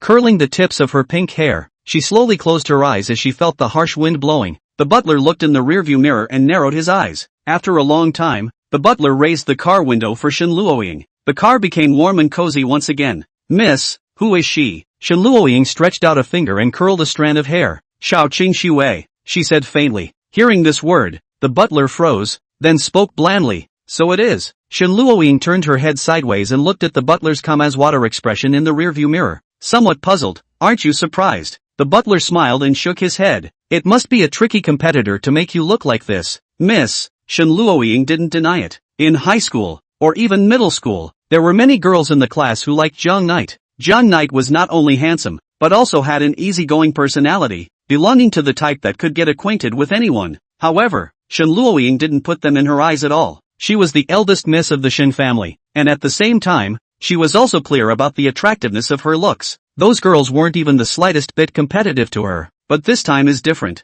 She was the second miss of the Xiao family, possessing the same power and position as herself, as well as looks comparable to her own. Such a girl, like herself, liked Jiang Knight. Shen Luoying thought that as long as she kept following Jiang Knight around, under softening, Jiang Knight would definitely be able to slowly understand, and then fall in love with her and confess to her, and everything would just be a matter of time. But now, she kept her head down, not sure what she was thinking. Miss, have you ever tried to chase after Jiang Knight? How is it possible that I haven't chased? I've put locators inside his clothes, cameras in his house, and spiked his drinks. Cough cough cough. The butler was shocked, and he felt as if his lady had some misunderstanding of the word chase. Miss, what I mean is that you can send a bouquet of flowers to Jiang Knight, a gift he likes, or confess to him directly. Shen Luoying's face swished red. How could I possibly confess to him? I'm the first lady of the Shen family. How could I possibly confess to crickets or river knight? I must let him confess to me. Only he can confess to me. Shen Luoying gritted her teeth and said indignantly. Put. Shen Luoying instantly stared at housekeeper Xiang and said hatefully, you're laughing again. Don't you really think, miss, that you're conflicted? What do you mean? Miss, have you forgotten all the tampering you did inside the villa? The housekeeper was referring to the day that Jiang Knight had escaped the house and came to spend the night at Shen Luoying's house. Shen Luoying had gone to great lengths to make Jiang Knight notice her feelings. She thought that as long as she let Jiang Yi understand her feelings, with her beauty and the foundation of her relationship with Jiang Yi for so many years, Jiang Yi would definitely fall in love with her and in turn confess to her. Unfortunately, Jiang Knight he all prevented out, so that Shen Luoying's this little heart into a bubble. Miss, not that I'm saying, but since you've gone this far, it means that you're eager to let him know that you like him, too, right? So what exactly are you hesitating about, young lady? Confession. It's the most effective and straightforward way. The butler finished, smiling at his lady's reaction through the rearview mirror. Shen Luoying, with a red face, looked away and said decisively, no. Why? She just thinks of me as a brother now, but not like me. If he rejects it. The vehicle drove into a dark tunnel, with wall lamp after wall lamp, regularly lined up on either side. Shen Luoying's face was illuminated sometimes brightly and sometimes darkly by the dim light. Inside the car, the butler couldn't see his lady's face. I'm so afraid that he and I won't even be brothers. The butler shook his head and sighed deeply. Miss, not I say you. He was just about to continue to persuade his own young lady. But, as long as it's not this, Shen Luoying whispered. It's not impossible for me to show him a little more of my heart. The butler was silent and, I must let him like me, even if he is more mute, more oil and salt. When saying these two words, Shen Luoying's tone is full of complexity. At that time, Shen Luoying clenched her fists, The sedan whirred and drove out of the tunnel, the early morning sunlight brushing gently across the young girl's face, driving tears from the corners of her eyes.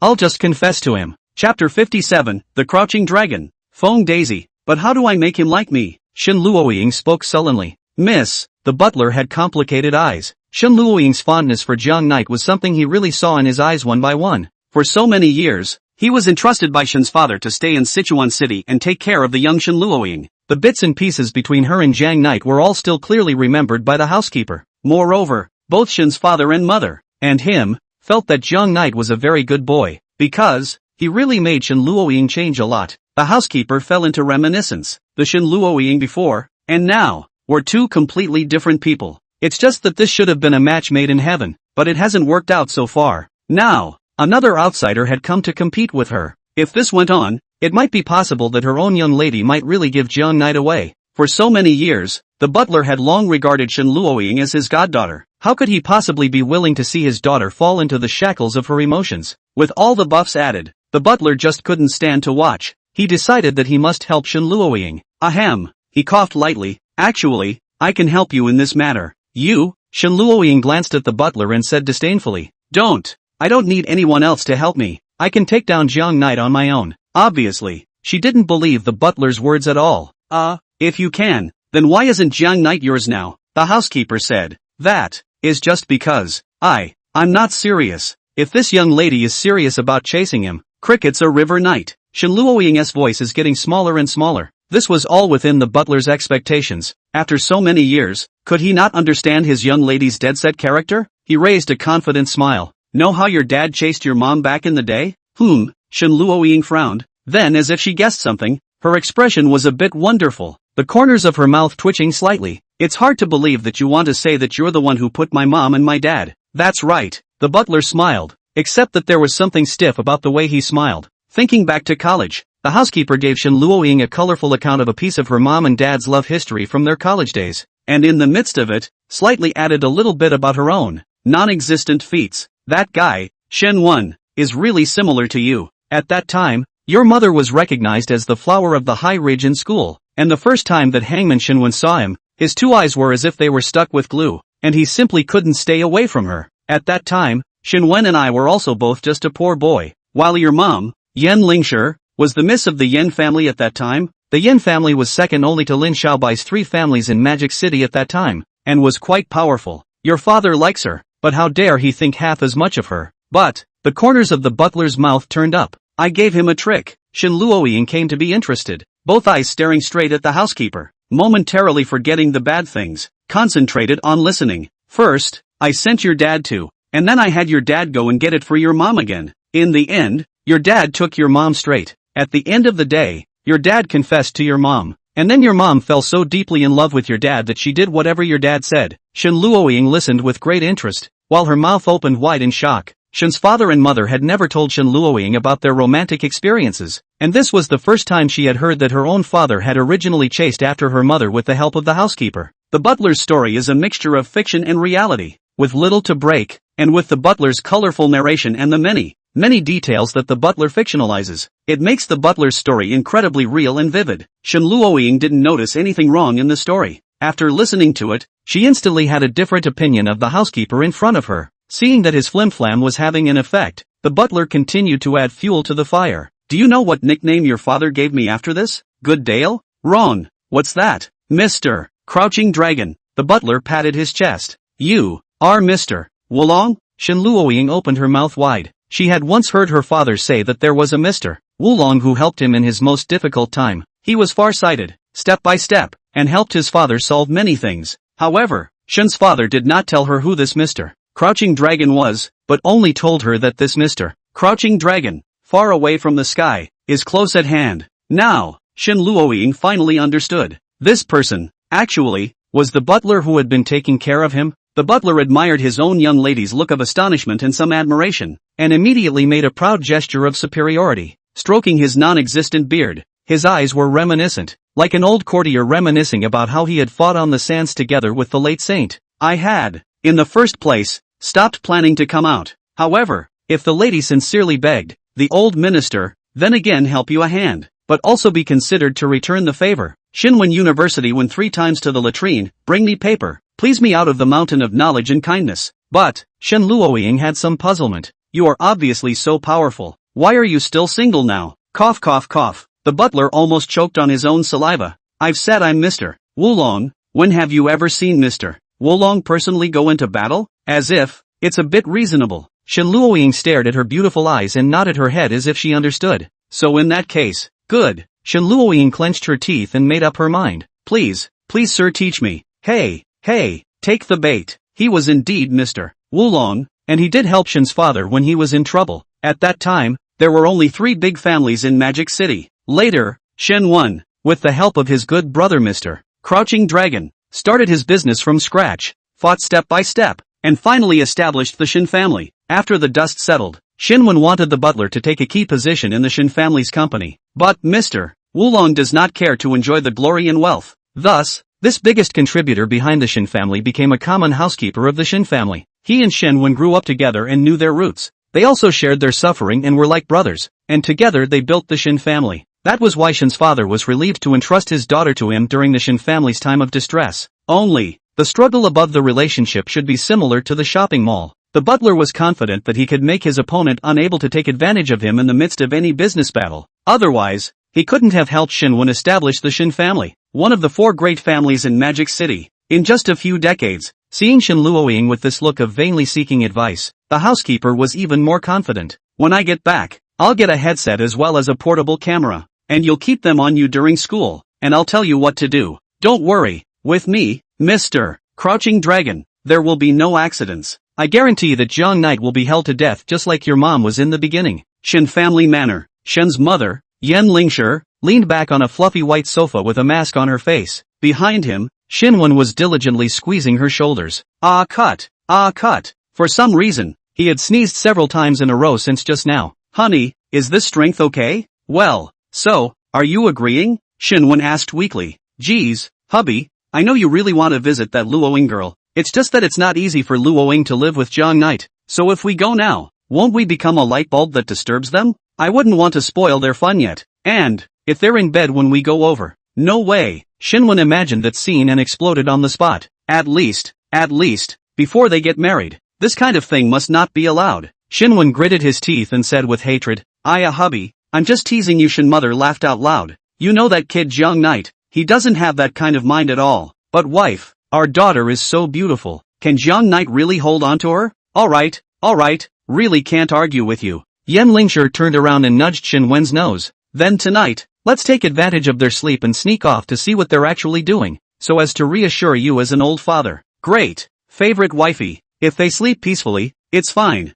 but if Jiang Knight dares to do anything bad to my daughter, Shenwen grimaced, secretly turned around, and stuffed the scissors that were on the tabletop into his pocket. Inside the villa, Xiao Qingxue sat on her knees. She had not yet recovered from the shock and panic she had just experienced. At this time, her cell phone rang. It was her sister Xiao Qingying's call. Sister. Xiao Qingxue picked up the phone and tried her best to calm her emotions. Qingxue, today my sister is free and there's nothing going on over at the company. Do you want to go out for a stroll with my sister today? No, sis, has things to do today. Qingxue, what's wrong with you? Xiao Qingying detected something wrong in her sister's voice. Sister, Xiao Qingxue took a deep breath. I've decided that I'm going to go to Mordor University as myself. Xiao Qingying felt strange. Clearly yesterday, she had not convinced her sister with her good words. After a night's sleep, her own perverted sister got the hang of it and wasn't going to use the delivery method to win Jiang Knight's favor? Sister, I'm scared. What?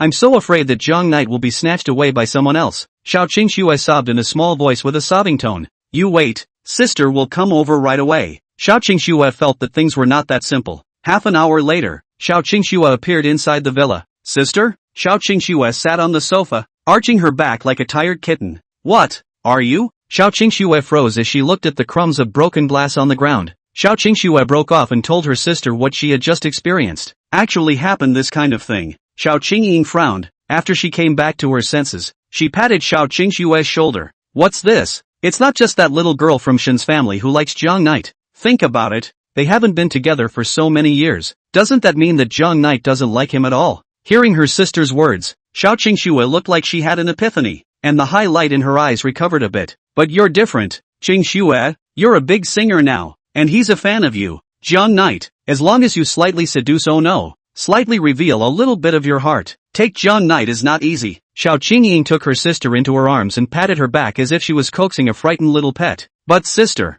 I did so many bad things to young knight before. He must hate me. In case he knows those things in my past. Her body began to tremble once again at the thought. Xiao Qingxue patted her back. If you don't say it, if I don't say it, how could he? Zhang Yi. No. The current Qingxue is no longer the Qingxue of the past. The current Qingxue is a beloved beauty queen and his young knight's favorite singer. River Knight can definitely like you. After a long time, she spoke faintly. But I don't know what I should do. How am I going to make him understand my feelings? Xiao Qingxue was confused. She hadn't had any other favorite boys, and other boys had stayed away from her because of her flashy status. She really didn't know how to attract young knight and gain his favor. Qingxue, it's okay. Xiao Qingxue revealed a confident smile for no reason. Sister will teach you. Sister? I told you before, my sister is very good at things like relationships. My sister has read not thousands of romance novels. But my sister has never had a boyfriend at all. Really, can I? A nameless fire surged up Xiao Qingxue's head,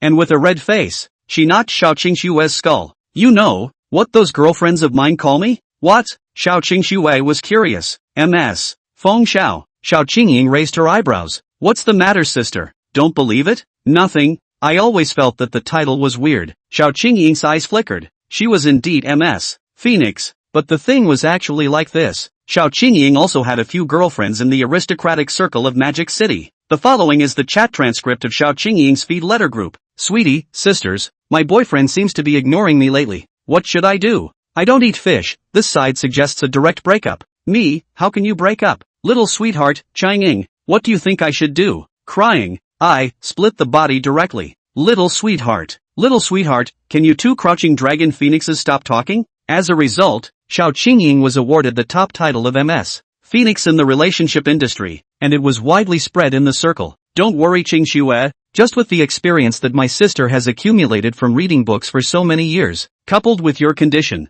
no little boy will be able to resist your attack. Xiao Qingxue froze, then nodded. She grew up believing in her sister, who could run the company in an orderly fashion, who could figure out how to make her happy when she was unhappy, and who could help her get anything she wanted. In her eyes, her sister was an omnipotent being. She, for one, chose to trust her sister unconditionally. That's settled then. I'll bring you a headset and miniature camera later. You'll keep them with you so I can guide your words and actions at all times. Good. Xiao Qingxue's eyes were ablaze with the light of hope. With such an almighty sister who could fulfill all her wishes, she was slightly relieved. Just Qingxue, how do you? Xiao Qingxue noticed the white silk Xiao Qingxue was wearing on her legs. Ah, this is Xiao Qingxue last night in order to better interact with the master to increase the sense of immersion in the interaction. Put on white silk. I felt comfortable and wore it. Xiao Qingxue frowned and stared tightly into his sister's eyes. Xiao Qingxue pretended to be calm as she met her gaze, but her eyes were somewhat evasive. Oh well, get comfortable. Xiao Qingxue let out a sigh of relief. But hey, Qio Su, you're so cute like this. Xiao Qingxue raised her head blankly. Come, let's sister Kong Kong. Xiao Qingxue licked her tongue and her hand was not honestly reaching for her sister's soft underbelly. Don't wow sis. Ha ha ha ha ha. Chapter 58, The Depleted Young Knight Power. Shen Luoying followed the housekeeper to prepare some of the necessary gadgets for the raid on Young Knight, and then returned to the villa when it was already evening. Night, quiet. Beside the villa, vaguely a few pedestrians pass by. Clattering footsteps can be heard even from a distance. A limousine pulled up to the villa. Miss, school will start the day after tomorrow. Remember to do as I said and get the equipment ready, the housekeeper reminded. Shen Luoying answered and got out of the car, dragging her tired body into the villa. So, what in the world happened with Xiao Qingxue? Dear, Shen Luoying had been rambling all day, and was eager to find Young Knight now to ask for an explanation, in case Young Knight really did something with Xiao Qingxue. No way, Shen Luoying shook her head, trying to shake the idea out of her head. But the less she thought about it, the more she thought about it, the more unsettled Shen Luoying felt. Although Young Knight did not have that kind of thing with Xiao Qingxue, but this day, will he secretly go shopping with Xiao Qingxue? Go to the movies? Go to the amusement park? Honey, I must find you to ask for an understanding. Shen Luoying pushed open the villa door and walked in. Strange, why are the lights all off? Shen Luoying was a bit strange as she turned on the lights and realized that Young Knight's slippers were gone. Is honey back already? She expected, running quickly up the stairs. The hallway was dim, and there were no lights on in Jiang Knight's room. Shen Luoying came to Jiang Knight's room door and quietly pressed her ear against it. The faint snoring of Jiang Knight came from inside the room. Honey is actually asleep. So what should I do? Should I not disturb my darling's sleep? But I really want to know. If she didn't know today, Shen Luoying was afraid that she wouldn't be able to sleep tonight. If she couldn't sleep, she would definitely run to Jiang Knight, and then River Knight would be kept awake by her as well. In other words, she could only be forced to wake up Jiang Knight and ask for clarification in order for both of them to have a good night's sleep tonight. Hey, honey, it's all for you to have a good night's sleep. Shen Luoying convinced herself with strange logic, turned the door handle, and was ready to go in. Only, after several attempts, the doorknob just wouldn't budge. Why did you lock the door, dear? Shen Luoying beamed. Did you secretly do something bad behind my back? She knew that Jiang Knight didn't have the habit of locking the door when he slept. Only, Lin Xianer didn't know that in order to perfectly conceal the traces of her visit, so she used some small tricks and unlocked the door from the outside when she left. Dear, really? How lady-proof too, muttered Shen Luoying. But it doesn't matter. Luckily I was prepared. Shen Luoying had her housekeeper secretly do something to this villa long before she moved here, including but not limited to, the gate door lock mechanism that once prevented Jiang Ting from escaping, as well as the spare key to Jiang Knight's room. Honey, I'll come find you as soon as I get some energy. She yawned. She was really tired today, whether it was the war of words with Xiao Qingxue in the morning, or following the housekeeper to prepare the gadgets for the day. All of them made her exhausted. What's more, there was no posting with Jiang Knight all day today, and the Jiang Knight power inside his body was about to be insufficient. She was prepared, first to go back inside her room to get the spare key, then lie down on Jiang Knight to recharge for a while, then wake him up and ask about today's events. Saying so, she went back into her room and turned on the light. There was nothing strange inside the room, and Shen Luoying came to her closet. Yes, her spare key was hidden in the closet, pressed under her clothes. She came to the closet expectantly and reached out to touch the door. Boom! The cabinet door collapsed suddenly. Shen Luoying was startled and took a few steps backward. Then she saw her empty closet. The corner of her mouth twitched and she frowned. A burglar in the villa? But nothing else of value was stolen from the villa. The only thing that has disappeared is the inside of the closet. She came back to her senses, but realized the inevitable point. Her spare key, along with her clothes, was gone. When Lin Xianer took away her clothes, she rolled them along with the spare key that she had hidden in them. In that case, she wouldn't be able to charge directly on Jiang Knight. Luckily I was prepared. Shen Luoying fumbled in the closet. Where are my batteries? She searched for a long time, but couldn't find her stockpile of batteries. What? To do? Shen Luoying covered her chest and gasped. Shen Luoying needed to regularly replenish Jiang Knight's energy. Earlier in high school, they were at the same table, which was more convenient. When she was on vacation, Shen Luoying would ask Jiang Knight out to play from time to time. At the moment the River Knight energy inside the body has been consumed. No River Knight energy then. It's okay, there's one last way. Shen Luoying was like a person who had been walking in the desert for several days and found an oasis that could quench her thirst. She turned on her cell phone and prepared to use the camera she had hidden in Jiang Knight's room to watch him sleep so that she could remotely charge it. How did this happen? Came 3 words from all the surveillance devices on her cell phone screen. No signal. One last means of recharging. And it's gone. Honey, I'm almost not going to make it with the last trace of Jiang Knight's energy depleted. Shen Luoying looked like she had shut down, lost all her strength, and lowered her head. Dear, honey, I need your. Shen Luoying mumbled unconsciously with her eyes still closed. Honey, give me. She slowly opened her eyes, her scarlet pupils bubbling with a morose red light, just like a long-hungry beast that smelled its prey. And the prey, now next door to her. Knock knock. The door to the room was pushed open, and a fragrant breeze whisked through the corridor of the villa. A red light flashed and she arrived in front of Jiang Knight's room. Jiang Knight was still huffing and puffing, not realizing in the slightest that something was wrong. The night was quiet, and the sparse chirping of insects could be vaguely heard within the grass outside the villa. Only a voice broke the silence. Gada gada, gada gada gada gada. The doorknob of Jiang Knight's room door began to shake for unknown reasons, like the image of a stern ghost turning the doorknob in a horror movie. The amplitude and frequency of the sound increased, and the doorknob shook like a pillowy jelly stick tuned to maximum power. Click click click. Even the door of the room has a crack. Dear. Bang! The doorknob was yanked down hard by a tremendous force. Accordingly, a large doorway broke where the doorknob had originally existed, and a piece of the room door was yanked right off. I'm coming. As soon as the words fell, a scarlet eye suddenly appeared outside the doorway. Chapter 59, Hot Food for My Darling. Squeak! The door of the room was pushed open, and Shen Luoying came into Jiang Knight's room. A smile of excitement hung at the corner of her mouth as she suddenly made a flying leap towards Jiang Knight's bed. Ha! She lay down on Zhang Knight's quilt and took a deep breath, probably feeling that it wasn't enough. She moved her head towards a place where the odor was even stronger. Her head followed the scent all the way to Zhang Knight's comforter. River Knight's comforter emitted a slight heat, making the surrounding temperature out of place in the cold room. For Shen Luoying, this place was a bonfire in the middle of the icy sky and snow, and there was quite a lot of fragrant food roasting on the bonfire. Well, Shen Luoying buried her head in, breathing in Zhang Knight's scent in large gulps.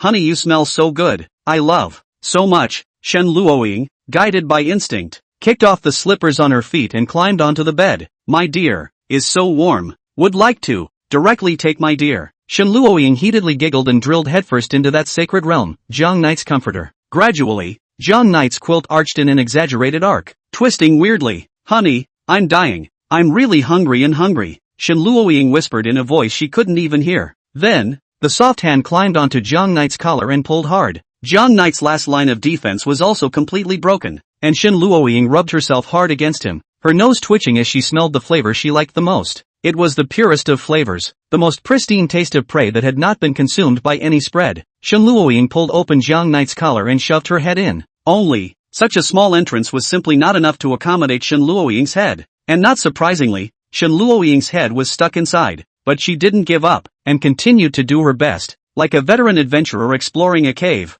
interpreting the supreme spirit of exploration in every move. So annoying. Honey, why are you so small? Shen Luoying slowly turned her head, and Zhang Knight's sweater was instantly like the sea meeting a storm, raising shocking waves. Prickle, said the sweater when it was still in the factory, and it had no idea that it would one day have to go through such an ordeal. Even if it is Elisa's big, it is confident that it can be accommodated. But what is this thing as big as a head? Is this what it's supposed to bear? Obviously not. So it simply went on strike and quit, and whoever was in line went on. It became fragmented in a flash, turning into piece after piece of cloth. I have to say, the pop rate is really high. Shen Luoying's Zhang Knight power had been replenished almost to the point that at this moment, with the bursting of Zhang Knight's clothing, she gradually regained consciousness. She lifted her head in a daze, drooping her eyelids as she surveyed everything around her. Where am I? She was clearly in her room just now. She looked down at Zhang Knight on the bed again, feeling the warm scent of the comforter. She instantly understood.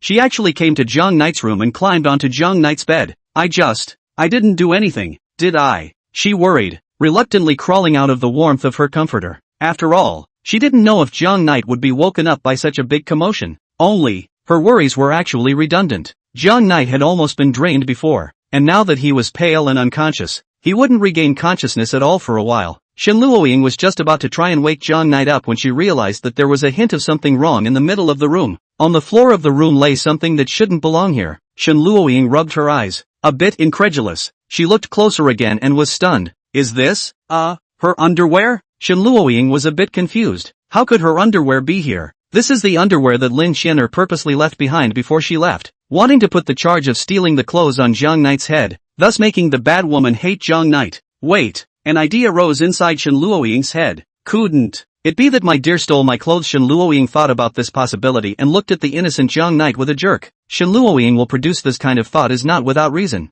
Her subconscious always feels that Zhang Knight seems to have stolen her. At some point, it's just that this part was just like a dream, making her unable to distinguish between true and false. Moreover, besides Zhang Knight, who could waltz into the villa and steal her clothes without even breaking the door lock? Regardless of the motive, or the possibility of the crime, Zhang Knight was the one who was most suspected. Shen Luoying turned her head and her eyes towards Zhang Knight produced a slight change. The innocent Zhang Knight didn't realize that he had already been branded as a thief. Obviously, Lin Xianer's graft was successful. Only, honey, you're so greedy. Shen Luoying couldn't care less about the pain in her hand, tiptoed up to Zhang Knight's side, looking dully at Zhang Knight's sleeping face, the corners of her mouth hooked up in a strange arc, and drool couldn't be controlled to flow down from the corners of her mouth. Obviously you already have my underwear and fat ass, but you don't know enough to want more? Hey. Honey, though, you're asking a lot. It's just that, I love you so much. Of course I'll fulfill you. She reached for her duffel coat and slowly unzipped it. I've had those clothes for days. The smell has faded.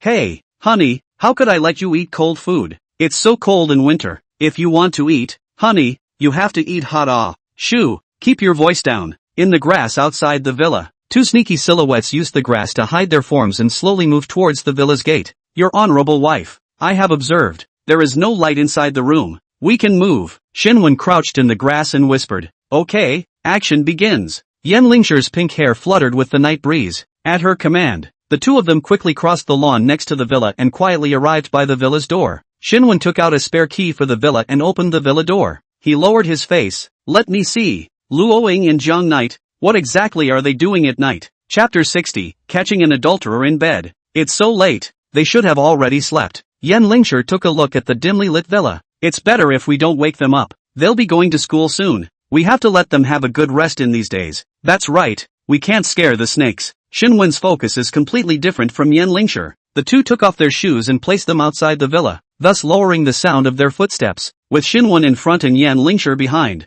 the two of them quietly slipped into the villa and tiptoed through the corridor to the stairway on the first floor. Shoo! Yanlingshir put her index finger to her mouth and made a silent gesture. The two men crouched in place, ears perked up, listening for movement upstairs. "Wife, have you heard strange sounds?" Shenwen said.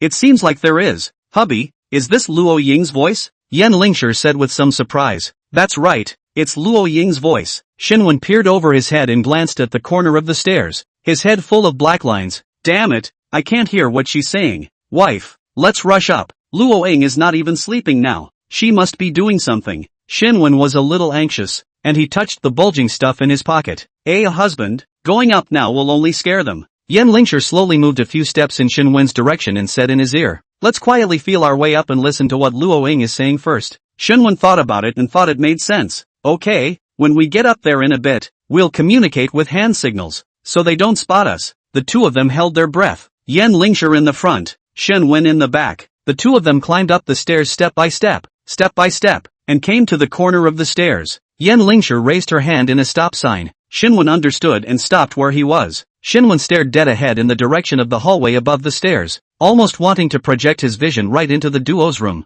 Luoying wasn't sleeping now, and the lights in his room were still off. The more he thought about it, the more wrong he became. These two people, they definitely weren't doing anything good. Seeing that Yanlingshir hadn't made a move yet, he kept scowling towards Yanlingshir. Seeing her husband in this state, Yanlingshir cocked her head, unsure. Shenwen pointed to his ears. Seeing this, Yanlingshir's mouth made an O shape, then slowly nodded, signaling that she understood. Thus, Yanlingshir turned her head sideways, pointed one ear in the direction of the corridor, and listened attentively. The villa was so quiet that the two could almost hear each other's heartbeats. Meanwhile, "Honey, I'll give you my here, honey, I'm all over it. It's not too much to ask for a reward." Yanlingshir frowned. The distance was still too far now. She could only vaguely hear a few keywords. She actually shouted "dear." At Jiang Night, Yanlingshir's eyes glowed. Can it be that she's already taken it? Thinking about it, she couldn't resist her urge to eat her melon and wanted to see it with her own eyes. She turned her head and faced Shenwen.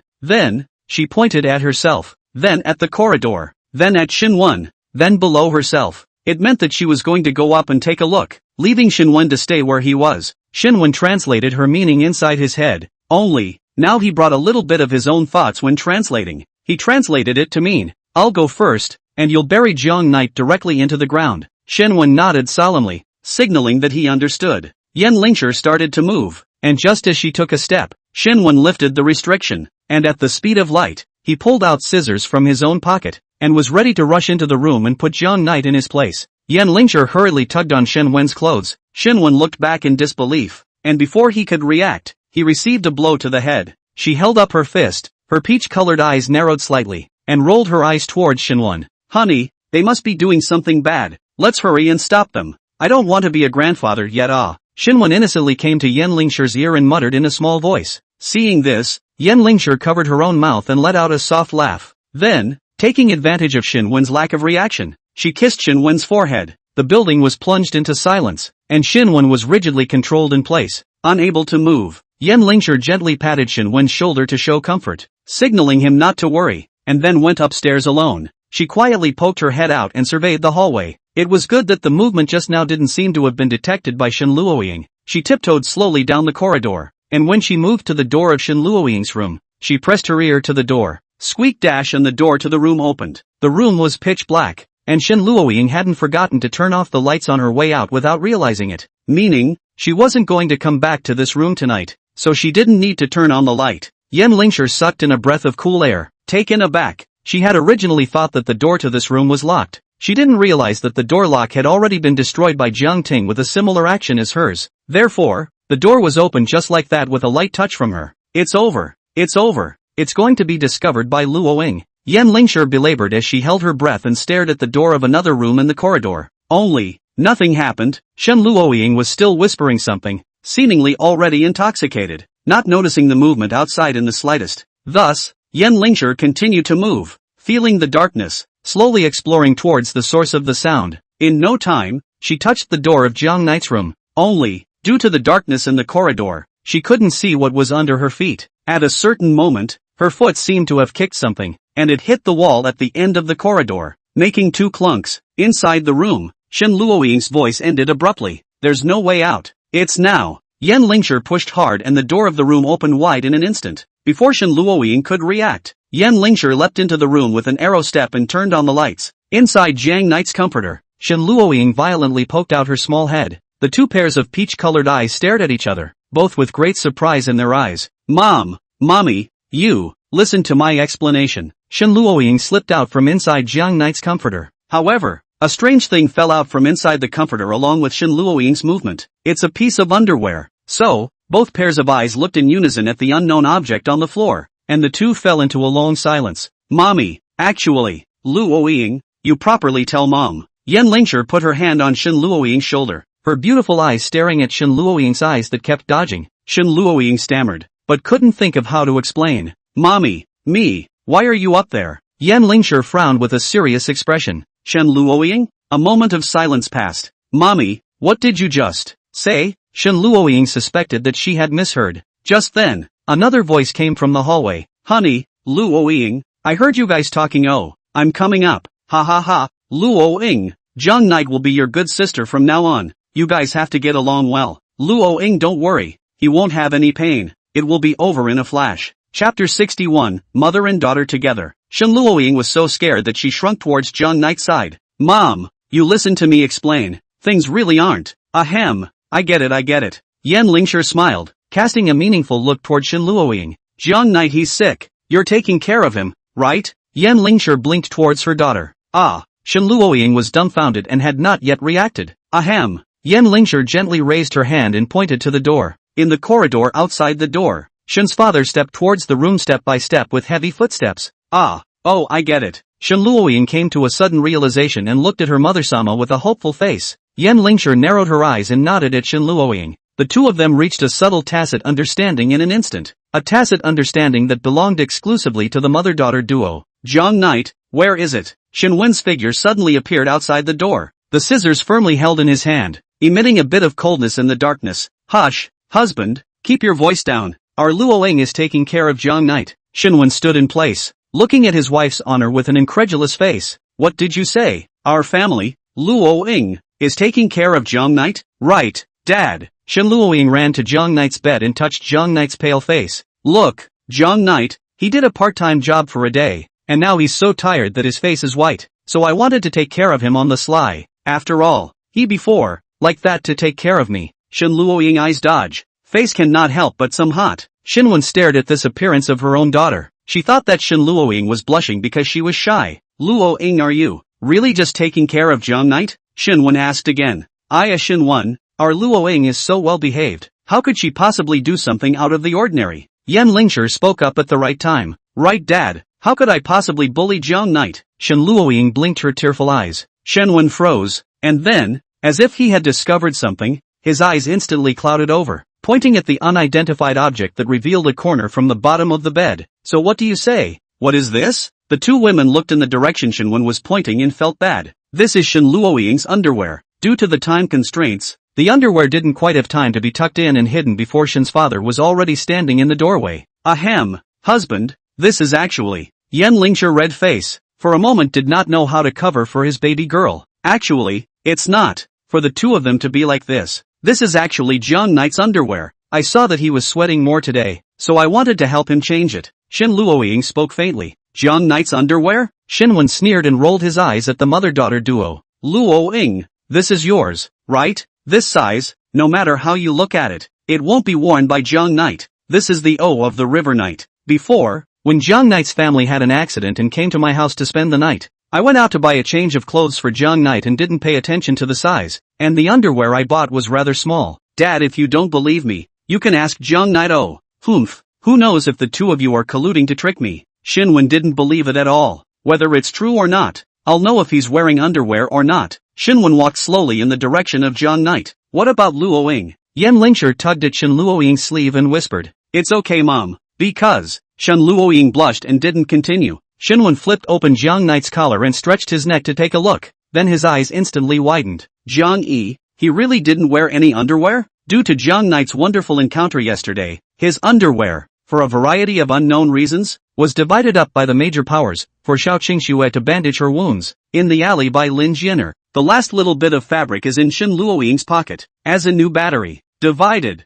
completely disappeared from the world. Dad, I really don't know what you're thinking. Shen Luoying rolled her eyes at Shenwen. Luoying, you actually, really are taking care of Jiang Knight. Shenwen murmured. That's right, Dad, now you believe it. Shen Luoying and Yan Lingshi both breathed a sigh of relief at the same time. But, Shenwen was suddenly agitated for no reason. Ooh, why? Luoying is obviously my daughter, but she never took care of me. I also want to experience what it's like to be taken care of by my daughter. Damn Jiang Knight, how come he can enjoy Luoying's care ahead of me? Evil Jiang Knight brat, old man will take you. Here, Shenwen stuck the scissors into Jiang Knight's comforter. Dad, calm down, Shen Luoying exclaimed, going up and pulling Shenwen's sleeve. Ha ha ha, Jiang Knight, ready to become a girl? Shen Luoying couldn't pull her father at all. Seeing that Shenwen was about to succeed, Bang Yan Lingshi raised the fist in her hand. Hubby, you're not ashamed to do this in front of our children. Under the education of love, Shenwen's eyes gradually became clear and transparent, and he was completely honest. Cough cough, Luoying, in fact, we just came to see you. Yan Lingshi grabbed Shenwen's ear and pulled him toward the outside. Go wait for me outside first, I still have some things to say to Luoying. Shenwen nodded sardonically and took the lead down the stairs. In the room, only the sleeping Jiang Knight and the two pink-haired girls remained. Mommy, me, hey, Luoying, this is actually no big deal. Yan Lingshi's peach-colored eyes reflected his own daughter's tearful look, as if he had seen himself when he was young. That's it, what mommy wants to tell you is, when you do that kind of thing, you have to think about Enya's feelings too. Can't always have you on top, got it? Mom, what are you talking about? Shen Luoying was really about to cry out. I'm just with him. I've said it all. Luoying, there's no need to explain. Mom was young as well. Yan Lingshi coughed twice. Anyway, take precautions. Shen Luoying didn't have a chance to retort at all. That's it then. I'm leaving. Oh, have fun with Jiang Knight. Yan Lingshi turned sideways and winked at Shen Luoying. That, Mommy. Shen Luoying raised her head, her eyes glancing away. I don't have any more clothes. Oh, Mom understands. Yan Lingshi nodded. Isn't it just sending Jiang Knight a bit of clothing? When I was chasing your father back then, I even sent him mine. Shen Luoying tilted her head sideways. Shouldn't Daddy be the one chasing you? Oh yeah, it was Shinwen who chased me. I've messed up and forgotten. Yan Lingshi watched his eyes and nose. That dress. Don't worry, I'll get you a couple more sets right here. Luoying I didn't realize that you're really like me. Oh, Yan Lingshi said for no reason before she left. In the future, no matter what you want to do to Jiang Knight, I will support you. Oh. Yan Lingshi tossed her long pink hair, her peach-colored pupils becoming even more vibrant and colorful in the night. Chapter 62, The Daily Routine of the Brothers. Am I already dead? Did I die in the battle to destroy the evil spirits? Sorry, Father. Sorry, humans. Jiang Knight, get up. Jiang Knight, wake up. I made you something delicious. Get up and try it. Oh, why do I hear the voice of a chartered lady? Is this the legendary Walker? River Knight? If you don't get up, you're going to be given your punishment. Oh, the punishment of a chartered housewife? Maybe I won't get to experience it. Then, after I die, the money I owe you will have to be paid by my dad. Pay you back. Yeah, why didn't I think of that? Obviously it's Dad who rolled my money away. When the time comes, I'll just empty Dad's small treasury and pay her back together. Won't I? Jiang Yi lay on the bed, and the corners of his mouth couldn't help but reveal a touch of microfiliality. Jiang Knight, you brought this on yourself. Oh. Shen Luoying leaned over the bed, gazing at Jiang Knight's sleeping face, and swallowed her saliva. Seeing that Jiang Yi hadn't turned on his computer yet, she decided to utilize a bit of tactics to force him to force it on. Shen Luoying grabbed Jiang Knight's quilt and lifted it with force. The cold winter air soaked through Jiang Knight's entire body in an instant, and his body began to tremble involuntarily. Then, Jiang Knight violently opened his eyes. Jiang Knight, Why did you kick the covers off? Shen Luoying knelt down next to Jiang Knight in a well-behaved manner. You'll catch a cold in this condition. Hurry up and put your clothes on. After a night's rest, Jiang Knight's face looked much better, but it was still a bit pale. He was groggy in the head and a little confused about the situation. I'm not dead? Those things last night, was I dreaming? Jiang Yi squinted his eyes, still not adjusted to the early morning sunlight. Could it be that I've been too tired in the past 2 days? Jiang Knight thought, feeling more and more that what he had experienced in the past few days was more or less unreal, as if the usual that he had been accustomed to for a long time had suddenly been lifted up into a shocking wave. But it didn't matter. No matter what, he was still alive. Mordor, it's horrible. It's cold. It's so cold. Jiang Knight looked to his bed. His own pile of quilt was lying on the floor of the room. Landlady, did you do this? Jiang Knight turned his head sideways, narrowed his eyes, and questioned Shen Luoying. I didn't do it. Oh. Shen Luoying didn't blush or jump. Jiang Knight, you're prone to freezing and catching a cold like this. Let me warm you up. The corners of Shen Luoying's mouth unconsciously rose a few times, and she pounced towards Jiang Knight, hugging Jiang Knight, who was only wearing a single piece of underwear. Don't ask how this underwear came to be. Shen Luoying might know, but she isn't going to tell Jiang Knight that this one, the one that overrides Guochao's pre-made dishes, is the one that's ready-made. Jiang Knight, do I look like a warm baby like this? Shen Luoying pressed herself against Jiang Knight and buried her head in his chest, raising her head and blinking her eyes. It's not right. Jiang Knight frowned. The rigor of a man of science and technology allowed him to quickly notice that things were not right. Landlady, next time you lift the covers off me, remember not to press your arms into my legs and tell me I kicked them off. Shen Luoying didn't respond. Warm baby, why don't you say anything? Jiang Knight took his hand and waved it in front of her. Shen Luoying didn't respond. Yeah, warm baby, playing dead huh? Come on, let me see. Jiang Knight's hands went directly to Shen Luoying's soft underbelly. After some friendly exchanges between brothers, Jiang Knight finally got dressed and climbed up from the bed. Landlady, your dark circles are so heavy. Did you stay up late again yesterday? Jiang Knight casually asked. Shen Luoying often stayed up late, either studying or drawing. This he knew. Although Shen Luoying stayed up all night yesterday, the purpose naturally did not need to be mentioned. Landlady, why is the door handle of my room broken? Jiang Knight stared at the large hole in his room door and fell into deep thought. Shen Luoying's heart thumped. How could she have forgotten about this? Oh, some kids were playing soccer next door yesterday, and the soccer ball kicked into the room and just happened to smash the doorknob off. Jiang Knight frowned in surprise. Shen Luoying's eyes and nose did not speak. Charters.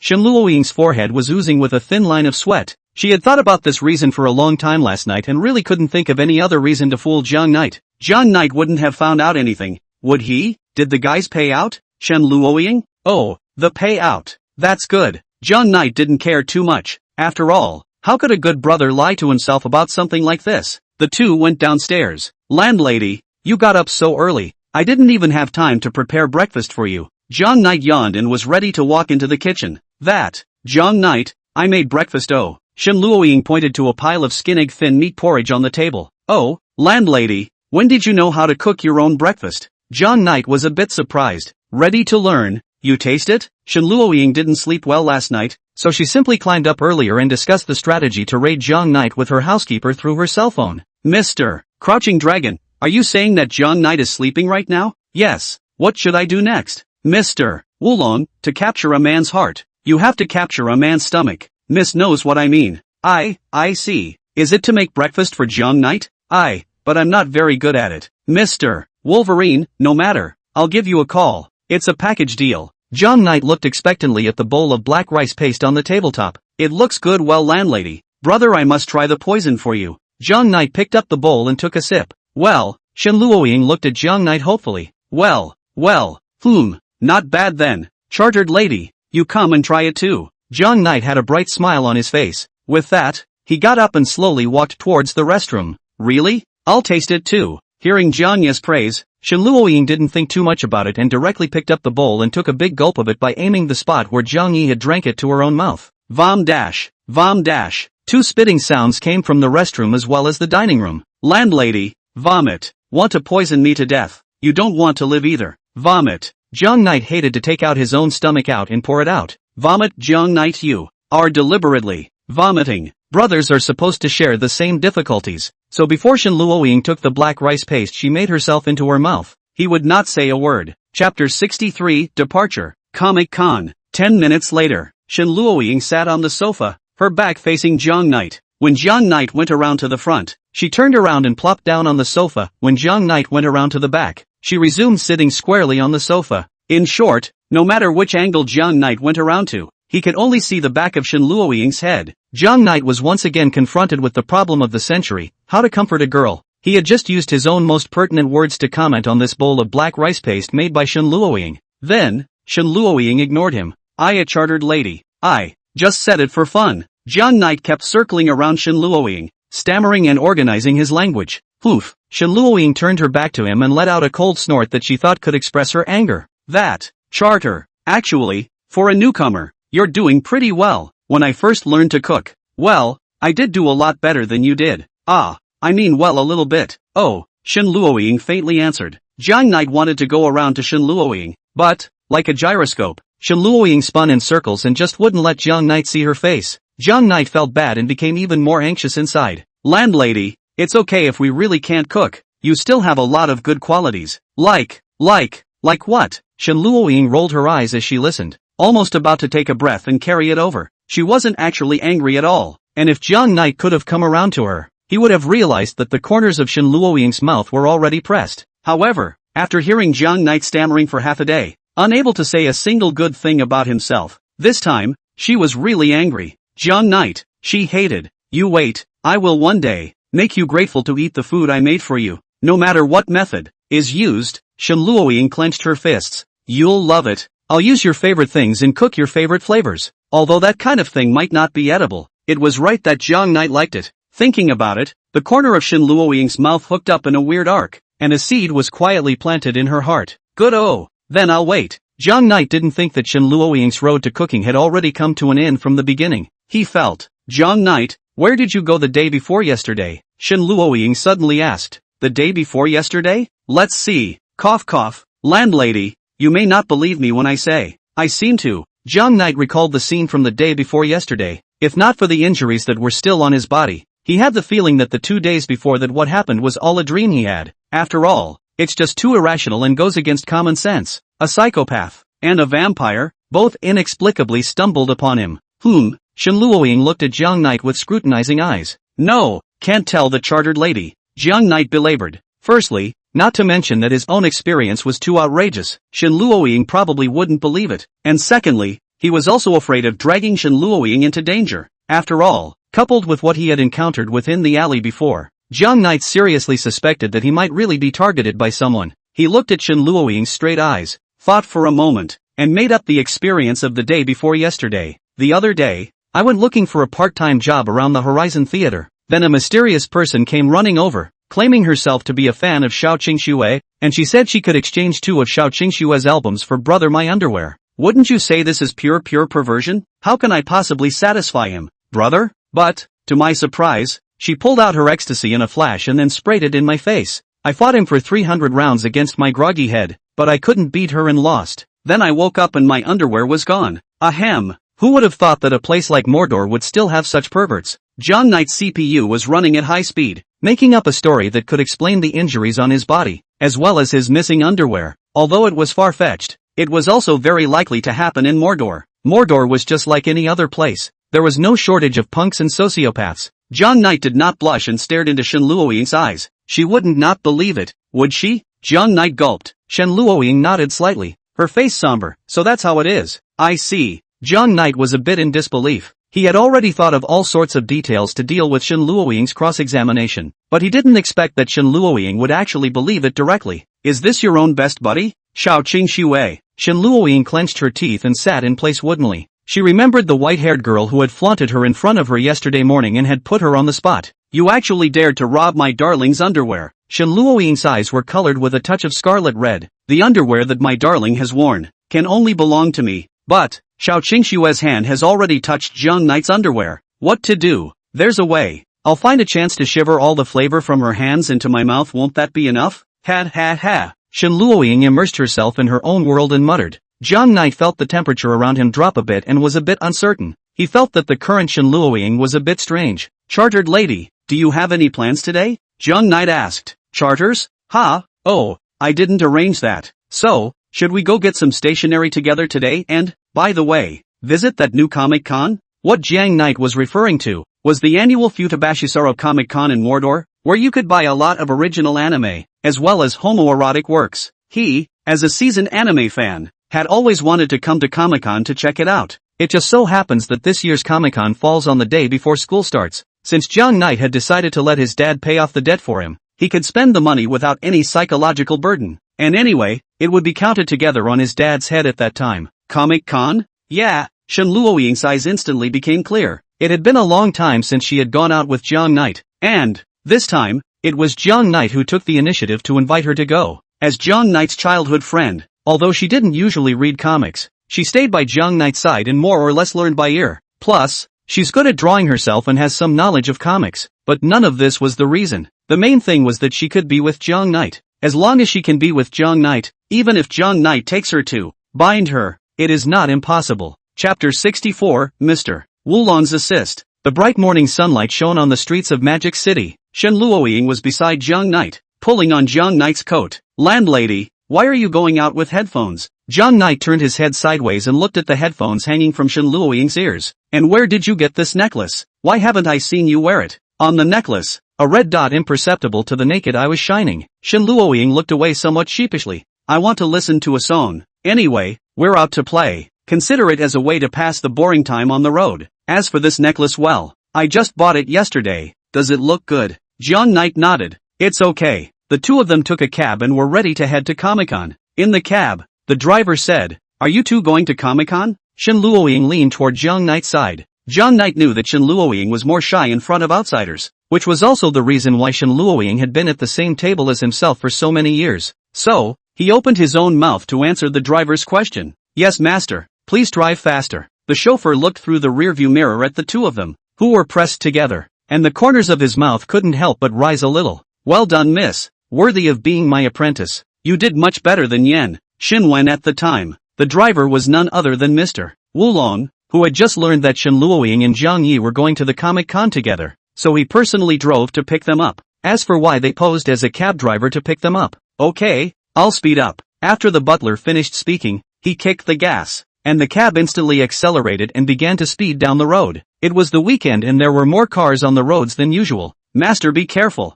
Jiang Knight was startled as he looked at the bicycle that scurried out of the alley in front of him. The butler's eyes were quick, and as soon as he brought the steering wheel around, the car grazed the front of the bike and swept past. At the same time, because the car made a sudden turn, Shen Luoying, who was sitting next to Jiang Knight, accidentally failed to sit still and fell down in Jiang Knight's direction. The biker took out his walkie-talkie and confirmed the situation with the butler, and after learning that the mission had been successful, he quietly left. Landlady, are you okay? Jiang Knight looked at Shen Luoying, who had collapsed in his arms, and whispered, Well done, miss, you now act like you're shy and apologize to him. The butler instructed Shen Luoying on her next move through the headset. Just ask him to say, Did I hurt you? Shen Luoying immediately did as she was told, her eyes dodging in her red face. Jiang Knight, I'm sorry, I didn't hurt you, did I? Charters. Jiang Knight blushed a little. Yes, that's it. The butler looked at the duo through the rearview mirror and nodded in satisfaction. The 36 stratagems of bitter flesh. Just by putting on a tender face,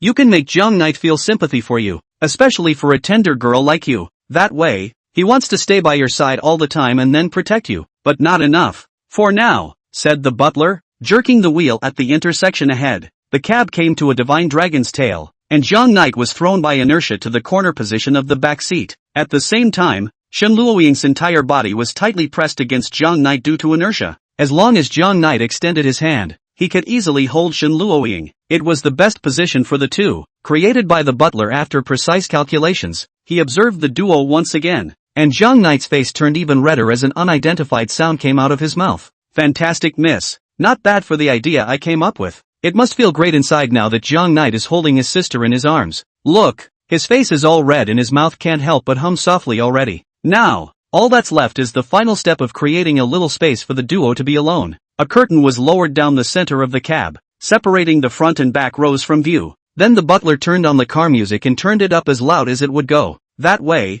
the two of them could use the noise to whisper something. Miss, I've pulled full operation. Next, it's up to you. Charters. Jiang Knight's voice had a twist in it, and Shen Luoying had never seen such a Jiang Knight before. Jiang Knight's red face seemed to be carrying some sort of struggle within her expression. Shen Luoying stared blankly at such a young knight, a look that clearly has ignited the fire of desire, but insisted on burying the flame in the heart. The young girl's face instantly reddened, and white-hot air continued to harp out of her mouth. It's so hot. Front row, Mr. Wolverine unbuttoned his top button. I obviously don't have the heat on. John Knight put his hand on Shen Luoying's shoulder and gently held it, his thumb inadvertently touching Shen Luoying's collarbone. This became the last straw that overwhelmed Shen Luoying's sanity. This look of abstinence on Jiang Knight's face really excited her too much. River Knight, charters, landlady, get up for me. Jiang Knight's palms exerted force and helped Shen Luoying up from her body. Shen Luoying's face was scarlet, and she stared blankly at Jiang Knight, who was already red warm.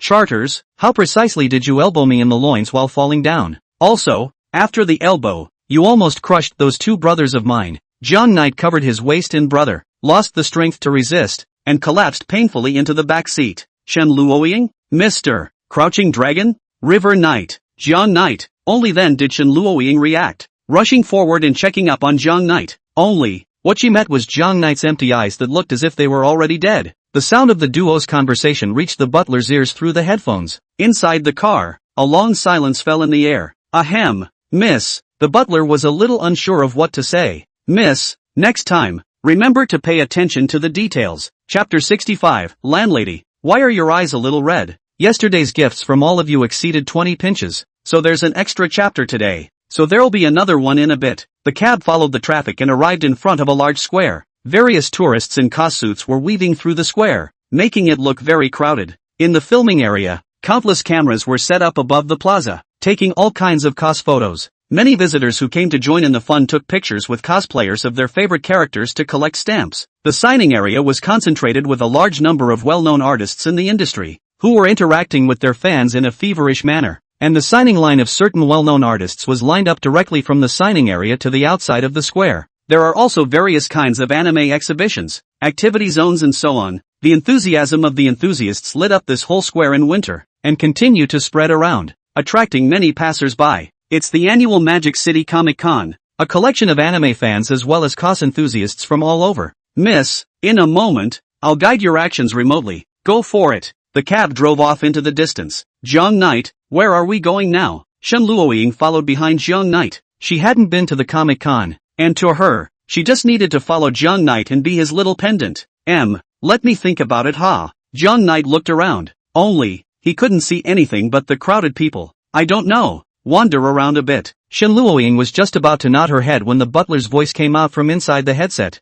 Miss, be proactive. You're going to drag him to Comic-Con and act like you're curious about anime, and then, ask him all kinds of questions during that time, so that you don't get your chance to interact? The butler reminded. This was common in business negotiations, and those who took the initiative could always grasp more business opportunities. As a veteran in business, the butler understood this. Oh, Shen Luoying softly answered. Then, tugging on Jiang Knight's coat, let's go over there and take a look. Shen Luoying pulled Jiang Knight and walked over to a cosplayer wearing a strange headgear. The headgear hung a black and white photo of a person with an indifferent expression and dull eyes. Jiang Knight, who is this? Shen Luoying asked, pointing at him. Oh, this is Makoto, the protagonist of Sun on Campus. Why would he have a black and white picture like that? Because he liked more than one girl at the same time, and some girl got upset and stabbed him to death. Oh, well, what about this one? This is, Jiang Knight explained. Is this person also a character from the anime? Shen Luoying pointed at a cosplayer who was crouching on the ground and spinning black chocolate furiously. Oh,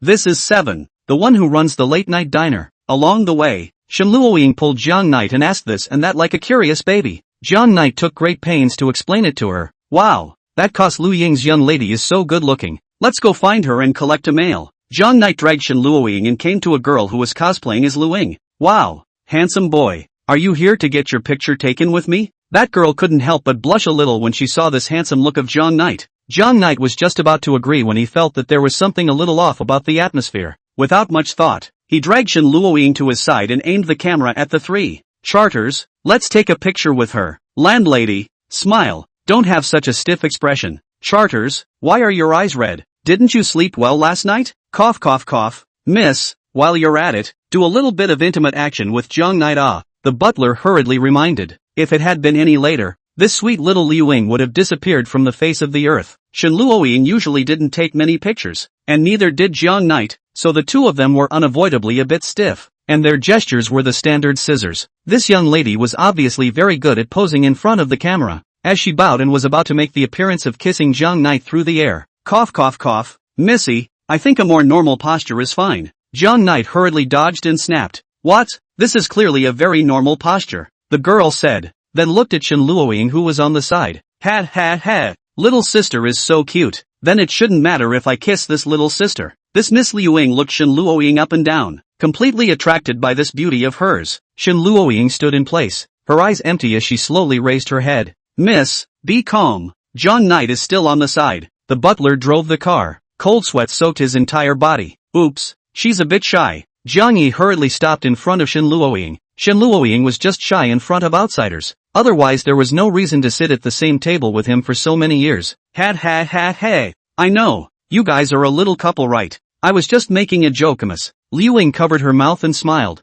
Hearing the word couple, Shen Luoying's eyes gradually cleared up. She pulled the corner of Jiang Knight's coat and hid behind him, acting like she was scared. No, she's my brother. Jiang Knight corrected. Yes, you are brothers. MS. Luoying rolled her eyes. The three people finished taking a group photo normally. Jiang Knight sandwiched between the two girls. Shen Luoying's eyes were still a little red, but a little post-pee would be fine. The two of them strolled around like this for a morning, during which the housekeeper repeatedly gave Shen Luoying tricks, including but not limited to, my feet hurt, I broke my foot, I want to eat that, my hand hurts, you feed it to me. Shen Luoying was now happy like a small child, completely forgetting the little bit of unpleasantness she had just experienced. They went from the filming area to the event area and took another slow stroll through the anime expo area. In the end, there was only one place left in the signing area. Chapter 66, Homoerotic Illustrated Books. The crowds in the signing area were larger than any of the previous exhibits. This is because all kinds of well-known authors in the industry were offering their signed comics for sale in the signing area. Many fans gathered around the author and discussed the plot of the manga. Then there are authors who are different. Why knife death? Sundry authors, if, is dead. You don't want to live either. Fans took all kinds of throwing objects and threw them at the author, mumbling statements like resurrect. However, these are nothing more than jokes, and they are all expressing their love for the author's work in their own way. Jiang Knight, there are a lot of people here. Shen Luoying hid behind Jiang Knight, continuing to maintain her shy image in front of outsiders. Well, let's go over there and see. The two men sandwiched themselves in the middle of the road in a long line. After a long time, Jiang Knight squeezed out from the crowd, with two more signed picture books in his hands. Have we been waiting in line for hours? Jiang Knight's legs were a bit sore from standing. Shen Luoying, on the other hand, sat down on the ground without any image. For a weak woman like her, standing for so long was already a limit. Why don't we go sit over there? Jiang Knight pointed to a small corner with less foot traffic. Good. Shen Luoying nodded. She was now exhausted. Taking a rest was indeed the best choice. The two dragged themselves to the small, unoccupied corner. Jiang Knight unloaded the backpack on his body and was just about to take out food and replenish a little bit of energy. Jiang Knight, look, there seems to be a small stall there. Shen Luoying pointed to a small desk on the side. The small desk didn't have a collection of paintings of all shapes and colors like the other stalls. There was only a vase of flowers that was quietly placed on the desktop. It was just that the location of this stall was rather hidden,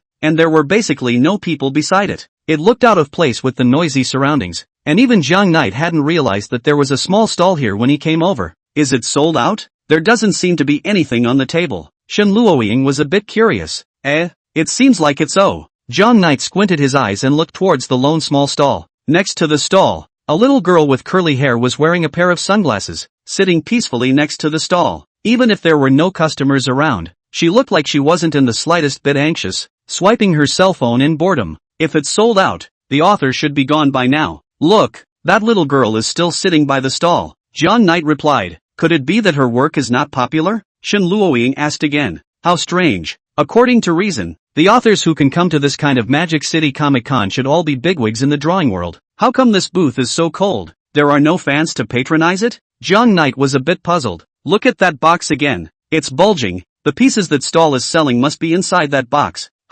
Then why doesn't she take it out and sell it? Shen Luoying felt that it was very inconsistent to try. I don't know. Jiang Knight also encountered such a situation for the first time at a comic convention. Jiang Knight, why don't we go take a look? Shen Luoying proposed when she saw this curious look on Jiang Knight's face. Just as the two were about to get up and head to the stall, a man with a black hood and sunglasses on the bridge of his nose appeared in their line of sight. He looked left and right, saw no one around, and sneaked over to the side of the stall. He leaned his back against the table, one elbow against the edge, the other hand pointing up at the table, absently looking left and right. The little girl with the curly hair was still swiping her phone, not paying any attention to him. Then the man's fingers began to tap rhythmically on the table. He knocked once, then 3 times, and finally, surprisingly, 8 times at once. The man's action seemed to catch the little girl's attention, and she put down her cell phone, bent down, pulled the box next to her seat toward her, and began to rummage through it. A short while later, a pamphlet was handed to the man. The man conjured up $20 like magic and held it between his fingers. That little girl immediately took the money and put it under the table,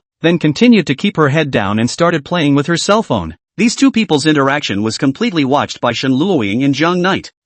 What are they doing? Shen Luoying was a bit confused. I don't know. Zhang Knight spread his hands. Miss, they just seem to be matching code words, the butler reminded. To the code word? Shen Luoying was even more confused as she told Zhang Knight about this guess. It's actually pairing secret codes. Zhang Knight stroked his chin. It can't be. They're conducting some kind of illegal transaction. Who would make an illegal trade at a place like Comic-Con? I don't know. But, Zhang Knight bad smile. We also go to the code not know? The two came to the stall. Are you the owner of this stall? Zhang Knight asked to the curly-haired little girl. The little girl didn't answer and continued to look at her cell phone. Zhang Knight coughed twice and followed the man's example just now, leaning on the table as his fingers began to tap on the tabletop. 1, 3, 8. Shen Luoying stood beside Zhang Knight, observing the girl's movements with a straight face. The girl put down her cell phone and after first looking around to make sure no one was paying attention to this side, she started rummaging around in the box just as she had done earlier. Not long after, the girl pulled out a pamphlet that was the same as the one from earlier and handed it over to Zhang Knight. Sure enough, it's a secret code.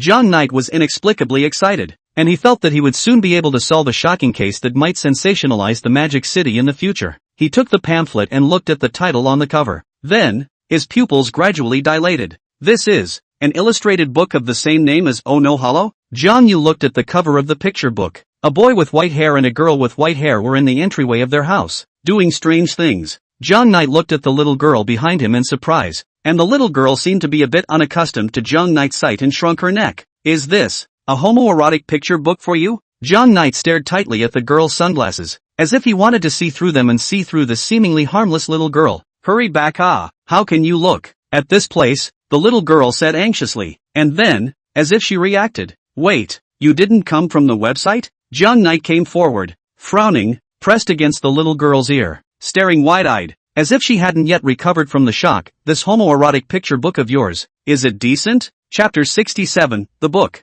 Thank you. Condensing fire rewarded the explosion. More sprinkle flowers. These 2 days are busy, such as the weekend, to add 2 days to thank you for the reward. The little girl faced Zhang Knight's questioning. Her face swished red, and her voice stammered a bit. What is proper and improper? If you don't buy it, give the booklet back to me. Saying that, the little girl stood on her tiptoes and was about to snatch the booklet from Zhang Knight's hands. Don't be in a hurry. Zhang Knight raised the booklet above his head, and the little girl couldn't reach it even if she jumped up. It's not too late for me to see how the painting looks before I decide whether to buy it or not. You, the little girl gritted her teeth, but looked away somewhat sheepishly. She brewed for a long time and took a deep breath, then glared viciously at Zhang Knight. Did you come to pick a fight? What are you looking for? Can't I look at the contents of a picture book before I buy it? Zhang Knight asked rhetorically. It seems so. The little girl thought about it and felt that she simply couldn't refute it. Just one look, I promise, and you'll want to buy it. The girl sneered. Zhang Knight placed his fingers at the pages and slowly flipped open this book of homoerotic picture book. His move was like opening a precious treasure chest, and the moment the pages of the book were turned over, it gave off a yellow glow that was undetectable to the naked eye. This yellow light was like possessing a powerful magical power, coloring Zhang Knight's clear and pure eyes with a yellow shadow. This.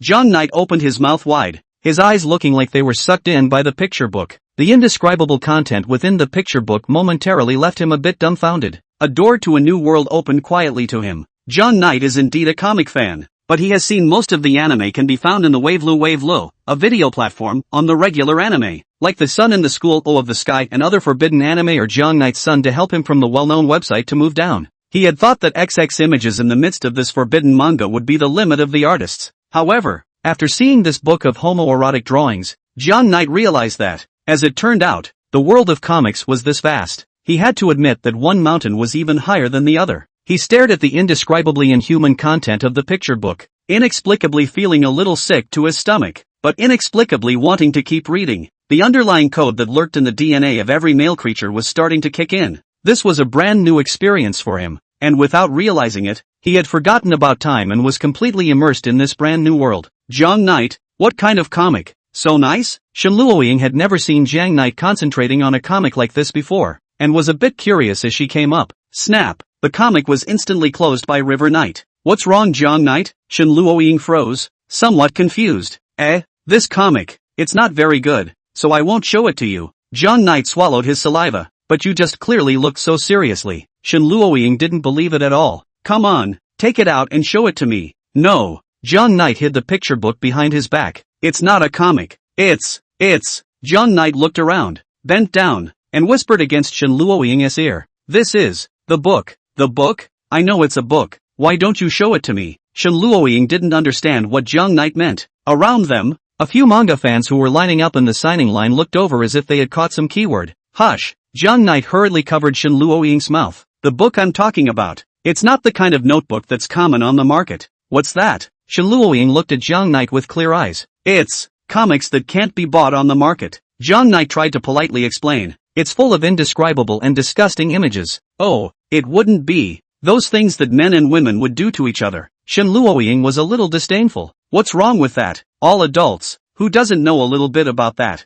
Ahem. At that point the plot would have been in a normal manga. But Benji is much more complicated than that. Jiang Yi looked at Shen Luoying's clear eyes that were uncontaminated by the world and decided that he'd better not tell him. So, what's the book? The less Jiang Yi said, the more Shen Luoying wanted to know. She felt that Jiang Yi seemed to be very interested in this kind of thing. If she was able to buy the so-called book, Jiang Yi would definitely like it. So, she simply asked the housekeeper directly. Ahem, miss, I don't know what the book is. Inside the cab, the butler's eyes and nose began to play dumb. Oh, well then, ahem, then, chartered lady, let's go. Jiang Knight somewhat reluctantly placed the homunculus picture book back on the table, even though he would love to bring a copy back to look at it. But Shen Luoying was still here. He had to do his duty as a brother, and he absolutely couldn't let a girl like Shen Luoying be tainted with forbidden knowledge. Wait, Shen Luoying stood in place. What's wrong? Jiang Knight asked. Shen Luoying took a few steps forward and said to the little girl, I'll take all of those in your box.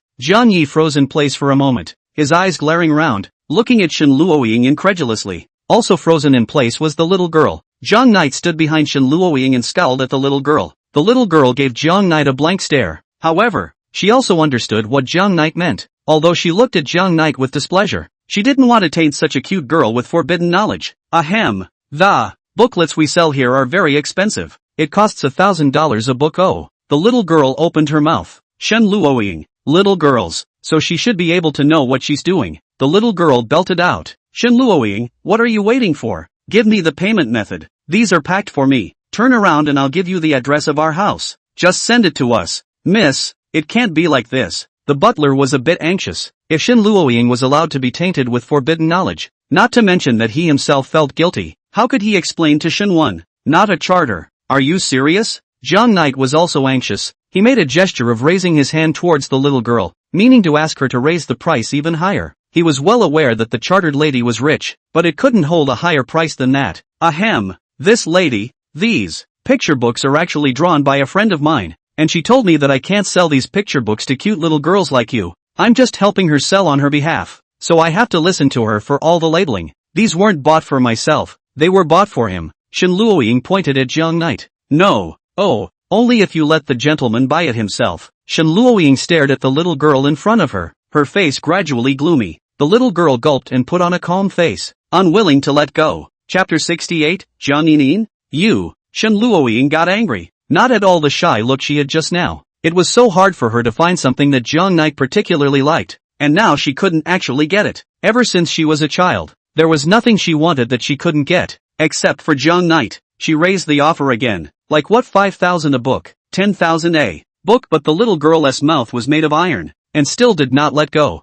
My friend asked me to sell it for her, and she had some things to do and couldn't make it to the site. The little girl was righteous, so as long as she doesn't agree, I won't sell it to you. Shen Luoying's eyes rolled. It seemed that there was no way for money to solve this problem. Only, as she looked around at the noisy crowd, a plan surfaced in her mind. Humph, little friend, you should know that there are some things that can be accomplished without money. What do you mean? The little girl frowned. Uncertain. The corners of Shen Luoying's mouth hooked up into an intriguing smile as she pressed herself against the little girl's ear, like an imp whispering in her ear. If you don't sell me these books, I'm going to report you to the staff at the Comic-Con. Although I don't know what a book is, surely it's against the law to sell the so-called book here, right? Shen Luoying revealed a meaningful smile. When the little girl heard this, she instantly turned red. You actually used a trick outside the dish. You're both so shameless. She stomped her foot. How did it get on my head? John Knight was speechless. Chartered lady, why don't you forget it? It's not like I have to have that thing. No way. Shen Luoying categorically refused.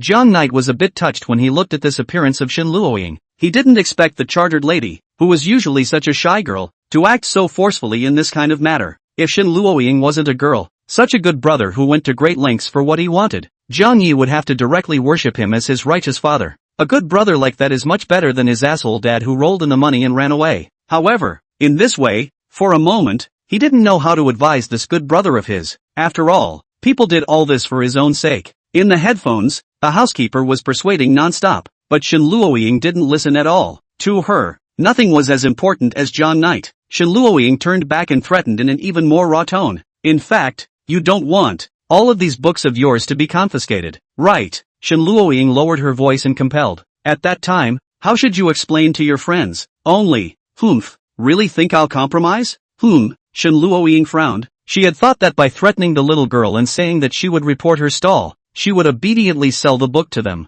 Unexpectedly, this little girl in front of her was actually unwilling to back down. Then I really have to report it. Shen Luoying turned around and walked towards one of the field staff. You wait, the little girl gasped, obviously infuriated. She held the table with one hand and tugged on Shen Luoying's sleeve with the other. Finally agreed? Shen Luoying arrogantly raised her chin. I told you, sell it to me earlier. You and I don't have to go through this trouble. You told me to call my friend. I can only sell it to you if she agrees. The little girl picked up the cell phone on her desk and dialed a number. Fine, let me talk to her later. Shen Luoying looked at the cell phone in the little girl's hand and said disdainfully. This little girl in front of her looked like a high school student, and this friend of hers shouldn't be much older than her. She didn't believe that she still couldn't handle a high school student. The phone rang 3 times and then was answered. The little girl turned on her cell phone speakerphone so that the sound of the duo's conversation could be heard by Zhang Knight and Shen Luoying. Sonic, I'm in a bit of trouble, the little girl said. Oh, what trouble? The person on the other end of the phone also seemed to be a girl about the same age as the little girl. She yawned and asked, Aha.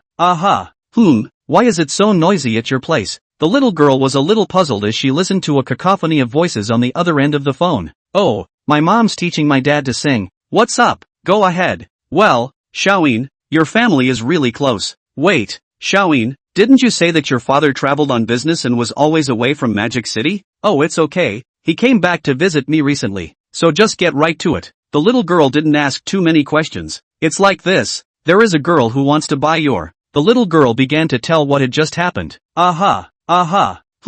John Knight frowned as he inexplicably felt that the voice of the young girl on the other end of the phone had an inexplicable familiarity. He shouldn't have heard such a voice before. And what's that uh-oh sound? On the other end of the line, a flurry of sounds rose and fell through the phone, reaching the ears of the 3 men on this end, as if something was writhing violently. Look at it this way. The young girl on the other end of the line seemed to get a little excited. Just tell her to go ahead and report it any way she wants, and I'll count it as a loss if I can pull it off. Oh, the breath is quite big. Shen Luoying inexplicably felt that the voice of this little girl on the other end of the phone was somewhat annoying. Without the slightest intention to back down, she snatched the cell phone from the girl's hand. Hey, I'm the one who wants to buy your picture book. I advise you, hurry up and sell it to me or else. On the other end of the line, the young girl was obviously a little pissed off too. Do you know who I am? I don't know who you are. Anyway, before the words were out of his mouth, a strange conversational sound came from the other end of the phone. Honey, you can talk now. Oh, aha. John Knight's frown tightened. He felt more and more that something was a little off on the other end of the phone. Is there anyone who sings that makes a whimpering sound? Oh, if you knew who I was, you wouldn't have said that, the young girl on the other end of the phone said.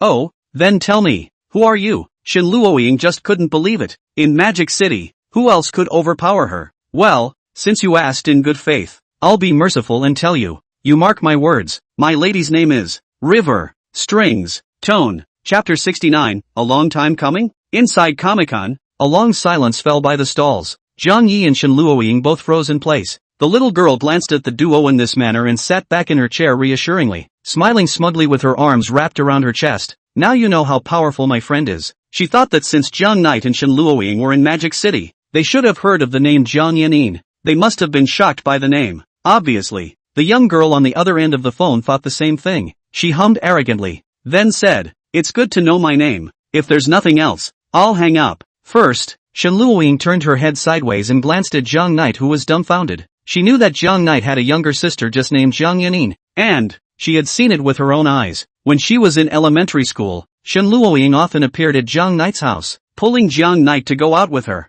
Only, things could never go that smoothly. As long as he appeared in Jiang Knight's house, this sister of Jiang Knight would suddenly appear and stare at him with unkind eyes. When he himself pulled on one of Jiang Knight's arms, his sister would tug on Jiang Knight's other arm, and neither of the two would let the other go. It wasn't until Jiang Knight finally decided to hang out with both of them at the same time that the two of them gave up. It can't be. It's really that little girl, Shen Luoying hurriedly said. You wait first. Anything else? Shen Luoying walked to Jiang Knight and handed her cell phone in front of her. Seeing this, Jiang Knight turned back to his senses and looked hopefully at the cell phone in Shen Luoying's hand. String tone. Jiang Knight's eyes were a little moist. Am I dreaming? When he was in elementary school, his parents divorced and his mother, for whatever reason, took his sister, leaving him to live with his dad. In this way, Jiang Knight was raised little by little in Chuan City by his father, who was the only family member for him. He had imagined how happy he would have been if his mother and sister had been able to grow up with him. In his dreams, or when he was dazed in class, Jiang Knight had fantasized countless times about his life with his mother and sister. He imagined that when he didn't do well in his exams, his mother, with a gentle hand, stroked his head and comforted him, telling him to keep trying. He imagined that his sister didn't do her homework seriously, and then he knocked on her head and told her that she couldn't be so naughty. Jiang Knight was not good at expressing the kind of unspoken emotions within himself, so he had more than once conceptualized what he should say when he met his mother and sister. It's supposed to smile and say, "Mom, Stringy, it's been a long time," or should I cry in pain and hug them? "Mom, Stringy, I miss you so much." Jiang Knight had countless words that he wanted to say to them. Hey, tell me what's going on. I have things to do. On the other end of the phone, the young girl impatiently urged. However, when 1,000 words reached his mouth, Jiang Knight couldn't say anything. What if it's just a rename? What if your sister doesn't recognize you anymore? Strings. Jiang Knight turned off the speakerphone, his hand shaking slightly as he gripped the phone. He held his breath, afraid to say another word. He was so afraid that this was just a dream. So if it was a dream, let it be a dream. For a little longer, Shen Luoying looked at Jiang Knight with a complicated face, and to be honest, she didn't like this sister of Jiang Knight very much. However, she was very happy. During class, Jiang Knight liked to whisper to her. When talking to himself about his mother and sister, he always spoke in a relaxed tone, as if he was talking about an insignificant matter. However, how could Shen Luoying not see that when Jiang Yi was talking about these things, he would deliberately avoid her line of sight and look out the window at the large tree that swayed slightly with the wind? Until one time, what would you do if you could find them? She asked in a small voice. If I can find them? Jiang Knight was silent and lowered his head, not continuing on. Jiang Knight, you answer this question. The teacher shouted. Oh good. Jiang Knight stood up. Ahem. Charter. What did the teacher just ask? Jiang Yi turned back his head, and only then could Shen Luoying clearly see Jiang Yi's eyes that had long been moist. Jiang Knight was always that sunny and cheerful look in front of her. There was nothing that could make him show this look. Shen Luoying was sincerely happy for Jiang Yu if he could find his family. Although this sister was annoying a little bit, but counting her age, she should be in high school right now, busy with her studies, and couldn't find the time to bother herself. Moreover, she was Jiang Knight's own sister, and after he and Jiang Knight got together, he still had to be slightly nicer to Jiang Knight as his sister. Stringy, it's been a long time. Jiang Knight tried his best to make his tone seem flat. A momentary silence fell on both ends of the phone. Just as suddenly, something seemed to happen on the other end of the line. Who are you? On the other end of the phone, the girl's voice trembled a little. This voice, so familiar, although it is very different from him at that time, but the girl felt that the voice is so warm, so like, I'm Jiang Knight. Stringy, do you still remember me? Jiang Knight finished, closed his eyes, not daring to listen to it again, in case he's mistaken, in case Stringy no longer recognizes himself. Brother. Jiang Knight snapped her eyes open and couldn't hold back any longer. Her legs went limp and she sat down on the ground, unable to stop the tears from flowing downward. This is not a dream. This is not a dream. In the blink of an eye, it was 10 years. It had been 10 years since he had heard that word. He realized now how ridiculous the words he had prepared for what he should say at a long goodbye were. Right now, he couldn't say anything, and he didn't have to. Everything has settled into time, exploding quietly from amongst the wordless silence. The string sound, is a brother, oh. John Knight closed his eyes and lost his voice breaking. There was another silence. Brother, Cordy misses you so much. Oh. On the other end of the phone, John Cordy let out a similarly painful cry. Stringy, are you okay? Mom, is she okay? Strings, don't be anxious, let's talk slowly. Jiang Yi softly comforted, but he didn't notice that his own voice was also trembling. Seeing this scene, Shen Luoying walked forward and pulled away the little girl who was doubting her life. In the secluded little corner, John Knight was the only one left. Brother, the young girl slowed down for a long time before she spoke with a trembling voice. I and Mom are fine. Oh, brother, you're at Magic City Comic Con, right? Aha, brother in O. Stringy, where are you? John Knight asked. Great, Stringy will be returning to Magic City soon, and when that time comes, I'll come find my brother. Stringy, do you and Mom live in Mordor? Right, brother, wait for me, I'll be right there. Aha. Stringy, what exactly is that thing rattling on your side? John Knight asked. From the very beginning of this call, this voice has been coming out of the middle of the phone over and over again. Oh brother, he's Daddy. Oh, Daddy, my brother and I are on the phone. Oh, the young girl leaped. Aha, ha, what did you say? John Knight's CPU was burning. Isn't Stringy's dad my dad? Wait, that's not right. No. John Knight inexplicably felt that there was something wrong. Dad, do you want to say something to your brother? Jiang Yanyin asked. Hubby, do you want to talk to Sayaka for a bit? Good. Oh, another woman's voice came from the other end of the phone. Immediately afterward, the auto disappeared and was replaced by a manly cry. John Knight, you run. Chapter 70, Escape. John Knight froze. What was happening? That voice, it's Dad? Dad, are you with Mom and the others? John Knight asked. Son, run, if you don't we'll all be finished. Woo. John Knight instantly got up, and his pupils suddenly contracted as if an earthquake had struck. His CPU was running frantically. His dad left himself behind just to go to his mom? Dad, why didn't he take himself with him? And what's the point of making yourself run? Dad, what's wrong with you? What's going on? John Knight couldn't react at all for a moment. Honey, how can you say that? Came a sultry voice. A woman. Only the voice was a bit muffled, as if the woman wasn't in the car at the moment. It was so hard for little voice to find Sayaka, so let the two of them, brother and sister, have a good time exchanging feelings. As for us, dear, I won the game of hide and seek. Oh, shouldn't you give me some kind of reward? Or do you want me to punish you, husband? The woman exhaled, her voice carrying 3 parts molestation and 7 parts seduction. Aha, Dad, speak. Dad. John Knight anxiously called out to his dad, but the dad's mouth seems to be covered by something. Stammered not Senda, the old man's mouth seemed to be covered by something, and he stammered and couldn't make a sound. Honey must have been horny for the last 10 years or so we've been apart. Besides, honey must be tired after running around for a long time just now. How about phantom squeezing your body? Aha. Honey, this look of abstinence is really making me. No way, honey. Yes, that's the look. That disdainful look. Me.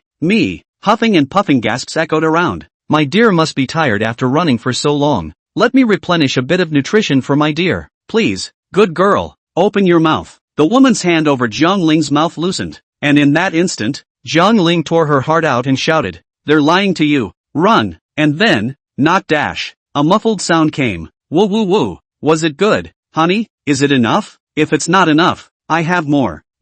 Well. Jiang Ling's voice disappeared completely, as if it had broken. Dad. John Knight's hand holding the cell phone trembled slightly once again. Only, this time, it wasn't because of excitement, but because of fear. Brother, just stay where you are and wait for me. I'll be right over to you. The young girl ignored the little episode she had just witnessed, still immersed in the surprise of reuniting with her brother after a long time. Nope. You guys are lying to me? John Knight's CPU was a bit overloaded. He had just experienced a wave of ups and downs, and now, he was in some kind of trance. What did you guys just feed my dad? John Knight asked. Well, I'll ask. Oh, Mom says it's a drink our dad used to like. Okay, so tell me, what is your so-called drink? Oh, let me ask. Mom says it's milk. John Knight frowned. Not right, definitely not right. Dad, he only likes to drink beer. You can't fool me. You're not even my mom or my sister. Who the hell are you? Jiang Knight figured out that the people on the other end of the phone weren't his family at all. They kidnapped Dad and then posed as his family, trying to capture him as well. Luckily Dad risked his life to deliver such an important message to himself. Dad, wait, I'll get you out of this. Ni ini I. Just now Dad, he was joking. Hey ni ini I? Da.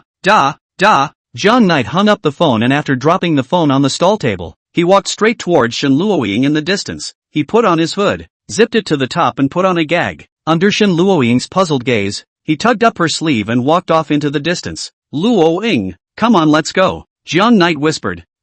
Before Shen Luoying could react, she was pulled away by Jiang Yi and walked straight towards the distance. Jiang Knight, what's wrong? Shen Luoying was a bit confused. She looked at Jiang Yi, who turned his head sideways, not being able to see her expression. Ahem, my sister said to come back to me when I'm in school. Let's go back first. Jiang Knight tried to say as much as he could without his face turning red. Shen Luoying cocked her head, a little unsure. The two of them mingled with the crowd, left the Comic-Con, took a cab, and went straight back to the villa. An hour later, a stretch limousine parted the crowd and pulled up at the entrance to Comic-Con. The door of the limo was slammed open and a young girl dressed in a black lolita with a high ponytail sprinted out of the door and darted off in one direction or another. She had a large pillow in her arms and was wearing small leather shoes, her calves and white stockings looking even smaller and cuter against the black hem of her skirt. Wow, this little sister is so cute. What character is she cosplaying? On the side, the two young ladies cosplaying as Sheer covered their mouths with little stars in their eyes. They had never seen such lovely girls. Little sister, can we get a picture with you? The young girl didn't pay any attention to them, still running on her own. Little sister, please, just take a picture with us. Those two little sisters hurriedly chased after them. They tugged at the little girl's sleeve. Soon, we'll put one together. The little girl instantly turned her head, her dark pupils already tinted with a touch of red. Jiang Yanning stared expressionlessly at the two young ladies, her empty eyes like a black hole. The young ladies were startled, letting go of the girl's sleeve, and couldn't help but take a few steps backward. The young girl turned back and darted toward one of the corners of the signing area. Xiaoyin, you're here. The little girl who helped her sell books was named Gu Yao. Gu Yao, where's my brother? Jiang Qingyin grabbed Gu Yao's arm. He left just now, saying something about having some business and that he'd come back and visit our booth next time. After Jiang Yuanyin heard this, her hand that was gripping Gu Yao's arm instantly lost its strength and hung down powerlessly. She dropped her head and sat on her knees. Tiny, is he really your brother? Tone, are you okay? Brother, I miss you so much. Brother, don't you miss Stringy at all? That,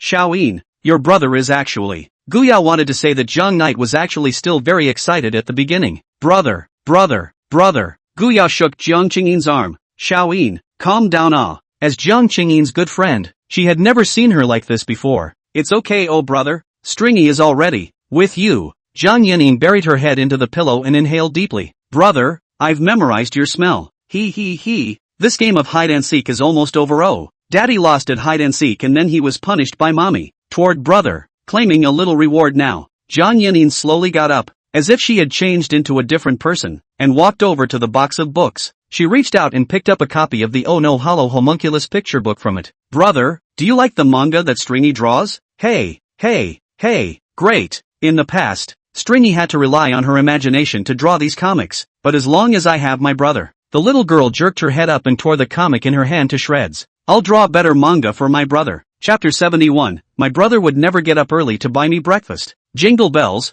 Jiang Knight rolled over in bed. Ding. The alarm clock went off for a full minute. Jiang Knight groaned twice and finally opened his eyes, slowly sitting up from the bed. He remembers a scene from yesterday, when he was almost about to be taken by the gang that kidnapped his dad when he was blindsided by them at Comic-Con. So, last night, he couldn't get a peaceful sleep for the whole night. He was afraid that this villa would be discovered and then they would send someone to raid this villa at night. However, now it seemed that all the worries were redundant. They didn't seem to have found their way here.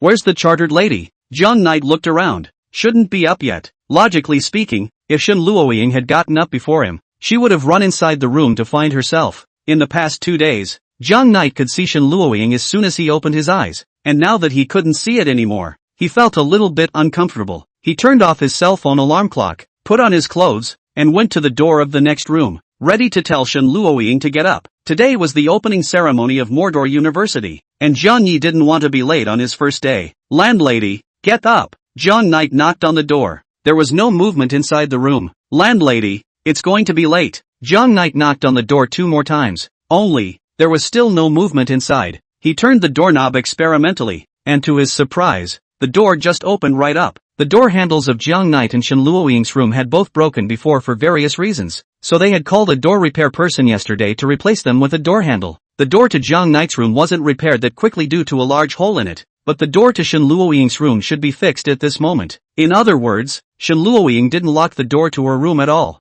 Strange, isn't the landlady even afraid of me coming to annoy her? Jiang Knight had thought that the landlady would lock the door to her room in order to sleep in, preventing Jiang Knight from waking her up. Ha, where's the landlady? Jiang Knight turned on the light and realized that no one was around inside the room. She's already up? Jiang Knight was a bit surprised. What was wrong with Shen Luoying in these 2 days? Like a different person, getting up so early. Just then, bang dash, the sound of the cottage door being closed came from downstairs. The landlady just went out. No wonder I couldn't hear a single movement. Zhang Yi went downstairs and just happened to bump into Shen Luoying, who was changing her shoes. Shen Luoying seemed to have dressed up with all her heart today. Her long pink hair that was originally spread out was bundled into a high ponytail, and even on a winter's day, she had changed into a small short skirt, and her bare knees were red from the cold. She raised her head and glanced at Jiang Knight before turning her head away again with a bit of a blush. The dress had been carefully chosen by her. She was already pretty to look at, so she basically didn't usually dress herself up on purpose. Only today,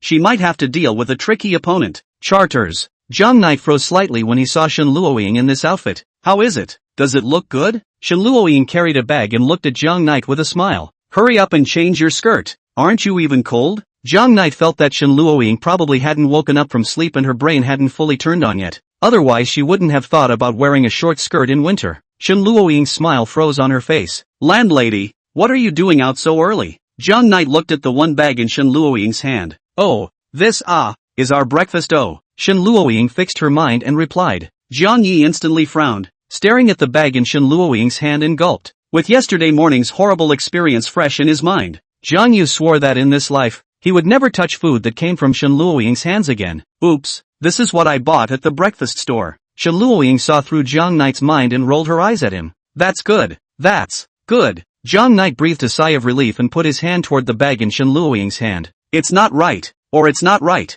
Jiang Knight's hand stopped abruptly when it reached midair. How could the chartered lady get up so early to buy us breakfast? Jiang Knight instantly realized that something was wrong. It was important to know that the usual Shen Luoying liked to stay in bed. When she was in high school, Shen Luoying was often late. Are you hiding something from me? Jiang Knight stared at Shen Luoying's eyes and asked. What are you talking about? Shen Luoying's eyes were a bit evasive. This small move was keenly captured by Jiang Knight, who frowned. Sure enough, tell me, what did you add to your breakfast? Chili powder, mustard sauce. Jiang Knight liked the name of the dish. He can think of can trick his seasoning, reported again. Only, Shen Luoying didn't even react. Jiang Knight's frown tightened. I was only trying to buy us breakfast for once, Shen Luoying said with some aggression. You would actually still suspect me of adding something to breakfast. She hung her head with a very unhappy look. Don't pretend to be a bag lady. I know all about your little mind brother.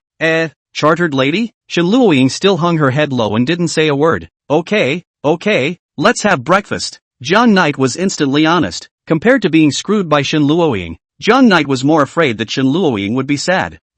Good. Shen Luoying was instantly energized. No, why didn't I see you when I was watching the face-changing show in Chuan City? Jiang Knight bellyached. He was now 100% sure that there was something wrong inside the breakfast. Jiang Knight picked up a bun, watching Shen Luoying's performance from the corner of his eye. He lifted the bun up and was ready to bite down. The corners of Shen Luoying's mouth gradually rose. Only, Jiang Knight's movements stopped instantly. What's wrong, Jiang Knight? Eat? Why don't you eat? Shen Luoying asked, pretending to be puzzled. Nothing, chartered lady. I suddenly feel that this bun smells quite good. This one is for you. I'll eat the other one, Jiang Knight said righteously. No need, Jiang Knight. If you think it's good, then you eat it. No need to think about mine. 666. Salt is not even salt anymore. There must be something wrong with this bun, Jiang Knight secretly said in his heart. He put this bun down, grabbed the other one in the bag and took a bite. Sure enough, this bun is normal. Bag lady, want to cheat me? You are still too tender,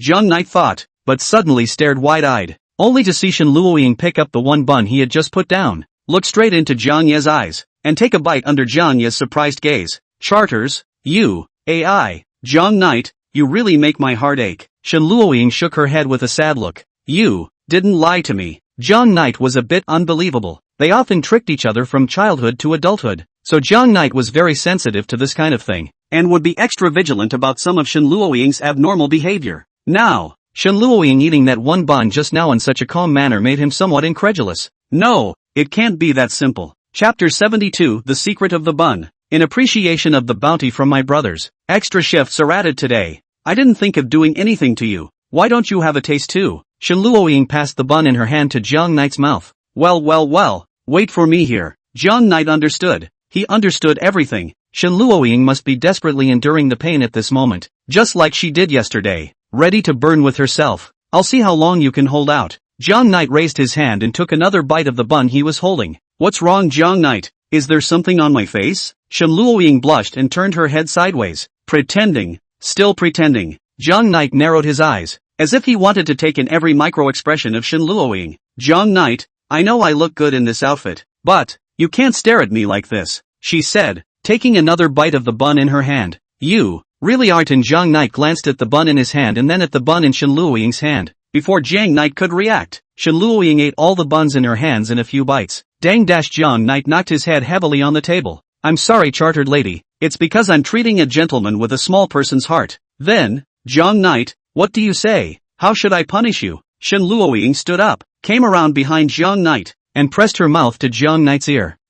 Charter, what do you want? Shen Luoying laughed and snatched the bun from Jiang Knight's hand. Punish you for giving me the rest of the bun. Jiang Yi breathed a sigh of relief. He thought Shen Luoying was going to make him work as a cow and slave for her again. I'm not hungry. You take it and eat it. Jiang Knight handed Shen Luoying the bun that he had taken a bite of. Shen Luoying took the bun, and the corners of her mouth rose imperceptibly a few times. I'm going to use the restroom. We'll leave right away. Shen Luoying's face became flushed and hot for some reason. She walked slowly to the bathroom and locked the door. Shen Luoying stood in front of the mirror, her winks staring at the bun that Jiang Knight had bitten. Honey, I can't believe you doubted me, so it shouldn't be too much for me to ask for a little compensation from my darling. Hey, what a great choice to wear a dress today. In this way, my dear can reward me more easily. Shen Luoying scrutinized the bun in her hand, as if she had obtained a supreme treasure. Her hands trembled slightly in excitement. Her eyes gradually misted over, her peach-colored eyes narrowing slightly before slowly closing. She adjusted her heart rate, letting her heart beat a little faster, letting the wonderful hormones brush through every cell in her body, everything, in order to better receive the rewards that her darling had given her. Soon the mirrors in the bathroom were covered in a thin layer of fog. Honey, there's only a little bit of it stuck on the bun, but I'm content. Shen Luoying pinched the corner of her skirt with 2 fingers of her left hand, and with her other hand, she held the bun and aligned the place where Jiang Knight had bitten it. Slowly, the bun. How come the landlady is still not out? It won't be diarrhea. Seeing that half an hour had passed and Shen Luoying had not yet come out, Jiang Knight was a little worried. It's not like the buns are filled with laxatives or something. 5 minutes later, Shen Luoying finally came out from inside the bathroom. Her hair was disheveled, and her face carried a flush that had yet to dissipate. Chartered lady, are you alright? Jiang Knight asked with concern. Oh, it's fine. I froze last night and I have a slight stomachache. Is that so? Jiang Knight nodded. Then, chartered lady, why don't you take a vacation today? It's fine. Jiang Knight, let's go. Today is the opening ceremony. I don't want to miss it. Jiang Knight didn't think much about it and nodded. Only a little bit of bun crumbs fell on the ground. Jiang Yi looked down and saw that Shen Luoying's bare thighs had a lot of bun crumbs stuck to them. Jiang Knight couldn't help but burst out laughing. Landlady, are you a child? How can you eat a bun and have the bun filling fall on you? This Shen Luoying face is not red. Heart does not jump, just did not pay attention. The bun accidentally fell into my lap. So just, oops, what's the point of asking this? Shen Luoying pushed Jiang Knight towards the entrance hall. Commencement is about to start. Let's get moving. Shen Luoying took out her cell phone and called a cab. Master, did you pick us up yesterday? Jiang Yi looked at the driver in front of him and felt as if he looked familiar. No lad, are you misremembering? The butler in the front row spoke up. Seeing this, Jiang Knight simply didn't ask any more questions. Miss, has Jiang Knight eaten in? Shen Luoying's headset heard the butler's voice. The butler spoke in a low voice, so Jiang Knight couldn't hear it. Yes, he ate it all in. Shen Luoying looked out the window, and the transparent window glass reflected her demented and bizarre smile. There was no mustard sauce or chili powder in the bun she had just bought for Jiang Knight. What was there was only her favorite miniature locator. Shen Luoying felt that it wasn't enough to just stick the locator on Jiang Knight's clothes. in case Jiang Knight changed a piece of clothing due to any circumstance, or if the clothes weren't on him, the locator would lose its usefulness. After that incident with Xiao Qingxue, Shen Luoying figured it all out. Therefore, the only way she could monitor Jiang Knight's location anytime, anywhere was to make the locator and Jiang Knight become one. She asked the butler to find a multitude of locators smaller than a sesame seed before asking Shen's kitchen to make a few buns this morning. The butler sneaks into the kitchen in the morning and mixes a bunch of locators into the bun filling. The locator was colorless and odorless, so of course Jiang Knight couldn't discover it. This type of locator would not cause harm to the human body and could also resist the corrosion of stomach acid. Until the locator became Jiang Knight's feces, Shen Luoying could locate Jiang Knight's position from time to time. In the future, just by letting Jiang Knight eat the breakfast she brought every day, Jiang Knight would never be out of her surveillance. Then, "Miss, you won't be, too?" asked the housekeeper. Somewhat incredulously, Shen Luoying took out her cell phone, and there were 2 red dots on it, close together, moving fast on the road. One was Jiang Knight, and the other was naturally herself. After all, Shen Luoying didn't know which bun Jiang Knight would actually eat, so both buns were wrapped with locators inside. "Miss, you're invincible." The housekeeper recalled the memory of the one girl in the university, who was incomparably similar to Shen Luoying. It's not a family. There are really very few of these locators on the market, but he actually didn't have to put in much effort to find them. After all, he had it readily available right there, left over from before, only not used for decades. Chapter 73, The Great Child. Taxi stopped at the entrance of Magic City University. Jiang Knight opened the door and got out of the cab with Shen Luoying. At the entrance of Mordor University, a huge red banner spanned the top of the gate. Under the banner was a group of freshmen from Magic City University. They were all wearing heavy down coats and gathered around the volunteers, who were sophomores and juniors, asking about matters related to the commencement ceremony. "Miss, remember to keep in touch at all times." The butler's voice came out from among Shen Luoying's earphones. "Jiang Knight, let's go." Shen Luoying pulled Jiang Knight's arm. Her body was frozen and shivering. The two of them quickly attracted the attention of those around them. Let's not talk about Shen Luoying, who was still wearing a cute short skirt in the winter. Coupled with her dumpy looks, she instantly attracted the attention of many of her male classmates. "Wow, that girl with the pink hair is so cute." A male student elbowed his brother next to him. "Son, go get dad a feed letter. Asterisk asterisk asterisk asterisk right you. People have boyfriends." Another male classmate whacked him on the head. "Hey, what a pity. Except that boy is also handsome. Why don't we go ask for the boy's feed letter?" Jiang Knight's face value was considered top-notch amongst the boys, except that with Shen Luoying by his side, many girls felt ashamed of themselves and didn't hold any thoughts about Jiang Knight. "Landlady, I told you to change your clothes and come, but you didn't listen. Now you know it's cold." Jiang Knight couldn't help but spit out, "No, not cold." Oh, although Shen Luoying's mouth was hard, her body was honest. "Hey honey, I purposely wore the skirt just for now." Oh, Shen Luoying bellyache. She pressed her body against Jiang Knight's, aiming to use his body for warmth. Jiang Yi sighed, gently helped Shen Luoying in his arms, took off his own down jacket, and draped it over Shen Luoying. "Shen Luoying, you hang in there for a while. Wait until we get to the venue. With air conditioning, you won't be cold anymore." Jiang Knight pulled Shen Luoying towards the stadium of Magic City University and flew towards it. Soon, they arrived at the entrance to the stadium, which was where the commencement ceremony was to be held. The stadium was surrounded by people, and Jiang Knight pulled Shen Luoying, squeezed through the crowd, found a place with fewer people, and sat down. "Miss, continue with the plan from earlier," the butler reminded. Shen Luoying instantly understood. "Jiang Knight, I'm still so cold." "Really? But I'm all feeling that it's a bit hot in here with the air conditioner on. I'm wearing a skirt." "Of course it's cold," Shen Luoying said aggressively. "So River Knight, can I, please, sit on your body?" "Ah, this," Jiang Knight said with some hesitation. "Don't worry, I'm very light." Shen Luoying blushed and licked her lips. "Alright then." Jiang Knight didn't think much about it. Seeing that Jiang Yi agreed, Shen Luoying moved towards Jiang Yi's side and was ready to pounce on him. Just then, Knight brother?" a boy's voice came. Shen Luoying's movements paused,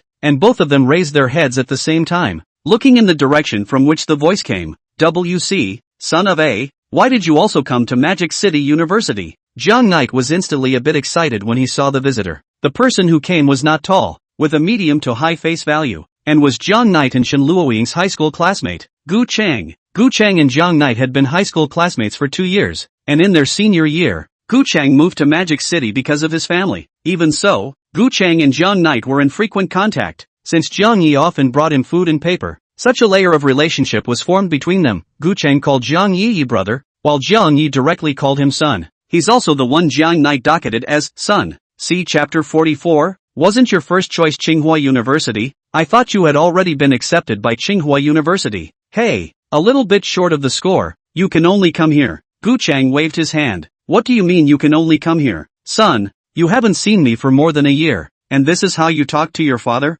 Jiang Knight didn't have the good sense to say. He had gotten into Magic City University with great difficulty. Gu Cheng sat directly on Jiang Knight's left side. On Jiang Knight's right side, Shen Luoying was gloomy. Damn it, why is this guy sitting on the edge of the river Knight? She purposely picked a place with fewer people with Jiang Knight just to enjoy the space for two with Jiang Knight. Only, now comes an unexpected guest. Miss, don't stop. Continue with the plan from earlier. The butler reminded. Jiang Knight. Shen Luoying pulled Jiang Knight's sleeve. Gu Cheng and Jiang Knight looked at Shen Luoying at the same time. Jiang Knight, I'm sitting up. Oh, Shen Luoying couldn't care less. Even with Gu Cheng as a light bulb, she had to carry out her plan to the end today. She was about to pounce on Jiang Knight's body. Gu Cheng, if you're not cold, can you give the down jacket to the chartered lady? Jiang Yi asked. She's wearing a skirt today, so she's still more or less cold. I've already given her my clothes, but it doesn't seem to be enough. No problem. Gu Cheng agreed without even thinking. It doesn't matter if the two of us are a little cold.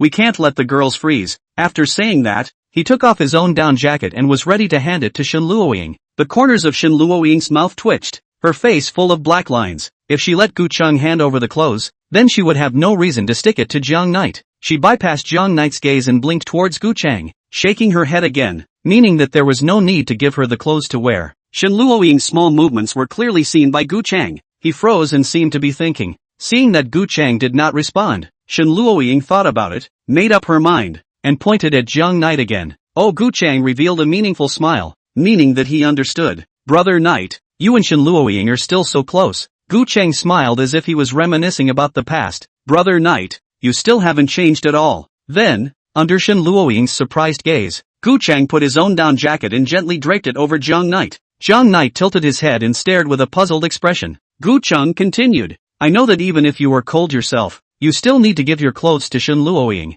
But, Jiang Knight and Gu Cheng looked at each other, and at such a close distance, only each other remained in their eyes. But you should be clear that I don't want you to freeze either. Gu Cheng's pitch suddenly rose, as if he was declaring his heart to heaven and earth. Son, you. Jiang Knight froze, the light of hope flashed from his eyes. And so they did, looking deep into each other's eyes for a long time without words. Shen Luoying? So brother Knight, take it. It's my last down jacket. Gu Cheng patted Jiang Knight's shoulder, his eyes shining with determination. He quietly glanced at Shen Luoying on the side again and raised an eyebrow at her. He thought that Shen Luoying was trying to say that she wasn't actually cold and asked Gu Cheng to give the down jacket to Jiang Knight. Shen Luoying? Son, Knight brother. Son, Knight brother. Thank you son, but I'm really not cold. Jiang Yi didn't even think about it and handed the down jacket draped over him to Shen Luoying. Shen Luoying. In fact, she should have seen it coming. That's right. In fact, in high school, almost the whole class knows that she for Jiang Knight of that little heart, even if the teacher is also unspoken about it. After all, they simply do not fall in love. Coupled with the fact that they are still good at learning, the teacher did not care. The people who didn't know about this could be said to be a phoenix in the class. Jiang Knight himself was one, Gu Cheng was another. With this excellent matching mechanism, their two logs logically became good friends. This was actually nothing in the first place, and Shen Luoying wasn't thinking of using Gu Cheng to do anything to Jiang Knight. Only, she was inexplicably a little unhappy right now. Shen Luoying stared at Gu Cheng with a deadly stare, and Gu Cheng instantly felt his back go cold and shrunk his neck. Miss, they just haven't seen each other for too long. That's why. Miss, you're not so jealous of a boy, the housekeeper asked with some concern. I didn't. Although Shen Luoying said this, her eyes were covered with a thin layer of red mist. What's wrong son? Are you cold? Jiang Knight noticed that something was wrong with Gu Cheng and said with concern. Gu Cheng wanted to say that he wasn't cold, but his body still shivered. Hiss, brother Knight, it's strange, it seems to be a little cold. It was obviously quite warm just now, Gu Cheng said. Shen Luoying looked like she had seized the opportunity. If you are cold, you can put the down jacket on. I just need to sit in the river. Before the words were finished, Gu Cheng stood up from his seat and then sat down on Jiang Knight. Knight, get me warm. Chapter 74, Shura. Activate. Okay son, is it warmer now? Jiang Knight didn't refuse. After all, this was a normal thing amongst boys. Gu Cheng didn't answer. What's wrong son? Jiang Knight was a bit unsure. Brother Knight, is it just me? Why do I feel as if it's getting colder around me? A morose cold aura quietly erupted from Jiang Knight's right side. My dear. No. Oh. A ghostly voice sounded from Jiang Knight's right side. Miss, calm down miss. He's a boy. They're just normal friends. Jiang Knight and Gu Chang, one on top of the other, were chatting about the things that had happened in the year since they had separated, and completely failed to notice that Shen Luoying seemed to be a little bit out of sorts. Honey, you can only have me on top of you. Your body. No other creature is allowed to touch. Shen Luoying muttered, her eyes scarlet. What to do, dear? What a shame. I'll just have to kill him. Take it easy, young lady. Shen Luoying couldn't listen to the butler's persuasion at this point, and only wanted to get rid of that disgusting pile of creatures on Jiang Knight. She didn't have any tools on her that could kill, but that wasn't hard to beat. She pulled out a sweater fragment from her pocket, which was exactly the spare batteries that Shen Luoying had collected earlier in the day, and which she had always carried with her. Shen Luoying sidestepped, avoiding the gazes of Jiang Knight and Gu Chang, and continuously inhaled in large gulps, wolfing down the energy within the battery into her body. Only, this method is really too slow. Shen Luoying simply put the battery directly in, and quickly absorbed the power inside. Soon, the power inside the battery was depleted, and the piece of cloth became an ordinary piece of cloth. She didn't want to waste the power inside. Shen Luoying slowly got up and lowered her head in front of the duo. Shen Luoying, are you still cold? Gu Chan looked at Shen Luoying's appearance and frowned, sensing a hint of something wrong. Why don't I switch places with Jiang Knight and you sit on top of him again? The corner of Shen Luoying's mouth raised in a weird arc as she took the cloth and put her hand towards Gu Chang's neck. The cloth was long enough to go around Gu Chang's neck for a week. Just then, a loud applause rang out in the stadium as the president of Mordor University took the stage. Shen Luoying, what happened to you? Gu Chang's pupils continued to dilate as he looked at the strips of cloth that kept approaching him. He pondered the logic of Shen Luoying's strange behavior, but he just didn't think that Shen Luoying wanted to kill herself. Shen Luoying was not disturbed by the commotion in the stadium. She exuded a morose killing intent. Her eyes locked onto Gu Chang's neck. Gu Chang didn't realize that in another minute, he might turn into a cold corpse. Just then, the stadium resounded with even more noise than before. Freshmen seemed to have discovered something remarkable. Wow, that student next to the principal is, am I not mistaken? Isn't that Xiao Qingxue? Xiao Qingxue, it's really her. Realizing this, inside the stadium, some of the freshmen began to scream in spite of themselves. That's really Xiao Qingxue. Hit me and see if I'm dreaming or not. It hurts. It's true. Xiao Qingxue came to our school to attend? Hearing those 3 words, Shen Luoying's hand suddenly stopped, and she mechanically turned her head back. On the large stage in the middle of the stadium, a young girl in a black dress stood at the edge of the stage with her hands elegantly folded in front of her. She rolled her eyes quietly, as if looking for someone. Xiao Qingxue, you still came. Shen Luoying's eyes instantly became clear. WC Xiao Qingxue, son, let your dad take a look. Jiang Knight poked his head out from behind Gu Chang and looked at Xiao Qingxue in the stadium. Really? Jiang Knight was also a bit excited. He had thought about going over the fence to take pictures of Xiao Qingxue last time. He pulled out his cell phone straight away, ready to record this dreamy moment. The same was true for Gu Chang, who was even more excited than Zhang Yi. He completely ignored Shen Luoying who was in his way. The two of them, both of them were fans of Xiao Qingxue. Shen Luoying grimaced and sat back in her seat. As Xiao Qingxue's eyes swept over the 3, a strange luster flared up in the pupils of her eyes. She saw, behind Gu Chang, Jiang Knight who was holding a cell phone and constantly filming. Qingxue, did you find him? Xiao Qingxue's headset asked Xiao Qingying. Aha, Kyoso found him. And, there is her. Xiao Qingxue's face carried a faint smile, sweet but mechanical. She replied in a small voice, only that it carried a trace of imperceptible trembling. Qingxue. Xiao Qingying noticed the anomaly. Qingxue, don't be afraid. These freshmen are all fans who like you. Well, Qingxue understands. In fact, this was the first time Xiao Qingxue was facing passionate fans. Now, you can say hello to Jiang Knight. Xiao Qingxue looked at Jiang Knight and waved in his direction. A hush fell over the meeting. Subsequently, WC, did Xiao Qingxue just wave at someone? WC, he seems to be waving at me. Yes, I do. The noise of the people around them got even noisier. Jiang Knight and Gu Chang both froze. Brother Knight, just now did Xiao Qingxue wave at us? Son, you're looking at this the wrong way, but there's no one around here but us. She's probably waving at that cleaning lady Ann up there. Ha ha. Anyway, we don't know her, so how could she make a point of greeting us? Son, stop dreaming and wake up. The principal smiled from the stage. The crowd's reaction expected. Ahem. The principal coughed twice. Class, be quiet for a moment. Seeing that the principal had spoken, the stadium was instantly silent. The principal cleared his throat and began to speak from the stage. First of all, welcome students to Mordor University. Only, there was simply no one listening to the old Den's speech on the stage. After all, Xiao Qingxue was right next to old Den. Who would put a big star aside to listen to a middle-aged old Den bleeping lie? Sister, Zhang Yi seems to be looking at me too eh? Xiao Qingxue glanced in Zhang Knight's direction from time to time. Aha, Qingxue, we'll move according to the plan in a moment. Miss, are you okay? The butler's voice came out from among Shen Luoying's earphones. Aha, I'm ready. The corner of Shen Luoying's mouth hooked up slightly, staring dead center at Xiao Qingxue on the stage. Xiao Qingxue felt Shen Luoying's gaze and her willow brows knitted slightly. Okay, let's stick to the plan. Crouching Dragon Phoenix's voice sounded at the same time. This time, make sure to give the other side a hard time. Chapter 75 Speeches. I was going to add another day today, but the author took a vacation first and couldn't finish his homework, so he owed the rest of the chapter first.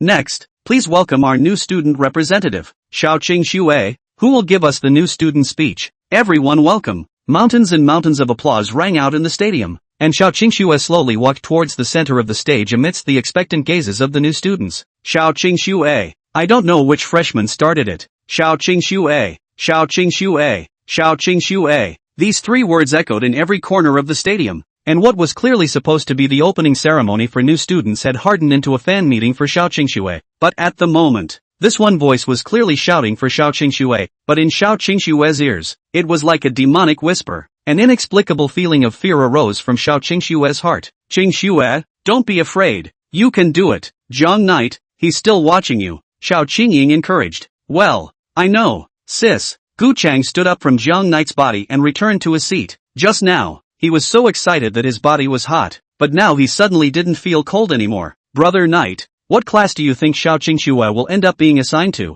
Will it be our class? Gu Chang asked with a smile. Zhang Knight looked straight at Xiao Qingxue without answering. No, Knight, I know you're a fan of hers, but it's not like you can't take your eyes off her. Oh, where is it? Zhang Knight finally came back to his senses. I just remembered something. Zhang Knight remembered that psychotic little girl that he had met when he was at the Heavenly Domain Theater earlier. Today, having the chance to practically see the real Xiao Qingxue, Zhang Knight always felt that the two of them, they really looked like each other. Gentlemen, Xiao Qingxue's sweet voice came out from the microphone and echoed in the stadium. The stadium instantly became silent as everyone pulled out their cell phones and pressed the shoot button on the video. Xiao Qingxue began her freshman speech according to the lines she had prepared before. Is it really just me? How can the two of them look so much alike? Gu Chang had already let himself go long ago and took out his cell phone to frantically take pictures. Only Zhang Knight, frowning, didn't know what he was thinking about. Miss, it's time to start acting. Xiao Qingxue is definitely paying attention to Zhang Knight at this time, consciously or unconsciously. So as long as Miss does something to Zhang Knight, I don't need you to say it. Shen Luoying gritted his teeth. In his eyes, Zhang Knight had been staring straight at Xiao Qingxue and had long been mesmerized. If he didn't take a little action, Zhang Knight's soul would be hooked away by Xiao Qingxue. Zhang Knight, Shen Luoying softly exclaimed.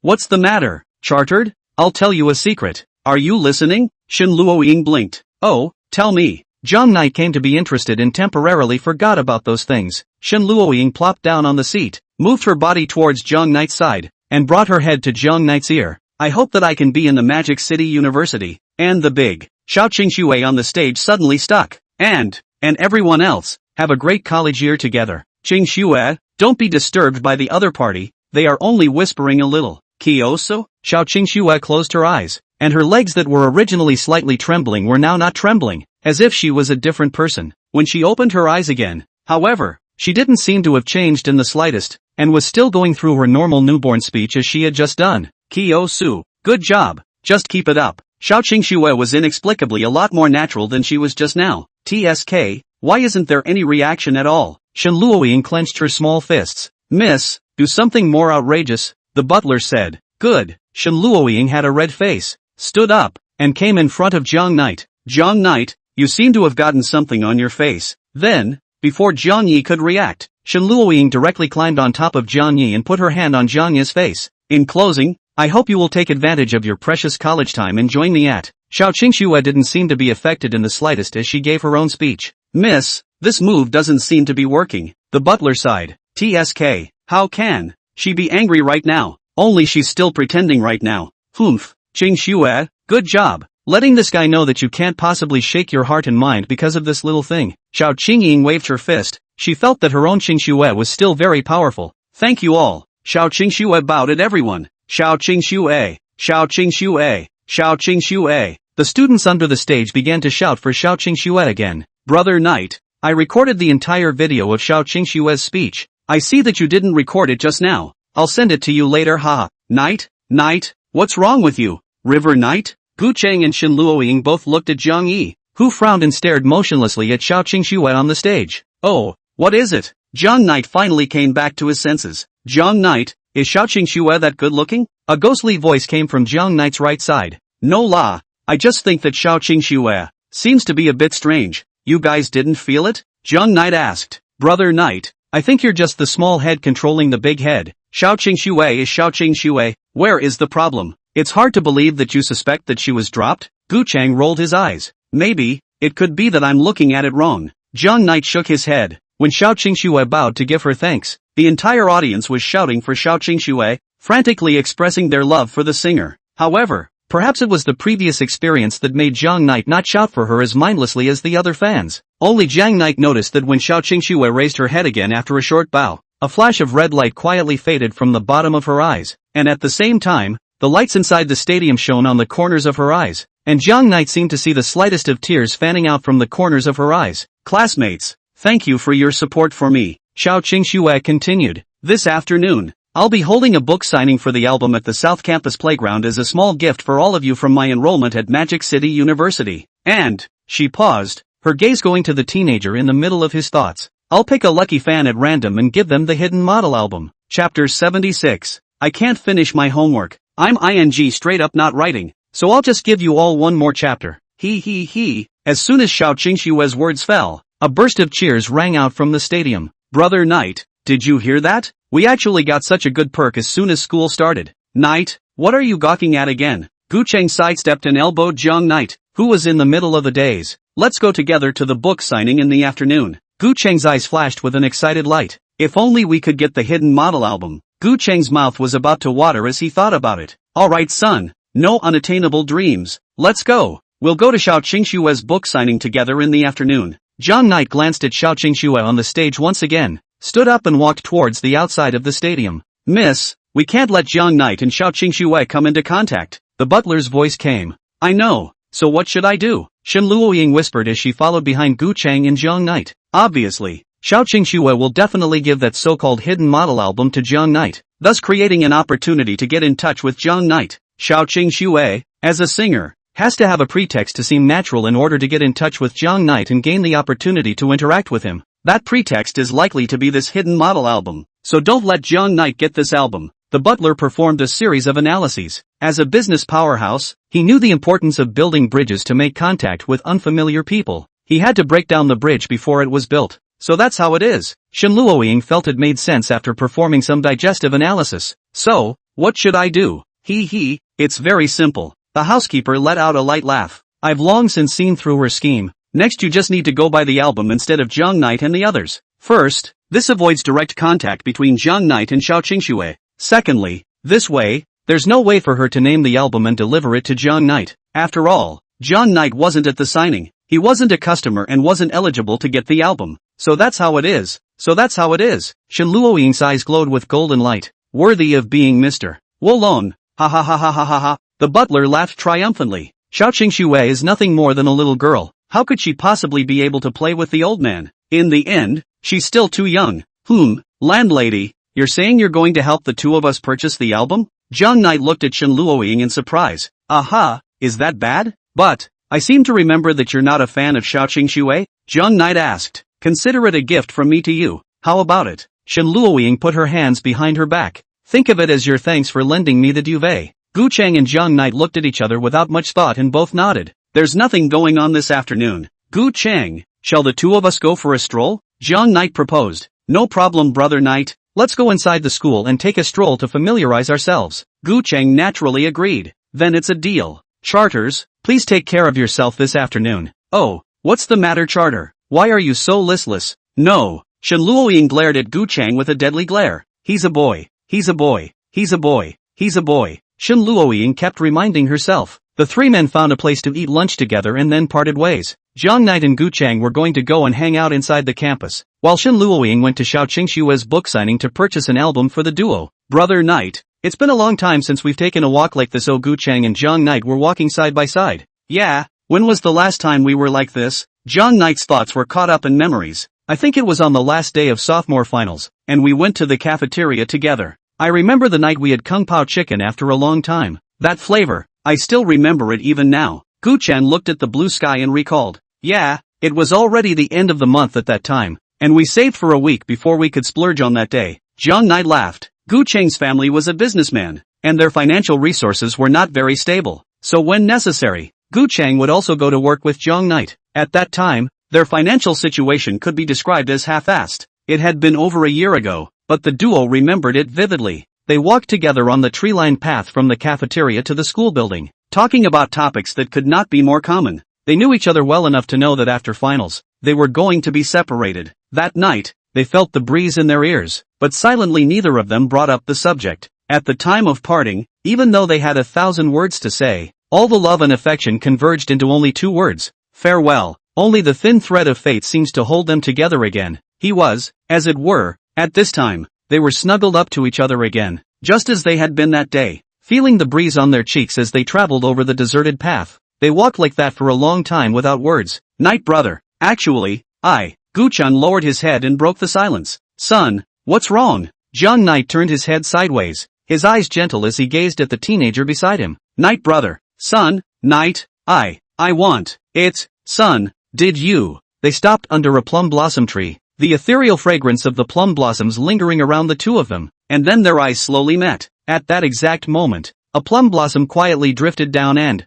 as it happened, landed on Gu Chang's head. Gu Chang picked up the plum blossom, his eyes fluttering a little. Brother Knight, I've been holding these words for a long time. I can't stand it anymore. Just now Shen Luoying is on the side. I can't talk to you well. After all, there is some embarrassment, but we've both come to this place. I don't want to keep it from you any longer. Jiang Knight smiled, gazing at the good buddy in front of him, who had gone through hardships with him, and nodded. Son, say it. Chapter 77, The High End. Brother Knight, where exactly is the restroom in this school? How come I haven't found it all the way here? Gu Cheng's forehead was covered in fine sweat. To be honest, I don't seem to have found it either. Jiang Knight replied. I can't, Brother Knight. I can't hold it anymore. I'll go find someone to ask. Wait for me here. After Gu Cheng finished speaking, he flew away. The book signing was packed, not just with freshmen, but many upperclassmen had gotten the word and crowded into the palm-sized playground. They shouted Xiao Qingxue's name and waved their cell phones in the air as glow sticks in support. Still wearing the same black dress from the morning, Xiao Qingxue stood in front of a small table full of albums,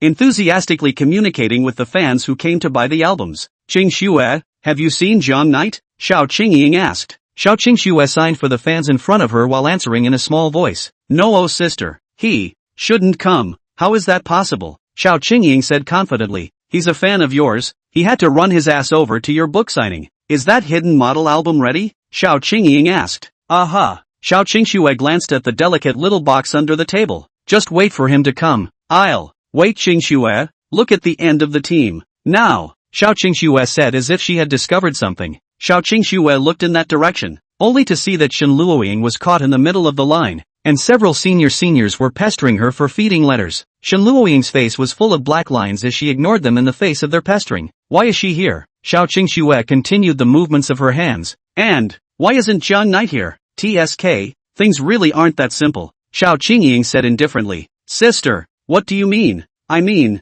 our minds are probably being read across the street. Shen Luoying probably guessed what we wanted to do, so she came to buy the album instead of Jiang Knight. Xiao Qingxue froze, and after dismissing this fan in front of her, she asked somewhat anxiously. Then sister, what do we do? It's just a pity. Xiao Qingxue laughed lightly. I was prepared. Qingxue, in a moment you'll say this. Shen Luoying had just dispatched a wave of male classmates, and then another wave came up. There was no way around it. Her outfit was too striking, coupled with her stunningly beautiful face that was on par with Xiao Qingxue's. Some of Xiao Qingxue's fans forgot about the main purpose of coming here and were attracted to Shen Luoying instead. Get lost. I don't want to be friends with you. Shen Luoying didn't give these people a good face at all. Bother me again. Believe it or not, I'll take you. Some of the male students were scared by Shen Luoying's appearance and left with their asses in the air. but there were a few other male students who were flushed and obviously got a kick out of being yelled at. But fortunately, while they were cool, they didn't continue to pester Shen Luoying. The line of Xiao Qingxue's fans formed a long line that led straight to the playground beyond. Half an hour later, Shen Luoying finally arrived in front of Xiao Qingxue.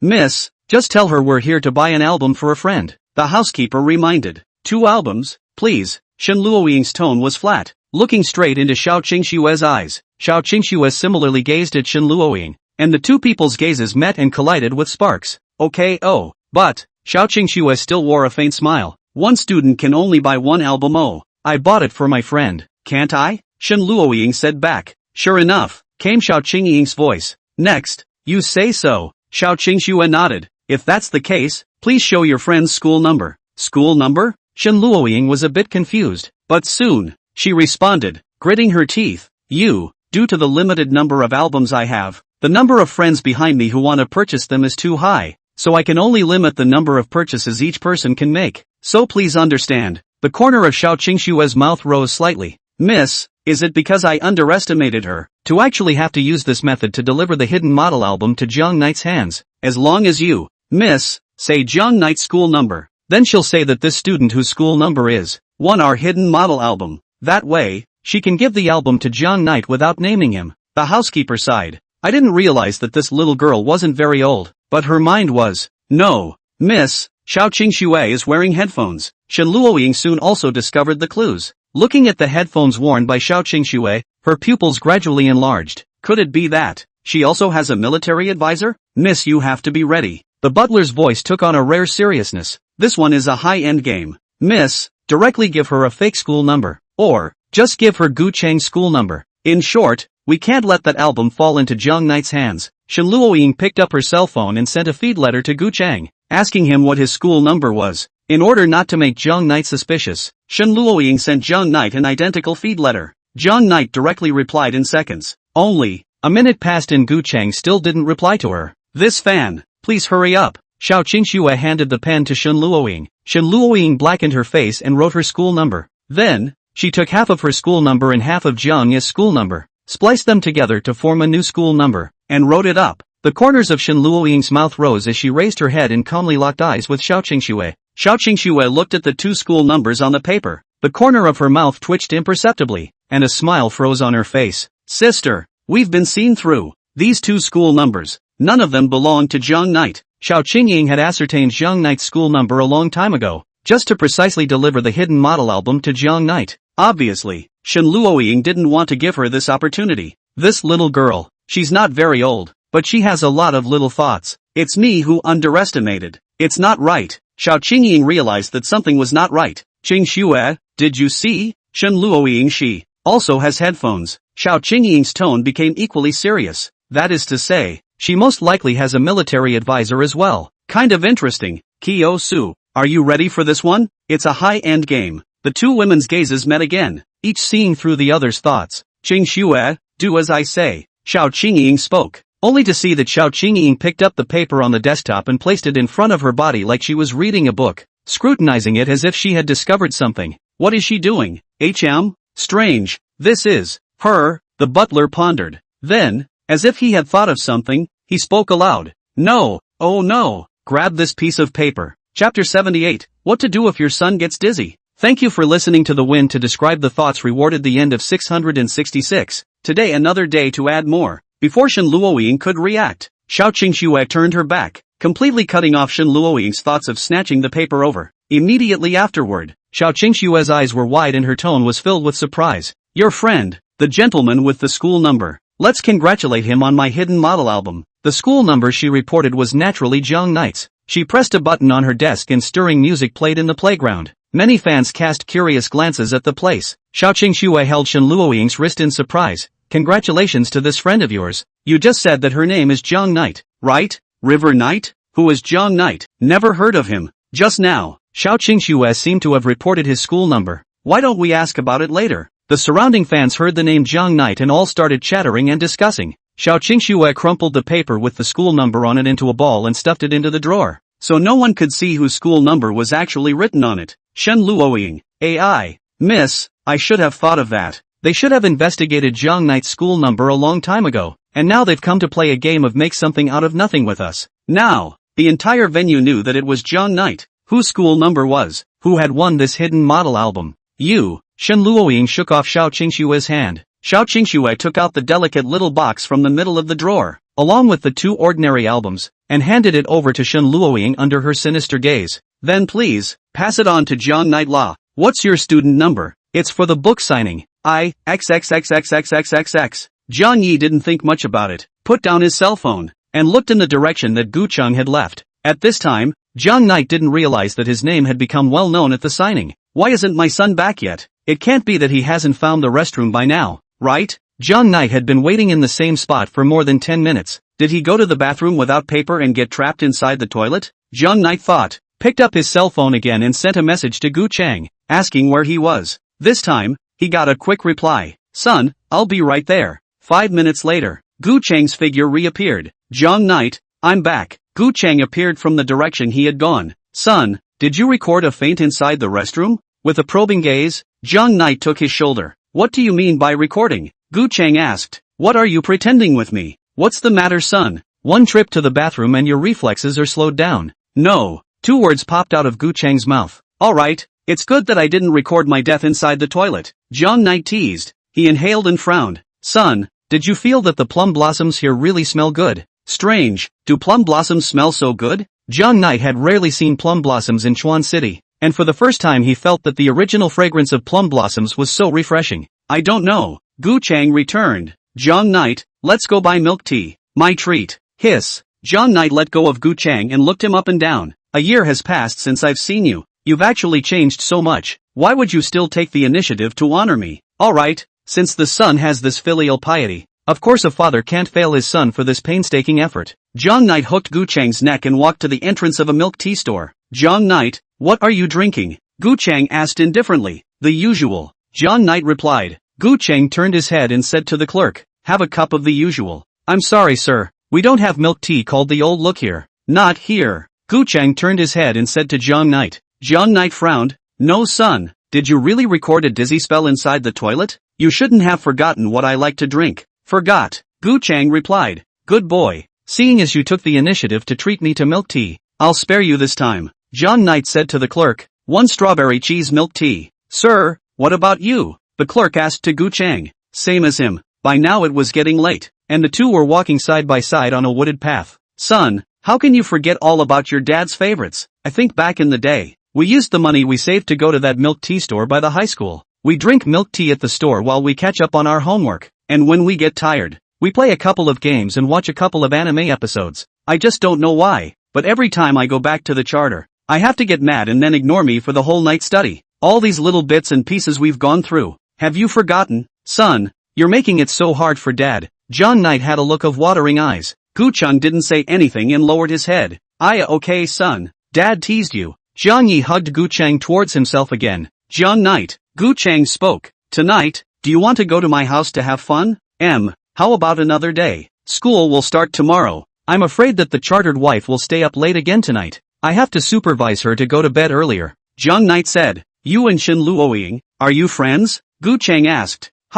Haven't she and I always been brothers? Jiang Yi simply couldn't figure out how Gu Cheng could ask that. So, have you and Shen Luoying ever slept together? Gu Cheng asked again. The chartered lady doesn't sleep honestly sometimes and will drag me into bed. Why are you asking about this? John Knight was confused. Has Shen Luoying ever eaten you? Gu Cheng asked again. Although she's a bit scary when she's angry, she's not an ogre. What do you mean she ate me? Jiang Yi really couldn't figure out what Gu Cheng was asking. Why are you asking this? John Knight asked rhetorically. Because, tonight, I want to sleep with you. Gu Cheng stopped in his tracks, turned his head, and looked straight into John Knight's eyes. Chapter 79, I have fun at home. Gee son, I've said it all. I have to supervise the chartered lady's sleep tonight. Next time, I'll be sure to play all night with you. I have computers there with the latest version of the 5090 graphics card installed. And, I also bought the latest Black Monkey game that came out. Gu Cheng said. Today is really not. What did you say? John Knight looked at Gu Cheng in surprise and reached out his hand, shaking Gu Cheng's shoulder continuously. Did you win the lottery at home? Son, when did you become so generous? John Knight was a bit incredulous. In front of this year ago at the end of the month is still drinking the northwest wind with their own difficult brother. now actually afford to buy such a high configuration of the computer. Gu Cheng just kept being shaken by Jiang Knight without saying a word. Tell me honestly, where did this money come from? Jiang Knight pursued. After the family moved to the Magic City, they made a little money. That's all. So it is. Jiang Knight heavily patted Gu Cheng's shoulder twice. Good. Since that's the case, then it's back to the topic. It's about time that the chartered lady grew up and had some free reign over her evening hours. It's true that I, as a brother, shouldn't mind so much. So, son. Jiang Knight came behind Gu Cheng and pushed him forward. It's not too late. Let's leave right away. And we'll fight all night today. Son, just wait for me to go to the bathroom. I'll be back in a minute. Xiao Qingxue, I will make you pay. Xiao Qingxue, Jiang Knight can only be mine. You can't take him away. Xiao Qingxue, don't be complacent. This time I'm just letting you go. Wait for tomorrow. Tomorrow I'll take you. Shen Luoying was like a machine. Her eyes were godless. Her left hand carrying 3 albums, pacing slowly on the path of the campus, reciting words in her mouth. This girl is so beautiful. A few girls blushed a little when they saw Shen Luoying in this state. How can there be such a good-looking girl? Ooh, I seem to be in love. Oh, if I can have such a good-looking girl as my wife, I will definitely be responsible for her. This girl was deeply attracted by Shen Luoying's face value. Let's go get one of her feed letters, a female student said. They nodded and came forward. So, this student, can you give us a feed letter? Ding, a special ringtone sounded. Shen Luoying's footsteps lurched and she quickly pulled out her cell phone. That's great. Those girls thought Shen Luoying was going to feed them letters. Dear landlady, I'm going to sleep with Gu Cheng tonight. Tomorrow morning you remember to set your own alarm clock. Go to bed early. Get up early. See you tomorrow. Shen Luoying instantly froze in place, not moving a muscle.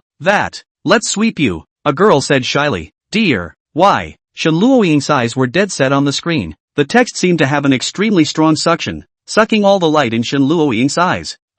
It's okay for us to sweep you. The girl scowled. Shen Luoying's eyes were empty, like a living dead person, her body bubbling with a morose cold air, standing straight in place. She, because she was put on the spot by Xiao Qingxue, now only wants to find Jiang Knight and properly soothe her wounded heart by Jiang Knight tonight. This piece of news completely took away the last shred of sanity Shen Luoying had left. Honey, going to sleep with Gu Cheng? Shen Luoying's head buzzed as if it was covered in a layer of fog. Why, dear, why with him? Gu Cheng, better looking than me? Gu Cheng, love you more than me? Gu Cheng, can I have a child for you? Shen Luoying let out a whimpering sound, feeling that heaven and earth were spinning.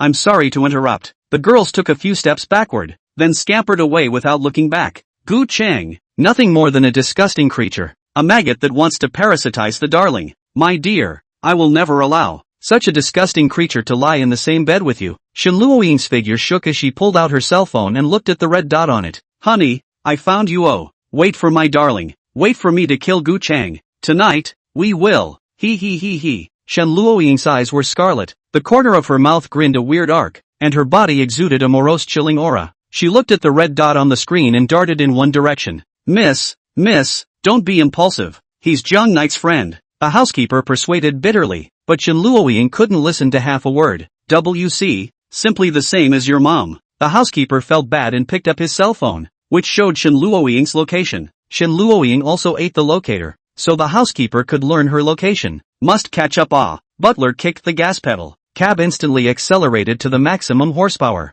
Son, I'm home. Gu Cheng stood still and quietly waited for Jiang Knight. Say, where is your home? I haven't been to your home in Magic City yet. Are your mom, dad, and sister at home? Jiang Knight asked. Jiang Knight, you come with me. Gu Cheng led the way in front. So mysterious? Jiang Knight didn't think much about it and followed. The duo crossed the strip and came to a towering skyscraper. We're here, Gu Cheng said indifferently. Arrived? Where is your home? Jiang Knight looked around and didn't find an apartment building at all. That's not right. We've been walking for so long, we should already be in the city center. Jiang Knight spoke uncertainly. This is my home. Gu Cheng pointed to the skyscraper in front of him. At the main gate, several security guards in suits stood pensively as a black Lamborghini drove into the underground parking lot under the duo's site. 2 demurely dressed aristocratic ladies came down from the car, and with elegant catwalks, surrounded by bodyguards, they arrived in front of the gate. Welcome to stay. The guards gave a salute towards the duo, their waists bent to a straight 90 degrees.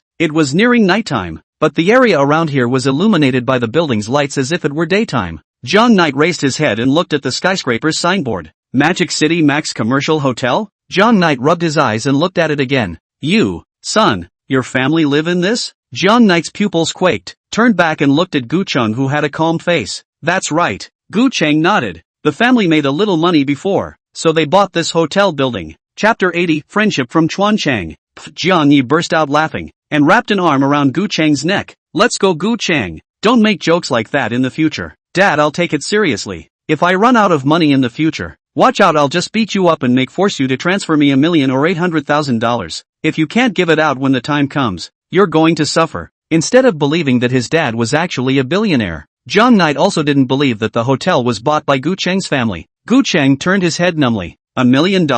If you want, I can give it to you. Ha ha ha ha ha. My son has this filial piety. Dad, I know. Jiang Knight felt that Gu Cheng was really much more humorous than before. But instead of having such unrealistic dreams, why don't you go buy Daddy me a barbecue? Let's go, Gu Cheng. Let's go to your house. I'll treat you today. We'll have a nice meal as a couple. A few suited upper-class people around him were already looking over. Jiang Knight's cheeks were crimson. All he wanted now was to hurry up and leave this place so he wouldn't be looked at as a joke. This is my home. Gu Cheng took Jiang Knight's hand, his tone even more undeniable than just now. Good, good, good. Jiang Knight turned back and nodded. I know you're trying to play hard to get in front of Dad, but look at those security guards. How could they let us both in? Dad's going to laugh at you if you don't succeed in pretending when the time comes. Let's go. I feel rather awkward staying here. Only, Gu Cheng was as good as deaf as he was deaf, pulling Jiang Knight towards the hotel's front door. Geez, okay son, we'll just go take a look. Just cut me loose. Son, when did your strength become so great?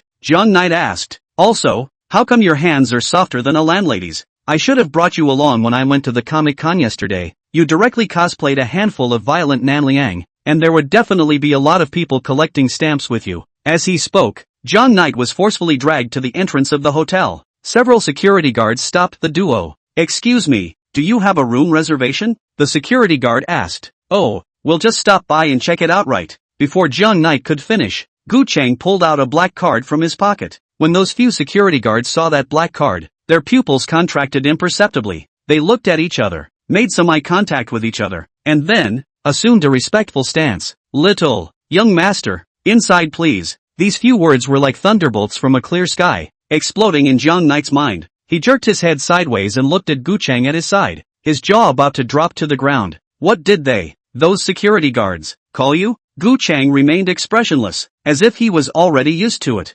River Knight, let's go upstairs. No, your family really bought this hotel building? Over a year. Did your family win the lottery? No. Jiang Knight's brain is a messy code mess. A hotel of this caliber can't be bought with money. Wanting to buy this hotel meant that Gu Cheng's family had to have considerable social status in Magic City. Son, you. Jiang Knight stared wide-eyed and slowly pulled his hand back from Gu Cheng's palm. Wait, Gu Cheng, you wouldn't have been pretending to be poor with me all the way back in high school, would you? Jiang Yi looked at Gu Cheng in front of him and only felt familiar and strange. Jiang Knight's pupils reflected Gu Cheng's clear face. Gu Cheng is still that Gu Cheng, but Gu Cheng is no longer the Gu Cheng that once accompanied him to drink the northwest wind. What's wrong, Jiang Knight? Gu Cheng asked. Nothing, Gu Cheng. I just think that a sadly thick barrier has come between us. Gu Cheng narrowed his eyes slightly with a puzzled expression. It's okay, son. You can live a good life, and Dad is happy for you from the bottom of his heart. Jiang Knight hadn't yet recovered from the pain of losing a difficult brother who had accompanied him through his hard life. If you want money, I can give you as much as you want. Gu Cheng's voice was a little dull. No need, son. It's your life, not mine. If you can, just remember to feed me 50 every Thursday. Jiang Knight patted Gu Cheng's shoulder. Oh, Gu Cheng froze and answered. Tonight, let's stay up all night. Jiang Knight and Gu Cheng walked into the elevator together. A few minutes later, they arrived at the door of a luxurious private room. I'll go. Brother, I've never been to a place like this in my life. Can I open my eyes today too? Jiang Knight walked into the private room along with Gu Cheng. The booth was dark and the lights hadn't been turned on. Gu Cheng inserted that black card into the groove, and the room was instantly electrified. Ha, why aren't the lights on? Gu Cheng, where's the light switch? Jiang Knight asked. It's at the end of the bed. Go ahead and open it. Jiang Yi took a few steps forward and arrived next to a large bed. Soon, he found the switch at the head of the bed and pressed it. The room was lit up while the door to the room was locked by Gu Cheng. Gu Cheng, did you book the wrong room? Jiang Knight was a bit dumbfounded the moment he saw the lights. Look at this light, it's purple. Also, there's no computer in this room. Did you book the gaming suite as a couple's suite? Jiang Knight, I didn't book it wrong. Oh. Gu Cheng's face remained expressionless, like a machine, slowly walking towards Jiang Knight's direction. Day. Gu Cheng took off his shoes and stepped barefoot on the wooden floor. Son, you want? What for? Jiang Knight looked at Gu Cheng's pair of empty pupils. Did not stand still, fell on the bed. The bed was soft, and Jiang Knight's entire body sank into it. The bed seemed to sense something. The edge of the bed slowly stretched out 2 brackets. Jiang Knight looked around and saw a variety of practical gadgets on display. What do you mean by not booking wrong? Jiang Knight felt that the Gu Cheng in front of him was getting stranger and stranger, and a bad thought surfaced in Jiang Knight's mind. Gu Cheng, you shouldn't. Because. Gu Cheng opened his mouth, his voice like a demon haunting Jiang Knight's ears. Jiang Knight, tonight, we can play games all night together. Oh, these games, more than computer games, are so much more fun. Chapter 81, Singing. Shin Suru? That's interesting. Honey, wait for me. I'm going to find you soon. Oh. Shen Luoying darted down the road, looking at the motionless red dot on the screen, her eyes deeper. Mommy, that sister is running so fast. A child in the backseat of a battery-operated car said to his mother, pointing at a flickering pink stump. Sister, where is there a sister? Hearing the child's words, the man looked ahead, only to see nothing but turbulent traffic. Shen Luoying had left this electric car behind in almost an instant. So, you're here. Shen Luoying looked up, and a towering mansion appeared in her eyes. Immediately you can see your darling. As soon as she thought of this, Shen Luoying's gaze gradually became mesmerized. I've thought of a very fun game. Honey, I'll give you a vacation tomorrow. We can play all day at home. So, what game do you want to play? Jiang Knight collapsed on the bed. Gu Cheng's waveless face reflected in the pupils of his eyes. Jiang Knight, mother has introduced me to many fun games. Let's play together. Gu Cheng made a flying leap towards Jiang Knight on the bed, then, directly rode on his body. Jiang Knight's eyes were wide open, and his CPU was running frantically. Gu Cheng is a. This thought had been lingering in Jiang Knight's head since just now. No, I've been with him for 2 years. If he's really a male pass, how could I not see it? There must be somewhere else I haven't considered. Jiang Knight forced himself to calm down and rationalize today's experience from beginning to end. First of all, he met Gu Cheng inside the school together with Shen Luoying, and at that time, Gu Cheng seemed to be no different. Then it was time for lunch at noon, and there was nothing wrong with Gu Cheng ordering a few dishes that were indeed what he loved to eat in high school. In the afternoon, Shen Luoying went to Xiao Qingxue's album sale to help the two of them buy the album, while she herself took a walk inside the school together with Gu Cheng. As a matter of fact, Gu Cheng has always stayed by his side. No, Jiang Knight remembered that Gu Cheng had, midway through, gone to use a restroom. You're not Gu Cheng. Jiang Knight's eyes were dead set on Gu Cheng.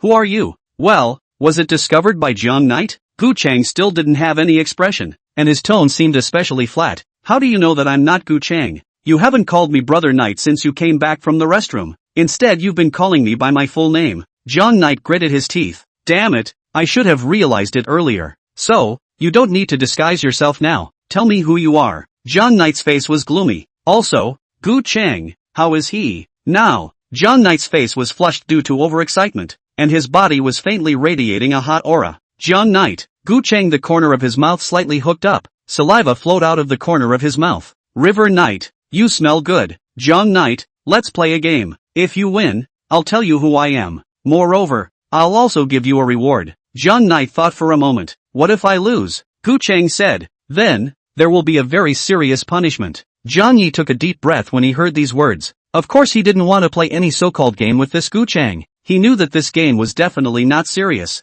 However, he couldn't move at all right now. There was nothing Jiang Knight could do about it. Okay, let's play something. Jiang Knight gulped. Great. So the first game is, the singing game. Singing game? Jiang Knight was confused. What am I going to sing? Gu Cheng's eyes were gradually colored with a silky red mist. From now on, I will teach you to sing. A hopeful light shone in Gu Cheng's eyes. As long as you study well with me, you will definitely be able to learn. Jiang Knight felt that his personality had been insulted. I am not going to agree with you. Yes, that's the way it is. Gu Cheng's eyes stared tightly into Jiang Knight's eyes, as if he wanted to see through all of Jiang Knight's fears. Jiang Knight, don't be shy.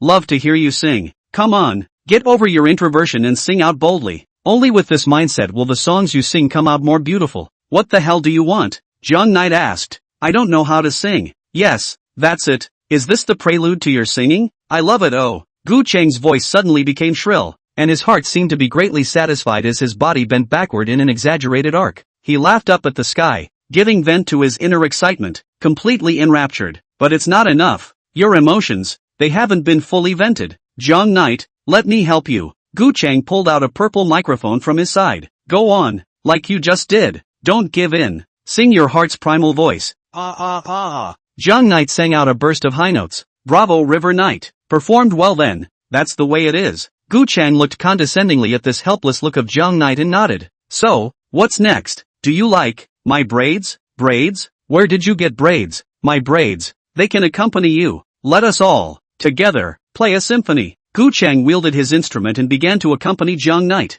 Zhang Knight seems to have overcome his inner cowardice and timidity, and with the encouragement of Gu Chang, he sang loudly. Zhang Knight had only seen people like this in anime, but had never thought that there would actually be such a pervert in reality. 10 minutes later, Zhang Knight's voice was muffled from singing, and he was panting heavily. Zhang Knight, don't you like singing? Gu Chang spoke. I know. It must be because you think that I'm not worthy of being your accompanist, right? Zhang Knight was silent, breathing heavily. Zhang Knight ignored Gu Chang and continued to sing to himself. Now, you need to smile and play with me. Gu Chang brought his face to Zhang Knight's. Thou shalt devoutly entreat me to accompany thy song. Zhang Knight was panting and his face was red.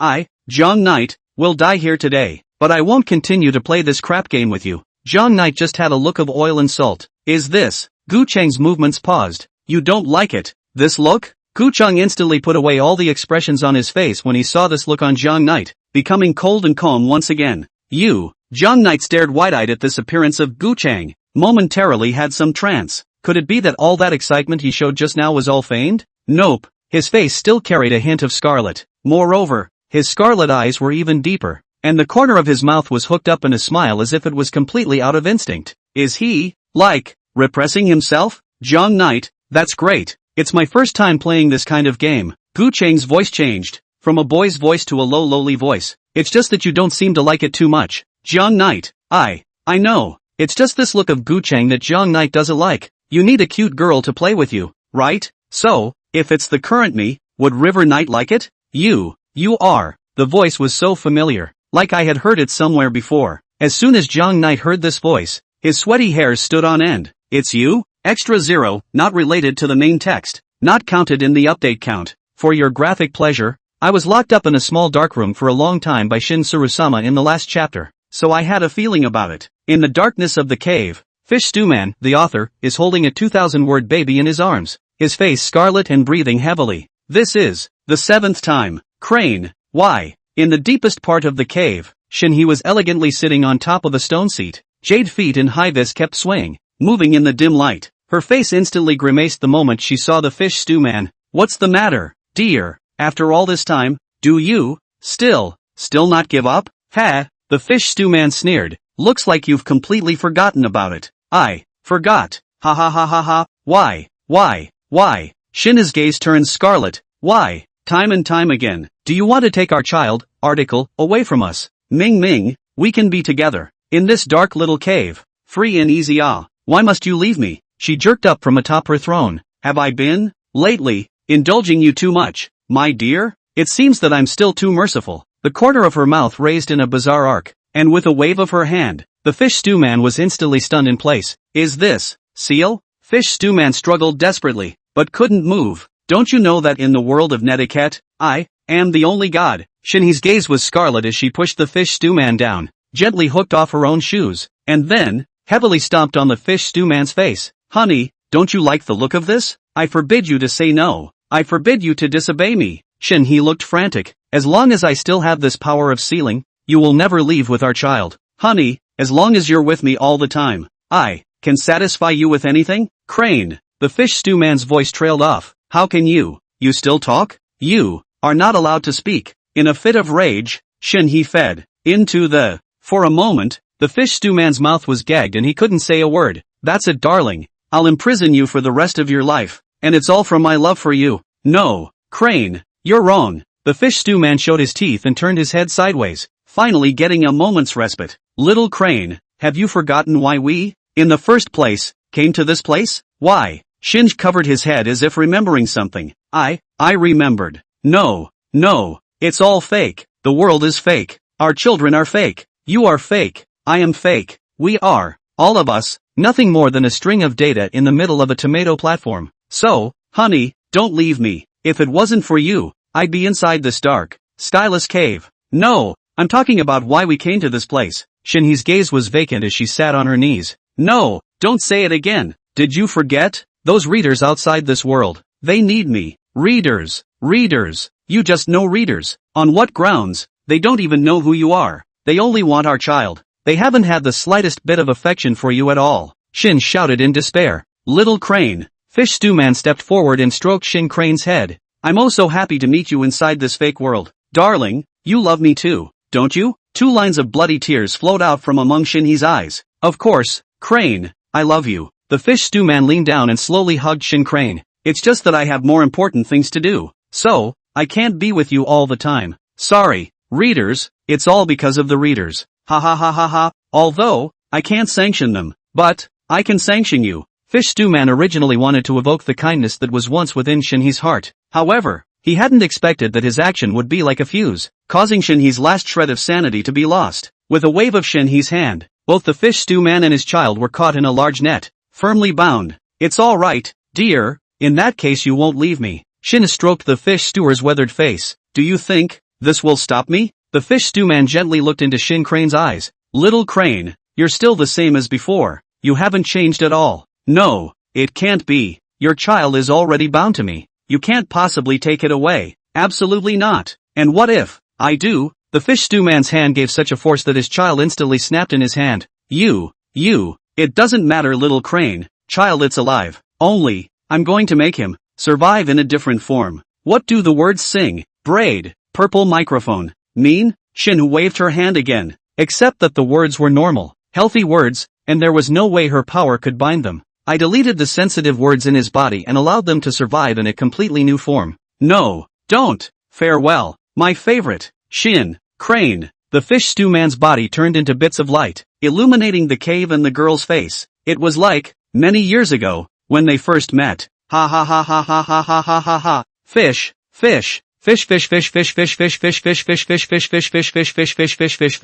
I'm not going to let you leave. You're going to come back here, aren't you? Next time, I'll never let you leave me. Continued. Chapter 82, Rivals? Jiang Knight, Mother said that it was Gu Cheng's appearance that made you feel less than excited. Then, if it was my original appearance, would you get excited, Jiang Knight? Gu Cheng stopped acting. As he exerted his strength, the clothes that originally belonged to Gu Cheng cracked by inches. Bang, the clothes burst open. Beneath Gu Cheng's white down jacket again, a black and purple sarong was revealed. The skirt was no longer bound and popped out like a ball of cotton. The hemline of the skirt was short, not exceeding the knee, and a pair of delicate and slender calves were exposed in the air, polished like gelatin. Inside the room, the purple light seemed to have a strong penetrating power, and the curves of the girl's thighs under the sarong were hidden. The girl was barefoot, not caring about the down that was exploding all over the floor, and walked slowly towards Jiang Knight. The dorky hairs on top of her head popped up from the top of her head the moment the duvet burst, swaying from side to side as she stepped. The deep purple pupils of her eyes had long been tinted with a deep red,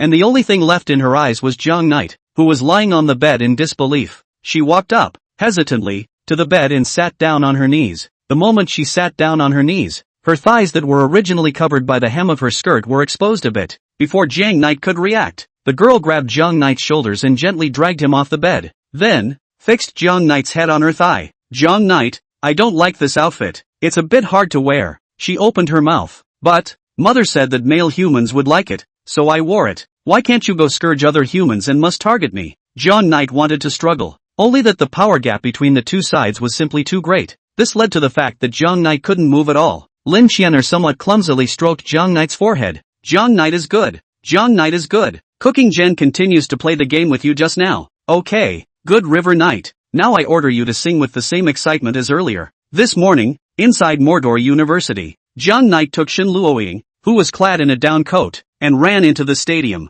Then, a figure followed close behind, similarly entering the stadium. Lin Qianer disguised herself as an ordinary schoolgirl. Her disguise was dripping with water. After all, this was a mandatory lesson for becoming a family executor. She froze at the sight of Shen Luoying. She could tell at a glance that Shen Luoying was the girl in Jiang Knight's cell phone album. Mother, target sighted. Very well, Fiber, you follow, don't let them find out, and then kill that female human? Fine. Lin Xianer's figure moved and rushed towards the Jiang Knight duo. I'm not telling you to kill that girl. Now is not the time. What we need to do, Fiery, is to make Jiang Knight like you. So, we need to find an opportunity to inquire about Jiang Knight's preferences. Elisa's voice came out from within the headphones. Inquiring? The preferences of Jiang Knight? I don't know what to do. It's okay. I'll teach you. For now, you just need to follow, Elisa said. Lin Xianer trailed the duo and entered the stadium, surrounding them and finding a suitable seat. Mother, can I do it next? Fiener, you know the girl beside Jiang Knight? Elisa felt something was wrong. Lin Xianer usually only killed people when she was on a mission. She hadn't seen Lin Xianer want to kill a human so badly. It can't be. That girl is Jiang Knight's girlfriend. What's a girlfriend? Lin Xianer asked. A girlfriend is, Elisa explains simply, after you become Jiang Knight's girlfriend, you can do anything to him, including but not limited to sleeping together, XX each other, XX up and down. Lin Xianer couldn't understand it at all. Put it this way, Fiber. A girlfriend is equivalent to half of Jiang Knight's master. Jiang Ye will listen to her and do whatever she tells him to do. Lin Xianer understood and clenched her fist slightly. I'm the master of Jiang Knight. Jiang Knight is my blood slave. At this time, Shen Luoying took advantage of the fact that her body was cold and wanted to stick with Jiang Knight. Her every move was watched by Lin Xianer. Lin Xianer was like this, staring at Shen Luoying with a deadpan expression. Shen Luoying and Jiang Knight were getting closer and closer, and Lin Xianer slowly reached her hand to her inner thigh, where a dagger was hidden. Just then, Gu Cheng appeared. Mother, Jiang Knight, why do you have a son? Lin Xianer's CPU was running at high speed as she heard Jiang Knight's name for Gu Cheng. This is a way for humans to show their closeness. It's more complicated. Fiber just understand that this male human is a friend of Jiang Knight. Expressions of intimacy. Fiber understands. This human, too, wants to eat Jiang Knight. Lin Xianer's hand had already touched the grip of the dagger and was about to pull it out. It's still unclear. Fiber, don't act rashly. Elisa had wanted to just deny it and tell Lin Xianer that Gu Cheng and Jiang Knight were just ordinary friends. However, she saw Shen Luoying's look of wanting to kill through the camera. It shouldn't be. Would a female human normally be jealous of a male human? Elisa thought she had a lot of experience in this area. Even she had rarely seen a girl get jealous because of a male. It can't be that what Jiang Knight actually likes. Is this boy, right? No, gotta make sure. Lin Xianer was like this, eavesdropping on the words that Jiang Knight and Gu Cheng were saying, while gathering information that had information about Gu Cheng. For example, his relationship with Jiang Knight. His family is a businessman. He moved to the Magic City a year ago. Soon, Xiao Qingxue took the stage. WC Xiao Qingxue, Jiang Knight exclaimed, picked up his cell phone, and took a fierce shot. Does Jiang Knight like this woman? Lin Xianer looked at Xiao Qingxue on the stage. I know, she's the second daughter of the Xiao family. It's possible. Elisa didn't deny it. After all, this second daughter of the Xiao family is really quite good looking. I know. Lin Xianer stared at Xiao Qingxue with a deadly stare, engraving her likeness firmly in her heart. When she finishes, I'll go and kill her. Fiener, calm down. At the moment you can't kill anyone. What's more, she is the pearl of the Xiao family. Fiber. In fact, sometimes, in order to defeat someone, you don't necessarily have to kill them. Mother, then what should I do? Lin Xianer asked. I'm not sure at the moment. At least, if you want to make a move against this Xiao Qingxue, you'll have to find her weakness first. All in all, as far as I can tell, you've got competition. Maybe 3. Gu Cheng, that girl with pink hair, and that second daughter of the Xiao family. Xiao Qingxue, Elisa analyzed. After the opening ceremony, Lin Xianer trailed behind the trio and heard about Shen Luoying wanting to purchase the album on their behalf. Fiber, I have an idea now. A way to be able to test whether Jiang Knight likes men or not, as well as figure out all his preferences. Chapter 83, Playing? Brother Knight, then I'm going to go to the restroom. Wait for me here. In the afternoon, Gu Cheng separated from Jiang Knight and searched alone for half a day before finally finding a restroom. This restroom was built in a small grove of trees and there weren't many students around. Gu Cheng walked into the restroom. The restroom seemed to be a bit old and the environment was a bit poor, and it was a far cry from those restrooms located in the main buildings of the Magic City University. But Gu Cheng was so desperate to pee that he couldn't care less. He pulled open a private room and was about to walk in when he noticed a female student staring straight at him from the private room. Gu Cheng froze as he exited the door and glanced at the sign on the restroom door. That's right, it's the men's restroom. He rubbed his eyes again to make sure he wasn't going the wrong way. This student, did you go to the wrong restroom? The female classmate appeared in front of his eyes like an instant. You. Gu Cheng's pupils suddenly contracted. Zzzzzzzzz. A powerful electric current swept through his entire body. Lin Xianer disliked a stun gun to Gu Cheng's body. His eyes rolled back in his head and he fell straight to the ground. Lin Jianer dragged him into the innermost private room, disguised herself as Gu Chang, and stripped him of his down jacket and a few pieces of clothing. Finally, she forcefully locked the door of the private room from the outside and put a pair of handcuffs on Gu Chang to prevent him from escaping. Just then, Gu Chang's cell phone rang. Shen Luoying, what's your school number? You'll need it when you buy the album. Lin Jianer frowned and ignored Shen Luoying's inquiry, stuffing the phone into her pocket. What am I going to do now? Lin Jianer asked. Go ahead and go to the school gates and put on a dress. I've sent someone to bring it to you. Why the dress? It's simple. Because River Knight likes it. How do you know that Jiang Knight likes it?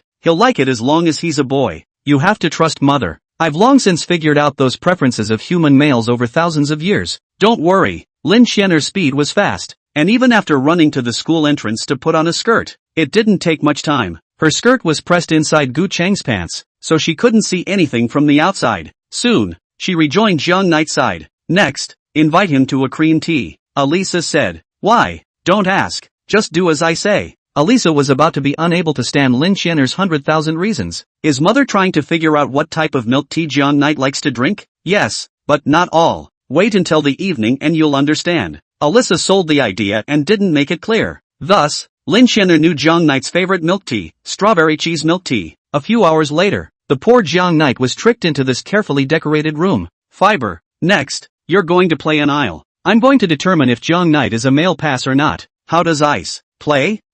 Ace is. Anyway, if you do as I say, there will be absolutely no problem. Alicia began to guide Lin Jianer's speech and movements. First you have to, then your expression has to, then you say. 2 minutes later. Well, Fiber, you performed very well then. 5 minutes later. Yes, Fiber, that's it. The expression could have been crazier. 10 minutes later. Fiber, your comprehension is fantastic. Acting just like the real eighth. See the braid next to you. You know what to do. 20 minutes later. Fine, it's almost time. The probability is that Jiang Knight is not a male pass, so we can go further next. I need to, tangibly, determine his attributes. Fiber, remove the disguise and then continue to play ace. Let's go back to the present. Wearing a purple sarong, Lin Jianer looked like an elf in the darkness of the night, and firmly pressed Jiang Yi onto her thighs. Jiang Knight, I order you to sing as excitedly as you did just now. I haven't told you what to say yet. Alisa felt a little strange, having gone into a full-on closed mic since just now. It seemed that Lin Fiancé had learned how to play an Aesop. The demeanor, the tone, even the movements were impeccable. It's like, she's really a... Wait, Alicia seemed to understand something overwhelming. Lin Fiery, shouldn't it really be one? River Knight sing. Lin Jianer waved her braid and accompanied Jiang Knight one after another. The braids are manufactured through special materials that will only give a different look, but will not leave scars. This feels so strange. Why? When I interrogated the prisoner before, I didn't have this feeling? Lin Jianer rubbed Jiang Knight's face while accompanying him. She closed her eyes and tilted her neck, enjoying the music played by Jiang Knight. In her heart, a strange seed quietly sprouted under the moisturizing of Jiang Knight's song. Jiang Knight let out a burst of high-pitched sounds, as if he was singing Tibetan Plateau. Fiber is almost enough. Next, we play Amour. Finer, can you hear me? Finer? Alisa kept calling out Lin Jianer's name, but the latter simply couldn't hear her. Jiang Knight, good to hear. If, in fact, the voice could be a little more dreary. Lin Jianer wrapped Jiang Knight into her arms, then reached out her hand to cover Jiang Knight's mouth. Woo. Its voice whimpered like a sob. 1 hour later, the duo finally ended their concert. Jiang Knight's forehead was covered in fine beads of sweat, and Lin Jianer's finger was bitten out with a small wound due to covering Jiang Knight's mouth. Silk of blood flowed down his fingers and dripped into Jiang Knight's mouth. Mother, were you just calling me? Lin Jianer looked as if she had reacted. Alisa, she was just about to fall asleep. What am I going to do next? Playing an amour as planned. Alisa didn't take it well. Chapter 84, playing? Good. Mother, how is amour going to play it? Lin Jianer asked. Fiber, do as I say. First, keep smiling. Then, Lin Jianer nodded as she listened to Alisa's narration. She turned back and handed over the braid to Jiang Knight under his frightened gaze. The corners of her mouth hooked up into a stiff smile, and she said to Jiang Knight, now, you are my boiled benevolence. I will give you orders that are 100% obedience. Please, vent your anger at me. Lin Jianer's voice was flat, like a repeater, relaying Alisa's words, and it was clear that she wasn't acting as naturally as she had just been when she was playing the role of ace. Jiang Knight's jaw dropped to the ground. This vampire, wasn't he an Aesop? How come now? Even the attributes have changed? But this is just right. He threw his braid to the ground. 100% obedience to my orders, huh? Good. Now I'm going to leave and no one is going to stop me. After saying that, John Knight walked towards the door of the room without looking back. Click click click click click. John Knight turned the doorknob. Only, no matter how much force he used, the doorknob was as if it was welded shut, not moving at all. John Knight turned back and stared at Lin Xianer with a face full of black lines. Hurry up and open the room door for me. You can only do anything to me. Lin Xianer picked up the braid on the ground and handed it to John Knight once again. Okay, this is what you said. John Knight grimaced, tossing the braid aside once again and turning toward Lin Xianer. Fiery, get ready. John Knight should be getting ready to do excessive things to you. The corners of Elisa's mouth rose slightly. She then said that no man could jump out of these two attributes. This was the underlying code engraved in the DNA of human males. Even John Knight was no exception. John Knight slowly walked over to Lin Xianer and grabbed her shoulders. John Knight, what are you doing? Lin Xianer asked calmly as if she was facepalmed. John Knight didn't answer, and with a stern face, he bent down and picked up Lin Xianer in a princess carry. Although Lin Xianer had a lot of strength, she was just a little girl now. Without resistance, Jiang Yi easily picked her up. Lin Xianer's pupils suddenly contracted as her body left the ground under Jiang Knight's embrace. She had undergone rigorous training, and she had a certain stress reaction to such a body. Simply put, it triggers the defense. Lin Xianer instantly turned back, leapt up from Jiang Knight's arms, turned 180 degrees in the air, and with one hand, held Jiang Knight down on the ground. She braced one hand on the side of Jiang Knight and would have braced her other hand on the other side of Jiang Knight, except that her hand pressed against the braid that rolled on the ground. The grip of the braid was a cylinder, and when Lin Xianer's hand pressed on it, the cylinder was unevenly stressed and rolled outward before shattering with a thud. This caused Lin Xianer's other arm to instantly lose its strength, and her entire body lost its balance before she heavily pressed down on Jiang Knight's body. Lin Xianer's head happened to knock on Jiang Knight's stomach. Jiang Knight only felt a heavenly rotation. His stomach turned over, and those things he ate at noon were about to be vomited out. The two men just fell to the ground, unmoving. Jiang Knight was in pain and couldn't move. However, as for Lin Xianer, her head was buried in Jiang Knight's stomach and she didn't move a muscle. Fiber, hurry up and get up. We need to learn more about Jiang Knight's preferences. Fiber, can you hear me? Lin Xianer entered the same state as before. She lifted Jiang Knight's clothes, then burrowed her little head into his clothes. Jiang Knight felt that there was a kitten lying on his stomach, greedily breathing in the air. A gust of cold wind brought out by the girl's exhalation came from Jiang Knight's navel. Hiss! Jiang Knight sucked in a mouthful of cool air as he pushed the girl's head hard, squeezing her out of his clothes. Fresh air poured into the girl's body, which restored some clarity. Start over and let him pick you up, Elisa reminded. Oh, Lin Xianer shook her head, her dorky hair accompanying her head as it swayed from side to side. She opened her arms and slowly approached Jiang Knight. Jiang Knight sat up from the ground, covering his still vaguely aching stomach. What the hell do you want? Jiang Knight, one more time. This time, I definitely won't resist, Lin Xianer said. The words were like a fuse that completely activated the underlying code that lurks in a man's DNA. Only, not in that way. I hashtag Yuan %% Yuan. Even Jiang Knight had moments when he couldn't help but burst into foul language. His face was scarlet and he gasped for air. Alright, you wait for me. The previous fear dissipated,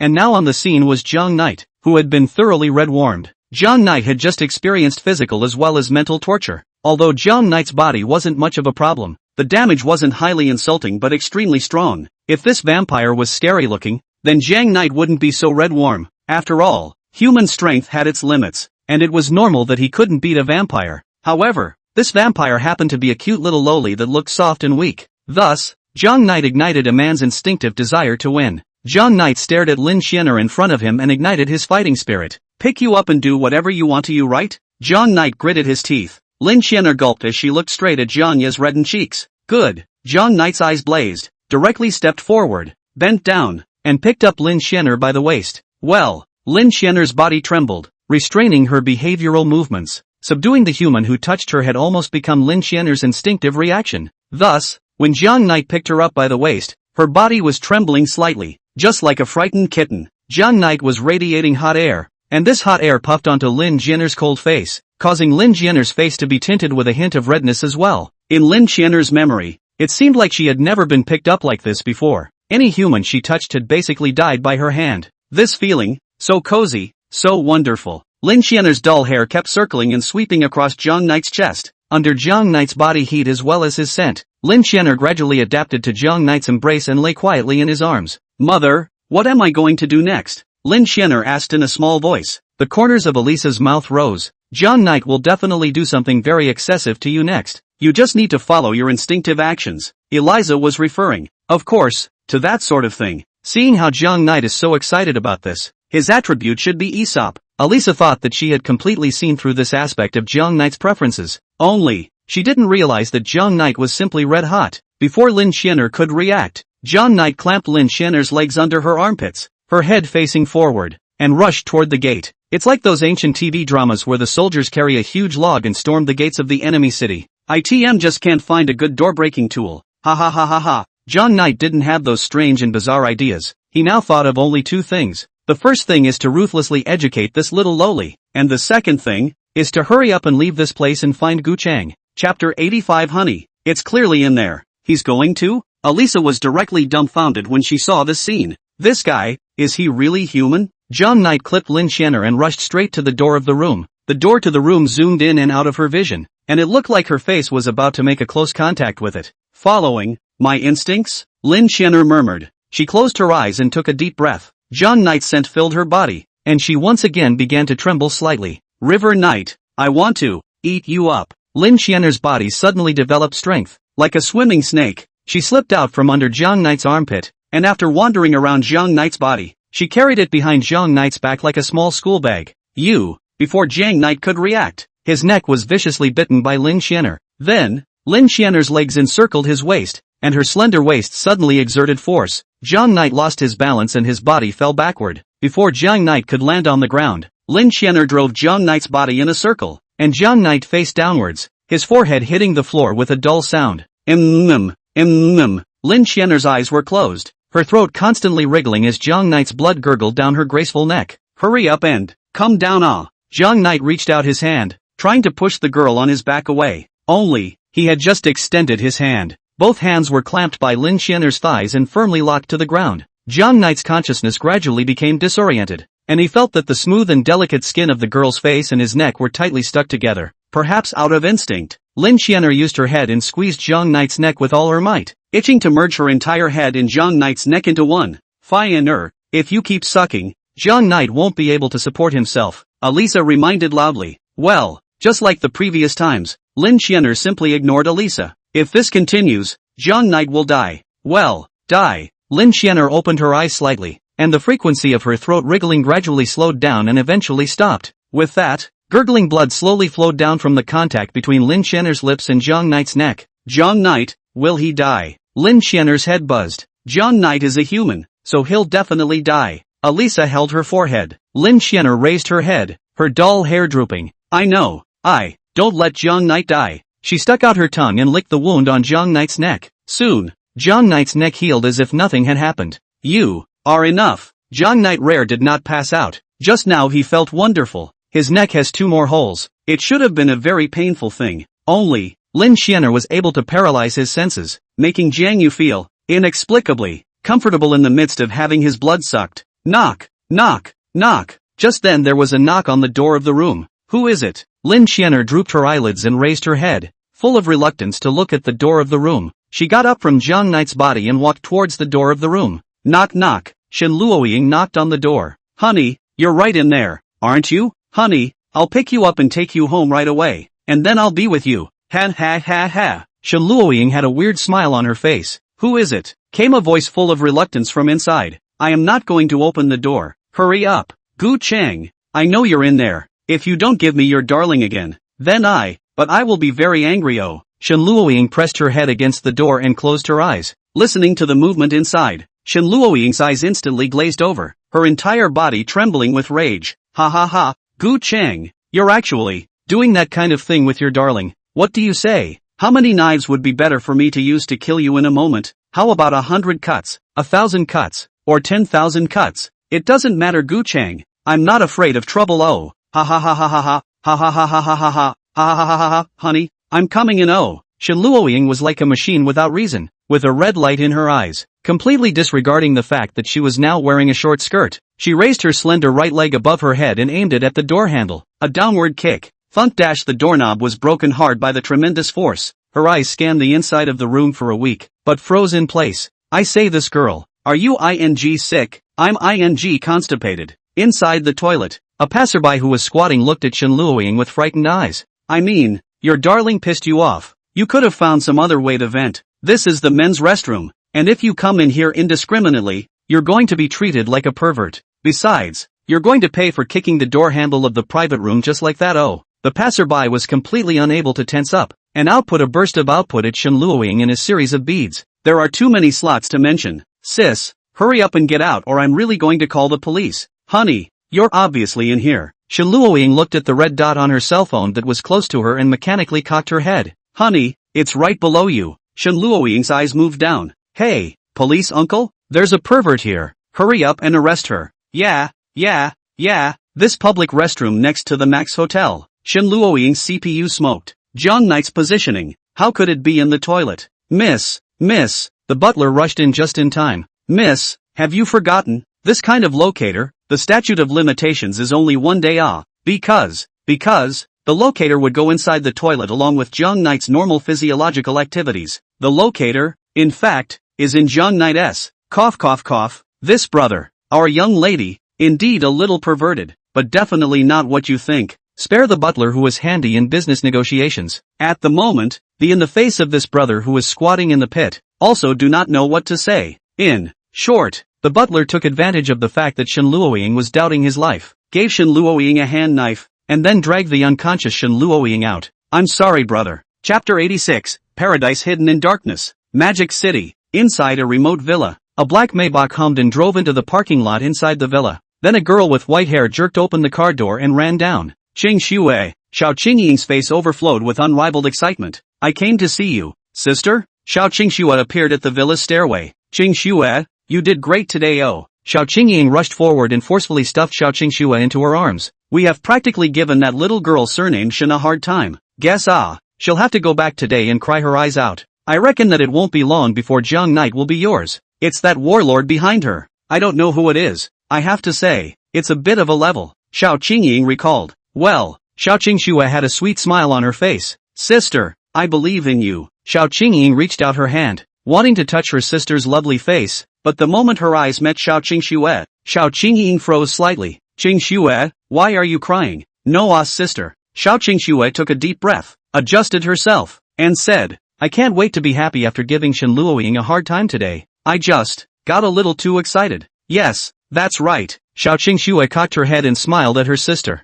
Qingxue. Xiao Qingxue held his sister's hand. Xiao Qingxue's hand was cold and clammy, without the slightest bit of warmth. Today you dealt with so many fans at once. Are you still adapting? Xiao Qingxue knew that her sister had always had this problem of being easily shy in crowded places, so she had always played the role of Xiao Qingxue in public. It wasn't until the last time that Xiao Qingxue decided to personally travel to Mordor University. Xiao Qingxue was silent. Kyoso? Well, I might not be very adaptable at first. After a few more days, I shouldn't have a problem. Xiao Qingxue said. Well, I believe in you. Qingxue. Xiao Qingxue gave her sister a pep talk regarding the matter of her sister volunteering to go to school at Magic City University herself. Xiao Qingxue was actually very supportive. On the one hand, she hoped that Xiao Qingxue could be with Jiang Knight and fulfill her wish after so many years. On the other hand, she hoped that Xiao Qingxue could overcome her shyness in crowded places and truly become the Xiao Qingxue in people's eyes. This was definitely a good opportunity. Xiao Qingxue's small hand gradually gained a trace of temperature within Xiao Qingxue's warm palm.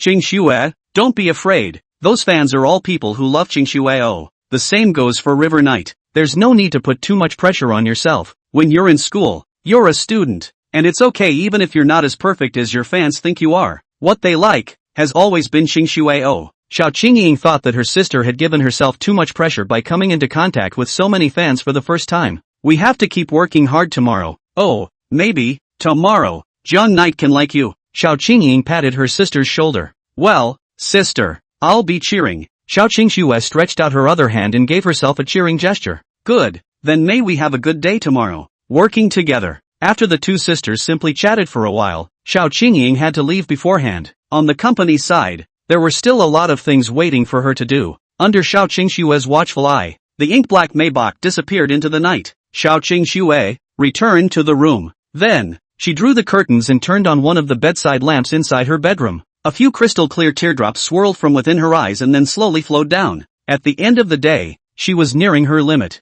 giving her freshman speech, when faced with the shouts as well as cheers of her fans, when confronted with the searing gaze of her fans at a book signing, as well as, when facing the River Knight, a strong sense of inferiority, as well as an inexplicable and sharp sense of fear, surged into her like a tidal wave. Everything then transformed into a large invisible hand that covered her mouth and nose, giving her a sense of suffocation. It was as if the praises as well as the cheers of those people turned into a blazing fire that smoldered black and burned out the air around her. Only at the end of her speech, when she bends down to face the audience, does she get a few seconds to catch her breath. It's like drowning inside the sea, being pushed briefly above the surface by a wave. Xiao Qingxue hugged her legs, her body trembling slightly as she curled up on her large, soft bed. All the fears, the insecurities of the daytime, were hidden inside her. And then, at night, when she was alone, she dared to show her most original appearance. Sorry sister, what my fans, even River Knight, like, is just you in front of the screen. Qingxue is just a loser who can sing. It was like that when I was a kid, and it's the same now. It's never changed. Qingxue doesn't deserve to be liked by them. So, Xiao Qingxue slowly raised her head, and her turquoise blue eyes were colored with a deep purple. So I deserve nothing but my master's punishment. Master, last time, it was Qingxue who was too greedy and actually presumed to get master's love. Master just needs to punish me. You can call me A, or you can treat me like an insignificant tool. My master punishing me means my master cares about me. I just need to get that little bit of attention from my master. He. Master, you can feel free to, but only to me. Oh. She slowly walked out of bed and pulled open a drawer containing a stun gun. She shuddered and picked up the stun gun. That's what my master punished me with last time, isn't it? Now, please punish me again. Trembling, as if facing an absolute treasure, she cupped the stun gun in both hands from inside the drawer. Her deep purple eyes were deep and reverent, as if, at the moment, the master was in the palm of her hand. She closed her eyes and a blinding white light lit up inside the room. The light dispelled the darkness around them, opening up a haven for the girl in the dimly lit room. During the day, all the fears and anxieties are dissipated under the caress of the River Knight. Now, inside her world, there was only herself, and the boy standing in the holy light. It is in this absolute paradise that the girl can sleep peacefully. Chapter 87, I ask, you answer. Knock, knock, knock. Who? Inside the Max Hotel, Lin Xianer slowly walked towards the door of her room. Zhang Knight fell to the ground and propped his hands on the ground for a long time before he had the strength to get up. Miss, these are the 2 cups of strawberry cheese milk tea you ordered. Outside the room stood a man in black, handing Lin Xianer 2 cups of milk tea. Fiber, this is what I have for you. A little prop to aid in the game. Lin Xianer's dull hairs drooped. I'm full. I don't want to drink milk tea. Who said it was for you to drink? Elisa said mysteriously. Oh, fiery nose. After Lin Xianer locked the door to her room, she was ready to pass the milk tea to Zhang Knight. This milk tea is indeed for him, but not for him like this. What do you mean? Dull hair then became a question mark and appeared above Lin Xianer's head. Just do what I tell you. Lin Xianer slowly walked towards Zhang Knight. Have you played enough? Zhang Yi sat on the ground and glared viciously at Lin Xianer. He basically had no strength to fight back now. Next, let's play the second game. There's a second game? Zhang Knight was now a little anemic, his consciousness a little blurry, and in his field of vision, Lin Xianer was split into 3 in the purple light, constantly switching silky smoothly between blurriness and clarity. Say, SH, what game? After this game, I'll let you go. Hearing these words, Zhang Knight finally had some spirit. Okay, I'll play with you. Good. Lin Xianer shook the little nerdy hair on top of her head. This game will be called, I ask and you answer. I ask and you answer? Zhang Knight was a bit uncertain. This game, in this atmosphere, obviously seems a bit strange. Rather, this game should have been played with his sister when he was a child. That's right, I'm going to ask you questions, and then, you're going to have to answer me honestly. Otherwise, there will be a severe punishment. Zhang Knight pondered for a moment and nodded. Okay, no problem. Zhang Knight felt that this game was much more normal than the previous singing game. As long as Zhang Knight answered the questions honestly, then he wouldn't be harmed. Besides, this vampire just said he could leave as soon as he finished this game. What's the first question? Zhang Knight asked. Sitting on the floor. Zhang Knight sang a tenor once again. The previous braid had been scrapped and could no longer be used. Lin Xianer held the other braid in her hand and looked down on Zhang Knight from above. I'm the one asking you. You can't ask me. Lin Xianer said. Fine. I won't ask you, can I? Zhang Knight rubbed his stinging arm. First question. Lin Xianer bent down, her head resting on Zhang Knight's stomach. These little gestures were coached out of her by Alicia. A cold, icy touch came from Zhang Knight's belly, and the dull fur swept against his belly with some tickling. First question. What is your favorite flavor of milk tea? John Knight didn't react for a moment. He stared at the bag on the ground containing 2 cups of strawberry cheese milk tea. Confused. Didn't you know? Answer me. Well. River Knight. Like strawberry cheese milk tea. Jianye is so good. John Knight no longer had enough blood to support his red warm mode. He could only sit helplessly on the ground, unable to do anything. John Knight is so good. Cooker will give you a reward right here. Lin Xianer's dull hairs twirled in circles. John Knight's well-behaved appearance gave her an inexplicable sense of excitement. Lin Xianer took out the milk tea from the bag and thoughtfully inserted a straw for John Knight. Then, handed the milk tea to John Knight's mouth. Hey, I haven't said anything yet. Elisa rolled her eyes. The giving rewards part wasn't directed by her. And after John Knight answered the question, Lin Xianer naturally handed John Knight milk tea. It's okay, I had someone send 2 cups of milk tea. Elisa had someone send milk tea was not for Lin Xianer to waste like this. When Lin Xianer saw that John Knight didn't respond, she shook her wrist, and the straw in her hand was like a teasing stick, dangling in front of John Knight's eyes. John Knight, drink it, it's delicious, Lin Xianer urged. John Knight, will not die. Well, the straw was forced into John Knight's mouth. At the same time, Lin Xianer squeezed hard. John Knight didn't react. His head tilted back, and the straw was taken out of his mouth and fell to the ground. Under Lin Xianer's squeezing, milk tea sprayed out from the broken hole and splashed onto John Knight's face. At once, John Knight was like he had used face wash. His face was snow white, and there were even a few reddish strawberry grains in the center. Lin Xianer wasn't much better, as the milk tea similarly splashed onto her body. Her hand was still lowering the milk tea at this point, and her dark purple sarong became a snowy white. John Knight, Lin Xianer's voice was a little low. Cough. This really can't be blamed on me. Who knew that you would suddenly stick it in my mouth? John Knight felt that something big was wrong. Misbehaving John Knight, I don't like it. Lin Xianer made a stern face and said fiercely, you must drink the milk tea. But the milk tea has been spilled. How can I drink it? I can't be made to lick the floor. It shouldn't be, right?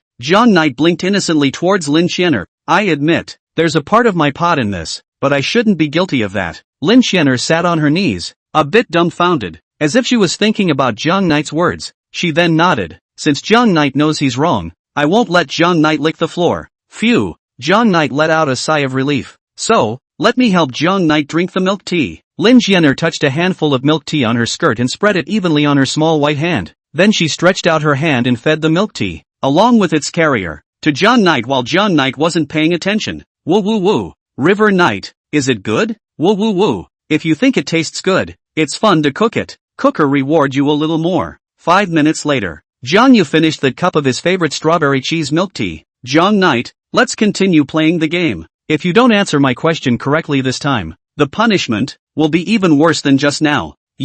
Okay, you ask. John Knight was a bit speechless. He had no idea what this vampire was asking these questions for, but it couldn't hurt. After all, there wasn't any little secret one couldn't tell. Even those embarrassing things he'd done, telling this vampire, who wasn't even human, shouldn't be a problem. Lin Xianer nodded her head in satisfaction. Great. I like this obedient John Knight the most. So, the second question is River Knight, do you prefer boxer shorts, or boxers? Chapter 88 Proof Questions. John Knight suspected he heard wrong. I didn't hear you. Say it again? John Knight, what style of chubby do you like? Triangular chubby, or flat-cornered chubby? John Knight looked at Lin Xianer's somewhat dumbfounded eyes and was slightly stunned. The same was true for Lin Xianer, who had no idea what the point of asking these questions was, and was simply repeating Elisa's words. No, why are you asking this? John Knight's expression was wonderful. Now, he seemed to sense that something was wrong with this game. Quickly let him answer you, Elisa urged. Figure out these preferences of his so you can capture his heart and make him like you more, and his blood will taste better. Lin Xianer gulped. John Knight, answer me quickly, otherwise, there will be punishment. She grabbed a stun gun from a stand off to the side. River Knight's pupils quaked. Where did this vampire get so many tools? Asterisk. Okay, I'll answer you. John Knight said helplessly. He didn't want to try the feeling of being electrocuted by a stun gun. I like boxer shorts, so that's okay. Really, River Knight? Really? How could I possibly lie to you? John Knight replied righteously. He wasn't lying, he preferred that looser feeling to the boxers. And, as perverted as it was, he wasn't lying about that kind of question. I don't believe it. The dull hairs on Lin Xianer's head were still gently swaying from side to side as she moved to Jiang Knight's ear and murmured in a low voice like a little devil. I want you to prove it to me. Ah, proof? Jiang Knight furrowed his brows, completely dumbfounded. This thing isn't a math problem. How am I going to prove it? It's just my preference. Maybe I'll change my mind one day and become a triangle panty pie? It's okay, River Knight. I have an idea. What method? Jiang Knight gulped. He always had an ominous premonition. That is, let me see exactly which one you're wearing today. Lin Xianer's gaze shifted downward. Ah, no? Jiang Knight moved back. Are you a vampire or a pervert? What do you mean pervert? Lin Xianer asked with more than the classic question mark dorky hair. Jiang Knight, but it didn't matter. Jiang Knight, he is indeed a flat underpants school, so the underpants he usually wears are also. Wait, Jiang Knight seemed to have remembered something unimaginable. What he's wearing now is not what the bagman bought for himself. 1 minute later. Aha! The current passed through Jiang Knight's body. Lin Xianer slumped her face, her dorky hair drooping on her head. She was a bit unhappy. Jiang Knight, why did you lie to me? You obviously like triangular chubby bits. Would you believe me if I said this was given to me by my friend? Jiang Knight snapped. Unbelievable. Aha! Jiang Knight has misbehaved. Jiang Knight must be punished. This is just the stun gun with the lowest voltage. Lin Xianer pointed to the other 2 stun guns hanging on the bracket. The power of these 2 stun guns will be much higher than the one I'm holding. So Jiang Knight, you can't lie anymore. Otherwise, the punishment, it will be worse. Jiang Knight collapsed to the ground with a tingling body and didn't say a word. This was a complete and utter case of mortal injustice, and no one could clear his name. Why? Did the chartered lady put me in a fat triangle? Now he was like a stranded stray fish, lying on the floor, having lost all strength and means. Then Jiang Knight, next is the second question. Oh, Lin Xianer said. What's the question? I'll definitely answer you honestly. Jiang Knight guaranteed in his heart that he would never lie again. Do you prefer black or white silk? Let's see. Jiang Knight no longer had the strength to spit out such a perverted question. Or rather, he had already gotten used to this kind of perverted thinking from Lin Xianer. How in the world did this sick idea come to a vampire? Aren't vampires always supposed to be that elegant big sister? Or the strongest creature with yellow hair? Let's just say that there was still a big difference between reality and 2-spined apes. Ah, cut. As the culprit of Lin Xianer's perverted question, Elisa sneezed. Fiber. In a moment we'll be like this. Jiang Knight was lying on the floor, his consciousness a little blurry. Above his head, the ceiling was spinning in circles. Jiang Knight, answer me. In his field of vision, Lin Xianer's face scurried out. She bent her neck, a rare hint of curiosity on her face. I like black silk or white silk. Jiang Knight himself didn't know. He didn't even have any study materials inside his cell phone, and when he usually watched anime, he didn't feel much for this kind of stuff. Why don't you just pick one?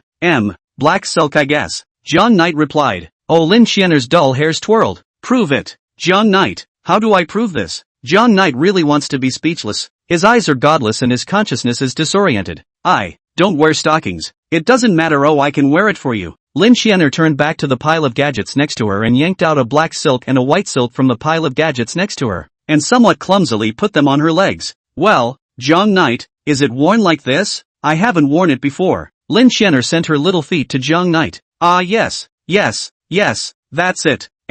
Mother says that you're not excited enough, that you need to be a little more excited to prove your answer to me. Aha, I'm excited. Tell me, what do I have to prove? Lin Xianer picked up the remaining bottle of milk tea on the floor. Jiang Knight sidled his head, somewhat puzzled. What are you doing with the milk tea? Lin Xianer smoothed out her little skirt and sat down. Then, under Jiang Knight's shocked gaze, she poured the milk tea, respectively, onto the black silk she was wearing as well as the white silk. A portion of the milk tea was absorbed by the fabric, but most of it was still poured out onto the floor, and down the floor, spreading ever so slightly around. The stockings sucked up the milk tea, leaving Lin Xianer's fleshy feet hidden. Flesh colors overlapped with black and white, disorienting and mysterious in the purple light. Jiang Knight, quickly prove it to me, Lin Xianer urged. You are? Milk tea flowed down his side, wetting his pant leg. Lin Xianer raised her feet and handed them in front of Jiang Knight. Make your choice. Then, drink all the milk tea on it. Chapter 89. Aha. High silk and white silk kept dripping milk tea downward,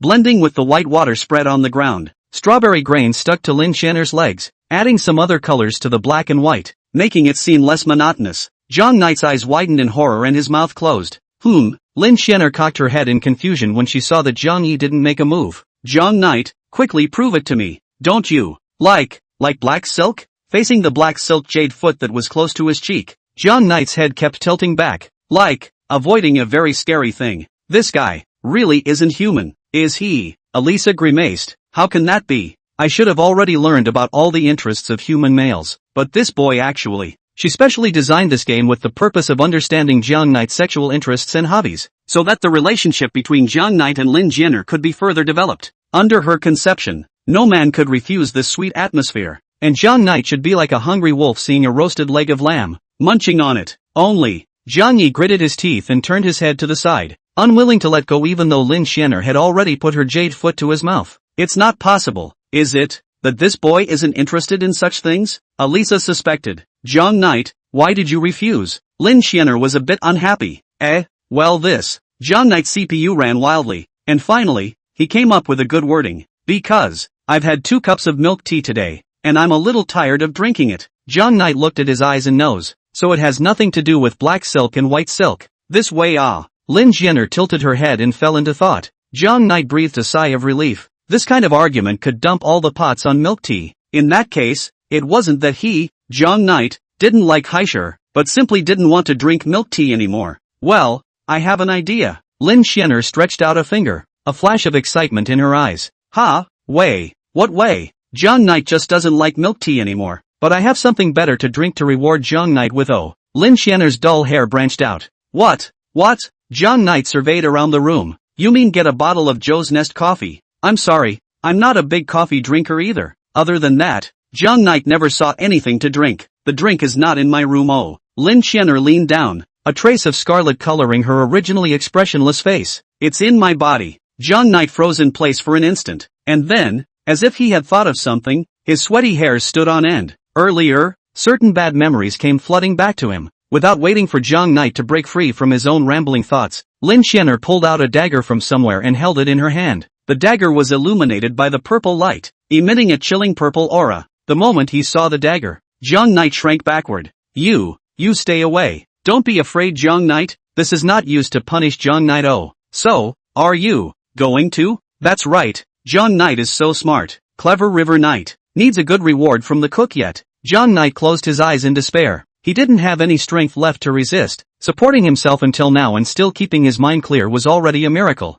His own life is about to be accounted for at the Max Business Hotel in Magic City. Only, the expected pain didn't come. Instead, he heard a soft, fabric-breaking sound. Jiang Knight, let me feed you, my blood. He slowly opened his eyes, and in the midst of seeing the scene in front of him, his eyes instantly widened to their maximum out of instinct. Lin Jianer's black silk broke out into an opening, and crimson blood slowly flowed down the black silk. Jiang Knight, I found out last time, you seem to like drinking my blood the most. So, since Jiang Knight doesn't like milk tea anymore then, as long as Jiang Knight behaves himself next, boilers don't mind. Reward a little of my blood then. After drinking my blood, Jiang Knight will have more strength to play with me. Jiang Ye's gaze slowly moved upwards, and he saw, clearly, the excited face of Lin Jianer. I, for one, don't really want to drink it yet. Jiang Knight, are you going to prepare to defy the boiler? Lin Jianer beamed. That's a punishment for disobeying the cooker. Jiang Knight was severely punished by that medium-voltage stun gun. A minute later, Jiang Knight collapsed on the ground, his body still twitching slightly. The voltage of this stun gun was very well controlled, and through special manufacturing, it was different from the stun gun used to interrogate the prisoners in Lin Jianer's mission, and it could let Jiang Knight feel a different kind of crispy pleasure, but also would not cause harm to Jiang Knight's body. Ha! Jiang Knight panted heavily, his body burning. Jiang Knight, you can't sleep now. Get up and play with me. Lin Jianer shook Jiang Knight's shoulders. Jiang Knight was like a doll, at the mercy of Lin Jianer, with no power of resistance left at all. Jiang Knight, he should be too tired. Just replenish a little energy. Elisa reminded. Yes, mother, I know. Just feed him a little of my blood. Lin Jianer lifted her jade foot that was still dripping blood downwards. Black and red mingled in one piece. Blood, like red wine in a cup. Then she put her jade feet under the nourishment of Lin Jianer's blood. Jiang Ye's face gradually regained its rosy color. Well, Jiang Knight's mouth seemed to be stuffed with something. He opened his eyes in a daze, and then he took in the scene before him. Jiang Knight, you finally woke up. In front of her eyes was Lin Jianer's exquisitely cute face. If that's not enough, she brought the dagger to her other white silk-clad leg. If it's not enough, the Boilermaker can double the reward he gives you. Well, Jiang Knight grabbed Lin Jianer's leg with both hands. Actually can't wait like this?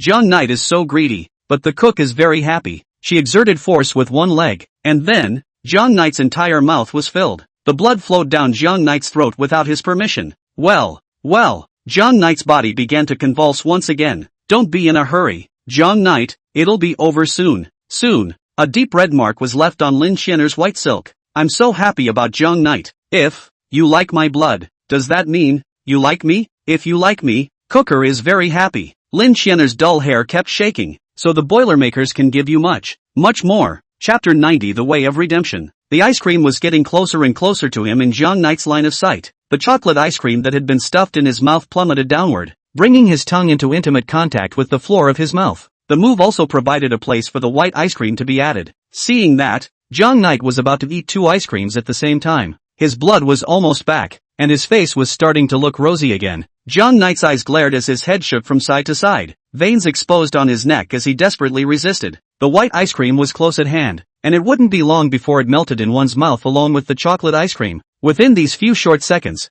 Jiang Knight made a bold decision. Jiang Knight Lin Xianer sat on his body, her tiny body basically weighing nothing, as if she was a rag doll placed on Jiang Knight. Jiang Knight's vision snapped to the tool rack next to the bed. Then, using the last bit of strength in his body, he moved towards the tool rack. River Knight, want one of these little toys? Which one you want? Cooker can get it for you. Jiang Knight didn't say anything and just squirmed. 3 meters, 1 meter. He could already reach the tools above him. Lin Xianer cocked her head doubtfully, and at the same time, the white ice cream was already in place, mingling with the flavor of the chocolate ice cream and filling Jiang Knight's mouth. Well, Jiang Knight trembled and stretched out his hand. His fingers touched on the bracket that a maximum power stun gun. Lin Xianer frowned when she saw this. Jiang Knight fiercely gripped the stun gun and pulled the trigger. Zip zip zip. The white light of the stun gun was extremely bright in the middle of the room. Seeing this, Lin Xianer subconsciously stepped backward. Meanwhile, white and chocolate ice cream disappeared from his mouth. The stun gun was still zipping and bubbling, and Jiang Knight's eyes were mesmerized, staring at the cave's electric light as if he was looking at a peerless beauty. It's like, the stun gun in front of me is the heroine of the book. Jiang Knight, what do you want to do?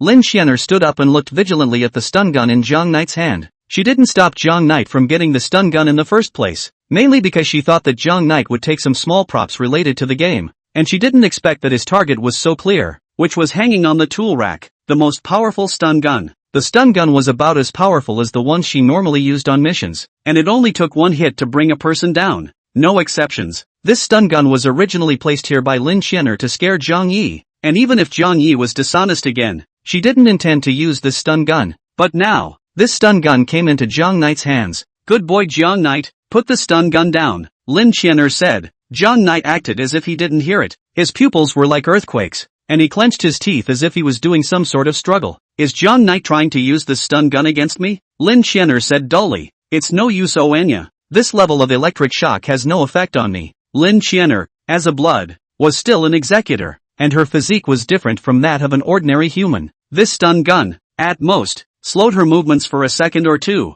Nothing substantial. Lin Xianer walked slowly towards Jiang Knight, not taking the stun gun seriously at all. Only, Jiang Knight didn't think so. This is a dream. A dream. Jiang Knight's mouth corner remained with saliva brought out by the ice cream. He had not yet had the time to wipe it away. This dream, it's about to end. This electric light was like a goddess who had descended from the heavens, summoning Jiang Knight to break away from this purple sea of suffering and head to the paradise of ultimate bliss. The way of salvation is in it. It's all a dream. It's all a dream. Lin Xianer violently rushed towards Jiang Knight, trying to take away the stun gun in Jiang Knight's hand. Please let me. Wake up. Jiang Knight closed his eyes and aimed his stun gun at himself. Aha! The screams didn't last long before they came to an abrupt end. Bang! The one that fell was Jiang Knight's flesh, standing up as the most shining spirit of mankind, the spirit that seeks freedom. Lin Xianer looked at the sleeping Jiang Knight on the ground and her eyes widened in a rare moment. She had never seen a human who dared to dislike a stun gun towards himself. River Knight. Why? Lin Xianer picked up Jiang Knight's body on the ground and rested his head on her thigh.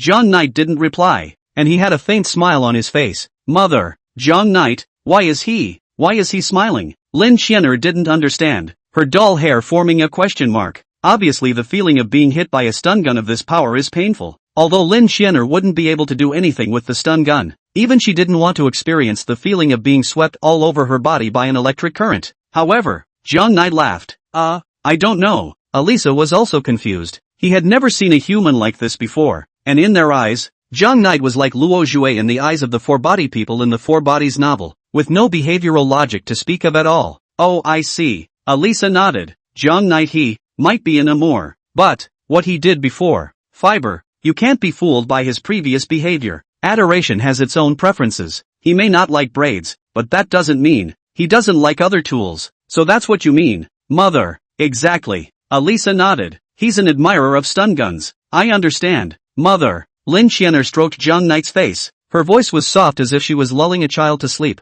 Zhang Knight, I know what I should do to make you like me. Then what should Zhang Knight do now? Hey, it can't be helped. Alisa sighed. I had more games ready to go, so I'll just have to let you play with him another time. You can drop him off at home. Zhang Ye he should wake up first thing in the morning. And, Alisa thought for a moment. You could, like, go to his house and do a little tampering. Like, for example, make that girl called Shen Luoying, who lived with Zhang Knight, never wake up again. That way, you have one less competitor. Good. Lin Qian'er thought of the pink-haired girl, her face suddenly gloomy. Only, after this, there's something else waiting for you to do. Alisa rolled her eyes. Gu Cheng seems to be a good pawn. He has a certain understanding of Zhang Knight and can stay by his side all the time. It could be a means for us to keep an eye on him. As long as this is the case, Alisa said confidently, I guarantee that it won't take long for Zhang Knight to fall in love with you. And then, fall in love with you. The girl nodded and froze imperceptibly at the word. Chapter 91, Assassination. The night was quiet. In the darkness, two figures flashed out of the Magic City Max Hotel and rushed towards Zhang Knight's villa. After Lin Qian'er performed a disguise, he carried Zhang Knight, who was even bigger than him, and flew down the sidewalk. Soon, they arrived at the entrance of the villa. Just like last time, Lin Qian'er fished out the key from Zhang Knight and inserted it into the door lock. Squeak dash the cottage door was pushed open. Lin Qian'er skillfully carried Zhang Knight and went up to the second floor. In the room, the lights were all off. Lin Qian'er placed Zhang Knight in the corridor. Then, standing on her tiptoes, she approached the door of Shen Luoying's room. There was no movement inside the room door. Probably, Shen Luoying had already fallen asleep. Lin Qian'er was just about to pick the door lock. Only, she just turned the door handle and the door opened by itself. The door, it wasn't even locked. The room was dark, except that Lin Qian'er could see it all very clearly. Fiber, you can do it now, Alisa said faintly. Killing an ordinary person was a routine for Lin Qian'er. She wouldn't have any psychological burden. Lin Qian'er pulled out her dagger and slowly walked towards Shen Luoying's bed. As she walked to the edge of the bed, Lin Qian'er violently lifted the quilt, and the dagger in her right hand stabbed down in a smooth motion. Only the dagger, in mid-air, paused. Mother, she's not here. There was no shadow of Shen Luoying on the bed at all. It shouldn't be. Shouldn't she be sleeping at this hour? Alisa thought. Did she have to go out for something? Lin Qian'er walked out of the room, picked up Zhang Knight on the floor, settled him on Zhang Knight's bed, and covered him with a quilt. Who? The River Knight fell into a baby-like sleep. Lin Qian'er gulped. Zhang Knight, I'll come back to play with you. She thought for a moment and slipped a stun gun into a drawer in Zhang Knight's room. What are you doing? Alisa asked in disbelief. Zhang Knight likes stun guns, so I'll give him one. The last thing Lin Qian'er lacked there was this kind of tool, and since Zhang Yi liked it, she simply gave him one. Zhang Knight, I'm leaving. Lin Qian'er grabbed Zhang Knight's arm and gently bit on his finger, licking the blood that flowed out from it, and was still a little bit reluctant to leave. Lin Qian'er walked down the stairs and was ready to leave to find Gu Cheng. Just then, a car hummed as a vehicle came towards the villa. Fiber, someone's coming, Alisa warned. Two people walked down from the car, and it was none other than the housekeeper and Shen Luoying. The butler carried Shen Luoying, who had already lost consciousness, and walked slowly towards the villa. Lin Qian'er instantly recognized Shen Luoying on the butler's shoulder, narrowed her eyes, and gripped the dagger in her hand. Alisa looked at the duo in the same way, but frowned. Her attention was not on Shen Luoying, but on the person carrying her. This person, why does he feel a bit familiar? It was a bit far away, and Alisa couldn't see much through the camera. She had just thought of taking Shen Luoying out, but she hadn't expected that Shen Luoying had sent herself to the door. After hesitating for a moment, Lin Qian'er re-entered upstairs. She was going to hide in Shen Luoying's closet and wait for Shen Luoying to return to her bed before delivering a fatal blow. The door of the villa was pushed open, and the butler and Shen Luoying entered the villa together. Lin Qian'er hid in the middle of the closet, holding the dagger and observing the movements in the room through a crack left in the closet. Soon the door to the room was pushed open. The butler didn't turn on the lights, but directly carried Shen Luoying towards her bed. Lin Qian'er didn't make a move. She was waiting for the right moment. Soon, An excellent opportunity unfolded in front of Lin Jianer. The butler turned his back to the closet and placed Shen Luoying on the bed. Like lightning, Lin Jianer scurried out of the closet, the dagger in her hand emitting a cold aura in the darkness, stabbing straight down towards the butler. In Lin Jianer's experience, no human could react well to her strike. In the next second, this human man should have collapsed in a pool of blood and died completely. Only, the butler turned around violently and held Lin Jianer's wrist with precision. Who are you? The butler held Lin Jianer's wrist in a death grip, and with a force, the dagger fell to the ground with a snap. He stared back at the stranger in front of him. From the moment he entered the room, he had sensed something was wrong. The room was filled with most familiar to him, killing intent. Are you an enemy of the Shen family? Who sent you? The butler's voice was icy cold. At such close range, Alisa finally got a good look at his face. Fiber, withdraw. Lin Jianer froze. Fiber, retreat. Seeing that the person in front of him did not move, the butler stepped on the dagger lying on the ground. The dagger spun in the air a few times and came to the butler's hand with precision and accuracy. Without a word, he thrust the dagger towards the man in front of him. Down. Lin Jianer subconsciously drew back her hand with force. Then, with a flash of her body, she dodged the blow. Fiber, go. Without any further hesitation, Lin Jianer pushed open the window and jumped from the upper floor with a single leap of her body. The butler took a few steps after him to the window and looked down. Lin Jianer had long since disappeared. The housekeeper frowned and turned back to double-check Shen Luoying's condition, and only sighed in relief after realizing that she was fine. It's actually possible to look into this kind of place. Shenwen should not have made Luoying's identity public. Obviously, the mysterious person from earlier was going to be unfavorable to Shen Luoying. It was just that Shen Luoying was now in front of the public as a little girl, and even the other three of the four great families had not been able to find out Shen Luoying's identity. Could it be that the other party didn't come because of her status as the Shen family's eldest miss? The butler couldn't figure it out, but a thought popped into his head. It can't be. She's coming for me. Mother, why don't you let me kill him? Lin Jianer asked as she slipped into an alley. Alisa was silent for a moment, then said, that person, he's not easy to deal with. And, with his status, we can't touch him for a while. Who is he? Lin Jianer asked. He's a member of the Shen family, and besides, you probably can't deal with him. Alisa paused and didn't continue. Impossible. Lin Jianer said firmly. How could I not be able to defeat a human? Don't be disbelieving, you really can't beat him. Lin Jianer was a bit confused. She was confident in her strength. Fai-en-er, do you still remember the person that the Yan family hunted down and killed in the entire Magic City 20 years ago? As if she had remembered something, Lin Jianer suddenly realized. It's him? At that time, the Yan clan hunted him for 3 days. 3 full days? And with no help from other clans, it was hard for him to survive. At that time, he was just a college student. Alisa sighed. Moreover, he helped Shenwen establish the Shen family. I mean, how come I haven't seen him for so many years? I didn't realize that he's actually bringing children to Shenwen now. Fiber, go find Guchang. Alisa thought.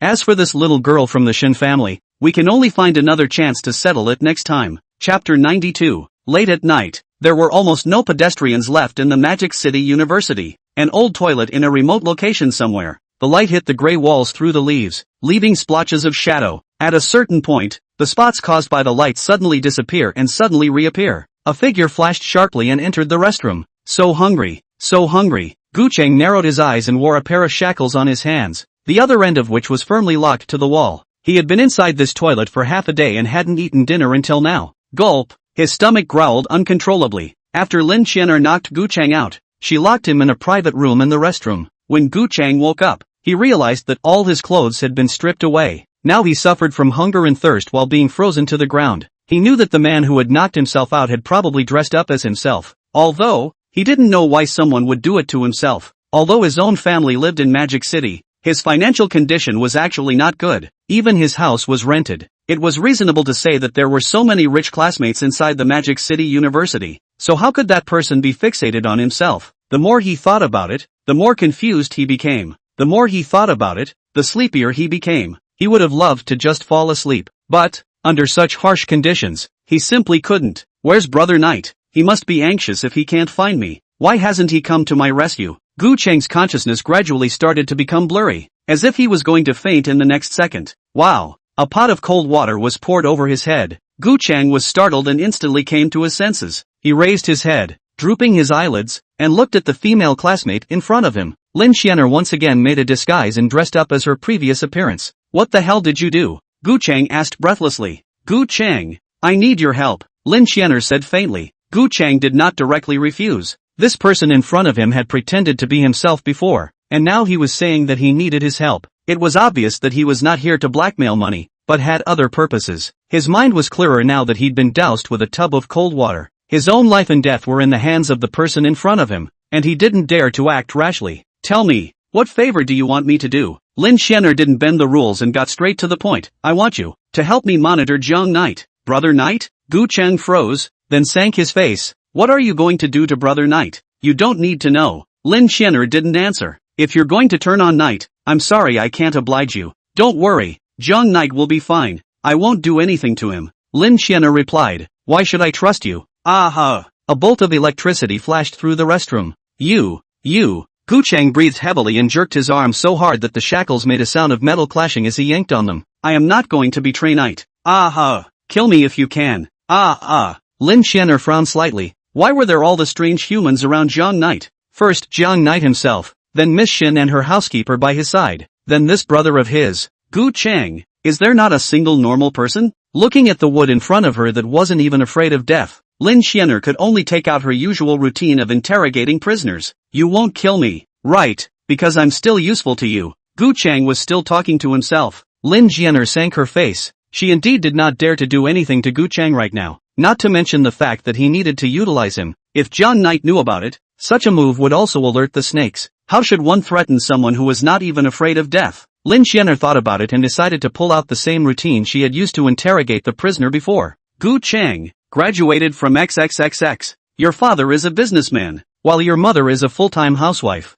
and the family has a younger sister who is in high school this year. Your family lives in XXXX, and lately, your father has been doing business with XXX and it's not going well. Lin Xianer told Gu Chang's family situation as if she were counting her blessings. Gu Chang's eyes widened, somewhat incredulous. You, he gritted his teeth. How did you know about my house? It had to be said that this move did work. Gu Chang was a tough guy, but it didn't mean that he would disregard his family. I know everything about you. Everything you are, is in my hands. You are bluffing. Gu Chang didn't believe it. What do you know about me? What makes you say that you know everything about me? Seeing that Gu Chang still had no intention of agreeing, Lin Xianer continued. You viewed 10 objectionable videos last night on the transgressor browser, with a total video duration of 3 hours, 15 minutes and 6 seconds, the first of which was, all fruit. Stop saying that. Gu Chang closed his eyes and made up his mind. I promise you. Gu Chang was now convinced that this person in front of him, indeed possessed means that he could not imagine.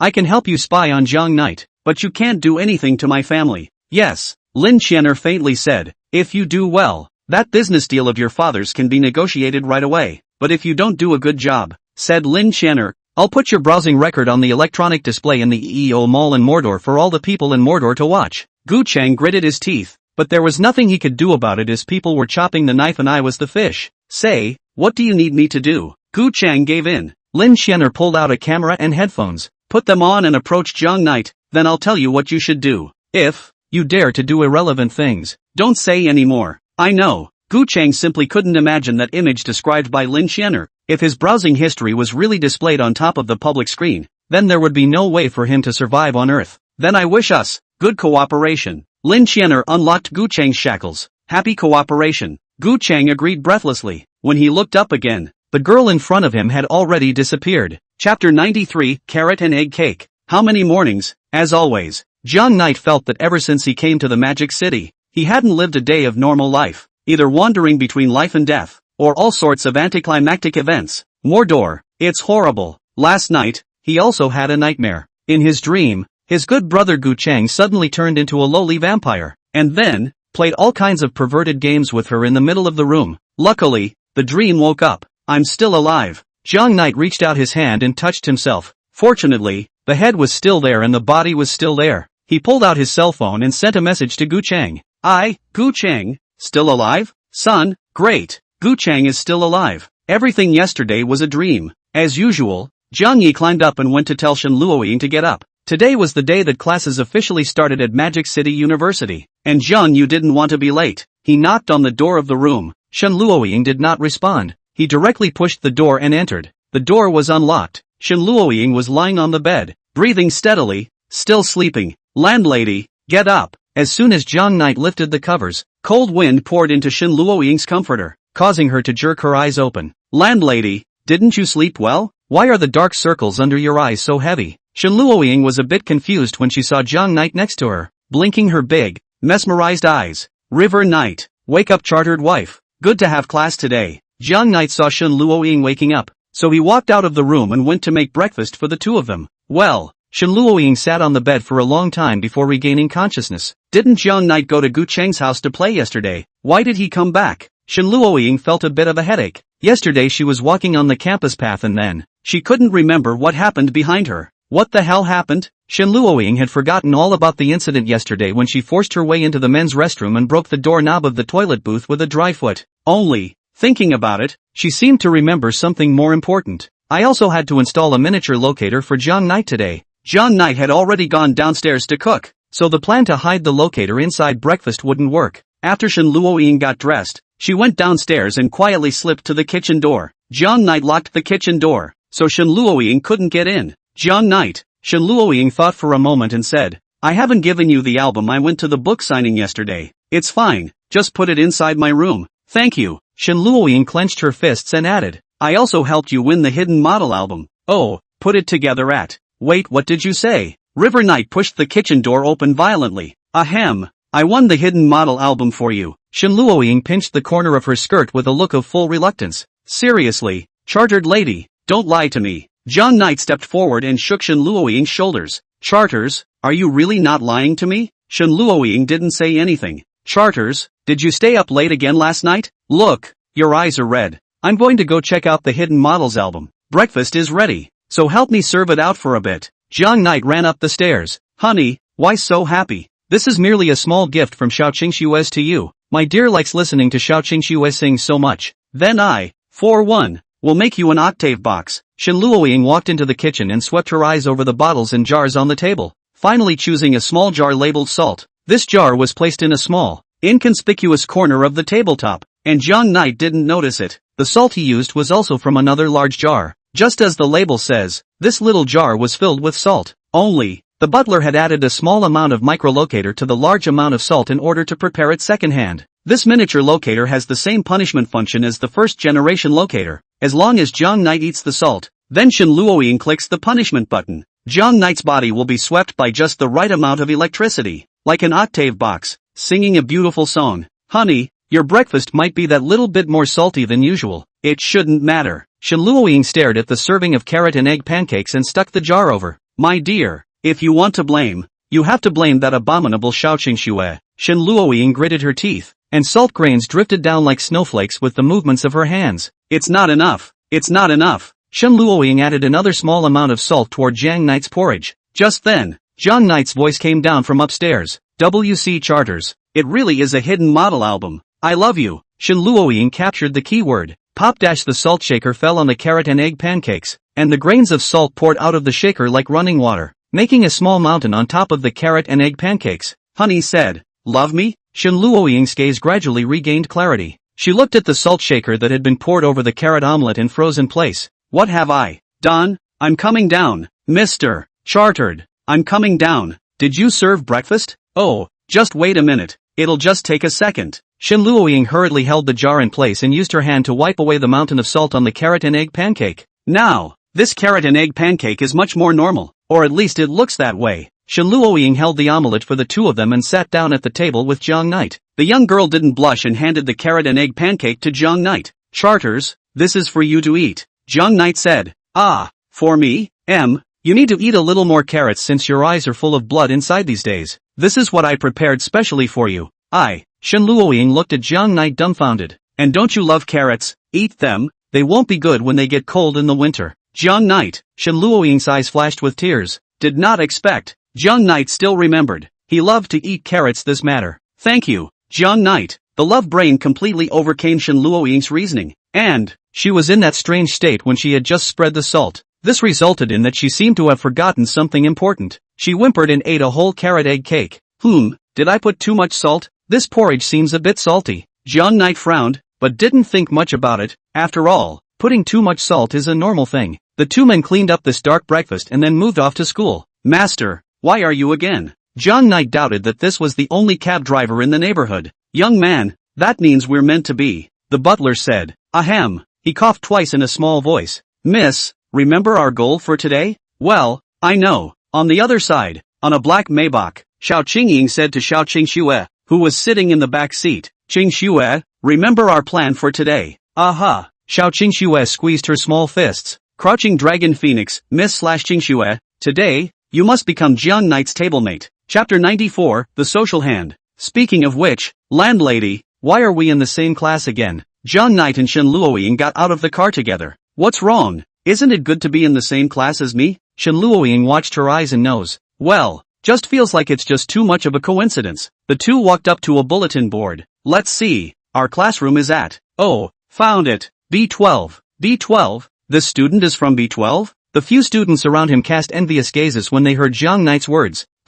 What's wrong? Jiang Knight asked. One of the students replied. Don't you know, Xiao Qingxue was assigned to class B12. I'm so envious of you, being able to be in the same class as Xiao Qingxue. Stars were bubbling in the eyes of those few classmates. Really, how could it be such a coincidence? The fact that he had obtained Xiao Qingxue's hidden model album and was also able to be assigned to a class with Xiao Qingxue was too much of a coincidence in any way. Only, Jiang Knight didn't think much about it. As Xiao Qingxue's loyal fan, hearing this news, Jiang Knight's eyes were equally glowing. What are you doing, landlady? Jiang Knight was yanked away by a huge force. Class is about to start. Hurry up and go inside the classroom to choose your seat. Shen Luoying grimaced and clenched her small fists. This was all within Shen Luoying's expectations. After all, Xiao Qingxue, like herself, only needed to speak to the school administration and could easily be assigned to the same classroom as Jiang Knight. The point wasn't whether or not he could be assigned to the same classroom as Jiang Knight, but whether or not he could become Jiang Knight's deskmate and get a head start in his interactions with him.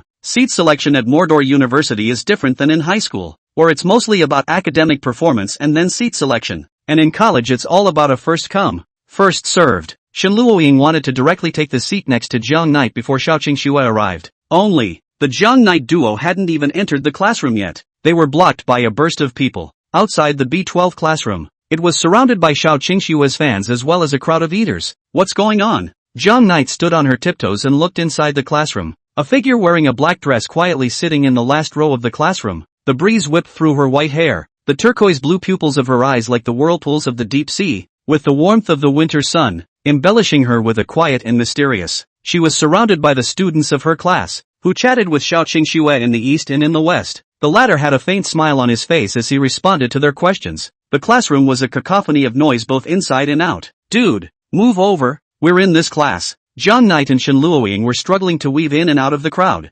unable to move an inch, and their heads were about to be squeezed flat. A few minutes later, they finally arrived in front of the classroom door, and with a forceful push, the few students blocking the door stumbled and fell to the side. Landlady, are you okay? Jiang Knight turned around, but he couldn't see the body of the landlady. She was already a weak woman and couldn't squeeze through the strong male students. A hand, peeking out from among the crowd, Jiang Yi reached out and pulled, tugging hard on Shen Luoying's arm like a carrot. Charters, use a little more force. It's almost out. Shen Luoying's body is like a high front, and with Jiang Knight's efforts, she finally stands out from the crowd. It's now. The butler's voice came out. Shen Luoying accidentally didn't stand still and lunged towards Jiang Knight. Jiang Yi hurriedly held her shoulders and didn't let her fall, but he himself, due to inertia, leaned his entire body backward and fell to the ground. The people in the classroom looked at the scene in unison, and Jiang Knight coughed twice and hurriedly climbed up from the ground. Xiao Qingxue raised her head and similarly looked at the scene. Cough cough. Jiang Knight simply couldn't be more embarrassed and avoided his gaze so that he wouldn't meet Xiao Qingxue's eyes. This student, you are Jiang Knight, right? Xiao Qingxue smiled and stood up, walking slowly towards Jiang Knight. This person is Jiang Knight? The surrounding students let out a gasp. He's the Jiang Knight who obtained Xiao Qingxue's hidden model album?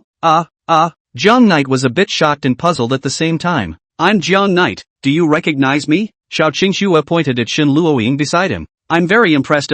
It was this little sister who came to purchase the album yesterday. Congratulations for obtaining that hidden model album. Xiao Qingxue had a serene smile on her face. Thank you. Jiang Knight was red-faced and didn't know how to answer for a moment. And, we're even in the same class, so it seems like we're still quite destined for each other. So, can I be friends with you? Under the envious gazes of the crowd, Xiao Qingxue stretched out her hand. Really? I certainly can. Zhang Knight felt like he was still dreaming. His favorite singer actually took the initiative to come and be friends with him. He was just about to shake Xiao Qingxue's hand when Xiao Qingxue's hand was pinched by Shen Luoying. Xiao Qingxue, I'm also your fan. Oh. Shen Luoying's ghostly voice came out as she stared at Xiao Qingxue's turquoise blue-eye pupils. I also want to be friends with you. Is that okay? Zhang Knight was a bit surprised. In his impression, Shen Luoying was more shy in front of outsiders, and generally would not take the initiative to talk to others. Aha, of course. Xiao Qingxue's smile froze on her face. May I ask who you are? I'm Zhang Knight's friend. Shen Luoying made a mechanical sound. So, it's Zhang Knight's friend. Xiao Qingxue brought a smile. I thought that you two were a couple. You, Shen Luoying gritted her teeth. Ha ha, not yet. Aha, Zhang Knight is my friend, so his friends are my friends-law. Okay, thank you. Shen Luoying powered up with one hand, and her arm began to tremble slightly. No need to be polite. Xiao Qingxue's hand similarly began to exert force. Unwilling to show weakness, Zhang Knight stood beside the duo, always feeling that there was an inexplicably powerful air pressure around him, making him a bit breathless. He zipped his shirt down, but it still felt a little stuffy. Shen Luoying pulled Zhang Yi and moved to the seat next to her. That's great. Now that class is about to start. Student Xiao Qingxue, isn't it time to choose a seat as well? Yes. Oh. Xiao Qingxue made a thoughtful look. Zhang Knight, you don't mind if I sit next to you, do you?